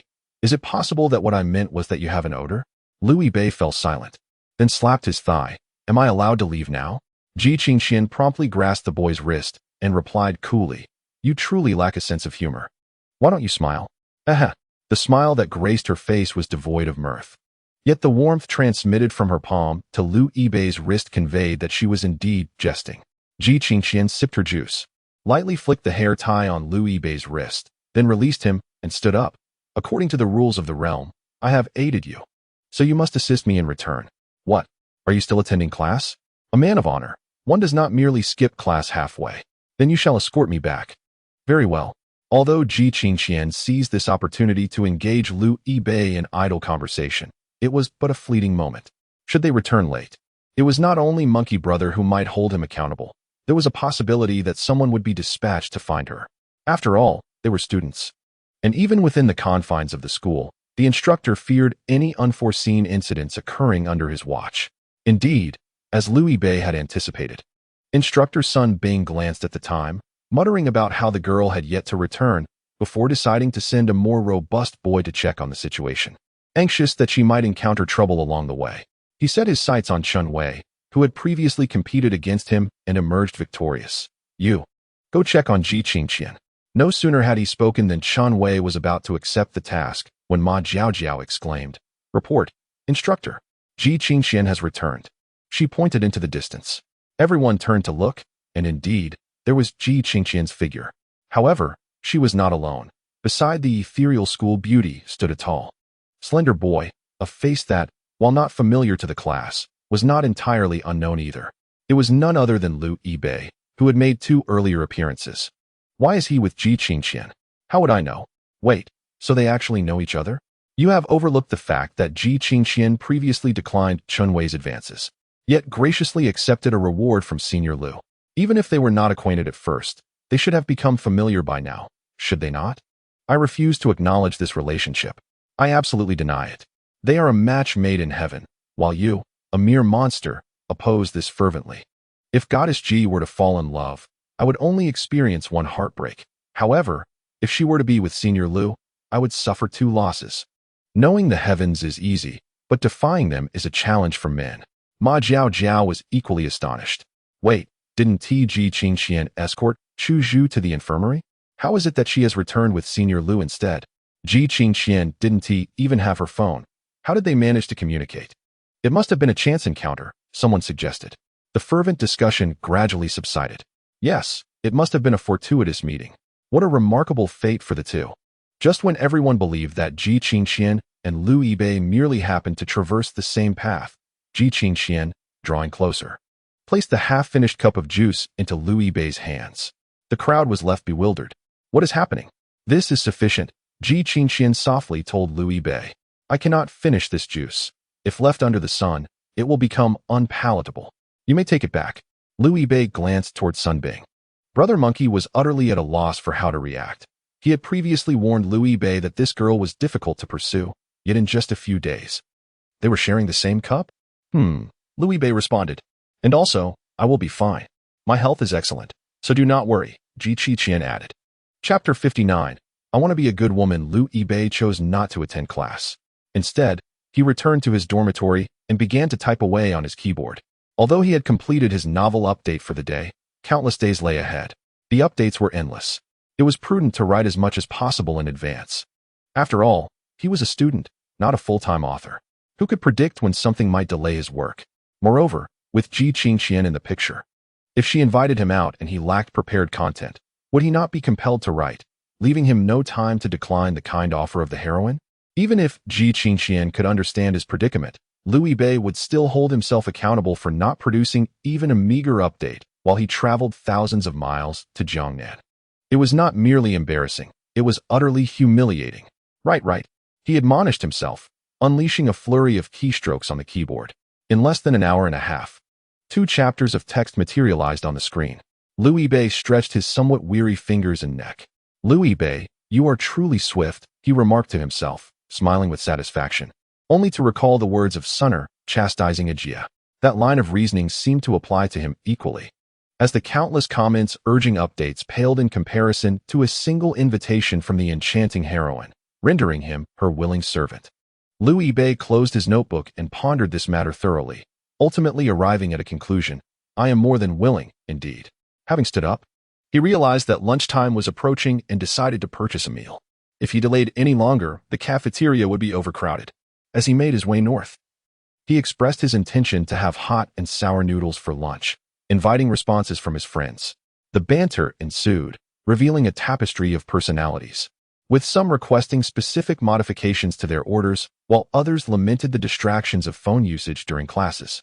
In the midst of this lively exchange, he arrived at the cafeteria and purchased 4 servings of hot and sour noodles, just as the lunch period concluded. On his way back to the dormitory, he messaged Ji Qiqian. Are we dismissed? He inquired. Yes, she replied, adding that she had something to share with him. He sent her a picture of his meal, to which she remarked on his hearty appetite, humorously suggesting that he might soon become unaffordable to maintain. I only had 1 serving. The others are for my roommates. He clarified. She teased him about his small appetite, questioning if it was due to a bad mood. After returning to his dorm, he savored his noodles while reviewing a recently completed manuscript, all the while keeping an eye on his phone for any updates from Qingqian. Shortly after, his phone buzzed. I received a confession, she announced, leaving him momentarily speechless. Given Qingqian's charming and captivating nature, it was hardly surprising that someone would express their feelings for her. However, he could not simply respond with indifference. This was anything but ordinary. Confessions are typically founded on some form of connection, and considering Qingqian's situation, such a connection seemed implausible. It would be more reasonable if someone sought her contact information, a situation he had witnessed firsthand. But a confession? That felt decidedly out of place. Moreover, he has already accompanied the valiant maiden Qiqian on her return, and yet there are still those audacious enough to profess their affections? How utterly dismissive of him. Who could it be? Liu Bei intended to inquire directly, even contemplating an immediate search for her to discern the identity of such a bold individual. At that moment, a message from the heroine arrived. Qingqian, sorry, it was just a joke, northbound. The one who declared their feelings was Chu Zhu. Despite having only glimpsed the cursed figure from Juan, she had retained a faint impression of Kayako. Last night, she had tossed and turned in bed, struggling to find slumber, which left her in a particularly dismal state today. After merely standing at attention for a short while, she began to feel dizzy. Eventually, her vision blurred, and she fainted, resulting in a temporary lapse in memory. After Ma Jiaojiao finished speaking, Chu Zhu finally understood. At that moment, her legs weakened, and before she could completely fall, Ji Qingqian swiftly approached to support her back.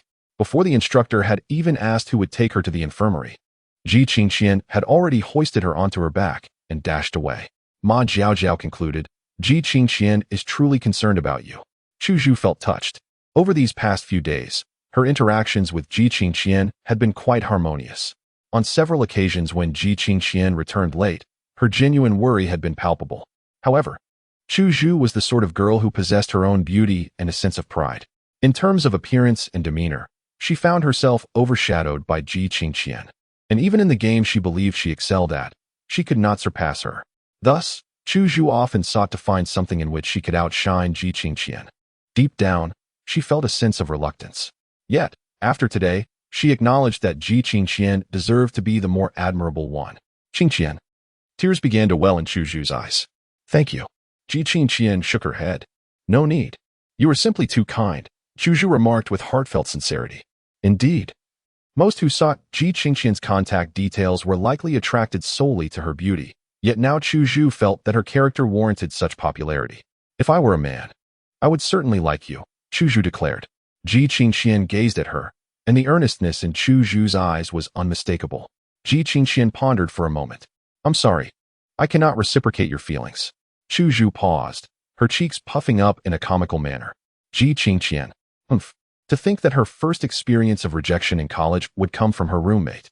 Who could have anticipated such a twist? Ji Qingqian, after some contemplation, sent a message to Liu Bei. Qingqian, I received a confession. She wondered how Abe would react. Would he feel jealous? A mischievous delight sparkled in her eyes. But the next moment, her expression sobered. She reflected on how she would feel if Abe were to send her a message under similar ambiguous circumstances. Surely, she would be quite unhappy and even anxious. Even after clarifying it was merely a jest, she would breathe a sigh of relief but would not hold it against Abe. However, unhappiness is inherently unhappiness. It cannot be denied simply because one finds solace afterward.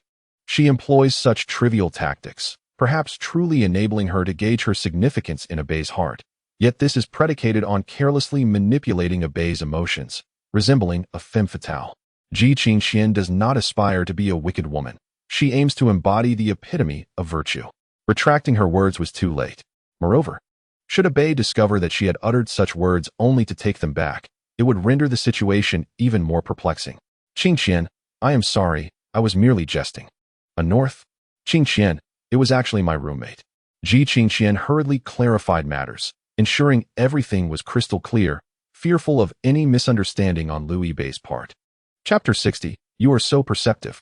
Ji Qingxian sent several messages to Liu Bei, striving to elucidate the situation. In her final message, she wrote, Qingxian, I did not think too much, please do not overthink it either. After immersing herself in reading for days, she momentarily relied on her literary prowess. Liu Bei utilized his exceptional reading comprehension skills to attempt to fathom the sentiments of the valiant Qingxian.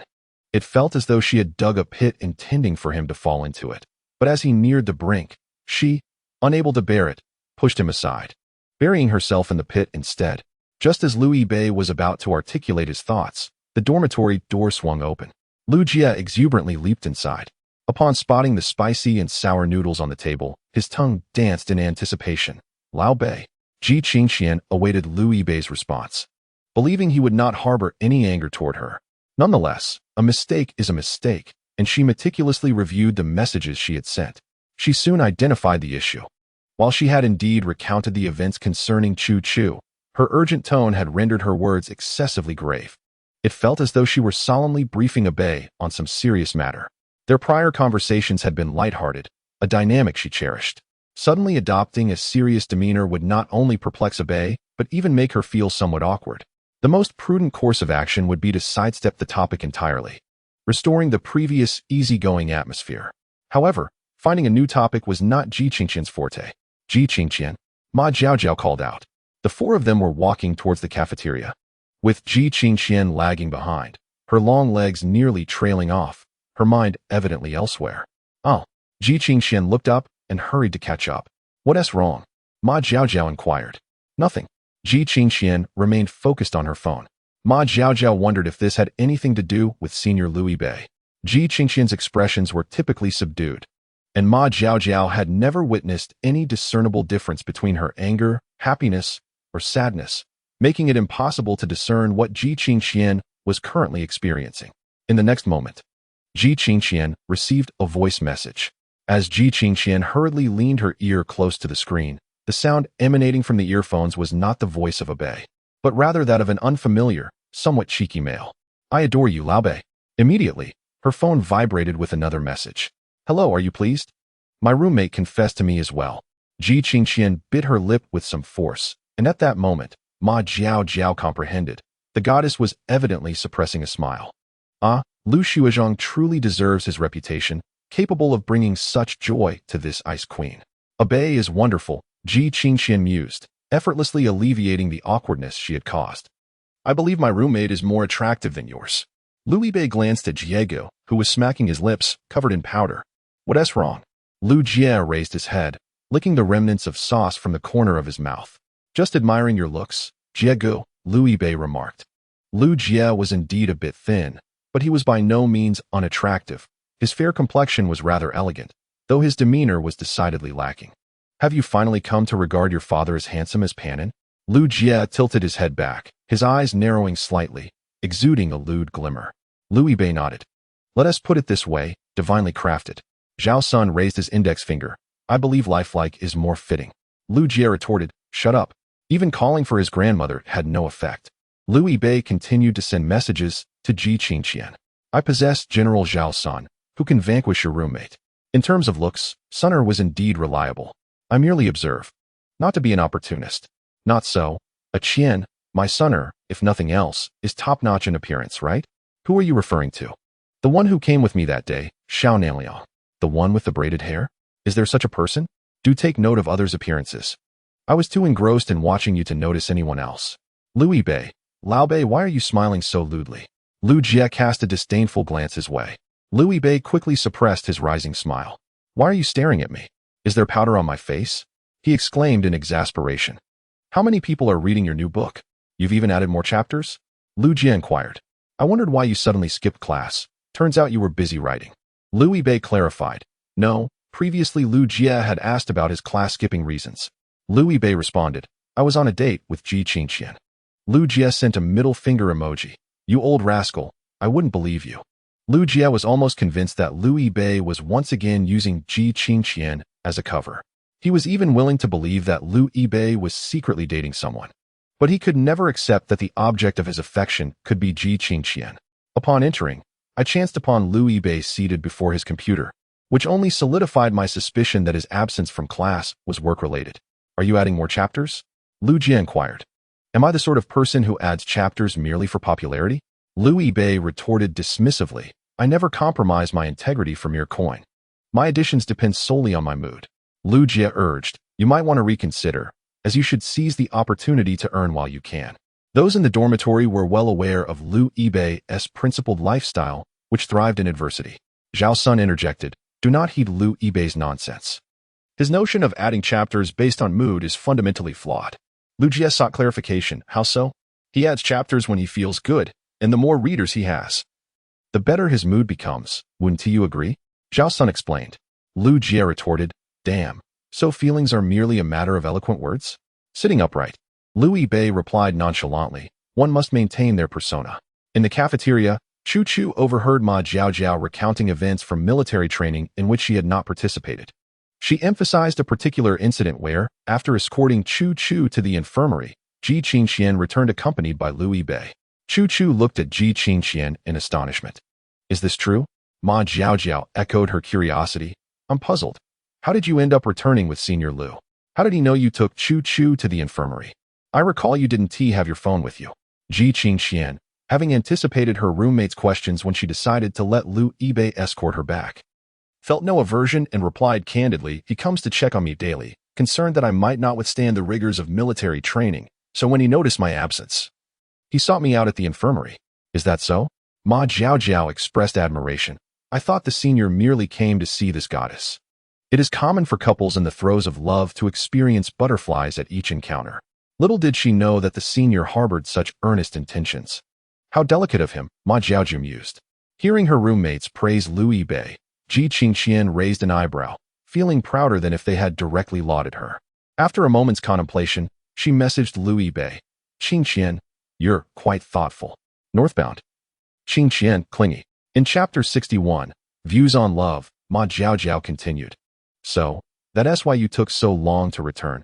You must have lingered with the senior, right? Ji Qingqian did not conceal the truth, merely responding with an affirmative hum.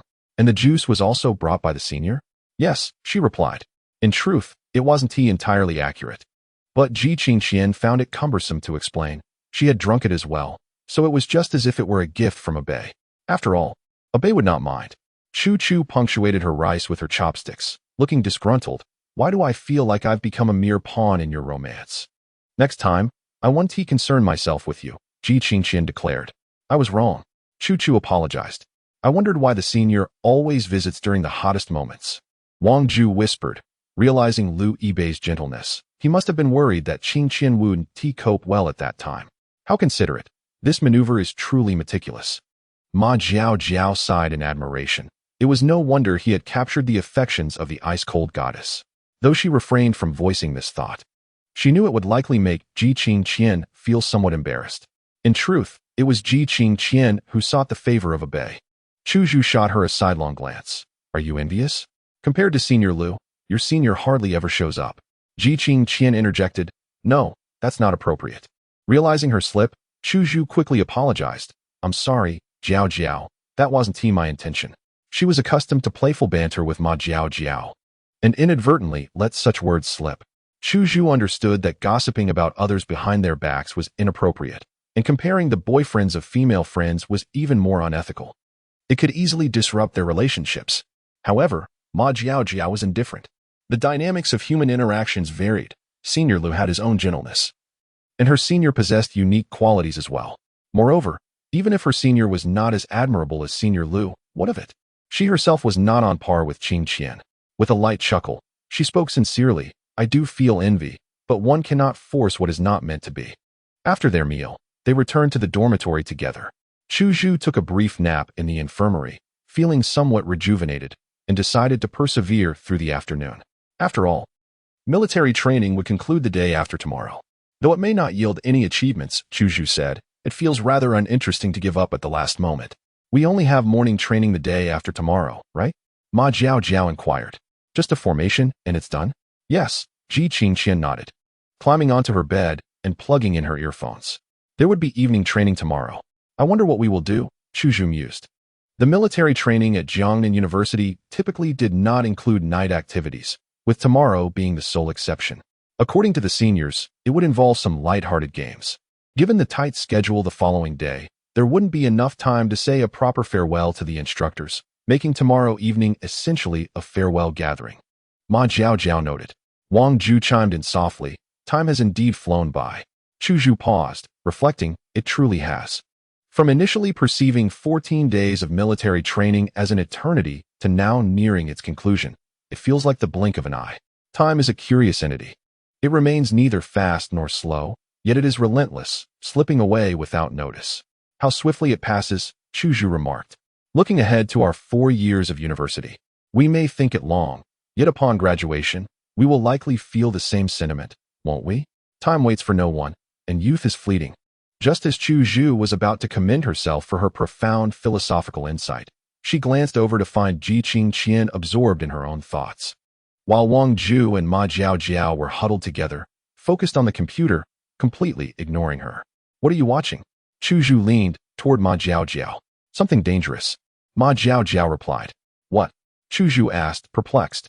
It's a romantic anime, Ma Jiao elaborated. Chu Zhu cast a fleeting glance at it and scoffed. Aren't we a bit too old for cartoons? If a newcomer to the world of anime were to hear Chu Zhu's assessment, they would undoubtedly feel compelled to engage in a debate. However, Ma Jiao, being a seasoned veteran in the realm of otaku culture, could only respond with a nonchalant agreement. Yes, that's how it is in our private study. Subsequently, Chu Zhu approached the bedside of Ji Qingqian, tilting her head in curiosity. What about you? Ji Qingqian, removing her headphones, replied. What? What are you watching? Chu Zhu assumed that this aloof goddess would indulge in more sophisticated cinema. She glanced at the screen, unable to discern the details clearly.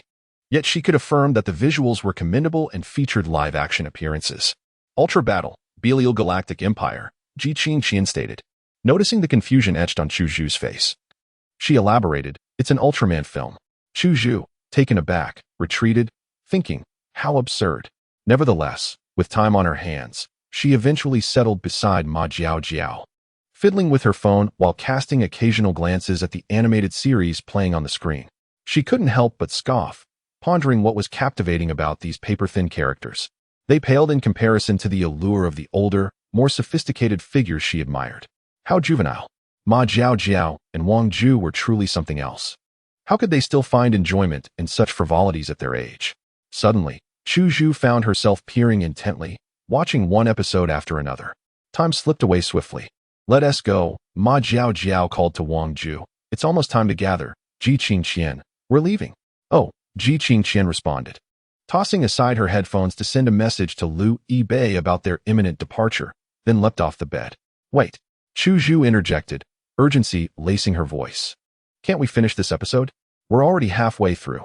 Ma Jiao replied. Tomorrow marks the end of military training. Lu Jie, addressing the 3 boys seated at Zhao Sun's computer, inquired, do you think there will be traditional performances at Monkey Brothers' place tonight? Stop bothering us, Hao Zhongwen interjected. Let us discuss it after we finish this episode. Lu Jie smirked disdainfully, thinking, what a bunch of children, huddled together watching cartoons. Indeed, he was the only one in the dorm who had matured. That's right. It was him, Lu Jie, who kept pace with the manga far more swiftly than they did. Leaning in for a closer look, Lu Jie remarked, oh, it's this episode. Let me tell you. Lu Yibei called out, Fatty. At your service. How Fatty immediately wrapped his robust arm around Lu Jie's slender neck, exclaiming, "Shut up, you spoiler." Once the episode concluded and the credits rolled with no additional content, How Fatty released Lu Jie. "What did you say?"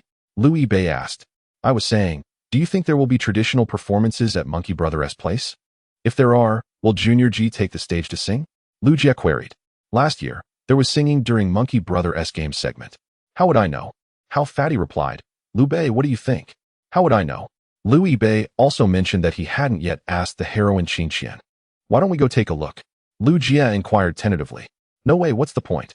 Zhao Sun continued scrolling the mouse, preparing to find some other interesting distractions. Chapter 62. A glance in the crowd put me down. Zhao Sun shouted frantically. Lu Yibei held his head, while Hao Zhongwan grasped his feet, forcibly lifting him up. "You now have two choices," said the stout Hao. "First, you can leave with us with dignity." Lu Yibei chimed in. "Or second, we can assist you in leaving with some semblance of grace." Zhao Sun, short in stature and light in weight, realized that the strength of the stout fellow and Lu Yibei was ample enough to carry him to the playground without much effort. "Choose, choose," Zhao Sun exclaimed. "Damn it. He doesn't care about his dignity. At least you know your place," Hao replied. The two of them then gently set Zhao Sun down. Though the action was not particularly harmful, it was extremely humiliating. Zhao Sun could not physically contend with these two robust companions, yet he refused to yield verbally, defiantly raising a middle finger at both. "I'll beat your old man."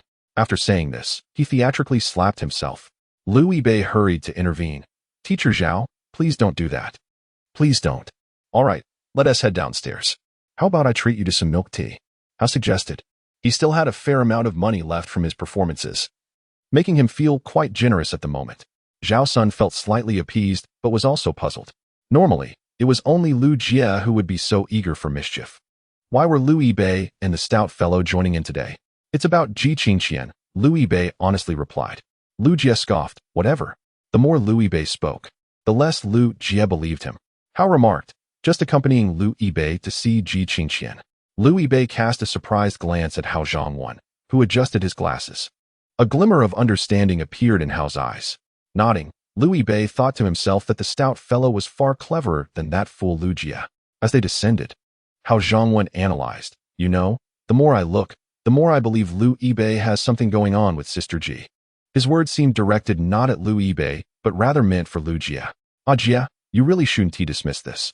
"There's nothing going on," Lu Jie replied disdainfully. "Lu Yibei has been like this with other girls. He didn't even ask for a contact method. If I were Ji Qingqian and had any initial interest, I would have long been disappointed." "Care to wager?" Hao Zhongwen asked. "Wager on what?" Lu Jie countered. "If Lu Yibei manages to get Ji Qingqian's WeChat, then you must confess to Qindan," Hao Zhongwen proposed. Hao's plan served two purposes. If, as he suspected, Lu Yibei successfully established a connection with Ji Qingqian, he could seamlessly facilitate Lu Jie's romantic endeavor. Even if it was merely a figment of his imagination, Lu Yibei would still willingly approach Ji Qingqian for her WeChat, as taking the initiative would surely lead to a story worth telling. Hao adjusted his glasses once more. Such a cunning scheme is unparalleled. Henceforth, he may be referred to as Mr. Zhu, or more affectionately, simply as Guliang. The only variable in this scenario is Lu Jie, whose face is flushed and silent. Indeed, this matter instills fear. It seems unjust. Why must I confess simply because Lao Bei desires a WeChat contact? Lu Jie contemplates a slight modification. If Lao Bei truly manages to obtain Ji Qingqian's WeChat, then I shall invite Qindan out for an outing. Damn it. Is that all the courage you possess? Zhao Sun scoffed. What is that? If you have the guts, come at me. Lu Jie retorted provocatively.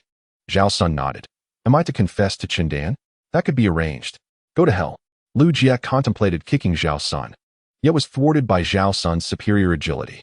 Fine, but we must take a group photo, Hao Zhongwen stipulated. Lu Jie concurred, yet ultimately, the decision rests in the hands of Lu Yibei, the participant. What say you, Lao Bei? Lu Jie inquired. At this juncture, Lu Jie felt a twinge of regret. Although he was uncertain of the unfolding events, he sensed he had fallen into a trap. He silently pleaded, Lao Bei, please don't agree to this. However, such pleas often prove futile. Very well, Lu Yibei replied readily. Damn it. Lu Jie internally lamented, reiterating, merely requesting the WeChat is insufficient. Ji Qingqian must be willing to share it as well. He pondered Ji Qingqian's frosty demeanor, realizing she would not be easily swayed. Yet, it seemed she was not so cold towards Lao Bei. That could work, Liu Yibei responded again, his tone somewhat indifferent as he continued to tap away at his phone screen while conversing with Liu Jie. Were Liu Jie to glimpse his chat history, he would undoubtedly break into a sweat. Would you like something to drink? Picture. I've already purchased milk tea. You truly do not honor agreements, my lady. You previously stated you would only drink what I bought. It's only been a few days, and you've cast aside that vow. My roommate treated me. I had to carry her to the infirmary yesterday. I couldn't refuse. Liu Yibei was merely jesting and would not hold it against her. However, he was taken aback by her serious explanation, presenting a rather adorable demeanor. Is that all? Can we drink what you buy tomorrow? I failed to notice, my lady, that you were thirsty, allowing your roommate to seize the opportunity. You want to scold me for my oversight? Do scold me a bit. Otherwise, I shall feel quite uneasy. After Ji Qingqian and her roommates purchased milk tea, they walked together towards the military training grounds. Tonight's training session was quite relaxed, as the instructor permitted them to bring snacks and milk tea along. She gently bit the straw with her pearly white teeth, gazing at the screen with a relaxed brow, before sending a 2-character message. Qingqian, pervert. Her mischievous nature had once again reared its head, and Liu Yibei felt a sense of satisfaction. He accepted the milk tea handed to him by Hao Fatty and simultaneously received a message from the female knight. Qingqian, evening training. Qingqian, I can't walk with you today. She seemed to believe that Liu Yibei's inquiry about her thirst was merely a pretext for inviting her to take a stroll. In previous instances, Liu Yibei had often asked whether she wanted ice cream or if she wished to enjoy some milk tea together. However, for Ji Qingqian, today's evening training was no different from the regular military training, so she did not inquire whether Liu Yibei would come to see her. Originally, Liu Yibei intended to inform her that he would be over shortly, but after some contemplation, he abandoned that thought. When the 404 boy band arrived at the playground, a considerable number of people were already present. Besides the new students undergoing military training, many upperclassmen were leisurely strolling about. It was a little past 6 in the evening. Having passed the summer solstice, dusk fell much earlier now.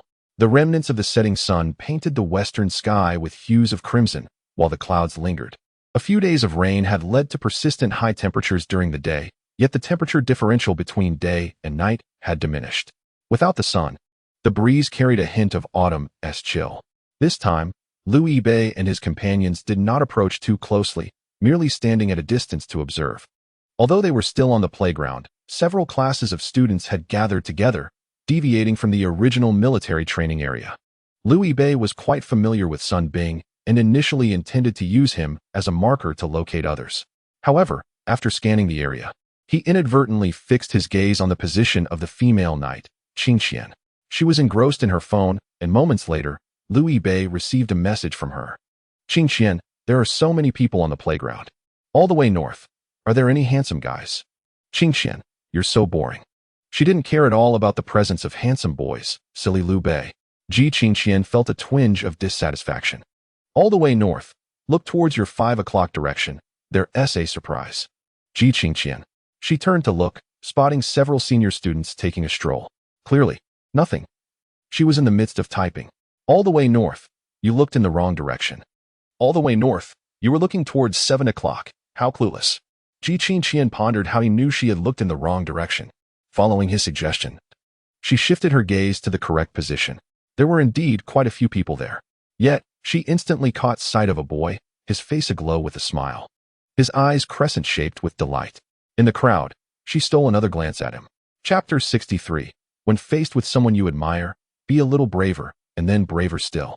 In the film The Secret Life of Walter Mitty, there exists a concept known as the 25th frame, also referred to as the frame of life. Each person's 25th frame is unique, yet what it captures are the most coveted and beautiful things from the very beginning. The human eyes can be likened to a super camera with an astonishing resolution of 57.6 billion pixels. Ji Qingqian captured a unique photograph of her life with her gaze. The image of a youthful smile beneath the setting sun will forever remain etched in her memory as the 25th film. Ji Qingqian's fair complexion flushed crimson, her cheeks warm with a hint of embarrassment. Since attending Jiangnan University, she encountered Liu Yibei almost daily, having seen him countless times. Logically, there should be no reason for shyness. Yet, His sudden appearance stirred her heart. Perhaps this is the allure of serendipity. Ji Qingxian cast her eyes downward. Although Lu Yibei stood at a distance, she turned her face away, reluctant for him to perceive her bashfulness, before daring to continue typing. Qingxian, what brings you here? Northward. I came to see you on the last night of military training. Qingxian, oh. Fortunately, she had mustered the courage to repeat a year of study, allowing her to attend this school and have so many encounters with a Bei. Ji Qingxian pressed her lips together, smiling softly. This final night of training, though termed military training, was merely a farewell gathering with the instructors before parting. The atmosphere was devoid of solemnity, filled instead with playfulness. After gathering several classes, Instructor Sun, affectionately known as Monkey Brother, brought over a speaker and shouted, "Let us sing. Who dares to come up and perform a song?"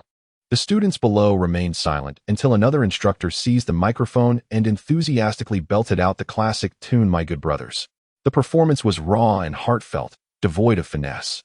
Yet the students responded with applause, setting a positive tone. If he could sing so poorly and still muster the courage, surely I can too. Soon, a student took the microphone and delivered a poignant rendition of If Only. It was deeply moving and heartfelt. Chu Chu discreetly inquired and learned that this student had just broken up with his girlfriend, leading to such a heartfelt performance. They must have known each other for years. Ma Jiao Jiao remarked. No, they met on the first day of military training and broke up on the last, Chu Chu replied. A fast food romance, it seems. Ma Jiao Jiao added. Last year, Lu Yibei and his peers experienced a similar scenario. There was a reason the instructors combined classes.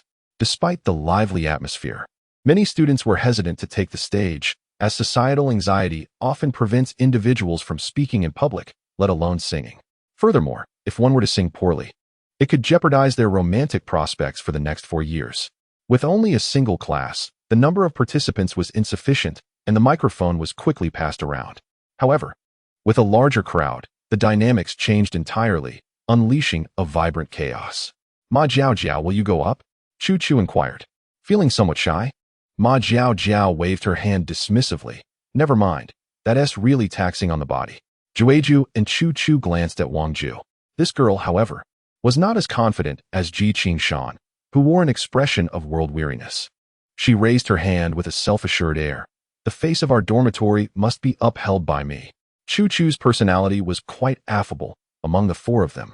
She was the most extroverted, displaying remarkable courage unless confronted by an attractive male. She selected a classic song, The Wind Rises, as they meandered along, tracing the youthful path.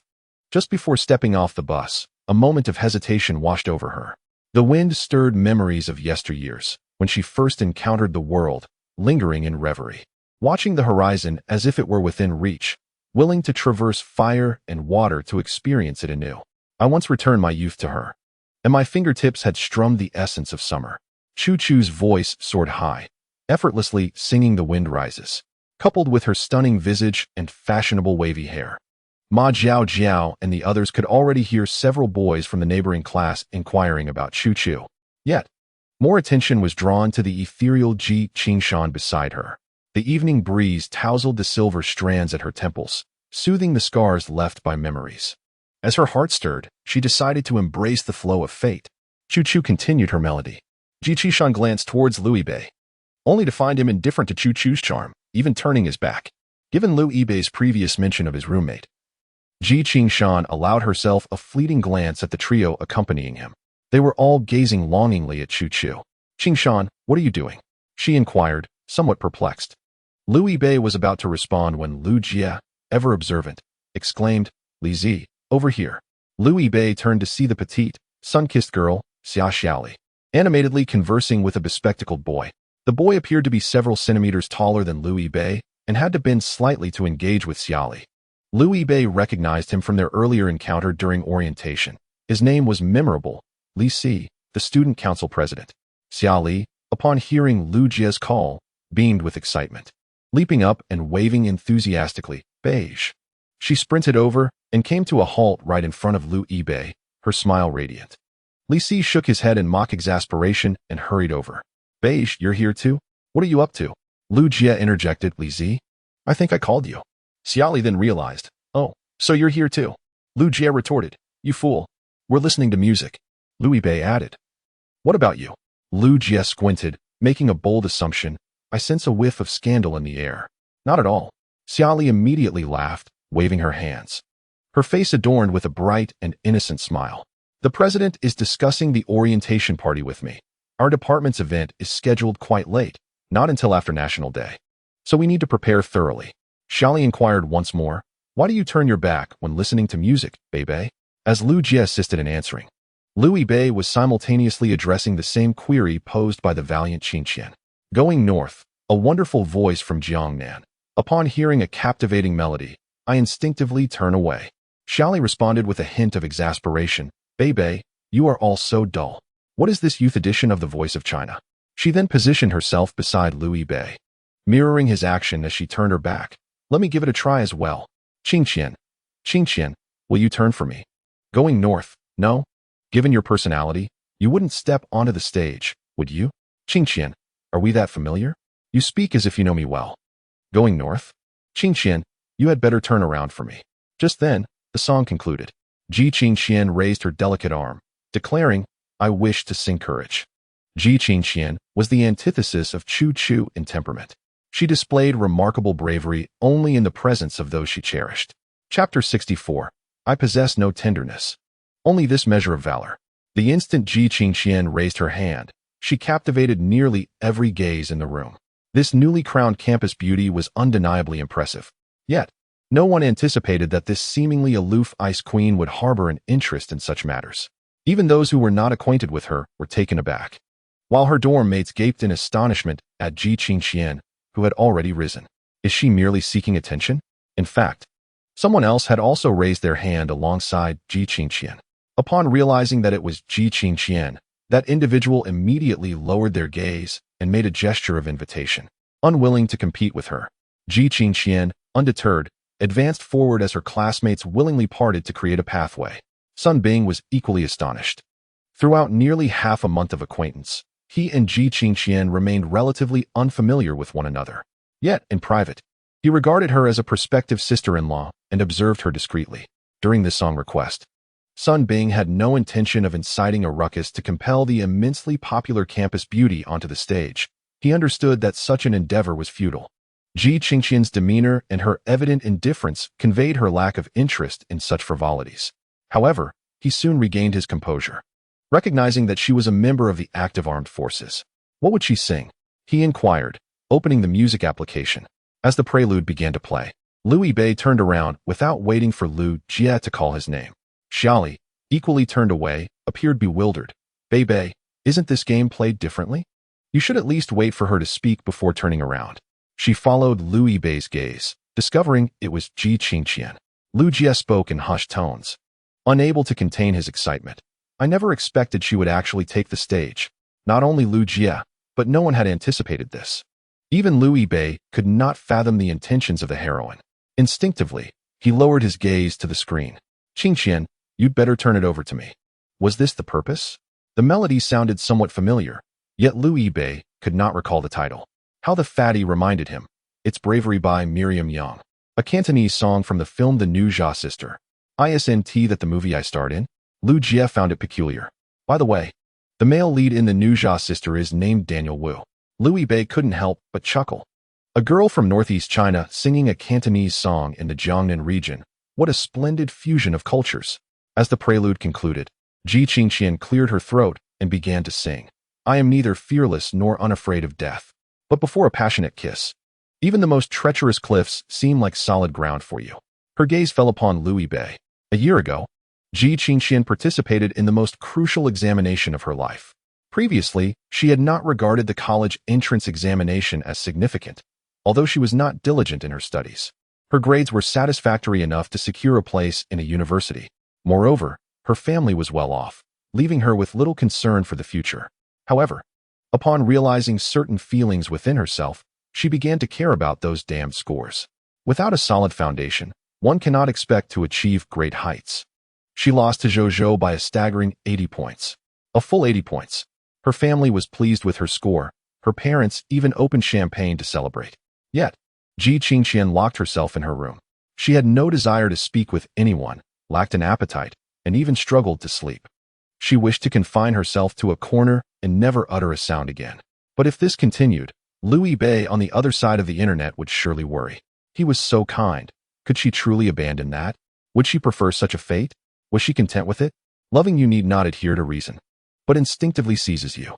The mere thought of you filled her once softening arms with an unexpected strength. No, Ji Qingqian told herself she wanted to start afresh. Others never agreed, not even in terms of reason, yet she poured herself wholeheartedly into the pain without noticing it. No one understood. The teachers did not comprehend, nor did her family. Ji Qingqian had always been a child relying on her talent, never contemplating the necessity of hard work. It seemed she did not need to exert effort. Anyone from her school, even the top scorer, might choose to retake the exam if dissatisfied with their results. Yet no one believed Ji Qingqian would do the same. She had never cared. No matter how radical others might be, it could never compare to my courage for you. Despite the red lights along the way, nothing could obstruct my path. I gazed upon a multitude charging ahead.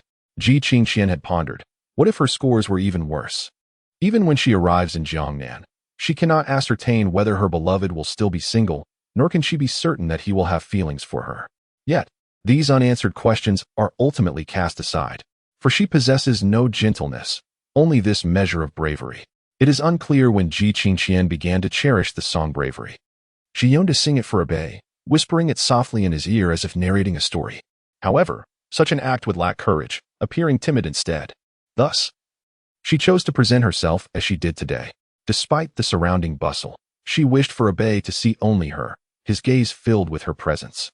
Falling down, then rising again, much like a roly-poly toy. Though she may have missed her target, she exerted every effort to hit it again.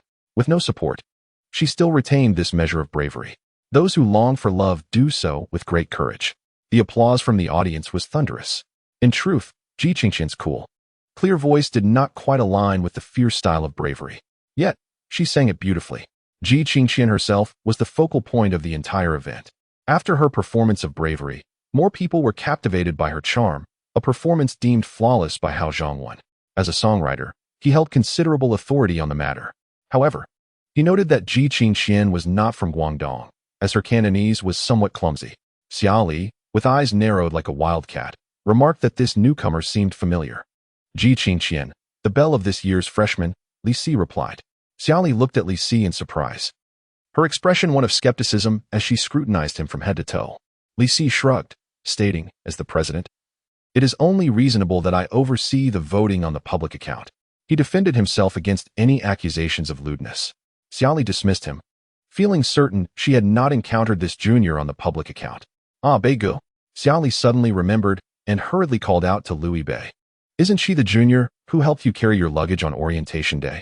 Louis Bei remained silent, gazing at the crescent moon in the sky. Xiao Li noticed that his eyes seemed somewhat red and advised, Bei Gu, we are still young. We should refrain from staying up late. As a student in the computer science department, you ought to prepare early to prevent hair loss. After a moment of silence, Louis Bei replied, No, the sunlight is simply a bit glaring.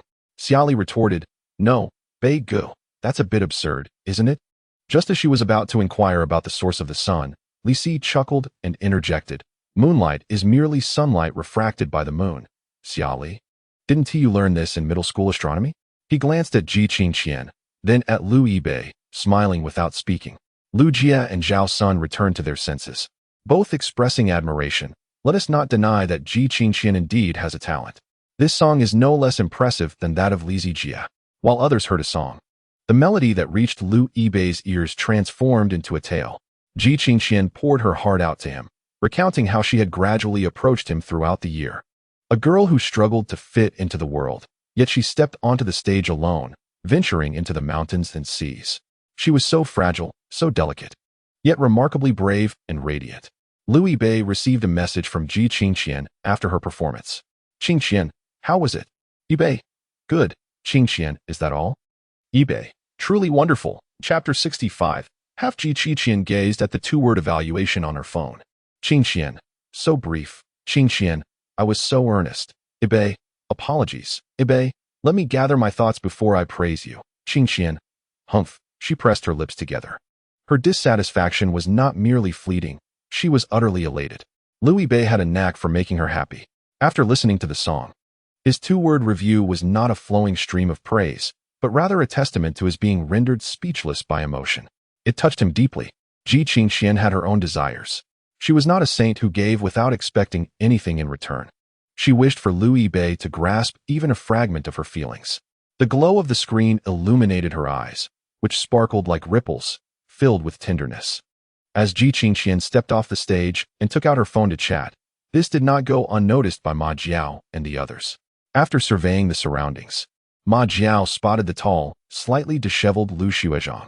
Maintaining her composure, she subtly gestured to Chu Chu and Wang Ju, indicating his location. Upon seeing him, they all felt a sense of relief. This was no longer a mystery. It made perfect sense. However, it was evident that the ice princess was genuinely enthusiastic about Lu Xuezhang, going to such lengths to showcase herself for him. They all assumed that Lu Xuezhang wanted to hear Ji Qingxian sing, which is why she was willing to take the microphone. Unfortunately, Zhao Sun remarked to Lu Yibei that if they were in the same grade, Lu Bei would surely perform a song that would be incredibly well received. Indeed, perhaps Ji Xuejia might even agree to a duet if the mood struck her. Lu Jie concurred, noting that singing a love song together could be quite intimate. If Lu Bei and Ji Xuejia were to become involved, Lu Jie suddenly realized, would that not seal his own fate? Speaking of which, Bei Gu, you're not bad at singing either. Xiaoli reminisced. Last year, just like now, the computer science department had a joint singing event. Lu Yibei had been urged to sing a song. It would have been even better if he had taken it seriously. Xiaoli recalled that Lu Yibei had passionately performed a rendition of the Great Sage. While she couldn't gauge the feelings of the female classmates, it certainly moved Sun Bing, who boldly pursued him for over 800 meters.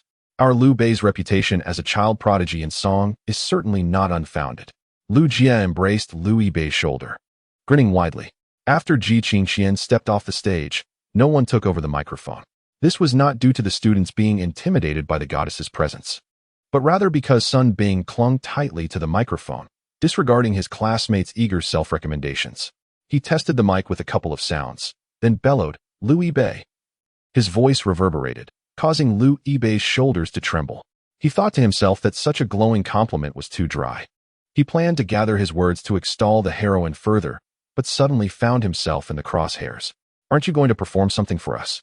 Sun Bing shouted. Caught off guard, Lu Yibei was momentarily at a loss for words. Sun Bing, a member of the active armed forces, possessed astonishing insight.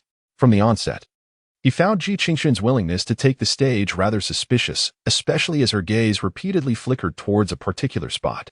Following her line of sight, Sun Bing discovered the source, this insufferable brat. Recalling the scene from yesterday where Ji Qingxian had handed half a cup of water to this boy, Sun Bing deduced something intriguing. Quite the enigma. He scrutinized the peculiar nature of their relationship. It seemed evident that the song Ji Qingxian had just performed was meant for that boy. A true man should not let a girl sing a love song without reciprocating in kind. Lu Yibei, a second-year student, certainly felt it was odd to be called to sing at an event meant for first years. However, Ma Jiao seized the moment, leading the charge with shouts of, Lu Xuezhang, Lu Xuezhang, Lu Xuezhang. Do you want to hear Lu Xuezhang sing? Their classmates had seen Lu Yibei a few times and held a favorable impression of him. Having previously observed him alongside Ji Qingxian, his popularity surged. With Ji Qingxian just having finished her performance, they felt compelled to rally for their senior. We want to hear Lu Xuezhang sing the next song. I also choose Lu Xuezhang. He is the one we all support.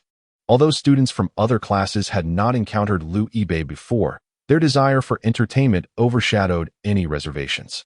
The prospect of Lu Yibei's singing was appealing, and should he falter, they would simply chalk it up to a humorous moment. The chants of Lu Xuezhang, rose in a crescendo, with some even unsure of his surname, alternating between Lu and Gu. Yet, this did not dampen their enthusiasm. Observing the fervor of the crowd, Lu Yibei gradually displayed a look of nervous sweat. This situation was too grand for him. Indeed, he was Lu Yibei. Had it been a Jia, he would have undoubtedly wished for a hole to hide in. Yet it could also be said that precisely because he was Lu Yibei, such antics were to be expected. Qingxian, the popularity is truly high. All the way north, it's all superficial. Qingxian, are you not going to sing?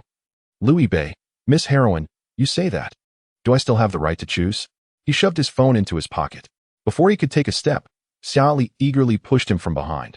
Beige. Go for it. Just as she had urged him to approach Ji Qingxian during their initiation. Liu Bei scratched the back of his head, hastening towards Monkey Brother. The latter promptly thrust the phone and microphone into his hands, whispering, "Perform well, choose your songs wisely, but steer clear of any nonsense. If you dare sing something like Monkey Brother or the Great Sage Song, beware, I might just dismantle your nest." Liu Bei felt a twinge of annoyance. Hey. He tested the volume of the microphone while searching for familiar tunes, offering a wry smile to the raucous underclassmen. "If I sing poorly, please don't hold it against me." The students from Ji Qingqian's class shook their heads in unison. We won't. Senior Liu, just sing, leave the flattery to us. Even if it's a fart, we can make it smell sweet. Better that you can't sing, you're already so handsome. If you sing well too, how are we supposed to survive? Liu Bei's repertoire was limited. Many songs he only knew a couple of lines, unable to perform an entire piece. As Liu Jie remarked, he was merely a king of children's songs, particularly familiar with theme songs from childhood cartoons. If all else fails, he could always sing The Windmill Goes Round. The scenery here is truly delightful. He thought the heroine might appreciate his style. Just then, he spotted her taking a sip of milk tea. His fingers hesitated before he re-entered the song title. A playful prelude began to play. Liu Bei looked up at the night sky and started to sing, "The Crescent Moon. Sweet and tangy, I'll share half of my juice with you. Love to share the burdens." Ji Qingqian was so courageous. Liu Bei could only promise to share half of his future with her. Chapter 66, a simple sketch to be frank. Liu Bei's rendition of "I'll Share My Juice with You" paled in comparison to Ji Qingqian's performance of Courage. Moreover, the lyrics and composition of Courage were several notches higher than Juice, so under the shadow of Courage, Liu Bei did not leave the freshman in awe. However, his voice was clear and youthful. Coupled with the cheerful melody of Juice, many classmates swayed along with the tune, and quite a few hummed along. Yet, Liu Jie was not satisfied. The song Liu Bei chose was still somewhat lacking. Ji Qingqian's heartfelt singing clearly leaned towards the poignant realm of Cantonese ballads. He should at least perform Under Mount Fuji or Love and Sincerity to match the occasion. Hao Zhongwen concurred, stating that if Joey Young's Fear were to be performed, it would undoubtedly be a knockout, though regrettably, that was not feasible. If Liu Bei could counter Courage with Fear, it would surely garner acclaim, perhaps even captivating Ji Qingqian. After Liu Bei ascended the stage, Liu Jie and others moved closer to the newcomers. They overheard a group of students whispering in concentrated admiration. "Wow, Senior Liu truly excels." Someone exclaimed, "I'm just here learning the trade, and it seems I've been outshone." Indeed, the students who were expressing their unique admiration for Liu Bei were all from Ji Qingqian's class. Unlike others, they had witnessed the moment when the illustrious school beauty handed Liu Bei a half glass of juice. "The crescent moon gently entwines. I'll share my juice with you. Love is to be mutually born." Some heard a song, while others perceived a personal narrative. The dog food of affection was still chasing after me. Thank you for knowing I didn't have enough for dinner, and for specially bringing me a bite. Although Liu Jie heard, he found himself perplexed, feeling as though he had missed an episode. Li Si stood nearby, lightly clapping as if keeping time with the music. He turned to see Xiali casting him a sly glance, a mischievous smile on her face. "What is on your mind?" Li Si inquired with a smile. Xiali, licking her small canine teeth, squinted and replied, "I know what you're thinking." "Oh, really?" "Because I am thinking the same," she continued. "We must find a way to enlist Bei Gu to help us out at the welcome party." "What do you mean by help out?" Li Si shook his head in resignation. "That's merely to showcase the charm of their seniors to the younger students." Xiali scoffed. "Your rhetoric is impressive as always. You sly fox." Before Li Si could retort, she added, "You shameless old rascal." Liu Bei was nearing the end of his performance. Liu Jie's gaze remained fixed on his beloved son when he felt a light tap on his left shoulder. "Stop it." Liu Jie swatted away the hand, assuming it was Zhao Sun teasing him. However, the voice that followed was calm and gentle. "Liu Jie." Liu Jie froze and turned to the left, his face lighting up with joy, only to quickly temper his enthusiasm upon realizing his beloved sons were nearby. If he displayed too much delight, he would undoubtedly be teased later in the dorm, so he swiftly composed his expression. He felt happy, but not entirely so. "Chindan." Liu Jie's call made both Hao Pengzi and Zhao Sun turn around. "Chindan," Hao Pengzi exclaimed. "Good evening," Zhao Sun added. Though they were not well acquainted with her, she was, after all, the designated daughter-in-law, so they spoke to her courteously. Chindan greeted them back before inquiring, "What are you all doing here?" Hao Pengzi interjected, "Oh, Sunner is intrigued by the junior here, so he asked me and Jie to accompany him for a glance. Zhao Sun nodded vigorously. Yes, I'm indeed interested. Despite the usual banter and jests, both Hao Zhongwen and Zhao Sun made an effort to maintain Lu Jie's dignity in the presence of the girl they admired. Chen Dan cast a distant gaze towards Lu Yibei, who was holding a microphone. Lu Jie, you'll take Lu Yibei with you shortly. Lu Jie had initially contemplated inquiring about Chen Dan's presence there, but found himself puzzled upon hearing her words. Why? Zhou Zhou is here. Zhao Sun, upon hearing this, chuckled. What? Are we afraid of her? Zhou Zhou was not merely an individual. Chen Dan's words hinted at something deeper. She glanced at Xia Li and Li Si, who were not too close yet not too far either. Although they were from different departments, Chen Dan recognized Li Si, the president, but was unaware of his relationship with Lu Yibei, so she refrained from making explicit comments. Li Si, perceiving the atmosphere, took 2 steps back. However, upon hearing Lu Yibei's name, Xia Li leaned in curiously. What is the matter? What is going on with Bei Gu? Chen Dan remained silent, merely gesturing subtly towards a certain direction. Everyone followed her gaze. Zhou Zhou, though not particularly tall, was undeniably striking, having earned the title of the most beautiful girl in her sophomore year. The group quickly noticed that Zhou Zhou was accompanied by an unfamiliar man, who was glaring at Lu Yibei, who was about to finish singing. The nature of Zhou Zhou's relationship with this man remained unclear, but their intimacy suggested it was significant. Zhao Sun scoffed. Jie, why don't you perform that thing? You know that thing? Lu Jie was perplexed, not comprehending. Foolish. Zhao Sun took the lead, tilting his neck and donning a foolish expression, his mouth slightly ajar as he mumbled. During my student years, I didn't want a date. After delivering his sarcastic performance, he burst into laughter. Damn, there are quite a few sketches. Chen Dan fell silent, aware that Zhou Zhou had previously rejected Lu Yibei with that very excuse. It seemed Lu Yibei had provoked something in Chen Dan.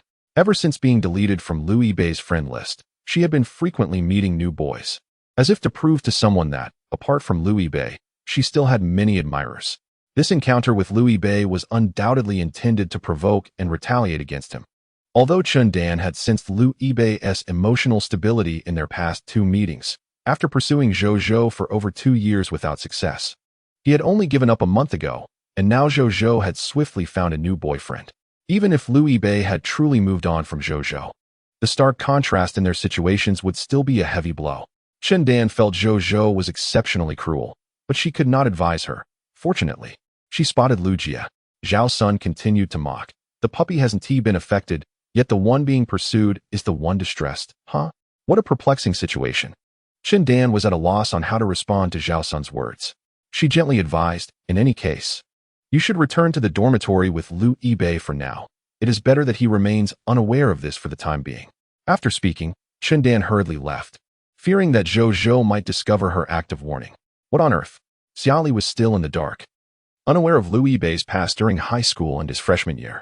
Zhao Sun gazed deeply at her, the girl known as Li Zi, and briefly recounted a story about raising fish. Chapter 67. Even a passing dog could be slapped twice. Zhao Sun was more than willing to share Lu Yibei's embarrassing history with Xia Li, not only because she had known his family for quite some time, but also because he needed her assistance in a matter. Xia Li's mouth fell open in surprise. She had no idea Lu Yibei had such experiences. Zong sang.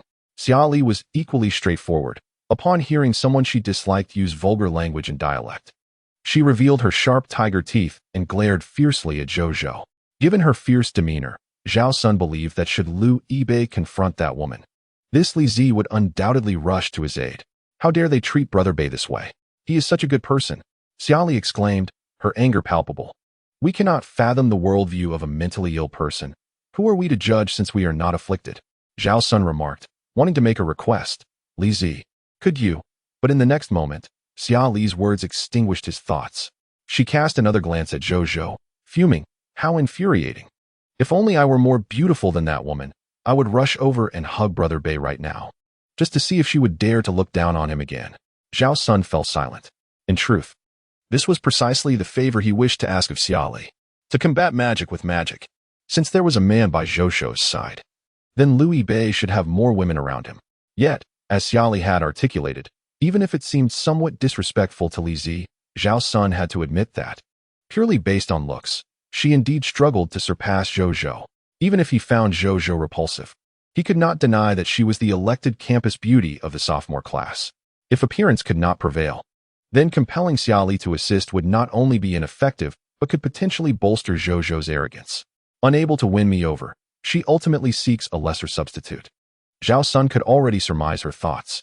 You are more attractive than her, Li Si interjected. He had no intention of prying into Liu Yibei's personal affairs, nor had he heard the previous girl's words or Zhao Sun's story. Simply by observing their expressions and the direction of their attention, along with Xia Li's comments, he was able to piece together a rough understanding. Xia Li was taken aback and turned to look at him. Li Si swiftly moved past the topic, calmly stating, "But you cannot pretend to be Liu Yibei's girlfriend. The aftermath would be quite troublesome." Understood. Zhao Sun realized that they could not engage in frivolous antics. Fatty Jia, the winds are picking up. We must promptly escort Brother Bei away. He had wanted to confront Zhou, but the circumstances were now unfavorable. It is paramount to prioritize Liu Yibei's emotions. Zhao Sun believes that Liu Yibei no longer harbors any feelings for Zhou, yet, as Chen Dan aptly stated, Zhou's actions were excessively malicious. Even in the absence of affection, it is all too easy for one's confidence to shatter. All right, Liu Jie and Hao Zhongwen replied in unison. Li Si maintained a nonchalant demeanor, suggesting, perhaps there might still be a turn of events? A turn of events? Zhao Sun scoffed. The only turn of events now is if Liu Yibei pulls out the divine light stick and transforms into Diga, prompting Jiang Zile to rush over in pursuit of her dream lover. As the song concluded, Liu Yibei's singing transitioned into speech. I did not sing well. I hope everyone can forgive me. Senior, you sang beautifully. Came a chorus of voices. Senior, your juice is all honey, so sweet it could make one's teeth ache. Unlike mine, which is all lemon and sour to the core. Senior, I sense something in your song. The audience's playful jeers were all, without exception, from Ji Qingshan's classmates. Chu Chu glanced at Ji Qingshan beside her. The latter sat upright, her gaze entirely fixated on Senior Liu Yibei, her eyes twinkling as if imbued with starlight. Chu Chu bit the straw, letting out a soft, sour hum. You two are sharing a drink while in a romantic entanglement? I'm single, so I'll buy 2 cups. I can drink 2 cups. It's not as if I can't afford it. She glanced at the label on her milk tea, which read 7 parts sugar. But why does it taste utterly bland? Why does this water lack flavor? Faced with the freshman's incessant teasing and inquiries, Liu Yibei merely smiled faintly as he set down the microphone. All right, that's it. Just as he intended to leave the stage, a sweet female voice rang out. Instructor, can first-year military training students sing here too? May I also sing a couple of lines? This left Zhao Sun momentarily stunned. What a bold move, initiating without hesitation. He had initially planned to escort Liu Yibei back to the dormitory, not anticipating her assertiveness.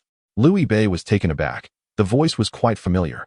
He turned towards its source, spotting a girl outside the military training circle, clad in a white dress. She had a sweet appearance, her eyes sparkling with delight. It was Zhou. Wow, yet another senior, so adorably cute. Don't get your hopes up. Haven't you noticed the boy standing beside her? Damn it. Why do beautiful girls always have boyfriends?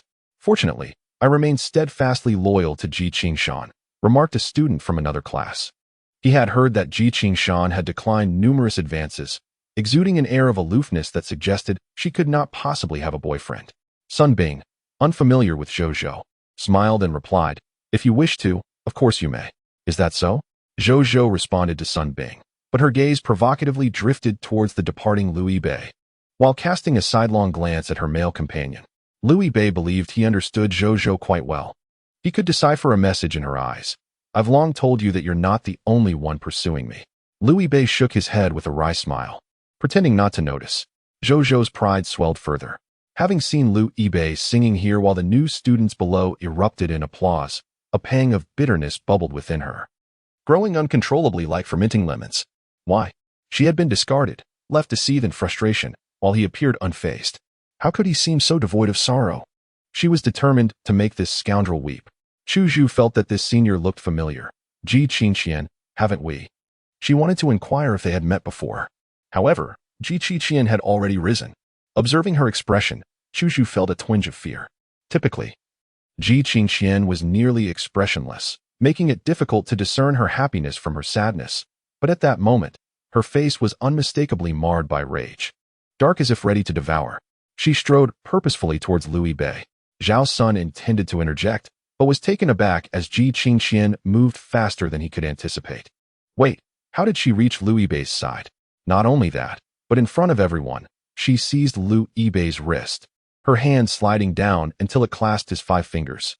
Liu Yibei stared in astonishment at the tense profile of this fierce girl, sensing the slight tremor in her palm. Suddenly, he smiled. Ji Qingqian shot him a piercing glare, as if reproaching him, asking why he was smiling. How could he still find amusement? Then, she turned her icy gaze toward Zhou Zhou. The once self-satisfied Zhou Zhou found herself at a loss for words. Not just Zhou Zhou. Even Zhao Sun dared not approach Liu Yibei now. He felt that even if a dog unwittingly rubbed against Liu Yibei's pant leg, Ji Qingqian would swiftly intervene with a couple of slaps. Ji Qingqian's eyes were filled with possessiveness. Chapter 68. Here we go. Chu Zhu watched as Ji Qingqian approached Liu Yibei and then glanced at Zhou Zhou. I remember now, she whispered to her 2 roommates. We met this senior on the first day of military training. Did we? Ma Jiao Jiao struggled to recall events from half a month ago. Yes. There were even boys praising her beauty, and I retorted that she was not as pretty as Ji Qingqian. Chu Zhu was certain. After the military training concluded, Ji Qingqian treated us to ice cream and milk tea. Didn't we privately discuss how cheerful she seemed that day? Ma Jiao Jiao had a vague recollection of that. Ji Qingqian must have some grudge against this woman. Chu Zhu's reference to Zhou Zhou had downgraded from senior to that woman, although unaware of their enmity. Ji Qingqian's cool demeanor did not suggest she was the type to seek out conflict. However, the sight of her standing up with a darkened expression was not lost on Chu Chu.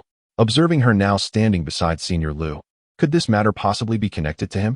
Chu Chu speculated, yet she could not dwell on it for long. If Ji Qingqian were to confront her later, well, Jueju, you should refrain from intervening. It could be perilous, and she might be bullied. Jiao Jiao, let us go and mediate the dispute. You genuinely persuade her while I feign compliance. Seeking an opportunity to retaliate against her, Chu Chu proposed. Agreed. Ma Jiaojiao nodded in affirmation, in a manner akin to the girls' dormitory. The boys of the 404 group were also engaged in a brainstorming session. They had gone to dine with Ji Qingqian. Fine Ji Qingqian. Are they on a date? Liu Jie echoed Liu Yibei's earlier words in his mind, his mouth agape in disbelief. What? Is the information accurate? Zhao Sun could not help but curse with a chuckle. They had intended to retreat, avoiding confrontation while biding their time, yet Ji, the junior, had decisively turned the tide. Where did Lao Bei find such a formidable ally? And her approach is so aggressive, launching directly into action, their fingers intertwined, as if Zhou Zhou were declaring her dominion over Liu Bei. Zhao Sun cast a glance at the hefty companion beside him. Hair tie. How Pete suddenly chuckled in relief. In the dim night, he could no longer discern the azure hair tie around Liu Yibei's wrist, but he vaguely recalled it seemed to match the color of the ponytail tied by Ji Qingqian. At that moment, he had merely entertained a fleeting suspicion, yet now it appeared that it truly was a gift from her. Zhou Zhou's complexion paled further. Ji Qingqian's demeanor was already sufficiently frosty, and now her eyes radiated a layer of ice, fixated intently upon Zhou Zhou. Zhou Zhou's smile froze as she observed the clasped hands of the pair, her once eager grin now slightly twitching in distress. If you dare, come and challenge Liu Yibei. Zhou Zhou sensed the underlying message in Ji Qingqian's gaze. Who was a year her junior? Ji Qingqian. Zhou Zhou was aware of her name. Just days prior, she had been preoccupied with the rankings of campus beauties. Upon confirming her position as the top of the sophomore class, she had jubilantly treated everyone in her dormitory to milk tea. It was during that time she had glimpsed the striking visage on the voting interface, cognizant that Ji Qingqian had garnered over 85 of the votes among her freshman peers. Like herself, she too had been bestowed the title of campus beauty. Yet, despite sharing this designation, distinctions remained. How could Liu Yibei possibly be acquainted with this freshman? The sight of their clasped hands was particularly irksome to Zhou Zhou. Aside from you, I have others pursuing me, was undoubtedly the sentiment Zhou Zhou wished to convey to Liu Yibei. Moreover, it took her merely half a month to achieve what had eluded her for 2.5 years prior, only serving to highlight the inadequacy of her rivals. However, she would not wait long for Liu Yibei to falter. The actions of Ji Qingqian felt as though she had delivered 2 stinging slaps to Zhou Zhou's face. Zhou Zhou's refusal to accept Liu Yibei only meant that there were countless others willing to embrace him. And those who were eager to accept him were not only taller, but also more beautiful than she. It was not Liu Yibei's shortcomings that were at play, rather, It was Zhou Zhou's own blindness to his virtues.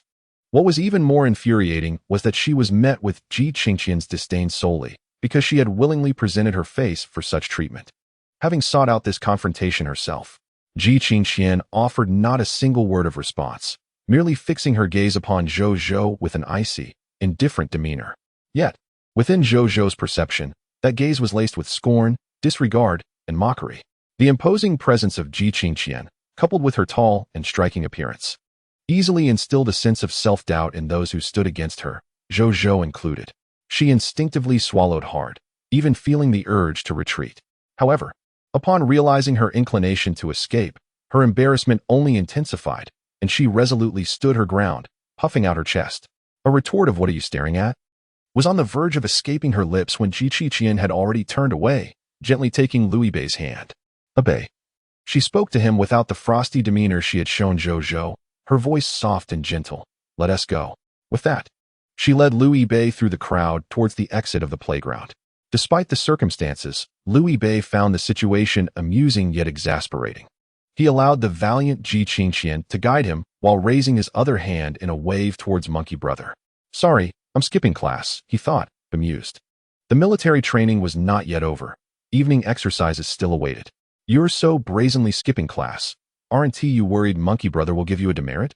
He refrained from voicing such thoughts, knowing full well that doing so would likely earn him a swift kick from Ji Qingqian. Sun Bing grimaced, displaying his disdain as he waved his hand dismissively. "Get lost. What are you showing me? It's so sweet it makes my teeth ache." He resolved to call his wife after the day's activities concluded. Most students shared Sun Bing's sentiments, unaware of the complex emotions at play among the few, only witnessing the scene of Ji Qingqian holding Liu Bei's hand as they departed. Wait, did he really win her over? In the time it takes to sing a song for Senior Liu, he has managed to steal away the illustrious school belle? "Coach, I want to learn to sing." "Bro, don't speak up." The freshman buzzed with chatter. Ji Qingqian's classmates had already surmised that their relationship was not ordinary, extending their respect and blessings. Meanwhile, the rest of the students were left to voice their heartbreak, the sound of fragile young hearts shattering echoing in the air. "Bro, how did you break twice?" I can't help but secretly admire Ji Qingqian while also having feelings for Senior Liu. Is that not permissible? Dude, one shouldn't at least. Amidst a chorus of envy, good wishes, and light-hearted teasing, Zhou Zhou, who had once been the first to speak, now faded into the background, becoming an inconspicuous and forgotten supporting character. "Senior." Suddenly, someone called out to her. Chu Chu smiled broadly and asked, "Are you still going to sing?" Zhou Zhou trembled with anger, struggling to speak. She had to be cautious to avoid her voice cracking, and she forced a smile, shaking her head. "Never mind." "What a pity." Ma Jiao Jiao chimed in. "I was quite looking forward to it." Their conversation was delivered with a tone of indifference. Yet Zhao's son discerned an unexpected undercurrent of sarcasm. He nodded affirmatively, silently praising, "This person is just like me." Zhou Zhou chose not to elaborate further and turned to leave. "Haha." Zhao's son quickly followed. "Let's head to the kill line." Chapter 69. Don't look at her. Look at me. The more she endured, the angrier she became. Taking a step back only fueled her frustration. Ji Qingqian, hand in hand with Liu Bei, had already exited the playground. Ji Qingqian lacked experience in confronting others, and it was only after the incident that she mentally prepared her retorts. Suddenly, she jerked her head around, wanting to return to scold Zhou Zhou a few more times. Liu Bei held her back, chuckling softly. "What's wrong?" Ji Qingqian furrowed her brow, her cold face clearly displaying displeasure. "How can you still smile after being bullied? You say someone is trying to make me angry, but I refuse to be angry. Who do you think will ultimately irritate whom?" Liu Bei inquired. Ji Qingqian paused, her anger dissipating as she no longer insisted on going back, instead standing by Liu Bei's side. Under the dim glow of the streetlights, they walked a few paces together. Ji Qingqian lowered her gaze, observing their intertwined hands. Initially, it was she who held on to Liu Bei's palm, but now his grip was stronger than hers. It was somewhat difficult for her to withdraw her hand. No matter, she had no desire to let go. "And do not criticize me, fair heroine. The reason I can smile is because of you," Liu Bei remarked. Ji Qingqian raised an eyebrow. "What a hefty accusation." "Don't speak carelessly. I am not deflecting blame." Liu Bei responded gently, because every young boy, after experiencing a moment of embarrassment, hopes for a beautiful long-legged sister to take his hand and drive him in a red Ferrari. And the fair heroine has precisely fulfilled that wish. There's no Ferrari, Ji Qingqian retorted. We could rent a shared electric scooter another day. That would suffice, Liu Yibei suggested. I am the junior, Ji Qingqian asserted. But your birthday is before mine. You've called yourself my sister before. Do you wish to deny it? Liu Yibei countered. Ji Qingqian tilted her head slightly in contemplation. Oh, You're not going to question the descriptors of beautiful and long-legged? Liu Yibei probed. Ji Qingqian shot him a cold glance. Is it mainly about the long legs? After a moment of thought, Liu Yibei replied, the long legs are secondary. The beauty is primary? No, you are the primary. The streetlight cast a dim glow, but it made Ji Qingqian's fair face appear somewhat flushed. She gently bit her lip, and then Liu Yibei said, Heroine, let us find a place to sit down and chat. He spoke, unable to resist glancing towards the playground. Zhou must have noticed their conversation, considering how she engaged with them. However, with the presence of the stout fellow, there was little cause for concern. Almost every university boasts a lake, and Jiang University is no exception. Typically, willows grace the banks of these lakes, and Jiang University follows suit. As summer wanes into early autumn, the night breeze stirs, and the willow branches caress the lake surface.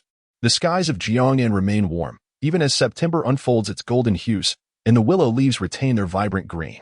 Yet, in contrast to the previous days, the evening breeze now carries a refreshing coolness that playfully touzles one's hair. Liu Yibei sat beside Ji Qingqian on a public bench by the lake.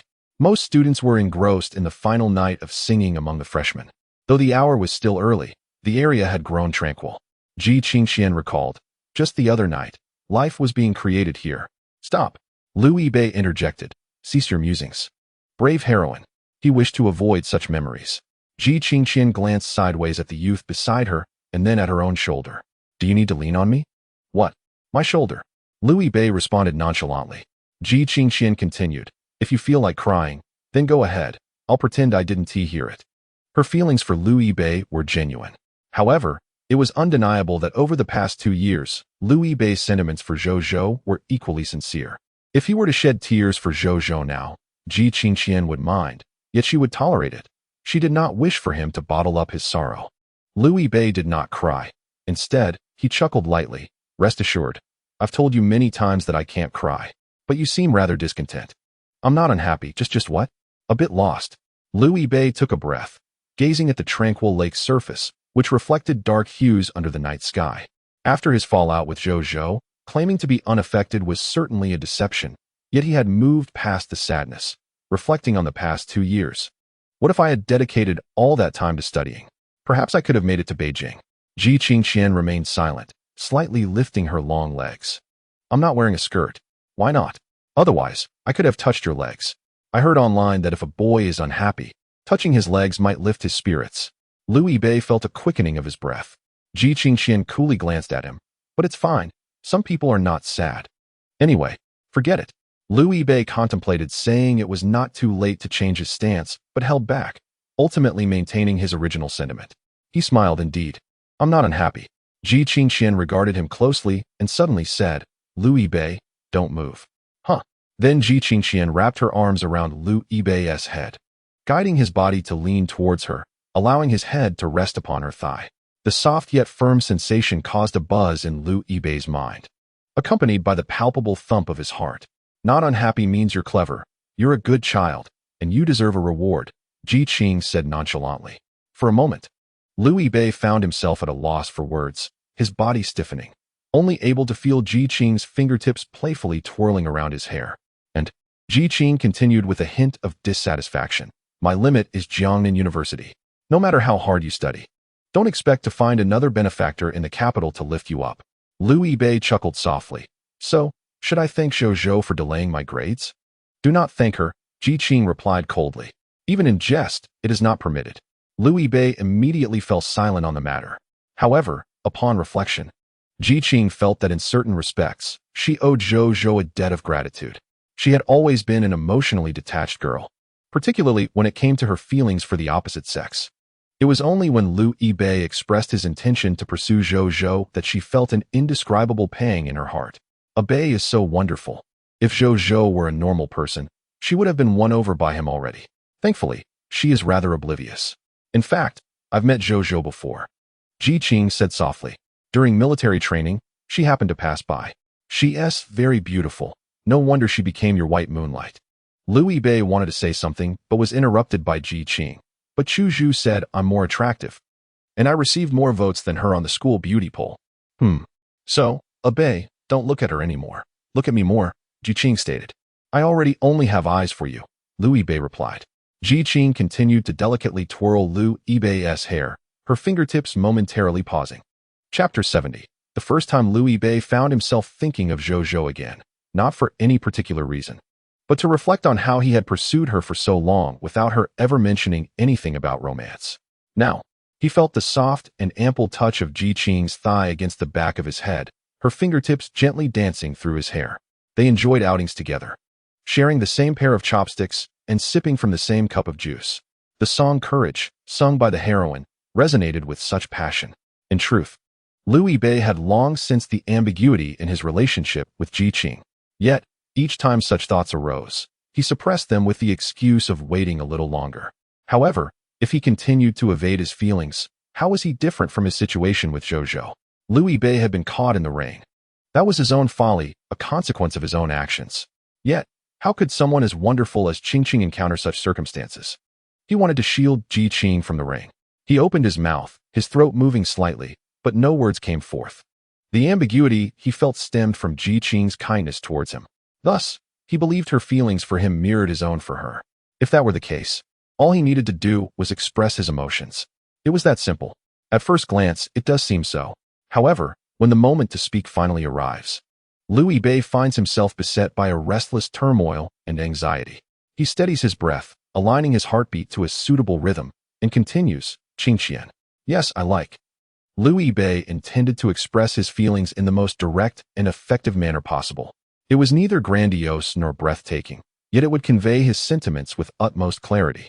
Yet before he could utter the remaining two words, Ji Qingqian covered his mouth. Do not say it. Liu Yibei's wide eyes flickered in surprise. Why was she stopping him? Did the heroine's thoughts differ from his own? In an instant, thoughts akin to the three great illusions of humanity surged in Liu Yibei's mind, causing his once calm heartbeat to race anew. His breath, short and hurried, brushed against the back of Ji Qingqian's hand that covered his mouth. Her voice, gentle as a whisper, reached his ears. I know what you wish to say. I long to hear it. I have always anticipated it. But not now. You have been wronged and are feeling low. As we traverse the world, we uphold the principles of honor. We cannot take advantage of another's misfortune. I hope you will choose a day when you are in good spirits to say it to me, openly and honestly. Is that agreeable? Liu Yibei gently pried her hand away from his mouth and chuckled softly. Heroine, I am not so foolish as to confuse gratitude with affection. I understand. Ji Qingqian replied softly, but I wish for you to tell me when you are happy. Am I being unreasonable? Are you displeased? After a moment of astonishment, Liu Yibei chuckled. Such sentiments conveyed through the heart carry more weight than mere words. Evidently, the heroine understood his intentions. Very well. Yet, while intentions may surpass expressions in significance, the act of expressing them still holds considerable importance. Liu Yibei pondered the need for careful planning. Such a wonderful girl deserves a declaration made with dignity and sincerity, devoid of haste. Indeed, Ji Qingqian's voice was tinged with mirth. Liu Yibei wished to say something, but in the next moment, Ji Qingqian's hand covered his eyes. In the enveloping darkness, Liu Yibei felt the soft strands of hair on his forehead being lifted. Soon, a warm, moist sensation brushed against his brow. It was her lips. As her hand was removed, Liu Yibei's vision was restored. Ji Qingqian, tilting her head back, bore a face devoid of makeup, concealing the blush that adorned her cheeks from his sight. I know you will eventually tell me, so I shall give you my answer first, she said, her voice cool, yet trembling with emotion. This is my first kiss with a boy, and if you fail to meet my expectations and forget to say that to me, I shall twist your head off. Ji Qingqian bit her lip, striving to sound fierce to mask her shyness. She awaited Liu Yibei's response, yet he remained silent. Ji Qingqian, unable to contain herself, finally cast her gaze upon him, who lay with his arms crossed over his face, shielding his visage from her sight. Nevertheless, she discerned the deep crimson hue that adorned his ears. Liu Yibei's quivering lips formed a wavering line as he murmured incoherent sounds of and ah. Ji Qingqian's delicate fingers brushed against his cheek. which felt rather warm to the touch. She had not anticipated such a display of emotion from him. The sight was rather amusing. Which young lad appeared so adorably bashful? Oh, it turns out to be my very own. Observing Liu Yibei's demeanor, Ji Qingshan's own shyness began to dissipate, and she playfully poked his cheek with her fingertip. You're shy for no reason. It's my first time too, she teased softly. What? He replied in a hushed tone. Being kissed by a girl, and unexpectedly. It was a sneak attack. Wasn't it supposed to be above board? Yet here we are, lacking in martial ethics. Ji Qingshan found herself momentarily taken aback. I thought you had been in 1 or 2 relationships before. I haven't, he retorted, his voice still barely above a whisper. You're so popular. Where do you get the idea that I'm popular? Liu Yibei countered. I thought I told you before that I've never dated anyone. Wasn't he that to maintain your pure persona? Ji Qingshan challenged playfully. What need was there to uphold a pure persona back then? To win you over? At last. Liu Yibei's voice gained strength.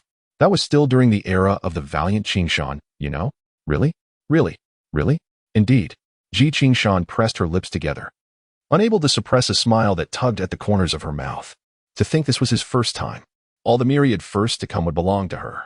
Ji Qingshan intended to seize every achievement in Liu Yibei's romantic journey, aiming for nothing less than platinum status. Meanwhile, on the other end, Xiaoli was in high spirits. Upon seeing Liu Yibei being spirited away by Ji Qingshan, she placed her hands on her hips, laughing exuberantly. I knew it. Bei Gu is not on the same level as others. He acts swiftly. Just a few days, and they're already holding hands. How exhilarating. Li Si chuckled as he glanced at the exuberant girl and then at the somewhat disheveled Zhou, along with Zhao Sun who trailed behind. He pondered for a moment. Let us go take a look. Xiaoli shot him a sidelong glance, a hint of disdain in her expression. Didn't you say you weren't interested in such matters? Why the sudden curiosity? Li Si adjusted his glasses. After all, Liu Yibei is being brought in as a laborer, right? He is supposed to showcase his charm at the welcome party for the younger students. So it's prudent to pay a little attention. Are you trying to say he's a laborer? You almost let that slip, didn't you? Li Si remained silent, allowing Xiaoli to prance about beside him. Besides, isn't Liu Yibei your good friend? I sense you, old fox, have ulterior motives. Xiaoli exclaimed. Li Si could only smile wryly. Chapter 71. The student council president. Upon exiting the playground, the crowd had significantly thinned. Zhao Sun followed closely behind. In a state of frustration, Zhou failed to notice the presence trailing her. Suddenly, Zhao Sun called out, Hey, buddy. He did not directly address Zhou. Zhao Sun had once heard of a literary technique called writing Jiangnan, which suggested that one should not merely describe Jiangnan, but rather evoke the scene with phrases like peach blossoms in the gentle rain and willows green in the mist. Likewise, Lao Beibei had stated that in online literature, when depicting the closeness between the male and female protagonists, one should not only write about their intimacy, but also convey the girl's fluttering heart and the boy's shy demeanor.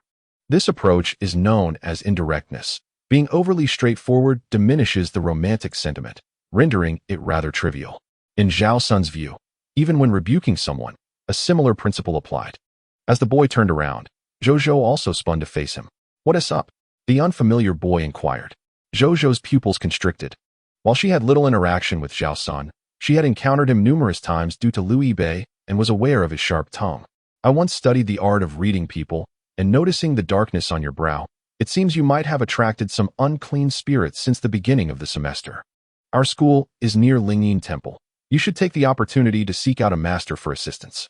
In these declining times, do not let such malevolent forces disrupt your life, Zhao Sun said earnestly. Not only did the unfamiliar boy find this hard to believe, but Liu Jie and the stout Hao also felt inexplicably that Zhao Sun's wolf-tail braid exuded an air of ethereal wisdom. Really? The boy asked, his skepticism evident. This statement was inherently false. Zhao Sun could not discern any darkness on his brow.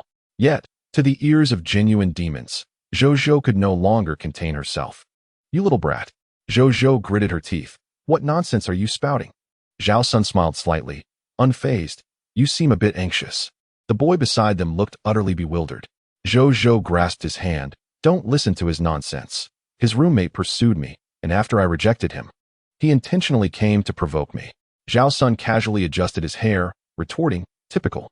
Although Zhao Sun's response was merely a single word, Zhou felt the weight of his mockery, her once lovely features contorting in anger. You little brat. Mind your own business. Wow, Zhao Sun leaned back theatrically. gasping in mock surprise as he scrutinized Zhou Zhou. Do you dare speak to me like that? Did your parents raise you in bulk? Lu Jie and the stout Hao, serving as Zhao Sun's solid support, looked on with admiration at their son's verbal prowess. If one were to inquire about Zhao Sun's audacity, it would be said that he had been a tyrant for 3 years. Further back, the tardy Li Si and Xiali approached. Although the path was not crowded, students passed by occasionally, some stopping to observe the unfolding quarrel with curiosity or astonishment. Zhou Zhou, somewhat conscious of her image, found it challenging to unleash her full fury under the watchful eyes of onlookers, which somewhat diminished her combat effectiveness. However, Zhao Sun remained unbothered, unashamed. For a time, only the sound of Zhao Sun's voice echoed as he continued his relentless banter. Zhou Zhou desired to leave, yet after being berated so vehemently, he found himself unwilling to yield. Though he yearned to retort, he felt at a loss for words, caught in an awkward silence. Xiali observed the verbal skirmish unfolding and inquired of Li Si, "Does this not constitute provocation and disruption of the school's order? The student council has a discipline department, and such matters require oversight." Li Si, gazing at the night sky, only lowered his head to regard her after hearing her words, replying, What did you say? I was listening to music and did not catch that." Xiali, undeterred, continued as Li Si took a moment longer to survey the stars. Sensing it was nearly time to intervene and glance toward Zhao Sun and the others, the verbal exchanges had reached a peak. The unfamiliar boy, initially bewildered, gradually began to comprehend the situation. It was evident that the diminutive figure, with a wolfish demeanor, harbored a grudge against Zhou Zhou. Coupled with Zhou Zhou's striking beauty, it was likely that he could become his girlfriend in the future. Overwhelmed by emotion and a surge of adrenaline, he rolled up his sleeves, prepared to confront Zhao Sun. Though Zhao Sun was unmatched in verbal prowess, he was physically outmatched, as his build paled in comparison. Yet, with the imposing figure of Fat Hao behind him, weighing over 200 pounds, a sense of security enveloped him. As the boy advanced, Zhao Sun remained unhurried, positioning Hao Zhongwen protectively in front of him. "Hey, what are you doing? Planning to fight?" Li Si interjected with a commanding voice. "Are you seeking disciplinary action or a direct school probation?" While he spoke, he asserted his identity as a member of the student council. Having served in the student council for an extensive duration, Li Si was well versed in the protocol. Most students were oblivious to the extent of the student council's authority and the regulations surrounding disciplinary actions or probation. Nevertheless, upon hearing student council, recognizing it as an official body within the school, their bravado diminished significantly, much like the boy confronting Zhou Zhou. Upon hearing Li Si declare his affiliation, the boy immediately ceased his aggressive demeanor, for the notion of disciplinary action was indeed intimidating. Witnessing their cessation, Li Si beckoned Xia Li with a gesture to approach him. He prepared for contingencies, ready to send Xia Li to fetch security if the situation escalated. "What class are you in?" Li Si inquired. "Do you have your student ID?"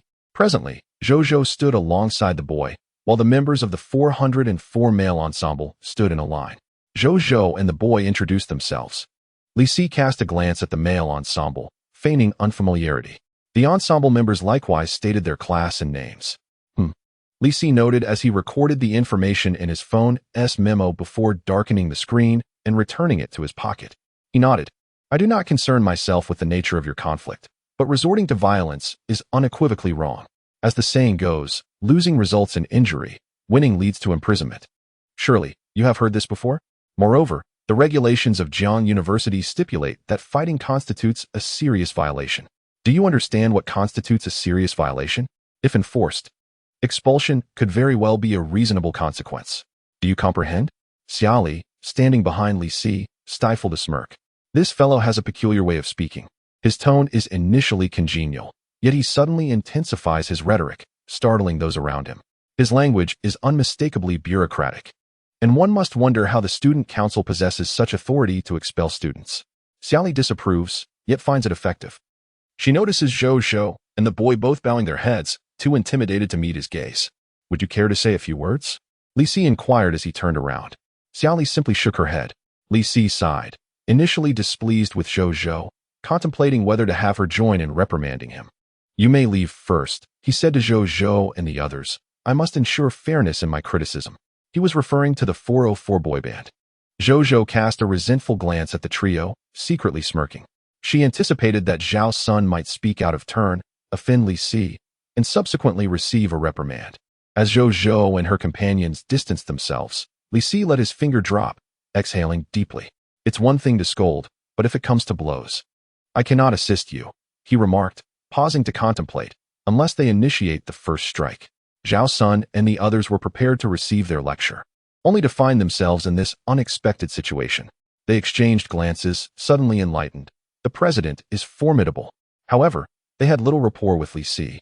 So why was he so inclined to support them? The boy band did not grasp this, but wisely refrained from asking, knowing that such inquiries would betray their lack of discernment. Return to the dormitory early, Li Si advised them. Understood, the trio replied in unison. Let us go? Li Si said, gently patting Xia Li on the back of her head. I will escort you back. No need, I can return on my own, Xia Li responded. It's quite a distance to the girls' dormitory, and if you accompany me, you'll have to retrace your steps. With that, the little girl dashed away with surprising speed. Upon witnessing this, Hao Zhanwen suddenly comprehended the nature of their bond with the president. Chapter 72. The moon in the water is the moon in the sky. The person before me is Li Si bidding farewell. The 404 boy band returned to the dormitory, the trio walking in silence for a while. Lu Jia broke the silence. Do you think it's true that Lao Bei has taken away the campus beauty from Ji University? It's definitely not true, Hao the Fat replied. Given the circumstances at the time, it seems Ji's campus beauty actually swept Lao Bei off his feet. Lu Jia fell silent for a moment. That's even more distressing. When Zhou appeared, Lu Jia was worried about his brother's hardships. Yet when Ji Qingqian made her move, Lu Jia was astounded to discover that his brother's mother was driving a Land Rover. This is absurd. With Ji's proactive approach coupled with that impressive display, it's not merely a Land Rover. At the very least, it could be a Ferrari LaFerrari. Tears of envy involuntarily welled up. Zhao Sun clasped his hands together in reverence. Ji is selflessly aiding Lao Bei, rescuing him from peril. Her greatness needs no further elaboration. Hao the Fat interjected. But have you not noticed that the hair tie on Lao Bei's wrist is the same style as the one Ji uses for her ponytail? Lu Jia and Zhao Sun gazed at the corpulent Hao with a mixture of astonishment and suspicion. In Hao's slender eyes, a flash of astuteness gleamed like lightning. Zhao Sun quickly masked his expression, clearing his throat twice, and scoffed at Lu Jia. Brother Jia, you are utterly clueless, devoid of any insight. Lu Jia, more perplexed than ever, responded, you all know, huh? Of course, Zhao Sun retorted with a cold smirk. I hail from Jianghu Chuan. I wouldn't be foolish like you. Then why haven't you said anything? Lu Jia inquired. Lao Bei has been talking about it all along, Hao replied. Only a fool would believe that, Lu Jia dismissed. Zhao Sun scoffed indifferently. In truth, he harbored doubts himself, but whether he believed or not mattered little. What was crucial was that Lu Jia believed he did. Lu Jia felt increasingly unsettled. This Lao Bei? Could it be that the title of the foremost figure in Chinese science fiction from the Lu family was about to change hands today? Unbeknownst to him, Lu Yibei had ceased resting his head on the thigh of the valiant Qing Qian. Those accustomed to such a position knew that prolonged contact could become rather numbing. Now, he leaned against the back of a public bench, while Ji Qingqian tilted her head, resting it on his shoulder. Lu Yibei glanced down, observing that their right and left hands remained tightly intertwined. The warmth from her palm surged through his fingers to his heart, eventually reaching the center of his brow. A slight itch manifested there, which Lu Yibei recognized as an illusion, arising primarily from his heart. Just moments ago, Qing Qian had bestowed a gentle peck with her soft lips, stirring a flutter within him. He took several deep breaths to quell the sensation. Qing Qian had let her hair down, the dark strands cascading straight. She must have bathed before leaving her dormitory, for her hair carried a delightful citrus fragrance. They sat in silence, as if communicating their hearts through their interlocked fingers. The night breeze whispered softly, bringing a coolness that danced across the rippling lake. The autumn heat of Jiangnan remained fierce, yet signs of the midsummer's retreat were becoming evident. Summer is coming to an end, Lu Yibei murmured. Ji Qingqian merely responded with a soft leaning against him. She appeared slightly weary and languid, as though on the verge of slumber. Lu Yibei chuckled softly to himself. He recalled how he once classified everyone's personalities according to the seasons. It was a rather broad categorization, yet occasionally reminiscing on it proved quite amusing. For instance, Xiaoli embodied the essence of summer, a radiant smile, beads of sweat glistening on her sun-kissed skin, and a voice brimming with vitality. Xiaoli was summer. But what about Ji Qingqian? At first glance, one might assume she represented winter. Her cool demeanor, few words, and skin as pristine as snow. Yet, this was not entirely accurate. Akin to her name, she was not merely white, but rather a delicate shade of pale blue. Among the seasons, the one that most closely aligned with this gentle hue was spring, occasionally marked by chill, yet predominantly warm. Qing Qian. Yes. Liu Bei softly murmured to the girl leaning against his shoulder, "You are the April day of this world." The girl, with her eyes momentarily widening and her pupils subtly dancing, clearly delighted, quickly suppressed her expression and replied coolly, "Then you are the May of longing." "Do be quiet." Liu Bei promptly interrupted, "Are you trying to get us banned? Besides, dear warrior, how long have you been surfing the internet?" Such antiquated references would leave even younger kids bewildered. Ji Qingshan pressed her lips into a thin line. She chose not to pursue that topic further, instead opting for a different assessment, gently praising, "You are quite rustic, becoming more so, Louis too." This is a poem by Ms. Lin Huiyin. Liu Bei elucidated the literary origin of her words. Ji Qingshan adjusted her head's direction, looking at him earnestly. "I know. And you? I'm merely pointing out your rusticity. I have no objections to this poem. So you only have objections to me?" Liu Bei feigned sadness. "I don't care about other matters," Ji Qingshan retorted. Liu Bei found himself at a loss for sorrow. "Oh, then do something less rustic." He was curious to see what kind of romantic words this extraordinary woman could conjure. Ji Qingshan shot him a frosty glance. "Come to steal, come to deceive. But since you've performed commendably today, I shall indulge you."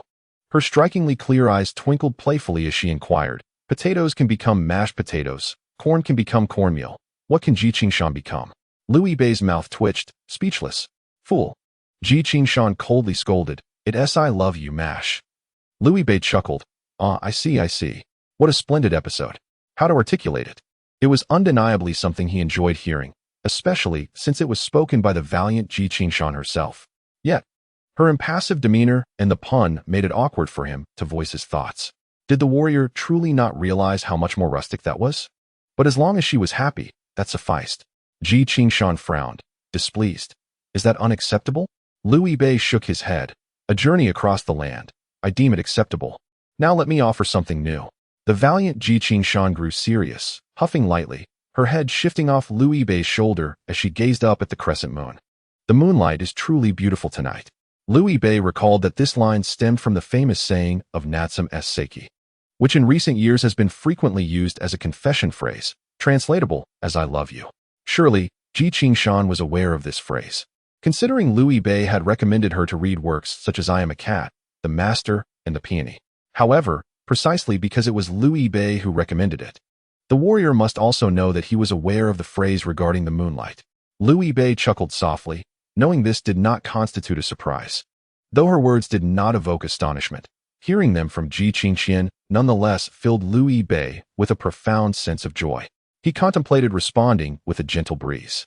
However, Ji Qingshan did not extol the beauty of the moonlight. Instead, she softly recited, "The moon in the water is the moon in the sky. The person before me is." She gazed at Liu Bei with her clear, bright eyes, momentarily leaving him taken aback. The heroine suddenly altered her approach, catching him slightly off guard.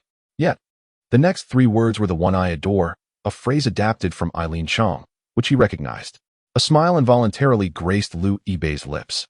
After a brief pause, Ji Qingshan's eyes sparkled with a gentle smile as she declared, "My beloved." Chapter 73. A reluctance to part. Liu Bei felt his composure utterly crumble. He stubbornly turned his face away, covering his mouth and nose with his palm, which could feel the warmth rising on his cheek. Ji Qingshan inquired nonchalantly, "How are you?"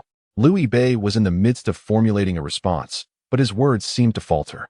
"Humph," Ji Qingshan said, a hint of pride in her tone. Silly Abe often fell victim to this tactic, much like their previous encounters while playing King of Fighters. Though his shooting skills were laughably poor, his performance in fighting games was somewhat acceptable. Yet, he had never managed to outmatch Ji Qingshan. In King of Fighters, she often played the first character, deliberately underperforming to bolster Liu Bei's confidence. Just when he believed he could handle it, she would seize on his vulnerabilities and deliver a decisive blow. This instance was no different. She tossed a corny line his way to lower his guard, making him feel it was all rather trivial. Before then concentrating her efforts for a swift victory. It was flawless. Her strategy against Abe was timeless, effortlessly executed. Not speaking? Fine, very well then. Liu Bei attempted to mask his embarrassment, raising his voice to add a comedic flair to his response. Ji Qingxian remained unfazed, taking his antics in stride. She believed actions spoke louder than words. Gently pressing her thumb against the center of his palm, she felt it quiver slightly. Ji Qingxian was immensely satisfied. The poem she had transcribed was her own sentiment, after all. Fortunately, Liu Bei, skilled in concealing his emotions, swiftly suppressed the redness on his face and hastily shifted the topic. Heroine, do you use WeChat often, or something else? He inquired. Ji Qingxian did not answer directly, but instead posed a counter-question. Do you use WeChat more, or something else? In terms of time spent, definitely the latter, Liu Bei admitted. Explaining that he communicated with Ji Qingxian almost constantly, yet his friend count was predominantly on WeChat. Most of his real-life friends were added there. While he had a larger circle of online acquaintances, including fellow writers and editors related to his work. Then I can switch to WeChat, Ji Qingxian replied, extracting her phone, biting her lip, and her eyes betraying a hint of nervousness. Senior, could you add me as a friend on WeChat? Liu Bei, do not pretend any longer. Ji Qingxian, I am merely mimicking how those female classmates asked for your WeChat before. I forgot to bring my phone. Liu Bei responded to his female classmate. Handing the QR code to Ji Qingxian, scan it. A couple of beeps sounded. Liu Bei's Android phone, equipped with a substantial 8 GB of RAM, is somewhat outdated. Yet multitasking on WeChat remains unproblematic. However, Wei Tian cannot forget Brother Jia, and feels compelled to provide substantial support. My friend wagered with me that if I could add you on WeChat, he would pursue the girl he likes, Liu Bei stated. Ji Qingxian pondered extensively. Unable to discern whether Liu Bei's friend truly intended to chase that girl, or if he merely sought an easy way out. Is that so difficult? Liu Bei's accounts are all under the name Northward. Yet, Ji Qingxian's WeChat ID is not Qingxian, but Southward. Liu Bei was taken aback. I seldom use WeChat. Ji Qingxian replied nonchalantly, or rather, I use it only when you do. If you use WeChat, then so shall I. My friends list consists solely of my family and a roommate I recently added. Liu Bei nodded. As for this nickname, Ji Qingxian added. Entering her profile to delete it, I changed it to motivate myself during my studies. I forgot to revert it after the exams. And now that I am in the South, it is time for a change. Ji Qingxian glanced at Liu Bei, then at the screen of his phone. Subsequently, she decided to change it to Four Seasons Qingxian. Her fingers moved swiftly, and after saving the changes, she immediately altered Liu Bei's contact name to the customary Bei. Liu Bei inquired with a smile, should I be noted as Qingxian or Qingshan? One represents Liu Bei's memory of Ji Qingxian, while the other is her true name. It is up to you. Ji Qingxian was indifferent to the designation, explaining, the Qing with water was my former name. When my family consulted a master for fortune-telling, he stated that I had an excess of water in my 5 elements, which led them to change Qing to Qing. This was during my middle school years. Liu Bei nodded in understanding. So, there is such a backstory. After some contemplation, he decided to input Qingxian into the contact name. If only life could remain as it was at first glance, Liu Bei mused. Our initial encounter may not have been particularly pleasant, Ji Qingxian remarked. After all, at that time, Liu Bei mistook her for a boy, and Ji Qingxian found his clumsiness less than endearing, hardly a fond memory. The initial encounter does not merely refer to the first meeting, but to the most beautiful moments etched in memory, Liu Bei elaborated. Ji Qingxian inquired, when might that be? Liu Bei contemplated, any moment in time. Ji Qingxian lowered her gaze in silence, eventually speaking, perhaps you can balance out my fate, which is overwhelmed by water. Because you are of the earth, Ji Qingxian explained, water is subdued by earth. In the 5 elements, earth conquers water. Liu Bei retorted, heroine, perhaps you should speak less. I shall refrain from speaking carelessly in the future, if that suits you. I meant your surname, Liu. Land represents earth. Ji Qingxian narrowed her eyes slightly. Are you taking it personally? Liu Bei, he might as well keep his mouth shut.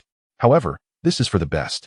Ji Qingxian raised her snow-white chin, remarking that it was related to your work, which serves as a reminder for you to hydrate less. Liu Bei pondered for a moment. The heroine's fate was indeed quite watery. Ji Qingxian's expression turned cold. I know what you are thinking. I do not. It is indeed a tad unhealthy. Liu Bei hastily defended himself. Pervert. Liu Bei, damn it. This world is truly unfair to him, Liu Bei. When a heroine makes a risque joke, she is deemed cute and charming. Yet, if he, Liu Bei, even attempts a risque remark, he is labeled a pervert. When will he ever stand tall? Louis Bay was still seething with rage when the heroine once again leaned against him, her head returning to his shoulder. As she leaned, her fingers danced across her mobile device, perhaps messaging her roommate about when she would return, as it was indeed getting late. Louis Bay sighed, reflecting on how fierce the heroine was tonight. A single strike worth 999, every blow a critical hit. It was improbable to encounter anything more exhilarating. Just as he was about to suggest heading back to the dorm, his phone suddenly vibrated twice, indicating a new message. Qingshan. Abe, Louis Bay glanced at the girl resting on his shoulder. Qingshan. I don't want to say goodbye, Louis Bay. Qingshan. Can you take me home? Louis Bay? Qingshan stole a glance at Louis Bay, noticing he neither typed a response nor spoke. Her fingers swiftly became a blur on the phone screen. Qingshan. And they say this is the earthly April. Qingshan. You don't like spring. Qingshan. Liar. Qingshan. April is your lie. Chapter 74. Speedrun Louis Bay as the clock struck 10:30 at night. The 404 boys' dorm remained quite tranquil. The three of them were in the dark, each engrossed in their mobile screens. Today luck was on their side. They had only played 2 matches and had already secured their first chicken dinner of the day. Lu Jia, taking on the role of the team's kill king, usually would have leapt up, boasting and bragging, pounding his chest and exclaiming, "Look at your father's skills, this positioning, this level, this shooting speed. Behold the king of soldiers, why not worship?" Yet today, unexpectedly, he remained silent. Only after the match concluded did he slowly exhale. How lonely. Zhao Sun curled his legs up on the chair and turned back. Huh? Lao Bei isn't here. It's so quiet. Lu Jia remarked. How Zhao scoffed. Is that loneliness? That is jealousy. You didn't seem to miss Lao Bei that much when he wasn't around before. Zhao Sun also looked disdainful. You never cared for Lao Bei. You should be thinking of him while playing games. Lu Jia tossed his phone onto the table, turned his back, and rested his hands on the chair's backrest, inquiring, where do you think Lao Bei and the beautiful Ji are spending their time now? Given Bei Ji's character, he was likely either treating people to a late-night snack or taking a leisurely stroll. After all, Bei Ge neither frequented bars nor indulged in nightclubs. His nightlife was rather simplistic. He certainly wouldn't take anyone to an internet CAF, would he? Zhao Sun replied. Indeed, Lu Jia nodded, then asked, what do you think is the progression between him and the beautiful Ji? Zhao Sun gazed at Lu Jia coolly and remarked, although your father is quite astute, he is not omniscient. However, he ventured a guess. Judging by how willing Ji seems to hold hands, they must be quite close. His words prompted Lu Jia to recall the moment when their fingers intertwined. Lu Jia felt a pang of jealousy. Is Lao Bei returning today? He inquired. The message has been sent, but no response yet, Zhao Sun replied. Give him a call, Lu Jia suggested. They are in a sweet, affectionate moment, if I call. Do you want Ji to devour me? Please, let us not commit fratricide, Zhao Sun retorted, glancing at the time. But at this hour, he probably won't respond. Then tell Lao Bei to remember to escort Ji back to her dorm, Lu Jia reminded him. Last time, after our late-night snack, he just took the road outside the campus back to his apartment. That won't do. It's too straightforward. Zhao Sun looked at Lu Jia, somewhat astonished. Lu Jia, brimming with pride, declared, don't be deceived by my demeanor. I actually consider everything quite thoroughly. Sun Air pondered, wondering how Lu Jia could compare his looks to Ji's.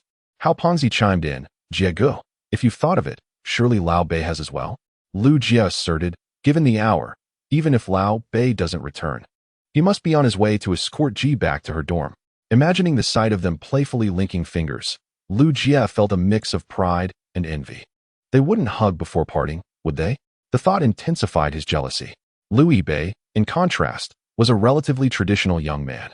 He believed that emotional relationships, at least in terms of love, should progress gradually. Confession, embrace, hand-holding, kissing, proposal, cohabitation, engagement, marriage, and childbearing, following this sequence.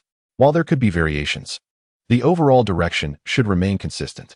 Consequently, before Zhou accepted his confession, he hadn't even held her hand.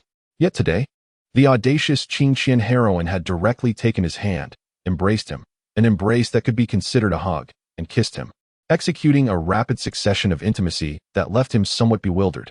She had even proposed the idea of cohabitation. Well, it wasn't exactly cohabitation, at most. It was merely an overnight stay. However, Louis Bei resided in a single apartment, meaning there was only one room with one bed. Louis Bei felt a peculiar sensation. as if he were being fast-tracked by the Qingqian heroine. The most crucial moment arrived when, just as he was about to employ his heartfelt confession, he was interrupted by Ji Qingqian, causing him great embarrassment. Liu Bei mused internally. In principle, he ought to decline the female warrior's request to accompany her home. The sound of a key turning in the lock echoed as Ji Qingqian, standing behind him, heard the mechanism click into place. Yet, he found himself unable to refuse her. Liu Bei resided in a rather antiquated apartment complex. From the outside, the buildings bore the scars of time, reminiscent of his childhood. However, the rent was modest, and the interiors were surprisingly tidy. The door, indeed aged, creaked ominously as Liu Bei pushed it open.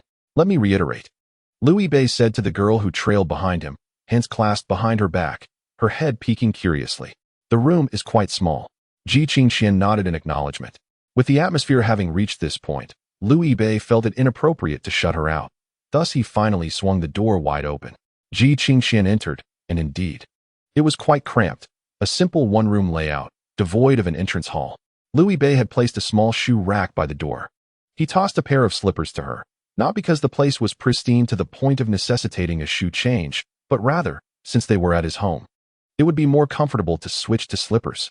As Ji Qingqian slipped off her Antash shoes and donned the oversized slippers meant for her size, 42 feet, she observed Liu Bei's living quarters. The arrangement of the room was similar to what she had envisioned. It contained merely a bed, a table, and a wardrobe approximately 1.5 meters in height, atop which rested a Redmi television. She recalled that the landlord had deemed the style too outdated and somewhat sluggish, thus gifting it to Liu Bei, a fact he had mentioned to her before.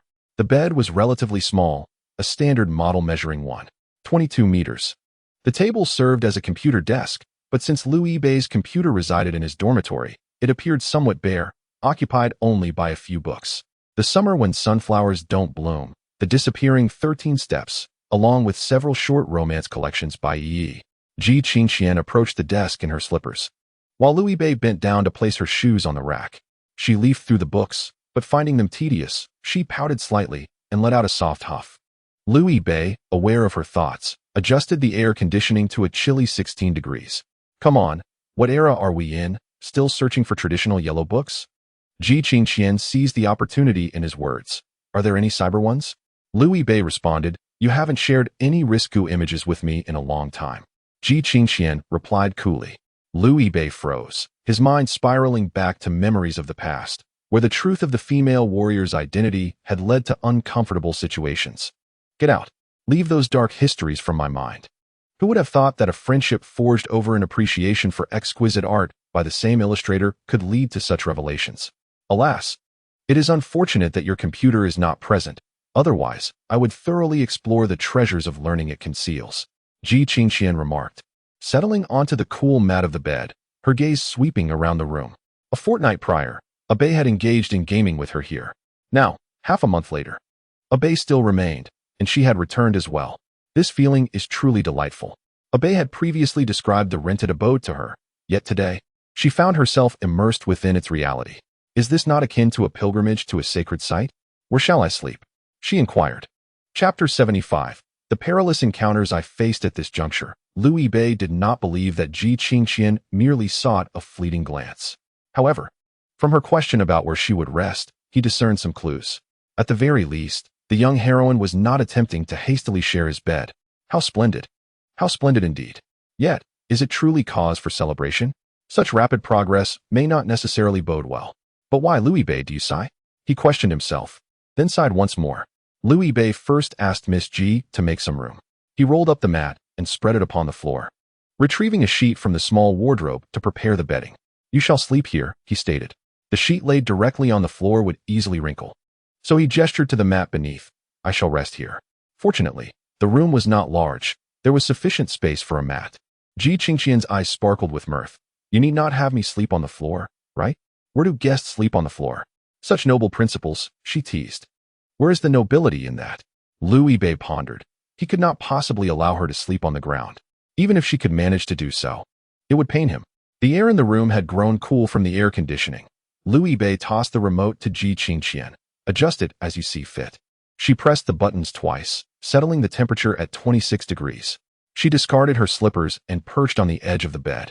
her feet in white socks resting on the mat where Lu Yibei intended to sleep. She pressed her heels down, playfully tapping her toes, exuding a sense of joy. Ji Qingqian surveyed the small room repeatedly, finding it utterly captivating despite its size. She diligently checked for any overlooked details, while Lu Yibei's gaze fixated on her moving feet. "Give me your socks," he requested. Ji Qingqian furrowed her brow, looking at him as if he were peculiar. "Did you not eat enough this evening?" "Indeed, I did not," he exclaimed. "I shall prepare you a meal." Lu Yibei replied, resigned. "We can take care of it in the morning. You may wear them again." "Oh." Ji Qingqian lifted her foot, her fingers grasping the opening of the pristine sock at her heel, pulling it off and revealing her dainty, porcelain-like toes. She repeated the process. Handing both socks to Lu Yibei, he felt it was somewhat odd, regardless of how he received them. But he ultimately dismissed the thought and took the socks into the bathroom. Ji Qingqian's eyes remained fixed on his back. Lu Yibei, with a clear conscience, was unperturbed by shadows as he meticulously scrubbed a pair of socks. Again and again, he immersed himself in the task. "Does it really take this long to wash?" Ji Qingqian inquired. "Is it not acceptable for me to ensure they are clean?" Lu Yibei finally realized he had already gone over them several times. "Are they very dirty?" "No," Ji Qingqian replied softly, her tone laden with meaning. He promptly rinsed off the detergent, intending to give them one last wash with clean water. "I'm a bit hungry," she continued. "Could you order some takeout? Who knows when it will arrive? Do you not have anything to eat here? Can I have this bucket of spicy beef noodles?" "If you don't mind." "Mind? What would I mind?" Ji Qingqian scoffed. "You don't think I have some sort of rich girl filter on, do you? I often slurp instant noodles when we play games." As she spoke, she took the electric kettle into the bathroom and nudged Lu Yibei aside to fill it with water. "Behold my culinary skills." She glanced back at the socks. "Give them a couple more scrubs, but don't tear them." Lu Yibei replied, "There's no need for that." It felt strange to him. He was merely washing socks. Ji Qingqian stepped out and plugged in the kettle. Lu Yibei clipped the white socks onto the drying rack and proceeded to hang them on the rod outside the window. The water boiled. Ji Qingqian had already added the seasoning packet to the noodle cup. She poured in the hot water and asked Lu Yibei, who had re-entered the bathroom. "What are you doing?" "I bought a set of 3 toothbrushes before.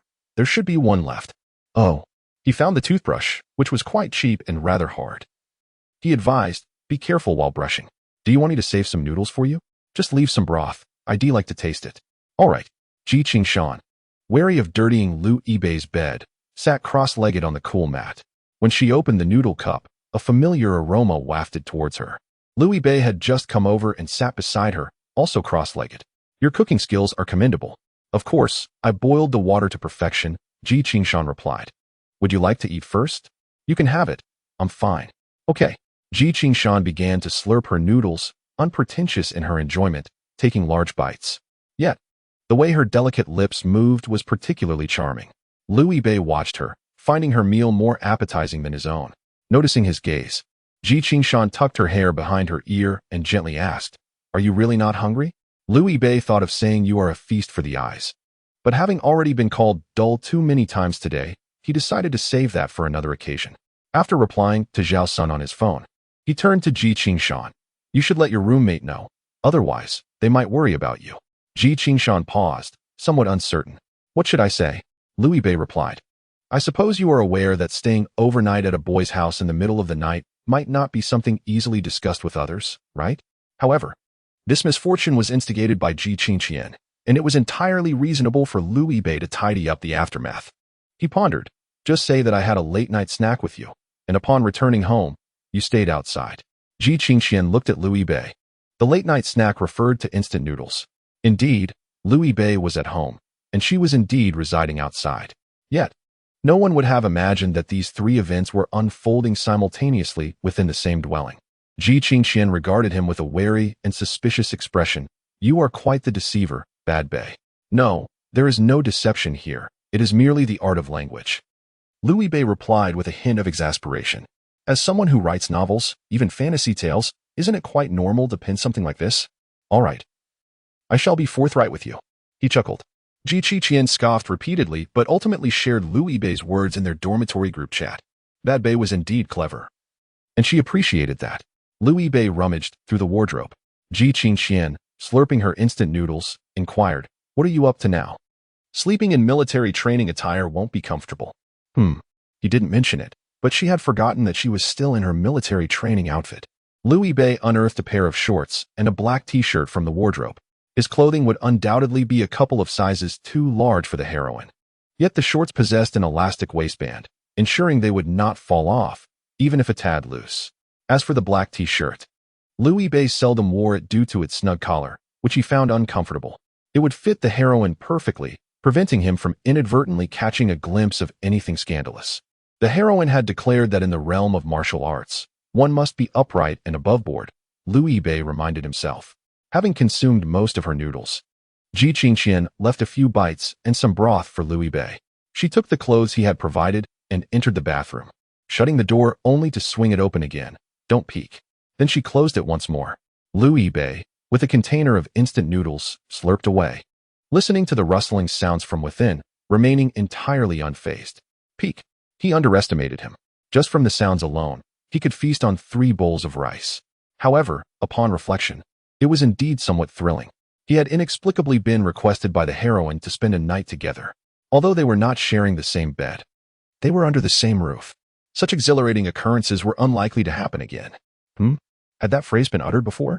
Louis Bay mused, noticing the heroine's phone vibrate. He glanced over, his hand trembling. It was a WeChat video call, displaying the contact name, Mom. Damn. Chapter 76. Does your father share your surname?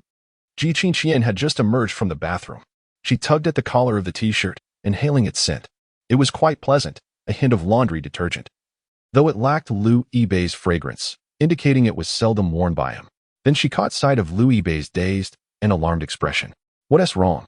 Upon hearing Ji Qingqian's inquiry, Louis Bay forcibly regained his composure. He wished to laugh, yet his lips merely twitched faintly. The phone rang. It was his aunt. Aunt. Ji Qingqian found this term quite unfamiliar, only to realize it was her mother. It was quite reasonable for a Bay to call her aunt. Although she had been raised with a degree of freedom, this was her first time venturing alone across half the country for her studies, and her parents frequently called to check in. Today, unexpectedly, they had called as well. She pressed her lips together, glancing at Louis Bay, and suddenly understood why he bore such a look of trepidation. They hadn't even left the novice village yet, and they were already facing the final boss. Does Aunt know me? Louis Bay inquired. Ji Qingqian shook her head. If she finds out you're with me, she will surely scold you, right? Louis Bay asked again. Ji Qingqian nodded. Louis Bay took several deep breaths. Then you should answer it. Ji Qingqian observed Louis Bay's expression, which resembled that of someone poised for a sacrificial offering, and she found herself suppressing a laugh. Yet, she held it in. Louis Bay continued. If she scolds you too harshly, just hand the phone to me, and I will speak with her. A flicker of surprise crossed Ji Qingqian's eyes. Louis Bay did not seem to be jesting.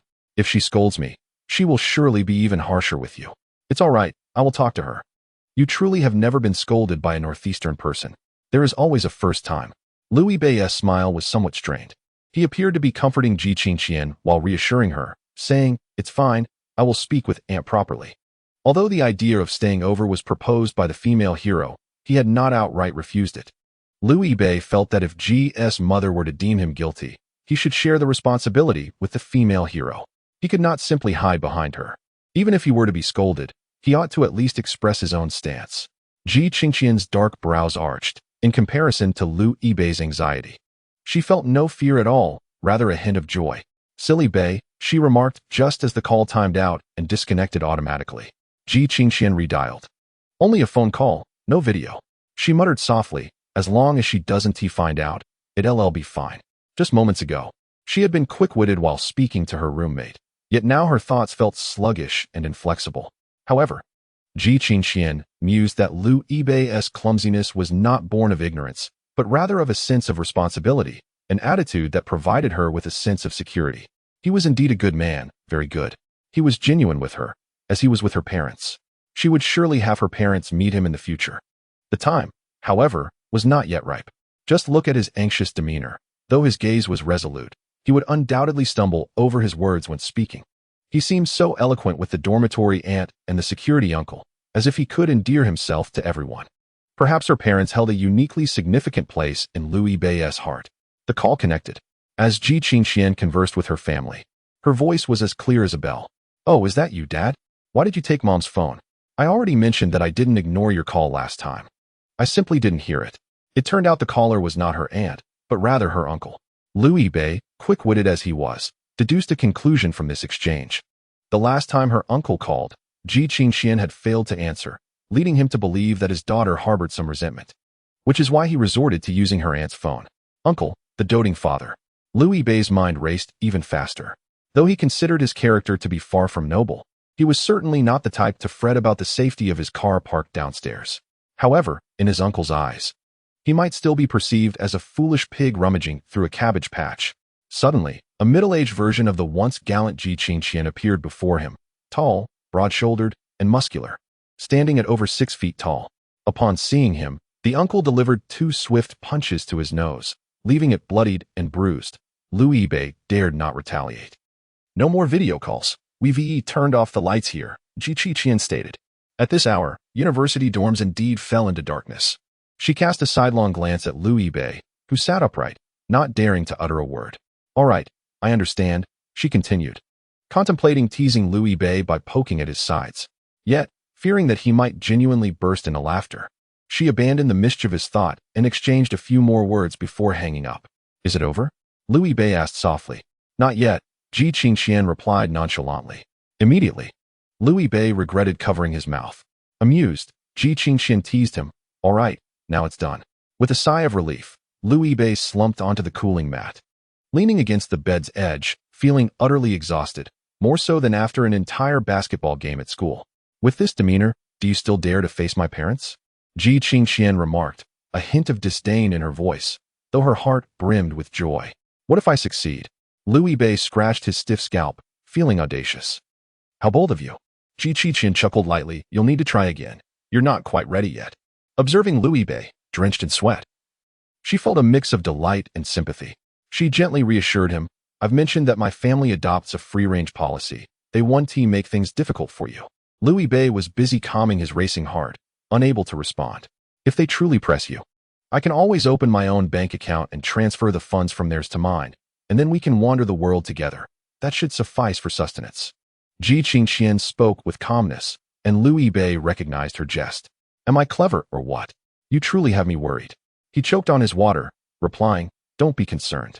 He added, I'm not overly anxious, dear heroine. Rest assured, you will witness my prowess in due course. Ji Qingxian narrowed her beautiful eyes, half in skepticism and half in intrigue. May I ask what your surname is? Liu Bei inquired. In the event of an encounter, if he were to address him as uncle, it might lead to awkwardness, as one could easily be reprimanded for such familiarity. It is prudent to prepare in advance. Season. As in the character for 4 seasons? Indeed, he replied with a hint of surprise. What a coincidence. You share a surname with the female knight. Liu Bei, taken aback by the revelation, lowered his gaze in embarrassment, muttering, I need to splash some cold water on my face. Ji Qingxian, unable to stifle her laughter, lightly kicked her foot, releasing a small chuckle. With a decisive motion, Liu Bei slammed the door shut, crouching down and silently lamenting his plight. After approximately 5 minutes, he emerged from the restroom with an expression of stoicism. Have you gathered your thoughts? Ji Qingxian asked playfully. Less chatter, more sleep, Liu Bei retorted, suppressing his embarrassment. Hurry and brush your teeth. After that, it's straight to bed. You have to be up early for the formation tomorrow. Will you come to see me? Ji Qingxian tilted her head in curiosity. I have no classes in the morning, Liu Bei replied, fully aware of her intentions. With a swift motion, Ji Qingxian slapped the edge of the bed and promptly made her way to the bathroom. Then I must perform well. Chapter 77. Morning light dreams. As the minute hand and hour hand aligned at 12, Liu Bei and Ji Qingxian lay down. One turned to the left, the other to the right. Despite the difference in elevation and the distance of approximately 2 meters between them, they could still sense each other's warmth. The lights were extinguished, and moonlight was barred from entering the room by the curtains. The interior was enveloped in darkness. This was Liu Bei's first experience sleeping in such close proximity to a female peer since kindergarten. The sound of crashing waves played softly from his phone, creating a white noise that lulled him. Both he and Ji Qingxian were of the kind who struggled to fall asleep in silence. Ah Bei, Ji Qingxian called from above. They had shared some casual nighttime conversation, devoid of any sensational topics or remarkable events. They merely exchanged fragments of their pasts, such as Ji Qingxian's time in middle school in the north before returning to her hometown of Harbin for high school, while Louis Bei spoke of his roots in Jiaha, where his grandparents still resided. They were gradually uncovering each other's histories, their light conversations seemingly endless. Though Louis Bei had much more to share with Ji Qingqian, when she attempted to steer the conversation anew, he feigned sleepiness, mumbling a soft his eyes growing heavy as he drifted toward slumber. Tomorrow required an early rise. While he was free from classes and military training that morning, the female knight had different obligations. Upon hearing his drowsy reply, Ji Qingqian too closed her eyes, surrendering to the night. Today, whether it be Zhou Zhou or a subsequent call from her father, the burden on Bei is undoubtedly considerable. If he can manage to sleep, that is sufficient. Although she has much to convey to Bei, for now, this state of tranquility is ample, allowing him a peaceful slumber. Both Louis Bei and Ji Qingqian comprehend that while they can be indulgent with one another, they must also exercise restraint, for love is a delicate balance of both. As the alarm rang, shattering the tranquility like crashing waves, Ji Qingqian found herself in a state of daze. The white noise had long dissipated. It was merely the sound of the ocean that accompanied her in a dream. In her reverie, she was barefoot on the beach, Bei standing before her. He held her hand, and together they strolled as if traversing the entire coastline. Upon opening her eyes, Ji Qingqian did not behold the ceiling. Something obscured her view. She touched her forehead and discovered a sticky note affixed to her brow. Wake up first. I'm going out to buy a few things. I'll be back soon. Bei. Ji Qingqian rose and glanced at the cool mat beneath the bed, which, as expected, was utterly vacant. A smile crept across her face. The sticky note Bei left was more immediate than a message on her phone, likely out of concern that she might feel frightened upon realizing his absence. The note was far more direct. She was certain that the first thing she would see would be the note on her forehead. Bei's handwriting is truly exquisite. Ji Qingqian mused. Though she was not well versed in calligraphy, she could discern the strokes and angles, each possessing a certain flair, the characters tall and slender, much like him. Ji Qingqian folded the note, a thin piece of paper, and tucked it into her phone case. She drew back the curtains to glimpse outside. It was still early. Nearly 6 o'clock, with the sunrise ablaze in vibrant hues. The piercing light uplifted her spirits further. She had anticipated a restless night. Given the unfamiliar surroundings and the fact that although she was not a stranger to Louis Bei, he was still a boy. And she had never even contemplated sharing a room with a male. Yet, Bei surprisingly provided her with a sense of security, allowing her to sleep soundly. Biting her lip, she glanced at the bed upon which she sat and the cool mat beneath it. This, after all, was Bei's residence. She leaped from the bed and lay upon the mat. This was how Bei had slept yesterday, was it not? The thought made her smile grow wider. Her heart racing as if a fawn were bounding within her. She rolled from one side of the mat to the other, and then back again. Several times with no purpose, yet finding joy in the frivolity. Suddenly, she keenly heard the sound of a key unlocking the door. With the creaking of the door opening, Ji Qingqian quickly sat up in a duck-like posture, yet remained on the mat. Heroine, what are you doing? Louis Bei inquired as he locked the door behind him. Ji Qingqian retorted, what about you? I went out to buy you a toothbrush, cup, and towel, Louis Bei replied. Fortunately, the convenience store here opens early. Isn't there one available? Ji Qingqian remarked. Let us make do with what we have. A toothbrush is available, and I can simply use my mouth to fetch water for rinsing. As for the towel, she can splash water on her face and then use a tissue as a substitute. However, relying solely on makeshift solutions is not ideal. Louis Bei chuckled, pondering the future. Could it be that he had misjudged her intentions? Did the heroine truly wish to spend just this one night and never return? That would indeed be somewhat awkward. Ji Qingqian grasped the underlying meaning of his words. Lowering her gaze, her typically cool visage softened into a gentle expression. You are right, she murmured. Louis Bei responded with an affirmative sound, straightening up to declare, then, Ji Qingqian, stand at attention. Ji Qingqian, recently engaged in military training, was well acquainted with the protocols and promptly stood at attention. Brush your teeth and wash your face. Move at full speed. Report back to me upon completion. Yes, sir. Gather your supplies. Louis Bei handed her the toiletries. He had even purchased a new soft-bristled toothbrush, slightly more expensive, but that was of little concern. Alone. He could endure discomfort, but he would not allow the heroine to suffer alongside him. Ji Qingqian proceeded to the bathroom. Meanwhile, Louis Bei retrieved his socks from the drying rack. The weather was splendid, and they were thoroughly dry.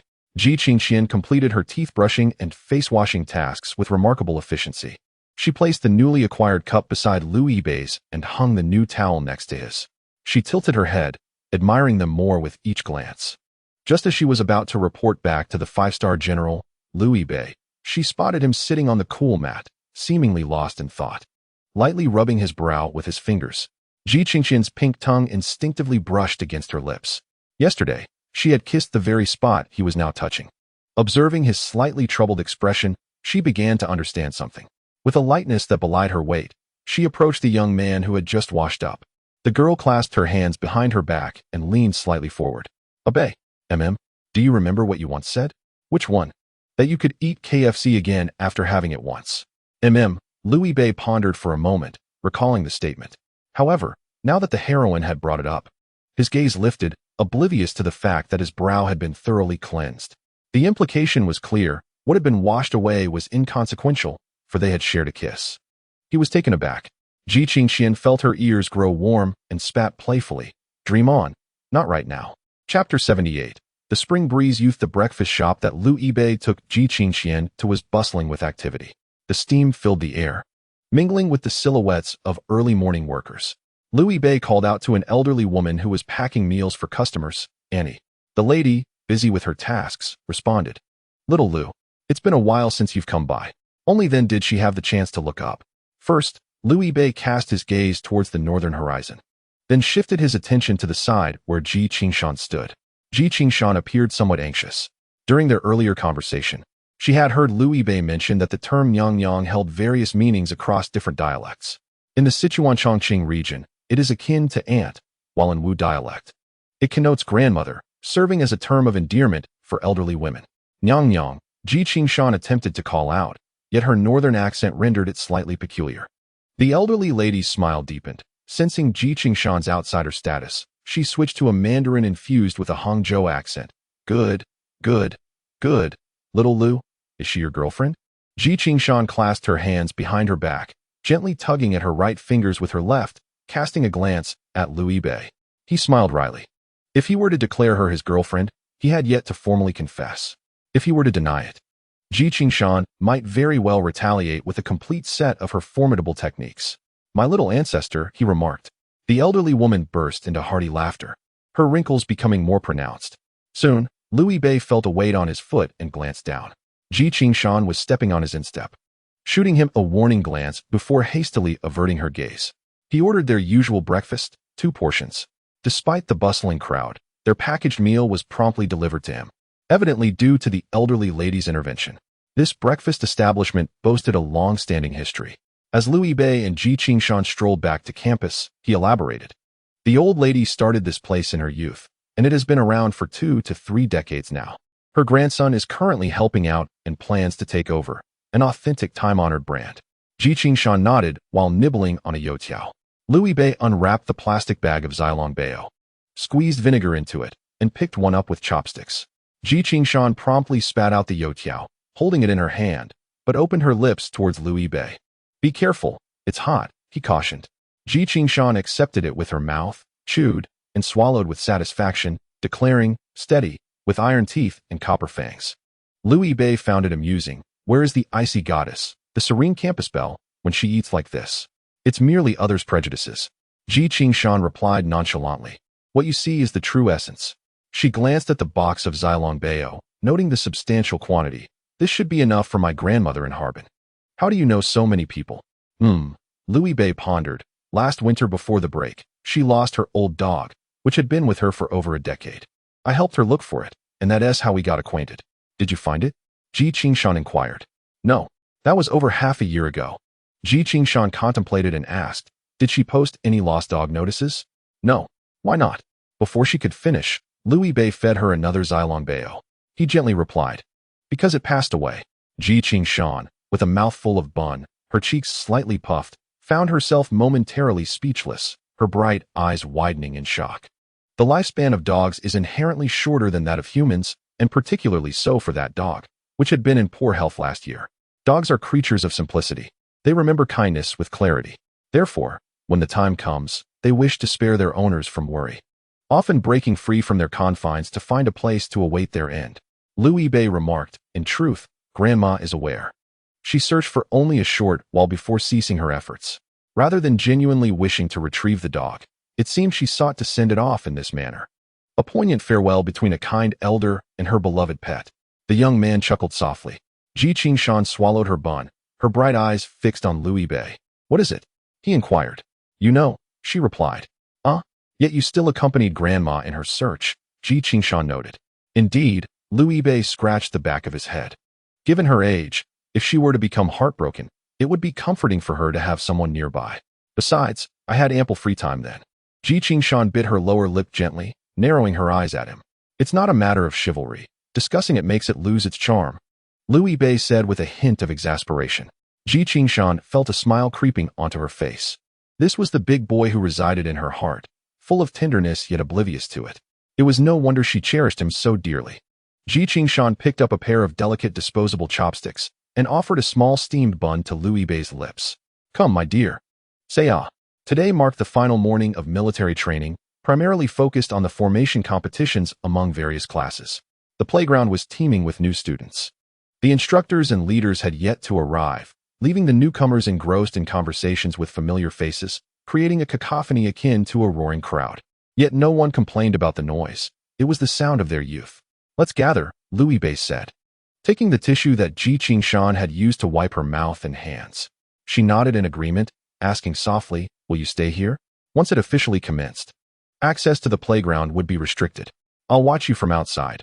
Liu Bei pointed toward the path beyond the fence. Ji Qingshan acquiesced, whispering, "Perhaps you should return to your dormitory to rest. There is not much to see." Liu Bei scoffed lightly. "I don't care for your opinion. I want my own. If I find it appealing, then I shall stay." He added, "Besides, this might be the only chance in my life to see you, the heroine. Wearing your military training uniform while marching, I cannot miss it." Ji Qingshan understood that as long as enough qualifiers were added, many experiences could become unique moments in one's life. Yet coming from Liu Bei's lips, it held a persuasive weight.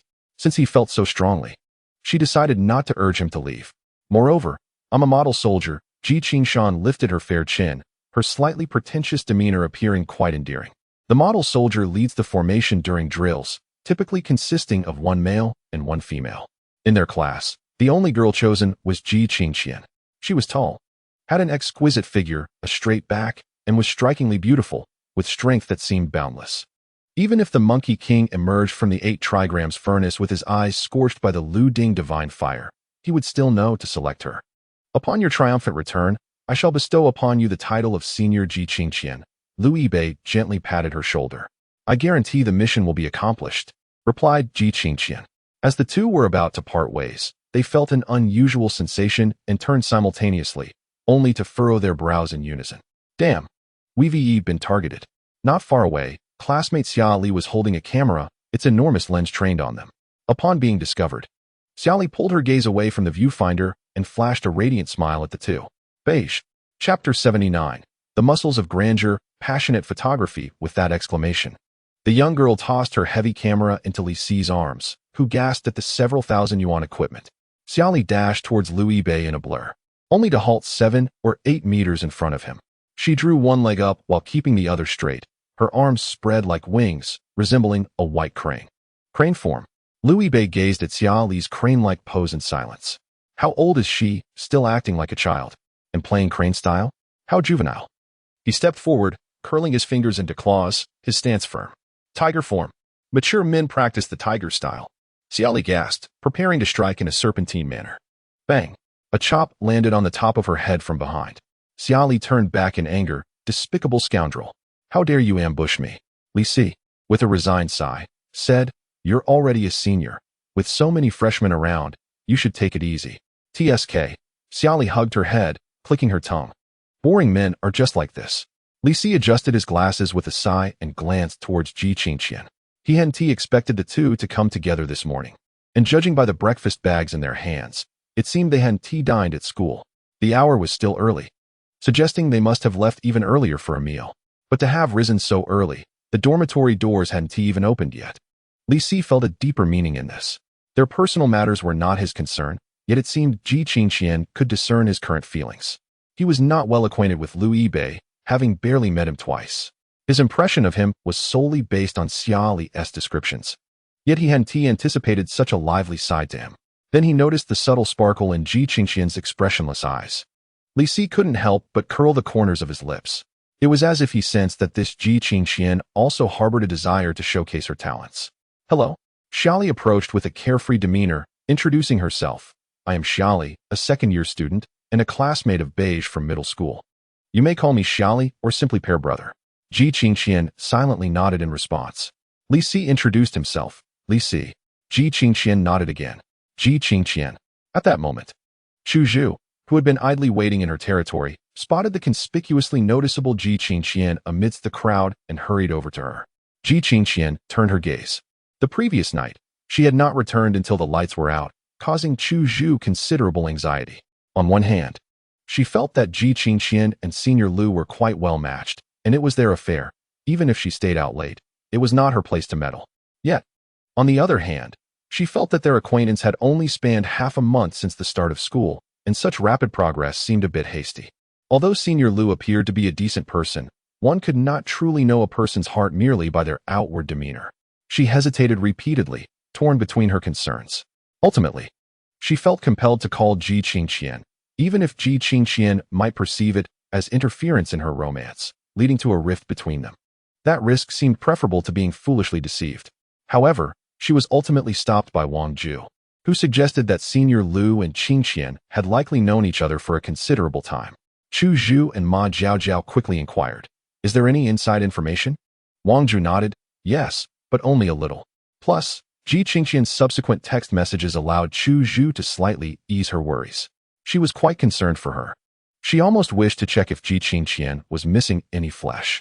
Yet, in front of several upperclassmen, particularly with a seemingly formidable student council president present, the new students approached respectfully to greet them. "Senior," they said. Li Si smiled at them, as did Lu Yibei, who glanced at Ji Qingqian, urging her to join her roommates. In an effort to alleviate the awkwardness, Ma Jiaojiao boldly initiated a casual conversation with Li Si, asking, "Senior, what brings you here today?" Li Si responded warmly, "I am here to take photographs, after which I will write an article about military training for the school's official WeChat account. Be sure to give it a thumbs up. Does the student council oversee this?" Ma Jiaojiao inquired. "Indeed, they have a significant role. If you are interested, you may apply to join the student council later," Li Si replied with a smile. Xiaoli observed Li Si, finding his tone somewhat reminiscent of a scam artist. Meanwhile, Chu Zhu expressed her curiosity about the camera in Li Si's hands. "Oh, can Nike also take pictures?" The student council members accompanying Li Si could hardly contain themselves at this remark. "What do you mean, Nike? Nike is. Do you understand what I have in my hands?" Chu Zhu was momentarily taken aback. Lu Yibei glanced at the boy who had spoken. He too held a camera, although it was significantly more compact than the one Li Si was carrying. The brand was the same, likely a recently released mirrorless model. Perhaps this boy's interest stemmed from personal inclination, or perhaps it was for use as a secondary unit for the student council. "This is a Nikon," he clarified. He explained to the roommate of the graceful heroine that Nikon is one of the 3 major camera brands, renowned for its exceptional stability and tolerance. The anger of the Nikon enthusiast instantly dissipated, and he revealed a look of admiration. "Brother, it seems you are quite knowledgeable. My father's camera was a Nikon. I have dabbled in it before. So, you are the son of an old master, my apologies. I see you possess the demeanor of a master as well. We should have the opportunity to birdwatch together." Lu Yibei clasped his fists in response, agreed. Ji Qingqian tugged at his clothing, prompting Lu Yibei to turn around. She softly said, "Well, I shall take my leave now, senior." "Ah, yes, do perform well," Lu Yibei replied. To his surprise, Qingqian addressed him as senior, causing several of the seniors present to gaze at Lu Yibei in astonishment. Initially, it was Xia Li's loud voice that drew their attention to Lu Yibei. They had not noticed the two entering together and only observed them standing side by side. When they saw Xia Li approaching to greet them, they assumed that the president intended to recruit Lu Yibei and the new school beauty, hence her call. Only then did they realize that the illustrious Ji was indeed accompanying this young man. Why was he deserving of such attention? And why did she call him senior? They too longed to be addressed so coolly as senior. The Nikon enthusiast was particularly incensed. With a girl by your side, you are unworthy of using a Nikon. Go and use a Canon instead. How infuriating.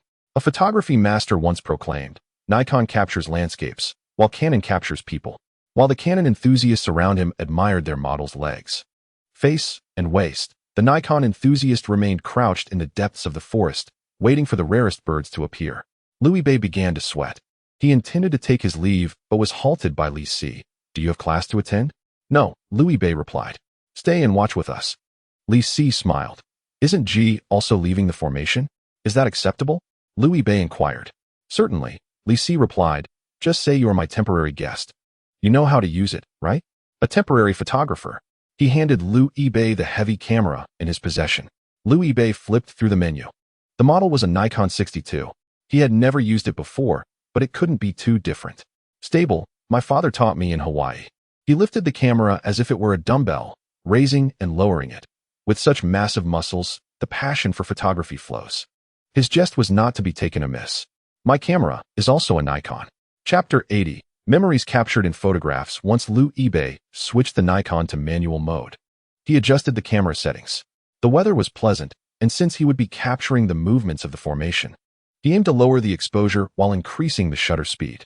However, since he also needed to photograph people, he could not reduce the aperture too drastically. Otherwise, the images would be excessively sharp.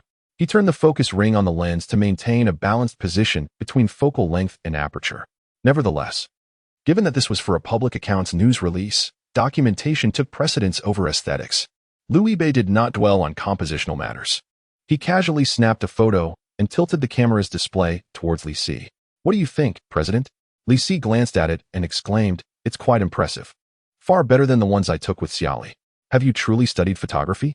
Xiao Wei was joking, but it was indeed true that his father had taught him. Louis Bei casually remarked, he used to be a journalist, so he is well suited for the family profession. Then, President, I'll shoot like this, Louis Bei said. No problem. Li Si replied with a smile, adding, There's no need to call me President, just Li Si will suffice. We're all classmates. Xiaoli interjected with a sly smile. What Beigu means is to address titles during work.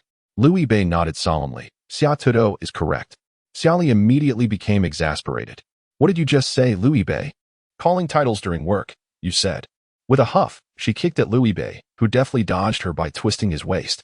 Xiaoli and Louis Bei shared a genuine old friendship, the kind where even after 3 to 4 years of not seeing each other, a mere glance could revive their past and spark the same meaningless jokes. Moreover, Xiaoli, through gritted teeth, added, Pear is also a plant. Louis Bei remained silent. His lens focused on Ji Qingqian, but the focal length was still too short to capture the heroine's profile clearly. Hey Beigu, you should take more pictures of your girlfriend, Xiaoli said, her anger dissipating as quickly as it had come. With her looks, it would be a shame not to feature her in our weekly magazine. Louis Bei pondered for a moment and aimed the camera at the girl with wavy hair beside the heroine. While the heroine was indeed beautiful, the news magazine aimed to convey the spirit of military training to all students and staff. Hence the demeanor of ordinary students was equally significant. One could not solely focus on capturing the attractive. In plain terms, he was reluctant to showcase others. Noticing Beigu immersed in his work, Xiaoli remarked to Li Si, See, I told you my friendship with Beigu is purely revolutionary. Louis Bei caught this remark, remaining professional as his eyes stayed glued to the camera, yet he inquired, What? During the welcoming event, didn't I invite you over with a cup of milk tea? That old fox thought there was something between us, so gossipy. Xiaoli pouted, seemingly in a huff from being misrepresented. Louis Bei turned back to Li Si, slightly surprised. This guy didn't seem like the gossiping type at all. Li Si appeared calm as he adjusted his glasses, though his hand trembled slightly. He had indeed entertained doubts, but he never expected Xiaoli would so boldly disclose the matter. Wasn't she embarrassed?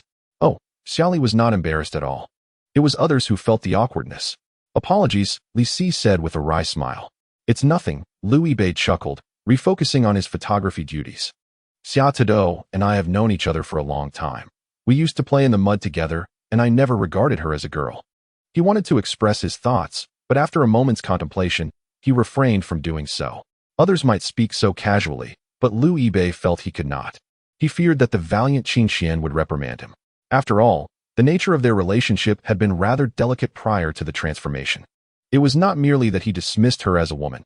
He had essentially disregarded her as a person altogether. At the mere mention of this, Xiaoli could hardly contain her indignation. Do you know what this guy used to make me do? She cast a glance at Li Si, almost as if she were lodging a complaint. Li Si found her expression, so rarely seen, amusing and shook his head in response. It's true that he took me to play basketball. He took me to play basketball. Xiaoli tiptoed, aware that even with an additional 30 centimeters in height, she could not surpass Liu Bei. The disparity was not merely physical. Even if she jumped, she could not disrupt his shooting. No wonder she harbored such resentment. Weren't you quite happy back then? Liu Bei retorted. Happiness aside, your disregard for me is still your disregard. Li Si observed the playful banter between the two old friends. He then noticed that Liu Bei had taken several groups of photographs, but still found himself instinctively directing the lens towards the new students in Ji Qingqian's class. Soon, the school leaders arrived, and the formation commenced. As the designated photographer, Liu Bei was free to roam alongside Li Si and others, capturing candid shots of students one moment and official photos of the leaders the next. It was neither particularly busy nor entirely idle. As a senior, Liu Bei was not surprised by this final scene of military training. However, when Ji Qingqian's class made their entrance, he found himself both shooting and observing with great attentiveness. Being the photographer granted him proximity to the formation. Yet, the newcomers under Monkey's guidance were quite serious. Even with Liu Bei clicking away beside them, they maintained unwavering focus, eyes fixed straight ahead without a hint of distraction. The leader, Ji Qingqian, was especially resolute. Liu Bei couldn't help but chuckle. As Ji Qingqian passed by him without a glance, he felt an inexplicable pang of being overlooked. However, upon reflection, he dismissed the feeling. After all, she usually saw him the most. He continued to take photographs. This was how it had been during his own class's military training. Monkey had a good temperament and often engaged with the students, so those trained under him, even if not driven by ambition, would strive to ensure that their instructor did not lose face in the final moments, thus completing this last step with great effort. Liu Bei reviewed the photos he had just taken. There were 2 exemplary students, one male and one female. The female was Ji Qingqian, while the male, if memory served him right, was named Chen Wei. Liu Bei recalled that this young man had previously intended to cede his reward to the valiant girl. The lad appeared quite spirited. Liu Bei chuckled softly and promptly began preparing to photograph the next class. Meanwhile, the exemplary female student who had just completed the formation was intently focused on his retreating figure. As she passed by him, she found herself unable to turn her head to look back, which left Ji Qingqian feeling rather constrained. Now, however, she intended to gaze to her heart's content. The youth sensed the gaze from behind and turned around. Their eyes met, and he flashed a dazzling smile, though it lasted but a moment before he returned to his work. Yet, his smile, coupled with the verdant grass beneath his feet and the azure sky above, inspired Ji Qingqian to capture a photograph of him. Chapter 81. Farewell. The procession commenced with speeches from the school leaders, which consumed the entirety of the morning. However, the addresses from Jiang University's officials were relatively indirect. By the time the final speaker took the stage, he candidly remarked, "I know you students do not relish listening to us old folks, so rest assured, I shall only utter a few words." Although he ended up speaking for approximately 10 sentences, such brevity was still quite remarkable in the realm of leadership. Finally, the true farewell segment commenced. The instructors lined up in succession, preparing to depart, while the freshmen bid them farewell. Recently emerged from the rigors of the college entrance examination, the first-year students, in the peak of their emotional youth, exhibited reddened eyes, brimming with tears. Their time spent with the instructors amounted to a mere 14 days. Perhaps by next week, tomorrow, or even later today, this sense of reluctance would dissipate. Yet, no one could question the authenticity of their emotions at this moment. "Goodbye, instructors. Old Wang. We will miss you." "Old Li." Shouts echoed in waves. "Monkey brother, you are truly remarkable. Not even the 5 Elements mountain can suppress you." Hearing the heartfelt songs resonating from behind, Sun Bing furrowed his thick brows, deeply moved. He turned to his students and said, "Get lost." Scram. Laughter erupted. "Goodbye, monkey brother. Farewell. Watch out with those fiery eyes. If the bus departs, you'll have to somersault back." Many laughed, while others wept. Sun Bing's tense expression suddenly relaxed as he waved his hand. He then noticed the tall, slender youth capturing his image. "Time passes swiftly. We shall meet again. Farewell."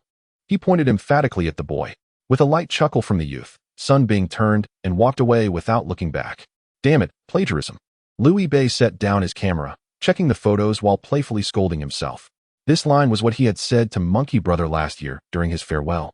But it mattered little as he had borrowed it from Han Han. Ji Qingqian silently stood beside him. Lu Yibei glanced at her and asked with a smile. What's wrong? Ji Qingxian shook her head. Nothing. The young girl appeared quite tranquil. Not feeling well? Lu Yibei inquired again. Just a little, Ji Qingxian replied. Perhaps it's the atmosphere of parting. Lu Yibei continued to browse through the photos, yet he did not cease his conversation with Ji Qingxian.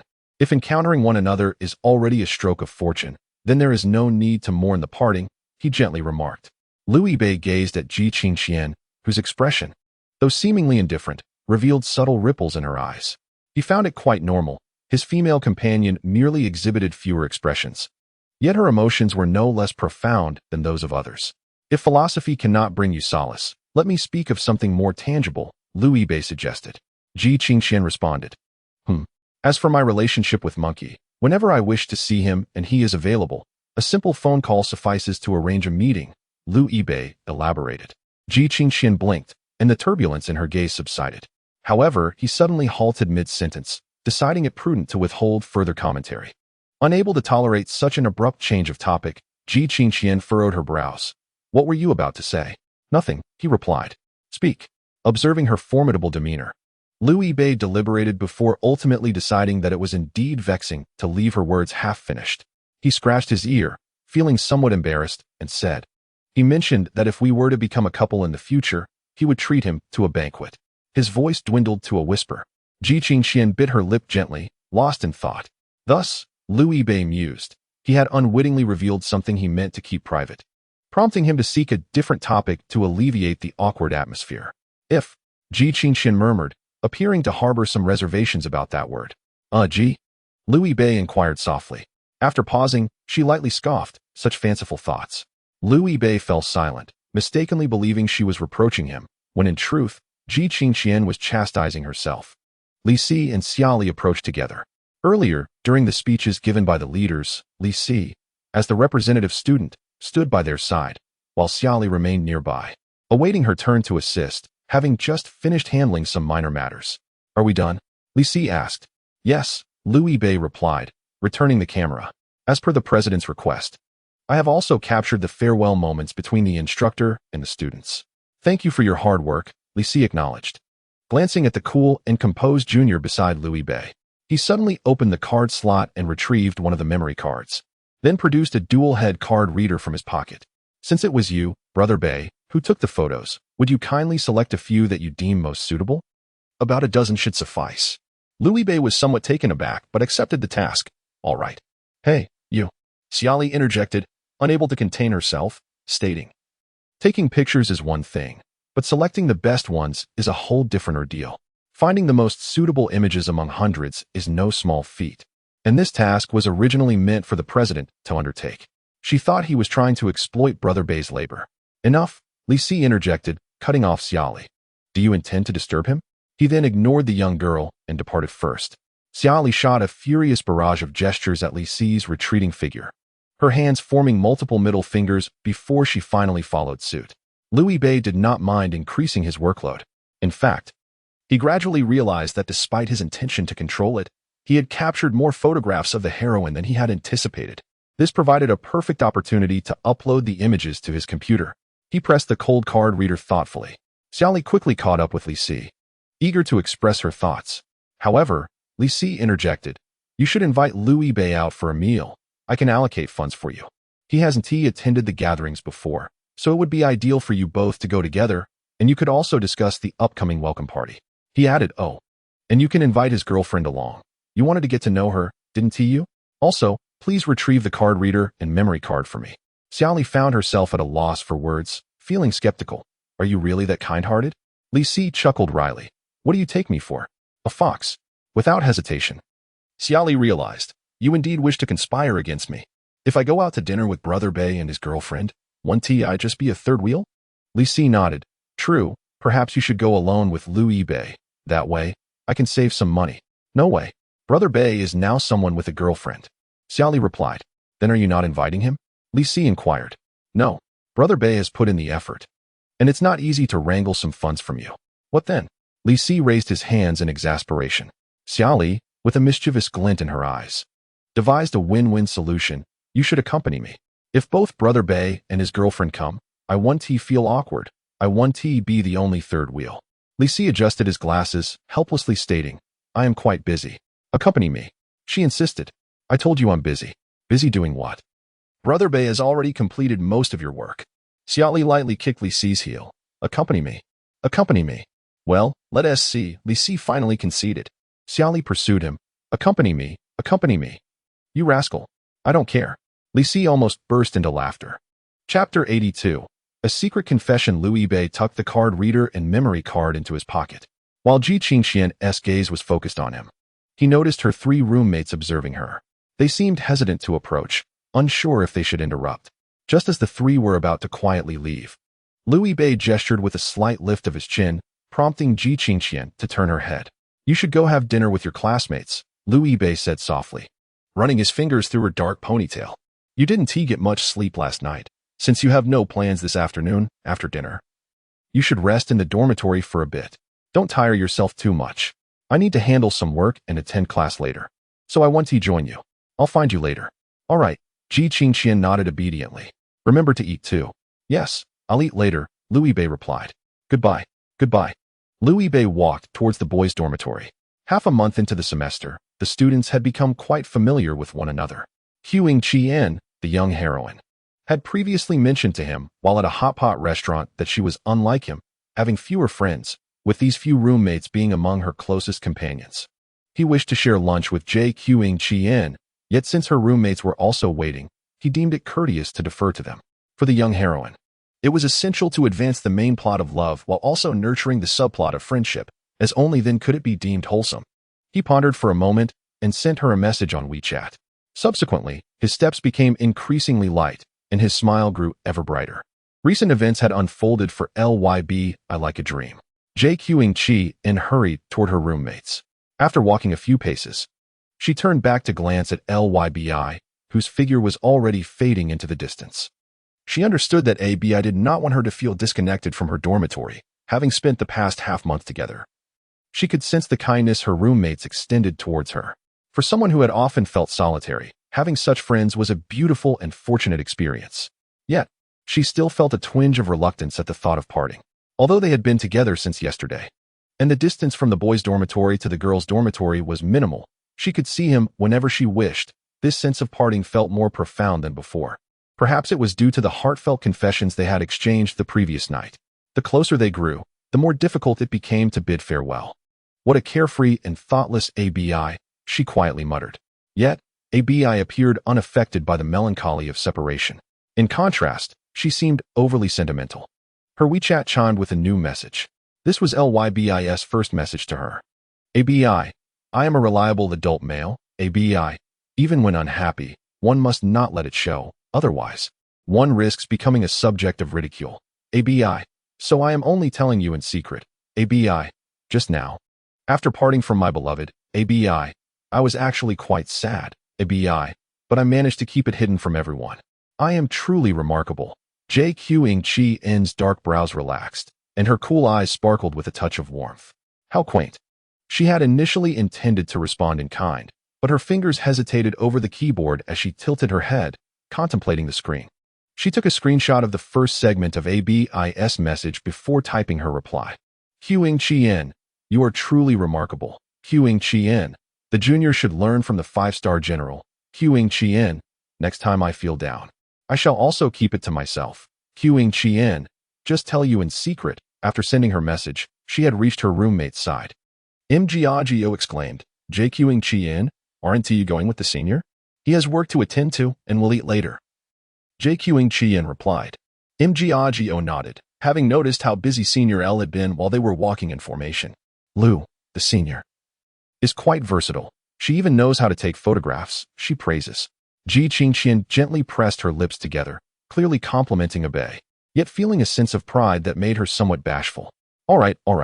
On the other side, Wang Ju was comforting Chu Zhu, with her eyes red and swollen. Chu Zhu sobbed softly. Just moments ago, during the farewell of Monkey Brother, many in Ji Qingqian's class had cried, with Chu Zhu being the loudest among them. And she had yet to recover. Ma Jiaojiao whispered to Ji Qingqian, you have no idea, yesterday this girl was so arrogant in the dormitory, betting that anyone who cried today would be a little dog. Yet here she is, crying like a little puppy herself. You're talking nonsense. Chuzhu scolded through her tears. You wicked woman. It's one thing not to cry, but how can you laugh while I'm in this state? Yes, I am wicked, Ma Jiaojiao replied affirmatively. And who was it yesterday that proclaimed so confidently that she wouldn't shed a tear? A heartless, cruel woman indeed. Juju. Chuzhu leaned once more onto Wang Ju's shoulder, which was already dampened. Wang Ju pondered for a moment before speaking. Chuzhu, you've tanned quite a bit recently. Chuzhu's sobbing paused, panic evident in her voice. Where have I tanned? Ma Jiaojiao chimed in with Wang Ju. Yes, you've darkened quite a lot. Chuzhu's tears and snot were drawn back in. The soy sauce from the kitchen is delectable, and the school beauty has turned into a pitch-black figure. Ma Jiaojiao pressed on. I was thinking, you haven't even become the school beauty. How did you end up as the soy sauce figure? Ridiculous. Chuzhu quickly reined in her unexpressed emotions, anxiously checking her arms. Have I tanned? Surely not. I've taken such good care during military training. Ji Qingqian used whatever she did, and so did she. Ma Jiaojiao turned her phone towards Chuzhu. Look at the beautiful photos you posted before. Now compare yourself to that. You've darkened like coal. That's not the same. Chuzhu sighed in relief. The photos from my moments of glory at this point. She hastily bit her tongue. Ma Jiaojiao, understanding, exclaimed, who was it that adamantly claimed her photos were never edited? You scoundrel. Chuzhu delivered a playful punch towards Ma Jiaojiao's chest. So what? I'm still fairer than you. Why compare yourself to Ji Qingqian? Why not with me? Ma Jiaojiao defended her two prominent traits. Chuzhu glanced back at the pristine ice queen, who remained silent, raising her delicate wrist, deciding not to humiliate herself further. Chuzhu quickly turned back to Ma Jiaojiao. Let us compare with you. Just you. Ma Jiaojiao said softly, I have a boyfriend. Being a bit darker doesn't matter. Scoundrel. Chuzhu delivered another playful punch, causing Ma Jiaojiao to squeal with laughter. Chuzhu could no longer cry. She was angry, Ma Jiaojiao was startled, Wang Ju laughed. And Ji Qingqian remained calm. The quiet girl finally curved her lips into a smile. In room 404, this morning, we still awaited the return of Liu Bei. Liu Jie positioned a black gel pen upright on the desk before him. As if performing a ritual, his hands clasped together, eyes closed. Suddenly, he opened his eyes wide and exclaimed, Arise. My Liu Bei. Just then, the door swung open with a resounding clap. Chapter 83, Arise. My Liu Bei. Liu Jie shouted. Arise. My Liu Bei. And with a clap, the door opened. Liu Bei glided in, not just any entrance, but a retreating slide akin to street dance. Muttering lyrics under his breath. Both Hao Zhongwen on the bed and Zhao Sun below were startled by Liu Jie's summoning ritual and the timely entrance of Liu Bei. Liu Bei's demeanor was intriguingly enigmatic. Zhao Sun glanced at Liu Jie, his eyes questioning what sort of entity he had summoned. Liu Jie, equally perplexed, was at a loss. At first glance, it was indeed Liu Bei. Upon closer inspection, it was still Liu Bei, though notably, a rather exuberant version. Brother Bei? Liu Jie hastily inquired of the still humming and dancing Liu Bei. What is the good news? Why the elation? As he pressed for details, Liu Bei's lyrics grew increasingly audible, resonating within the confines of the dormitory. When faced with challenges, one must fight to the end, before malevolent thoughts can strike. Summon forth your utmost strength to retaliate. Victory belongs to the courageous. With a dramatic spin, Liu Bei's elbows bent, forearms crossed over his chest. Eyes blazing with resolve, flamed Dragon Knight. Rise, for the power of fire ignites. Infinite is the fire dragon armor. Liu Jie intended to inquire further about developments, but found himself standing involuntarily. Wind Eagle Knight. Flex and extend, for it embodies the strength of the mighty tree. Swiftly now. Summon the woodwind eagle armor. His piercing gaze swept towards Zhao Sun, who promptly leaped up, stretching his shoulders. Black Rhino Knight. Concealed yet roaring with power. Summon the water black rhino armor. Hao Zhongwen, inspired, sat cross-legged on the bed, a look of reverence upon his face. Snow Mastiff Knight. He possesses the golden strength of both rigidity and grace. Then, the four joined in a fervent chorus. We are the heroes of light. We are the armored warriors united. I face the onslaught. We are the heroes of light united. Armored, I traverse the shadows of light. Upon concluding their song, Hao Zhongwen reclined back onto the bed, while the other three settled into their chairs, expressions of bliss adorning their faces as if they had entered a sage-like state. The dormitory returned to a tranquil silence.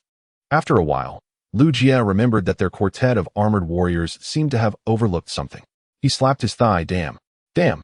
Zhao Sun cursed even more vehemently. Why are you slapping my thigh? Lu Jie recalled the forgotten matter. Liu Bei, you Haven Tea returned all night. How did things go with the school beauty, Ji? Speak up. Don't just stand there grinning. Ah, the emotions are overwhelming. Liu Yibei quickly restrained his triumphant expression, adjusted his demeanor, and succinctly remarked, it's a long story. Then make it brief. If that's not possible, just send me a 2,000-word essay to my email. Having indulged in a late-night snack, she stayed out, while I returned to the apartment. Lu Jie anticipated the unfolding tale. But Liu Yibei had already fallen silent. Is that it? You told me to make it brief. Lu Jie exclaimed, slapping his thigh, while Zhao Sun, foreseeing the situation, retreated early. His palm struck the edge of the chair, and he let out a yelp, still cursing Liu Yibei through gritted teeth. You unfilial son. I thought the bloodline of the Liu family would thrive, yet you failed to seize the moment. Hao Pengzi leaned forward, remarking, I believe Liu Yibei's 3 points are not contradictory. They can occur simultaneously. After locking eyes with Liu Yibei, he obediently fell silent. Well, that's fine, Hao Zhongwen contemplated. However, Lu Jie mused, I think Liu Yibei's approach is not without merit. For long-term development, it's essential to maintain a certain distance. Being overly eager often breeds disdain. Truly, my son, you possess my flair. He chuckled, patting Liu Yibei's shoulder. Indeed, Zhao Sun, upon resuming his seat, cast a disdainful glance at Lu Jie, his tone laced with aggression. Who understands the importance of maintaining distance better than you, brother Jie? A year ago, you were with Chun Dan, and a year later, you remain unchanged. Will you still be like this a decade from now? Oh, wait, you won't find someone, while Chun Dan certainly will. When she gets married, just wait to thank her for the special invitation to witness her love story. Liu Yibei seized the moment, pushing back lightly. I have obtained Qingxun's WeChat. Now it's time for brother Jie to perform well. Oh, already calling her by her nickname after such a short time? Before long, won't you be sharing a room? Lu Jie retorted sarcastically, while Liu Yibei remained silent. Lu Jie believed his sarcasm had finally reached mastery, but in reality, Liu Yibei thought this matter was future-oriented for brother Jie, while for him, it was a thing of the past. Lu Jie, pleased, wiped his nose. Don't worry. I spoke with Chun Dan last night. I'm taking her out this Saturday. Ah, Jie has finally woken up. Zhao Sun exclaimed joyfully. Haha. It seems the bloodline of the Zhao family will flourish. Lu Jie interjected. Go away, go away. Hao Pengzi was intrigued. Liu Yibei wanted to pursue Ji Qingxian, while Lu Jie aimed for Chun Dan. What are you planning? Lu Jie inquired. At first, I hadn't decided where to go. It was actually Chun Dan's suggestion. He replied. Liu Yibei exchanged glances with Zhao Sunday. A daughter-in-law is indeed reliable, guiding her son step by step on how to woo her. Lu Jie continued. Chun Dan said, since you can't make up your mind, let us go to the library together to read. It's already decided. Liu Yibei fell silent. Zhao Sun was speechless. Hao Pengzi appeared dazed. Lu Jie, what is wrong with you all? Liu Yibei pondered for a moment. Did Chun Dan originally have any travel plans? Lu Jie nodded. She intended to visit the library. Liu Yibei continued to muse. The implication of Chun Dan's statement was that anywhere would suffice. If you still didn't know where to go despite everything, the library would have to be the destination, suggesting it was the least desirable choice. With countless viable options before him, it was remarkable that Jie Gu could select the most unfavorable one. However, on a brighter note, even the least favorable choice was one Chun Dan was willing to share with him, proving her worth as their designated daughter-in-law. Liu Yibei sighed and shook his head. Jie Gu, let me perform a magic trick for you. Lu Jie, you know magic? When did you learn that? Liu Yibei leaned in close to Lu Jie's ear. After you hear the snap of my fingers, you will forget that you are an idiot. No sooner had he spoken than there was a sharp snap. Lu Jie immediately retorted, how am I an idiot? You're the idiot. The magic was indeed successful. He had forgotten. Liu Yibei turned to Zhao Sun. Indeed. Zhao Sun nodded. Wonderful, wonderful. Hao Zhongwen chimed in. I am certainly not an idiot. Amid Lu Jie's outburst, the other two couldn't help but applaud Liu Yibei's clever trick. Impressive, brother Bei. Truly remarkable. As Liu Yibei plugged the card reader into his laptop, he began to contemplate a more crucial matter. Confessions require meticulous preparation and should be executed as swiftly as possible. At the very least, it should happen before the National Day holiday. This year, the National Day coincides with the Mid-Autumn Festival, and he must return to Jiahe. Chapter 84. What matches a clear sky? Liu Yibei created 2 folders on his laptop. One was named for evangelism, intended for sending to President Lee for the public account. The other was named for personal use, meant to store all the photos of the heroine from the memory card. Before selecting news photos, he first admired the contents of the personal folder several times. He even chose a few of the most striking images to send to his phone. Louis Bay had two pinned chats on WeChat. One, naturally, was the heroine. The other was the indispensable file transfer assistant. He selected two images from those as well, one for the lock screen and another for the home screen. Louis Bay darkened his phone and then unlocked it again. He repeated this several times. The lock screen displayed the heroine's profile, while the home screen showcased her face, creating the illusion that she was turning towards him and gazing directly at him. Perfect, Louis Bay mused. Is your phone broken? Lu Jia happened to glance at him, noticing the brand of his device. Louis Bay replied. Just as he was about to set his phone aside to work, it vibrated. Reluctantly, Louis Bay had to let the heroine turn again, chuckling. A friend request, not from the Qin state. Louis Bay agreed. He swiftly changed his notes to Li Si.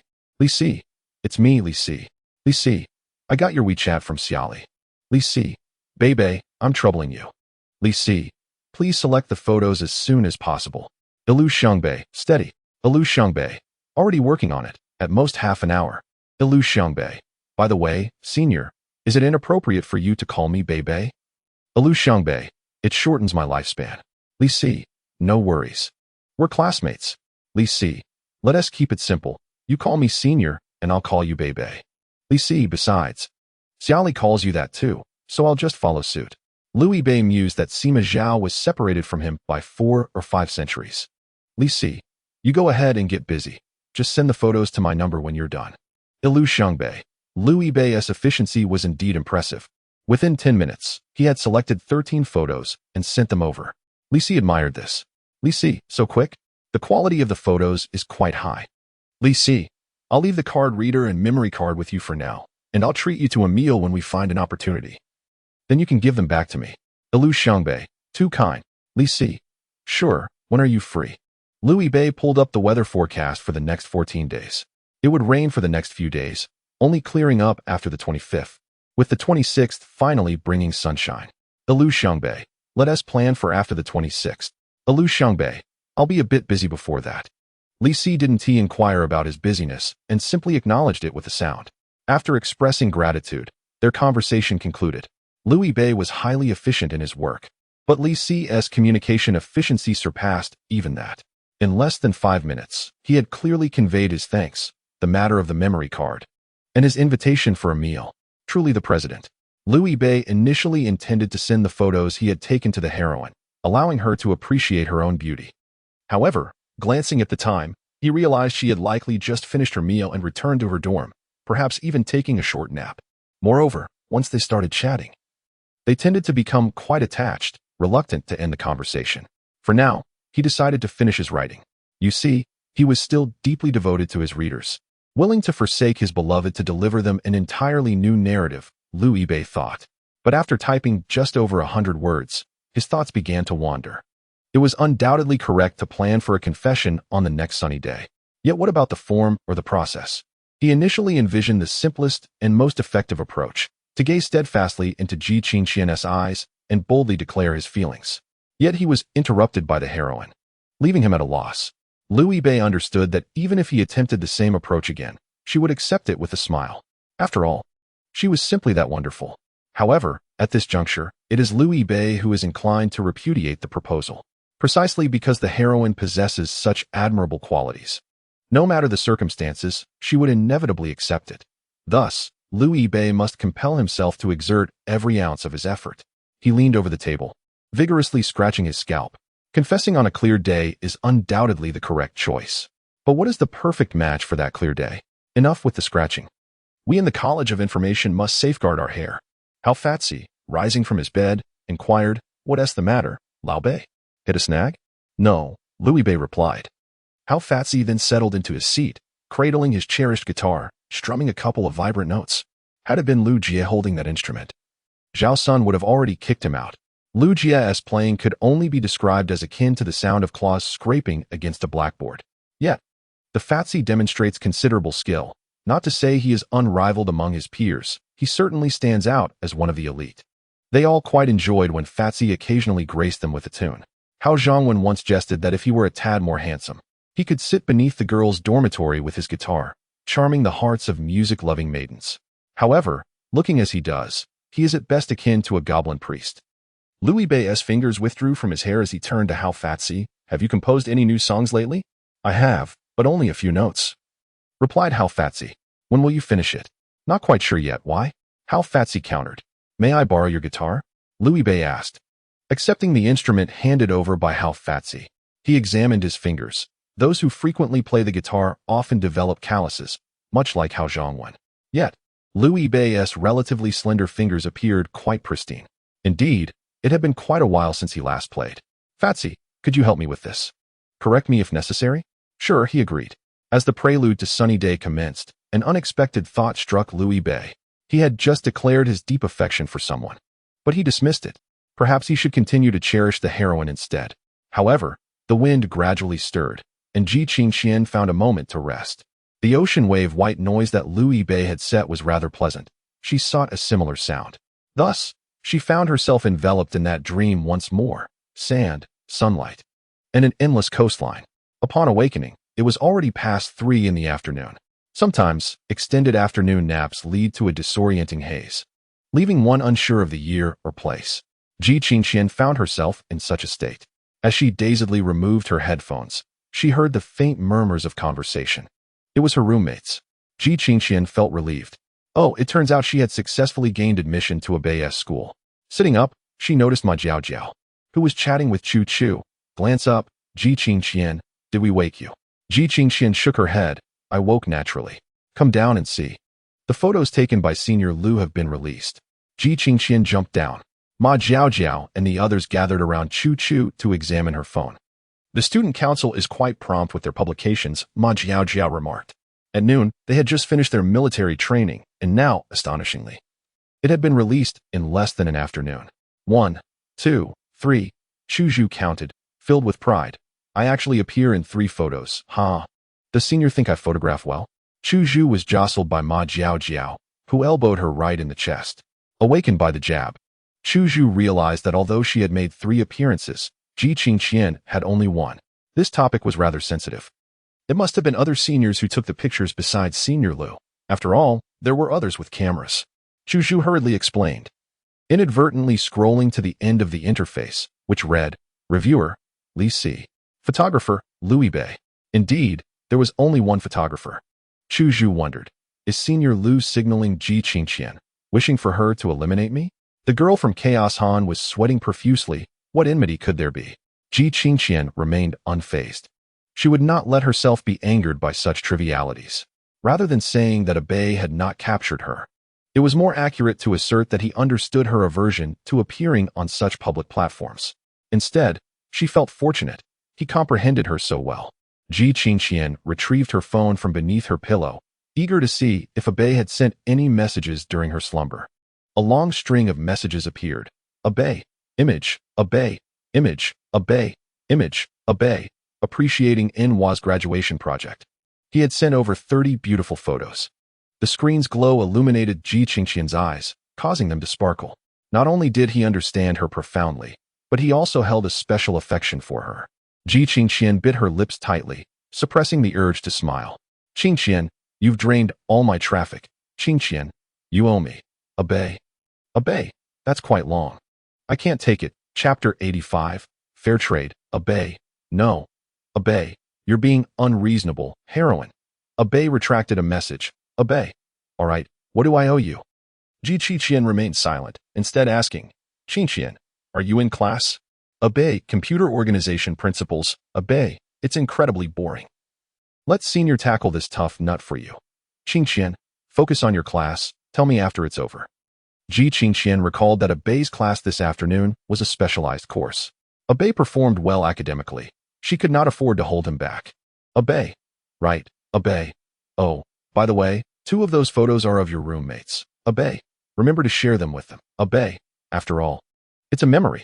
Ji Qingqian flipped through the images and indeed found one of Wang Zhu and one of Ma Jiao. The 2 wore serious expressions, their demeanor firm like that of regular troops.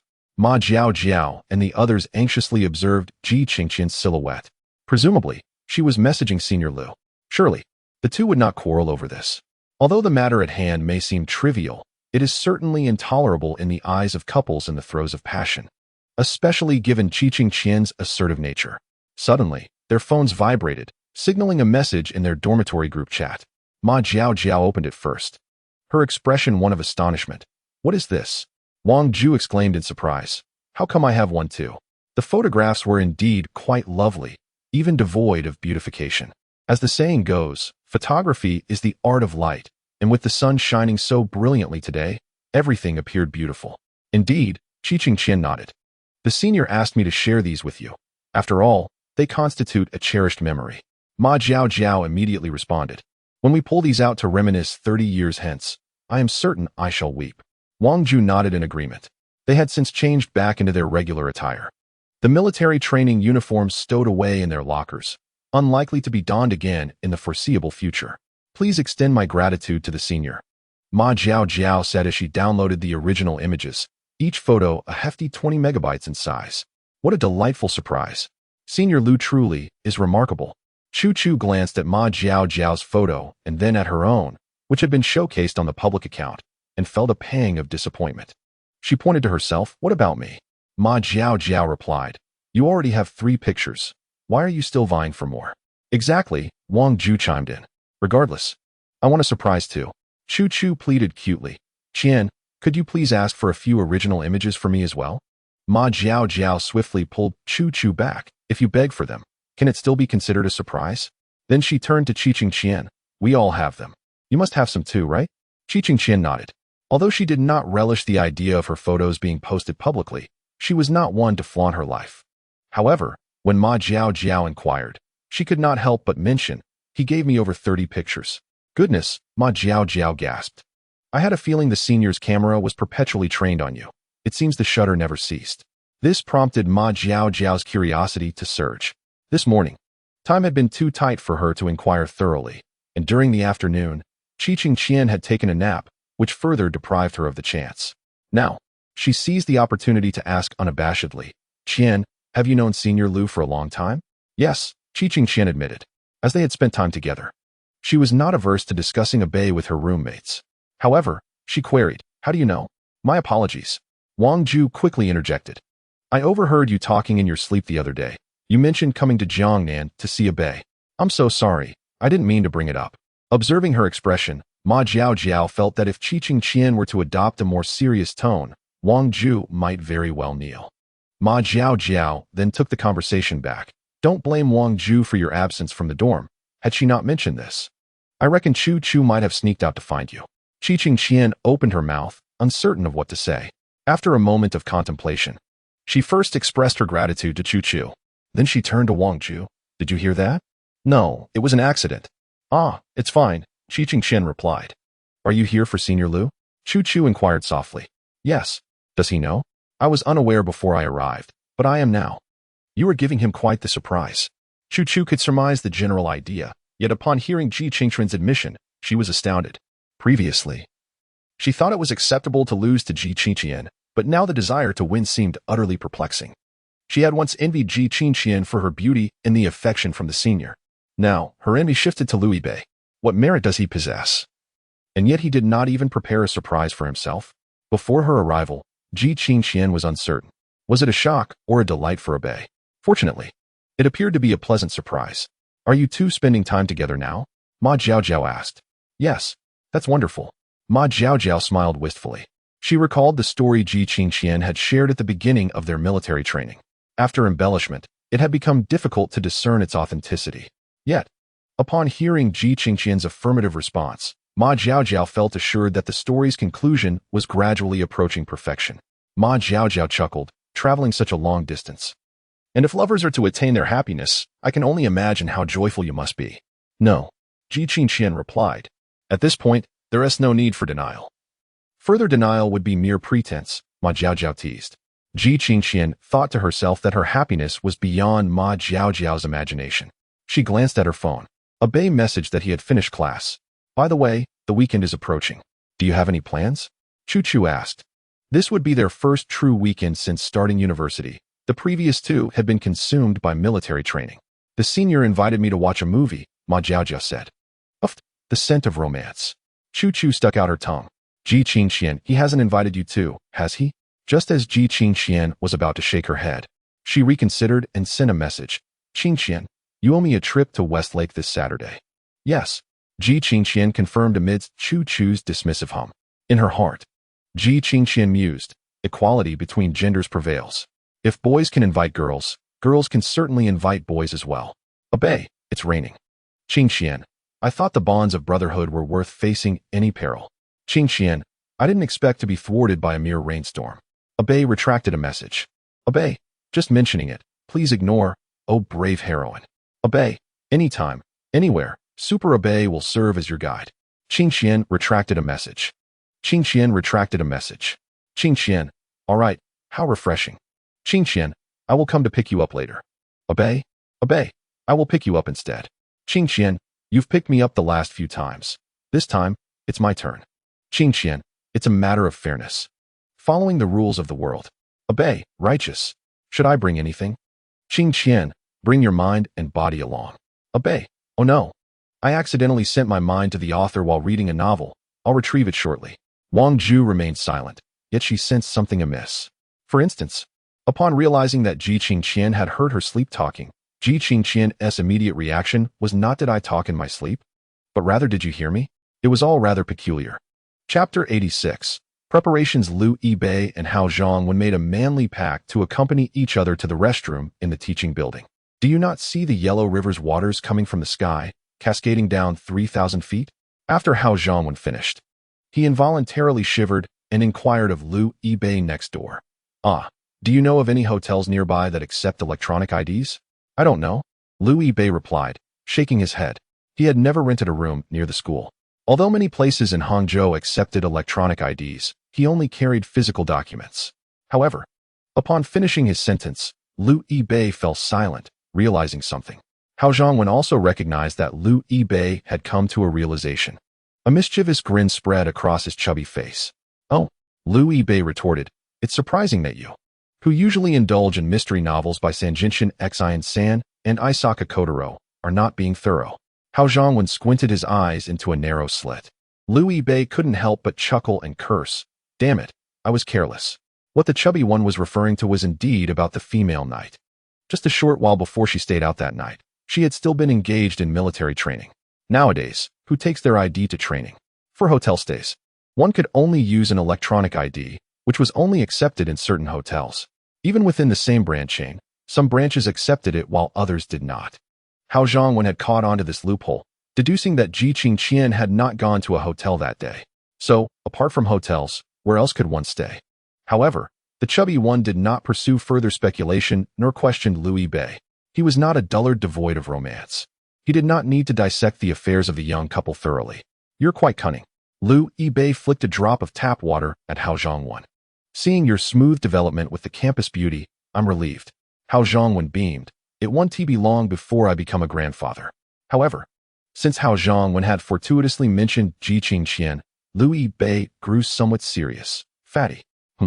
In our entire dormitory, you are the sharpest, and I trust you the most. I would like to ask you for a favor. It might be a bit challenging, but please do your best. Upon hearing Lu Yibei's words, Hao Zhongwen became earnest. Lu Bei, you say it. As long as it's within my ability, everything is fine. It's about confessing to Qingxian. Wait, you haven't confessed yet? Hao Zhongwen exclaimed in astonishment, feeling as though their progress was a bit too abrupt. Lu Yibei scratched his head shyly.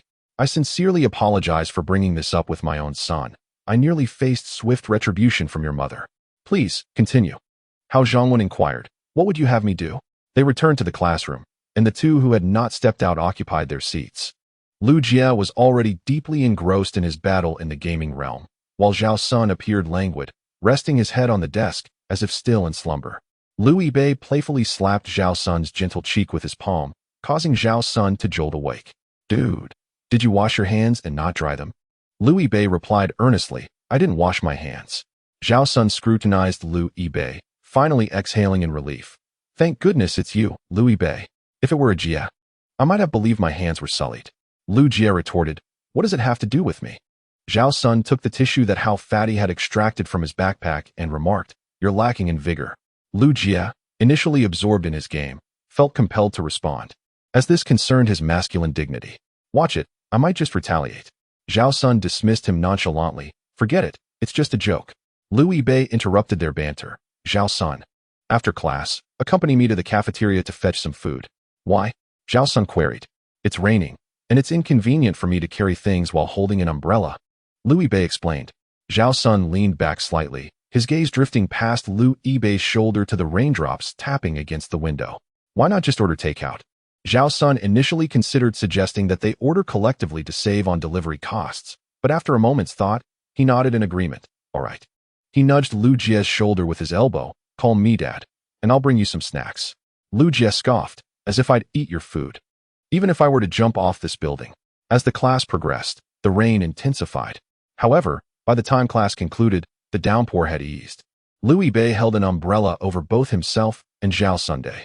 In the past, Lu Yibei would have been indifferent, but now he felt an inexplicable concern about being seen. He needed to ensure that his female companion recognized Zhao Sun's face. Otherwise, if he were spotted, she might mistakenly think he was being unfaithful. Lu Yibei cast a glance at the nonchalant Xiao Nanliang, who was casually playing on his phone, oblivious to Lu Yibei's presence. "Speak up. Why did you want to meet me alone?" Zhao Sun discerned Lu Yibei's intentions. Lu Yibei looked intently at Zhao Sun. "You're the sharpest in our dormitory, and I trust you the most. Therefore, Zhao, I need your assistance with something." Zhao Sun paused, instinctively replying, "At 4:30, you should take your shirt off." They both halted and simultaneously exclaimed, "What a tired and overused joke." Afterward, Lu Yibei resumed his serious demeanor. "Although it may be challenging, I hope you can help." Seeing Lu Yibei's earnest expression, Zhao Sun had no inclination to refuse, merely saying, "Go on." "How delightful." Lu Jie savored the dry noodles brought back by Lu Yibei and Zhao Sun, expressing his profound admiration. Due to a gaming session, he was a bit delayed in starting his meal. By the time he began to eat, Zhao Sun and Hao Zhongwen had already left the dormitory. Following the conclusion of the freshman military training, a myriad of trivial matters, such as club recruitment, awaited. Sun was an adept in the anime club, while the portly fellow had ascended to a senior position in the Guitar Association this semester. Though both usually adopted a laid-back attitude, often opting out of club activities, they still found it necessary to glimpse the welcoming events. Lu Yibei lay on his bed, deep in contemplation. The date he had set for the 26th was fast approaching. With time running short and tasks weighing heavily, he felt compelled to unite all possible forces. He had already considered a rough plan and direction, initially intending to discuss preparations with his roommates. Ultimately, however, he abandoned the idea of a group chat, opting instead for private conversations. It was no small feat for Lu Yibei to establish this plan, yet he couldn't shake the feeling that something was lacking. In the male dormitory, engaging in one-on-one conversations with friends often led to a serious atmosphere. Once a group chat commenced, maintaining focus on the topic became nearly impossible, especially with the likes of Jiegu and Sun, who would bicker while chatting. Lu Yibei worried that his roommates might not trust the plan he had crafted and might completely overturn it, or worse, introduce various bizarre elements in a moment of whimsy. So far, everything was proceeding well.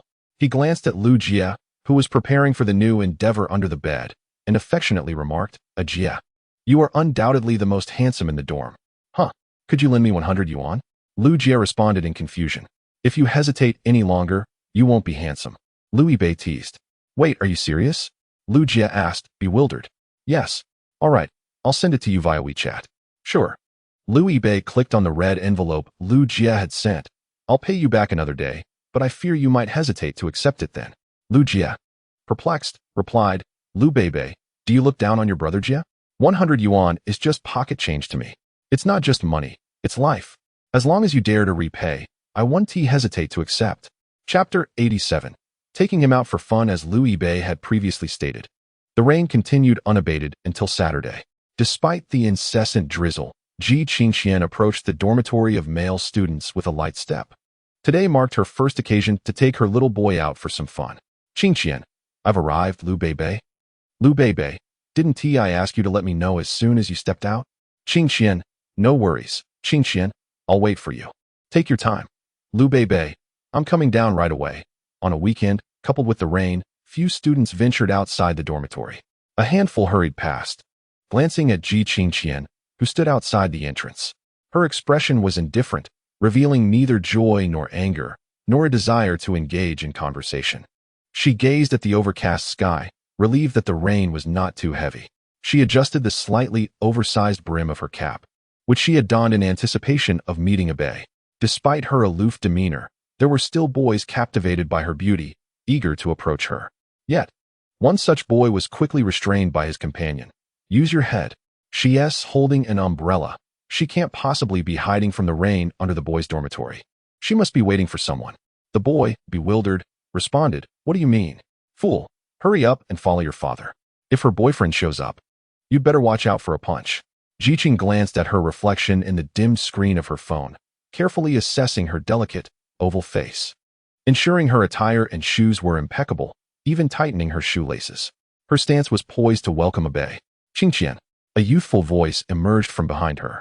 As Jiqing turned, she found the boy had drawn near. He wore an oversized white shirt adorned with a small, whimsical watermelon motif. And due to the slight drop in temperature these past days, he had opted for black drawstring capris. Although such a combination was rather commonplace, to Jiqing, her little boy stood out as exceptionally unique, clean, and refreshingly charming. "All right," she replied softly, "shall we go? Are you holding the umbrella?" "Sure," Belle said as he accepted the black-striped, long-handled umbrella from Jiqing. Upon opening it, it proved to be quite spacious. "This umbrella is ample enough for both of us. You needn't lean towards me constantly." Jiqing cast a casual glance at the boy beside her. "Last time you came back, you got soaked on one side, making it seem as though I was bullying you." "All right," Belle chuckled, surprised that the heroine had even bought an oversized umbrella.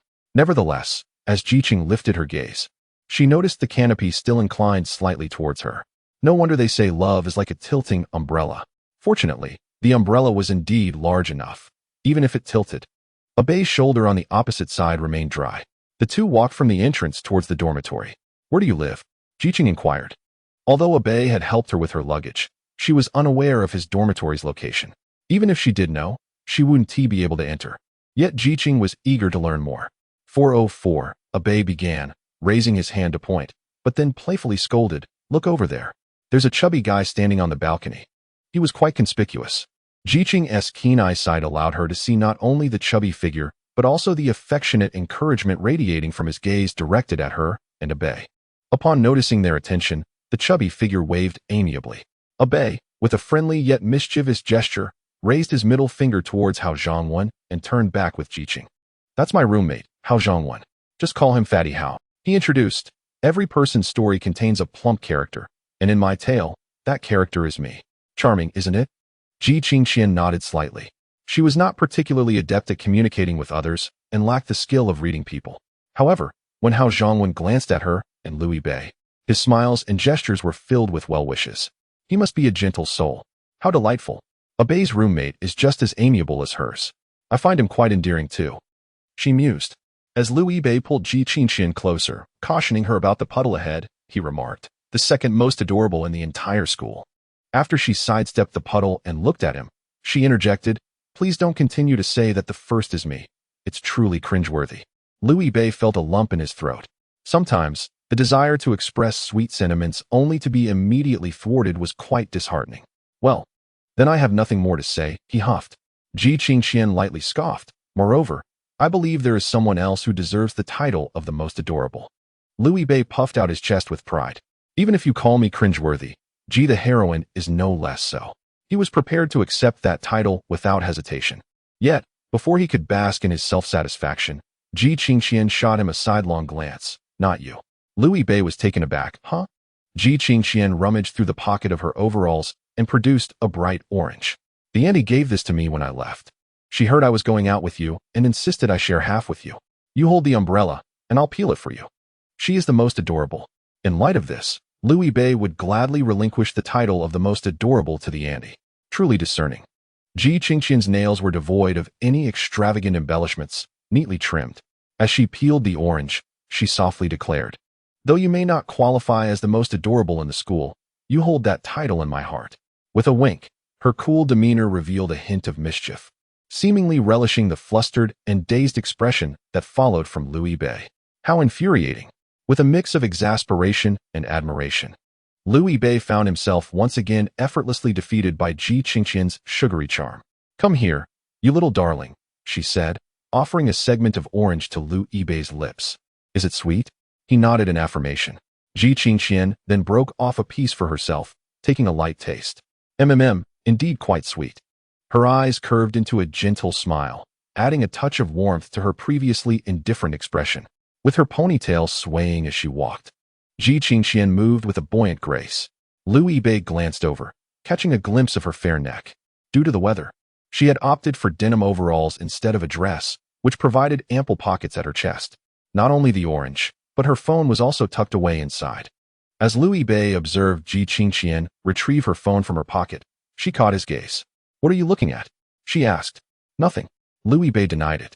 Although he was indeed looking at his phone, the position in his pocket was rather sensitive, making it somewhat awkward to express. "I think you look quite beautiful today," he remarked. "Of course, I looked beautiful yesterday," Ji Qingqian replied. "I look beautiful at all times." After a moment of contemplation, Ji Qingqian asked, "Are you complimenting my beauty?" Liu Bei nodded, scratching his neck. He felt as though he had not complimented the heroine's beauty directly very often. Yet he sensed he had done so a fair number of times. Regardless, it seemed he had not done enough. "You are very beautiful," he stated. Ji Qingqian lowered her gaze, her lips pressed together slightly. Suddenly, Liu Bei felt a sense of foreboding. The expression on the heroine's face was certainly not one of shyness, but rather a prelude to an impending spell. It was the kind of humorous anticipation that arose before she would say something amusing. As expected, the heroine lightly leaped up and delivered a playful shove to Liu Bei. Playfully humming, "Ji, you are too beautiful, Bei." "That's absurd," Liu Bei replied. Hao Zhongwen returned to the dormitory, addressing Zhao Sun, who was sitting with his legs tucked under him, facing the computer. "Son, did you see? Jia went to the library, and Bei went to the West Lake. They are drifting away from us." "Indeed, I noticed. They are merely a bunch of indecisive fellows. We must steadfastly uphold the belief in singlehood, despite their words." Both Zhao Sun and Hao Zhongwen secretly wished that whether it be Liu Bei or a Jia, they would encounter the finest women in their lives. Hao Zhongwen continued strumming his guitar for inspiration, aiming to swiftly create a new piece. Meanwhile, Zhao Sun retrieved an unused graphics tablet, making adjustments on it. The gentle rain outside seemed to have no bearing on them. "Today, I originally wrote 7 lines, but I ruthlessly deleted 3. Alas." Chapter 88. The West Lake he loves, and her the #1 line in Hangzhou was still packed to the brim.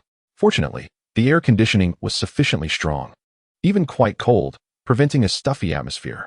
Liu Bei, as he had done previously, desperately carved out a bit of breathing space for the heroine, enveloping her within his arms like a wall. Upon arriving at Longxiang Bridge Station, Liu Bei nearly felt faint. Ji Qingqian, with her delicate fingers, reached for his hand. As her soft hand nestled into his palm, Liu Bei felt his vitality return. However, they only managed to hold hands until they exited the subway station, as Liu Bei still had to hold the umbrella. As they stepped outside, the first sight that greeted them was the Apple Experience store. The store was spacious, 2 stories tall, and shaped like a perfect rectangular prism. The walls were made entirely of glass, allowing a clear view of numerous customers inside. A few years ago, Liu Bei had been quite interested in electronic products, whether Apple or Android, able to articulate the latest highlights and features of their new releases. Yet recently, time seemed to fly by. He could hardly remember which generation had been released. He could not recall the specifications of the Snapdragon Core S development either. When purchasing a phone, he now primarily considered whether it would be too heavy to carry in his pocket. Walking along the path beside the Experience store, he could faintly glimpse the silhouette of the West Lake. With just a few more steps, one truly stands by the shores of West Lake. If the presence of Hangzhou's Intai and the Apple Experience store serves as evidence of the city's international stature, then the serene West Lake narrates the tale of its millennia-old history. The lake is largely undisturbed, adorned with rowboats, while the distant mountains rise in a hazy embrace. The water reflects the rain-laden clouds, adopting a somber hue, while the misty mountains appear in deep greens, as if a master artist had deftly brushed them onto canvas. On a clear day, West Lake offers a vibrant spectacle, yet in the rain, it deepens in its poetic essence. Liu Bei stands here alongside Ji Qingqian, gazing at the silhouettes of the mountains across the lake. As a native of Hangzhou, Liu Bei has visited West Lake countless times, but he still finds it uniquely enchanting. Unlike the majestic grandeur of great rivers, it possesses a gentle elegance that is quintessentially Jiangnan. Jiangnan boasts many renowned attractions, such as the Guoqing Temple in Taizhou, the gardens of Suzhou, or the ancient town of Zhouzhuang. Yet, if Liu Bei were to select one to represent Jiangnan, it would undoubtedly be West Lake. Perhaps this is his pride and obsession as a Hangzhou native. Unlike many who have grown weary of their hometown sites, Liu Bei still perceives West Lake as extraordinary. During his high school years, despite the distance, he would take the subway just to wander around. In truth, the lakeside is not only frequented by tourists but also by many locals, such as elderly gentlemen playing chess and ladies taking leisurely strolls. What do you think? Liu Bei softly inquires of Ji Qingqian. His love for West Lake is matched only by his desire for it to be cherished by others. Ji Qingqian remains silent, her gaze fixed upon the ink wash painting before her. She finds herself at a loss for words to describe her feelings. She has heard Liu Bei speak of West Lake before. In this era of advanced technology, one can easily find countless photos and videos of the lake online. Enhanced by filters and editing, these images often portray a West Lake far more resplendent than what the naked eye can perceive. Yet, standing here, her heart races more fervently than usual. The warm, humid breeze, the ebb and flow of people, the cacophony of sounds, and the ripples trailing behind boats all remind her that she is at West Lake. Ji Qingqian reaches out, gently linking her arm with Liu Bei's. Moreover, she is beside him. I thought someone like you, a novelist, would possess a more eloquent way with words, she murmurs. Liu Bei responds. Yet your depiction of beauty cannot surpass the reality before us.